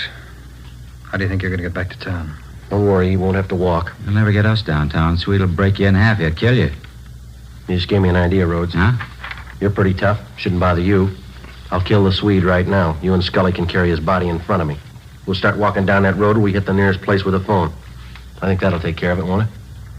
He hasn't got the guts, Jim. Turn around, Swede. Oh, look, don't kill me, mister. I'll go with you. Don't shoot. Turn around. Stay where you are, Scully. Don't kill him, Copper. Don't kill Swede. We'll do anything you say. Somebody coming. Look, Mac, we'll give you every dime we own. $50,000 bucks. Now tell him nothing's happened. Ben, over here. 50 grand, Mac. You can't lose. Right, Joe. Back. Back over this way. The three of them, Ben. Okay. All right, behind your back. Come on. Couldn't get here any sooner, Joe. Had to park at the bottom of the hill if they'd have seen us. Stand still, mister. Yeah. We circled around on foot and climbed up through the grass. I was beginning to think I lost you. All right, you two. Get him behind your back. Back. Hi, Joe. Here's the junk right here. These 2 packages. Good. That ought to sew it up. Look, talk it over with your partners, huh? $50,000. You do the right thing. It's all yours. How about it? 50 grand. You can't lose. What they talking about, Joe? Well, they got a big deal. They'll give us $50,000 if we let them go. How about it, Tex? You could use the dough, new car, new house. Just forget you ever saw us. Easy as that. 50,000 cash. What do you say, Tex, huh? Sorry, you got the wrong man. What? My name ain't Tex.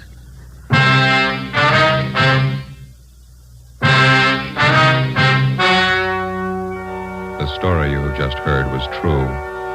Only the names were changed to protect the innocent. In a moment, the results of their trial. Now, here is our star, Jack Webb. Thank you. In his training, the working detective is taught the importance of thoroughness. He has learned never to overlook even the smallest detail. What may seem unimportant to the novice may well be the one thing to help the working detective successfully culminate his case. So with a cigarette. The people who make Fatima are well-trained and thorough in the manufacture of their cigarette. Fatimas contain the finest Turkish and domestic tobacco superbly blended. And pack after pack, Fatima is extra mild. If you're a long cigarette smoker like I am, smoke Fatima. They cost the same, but in Fatima, the difference is quality. Smoke Fatima.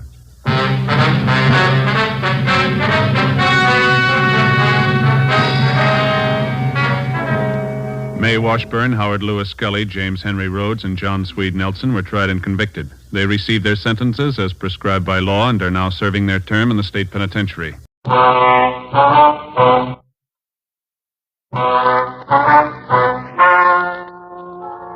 Ladies and gentlemen, the story you are about to hear is true. The names have been changed to protect the innocent. Dragnet.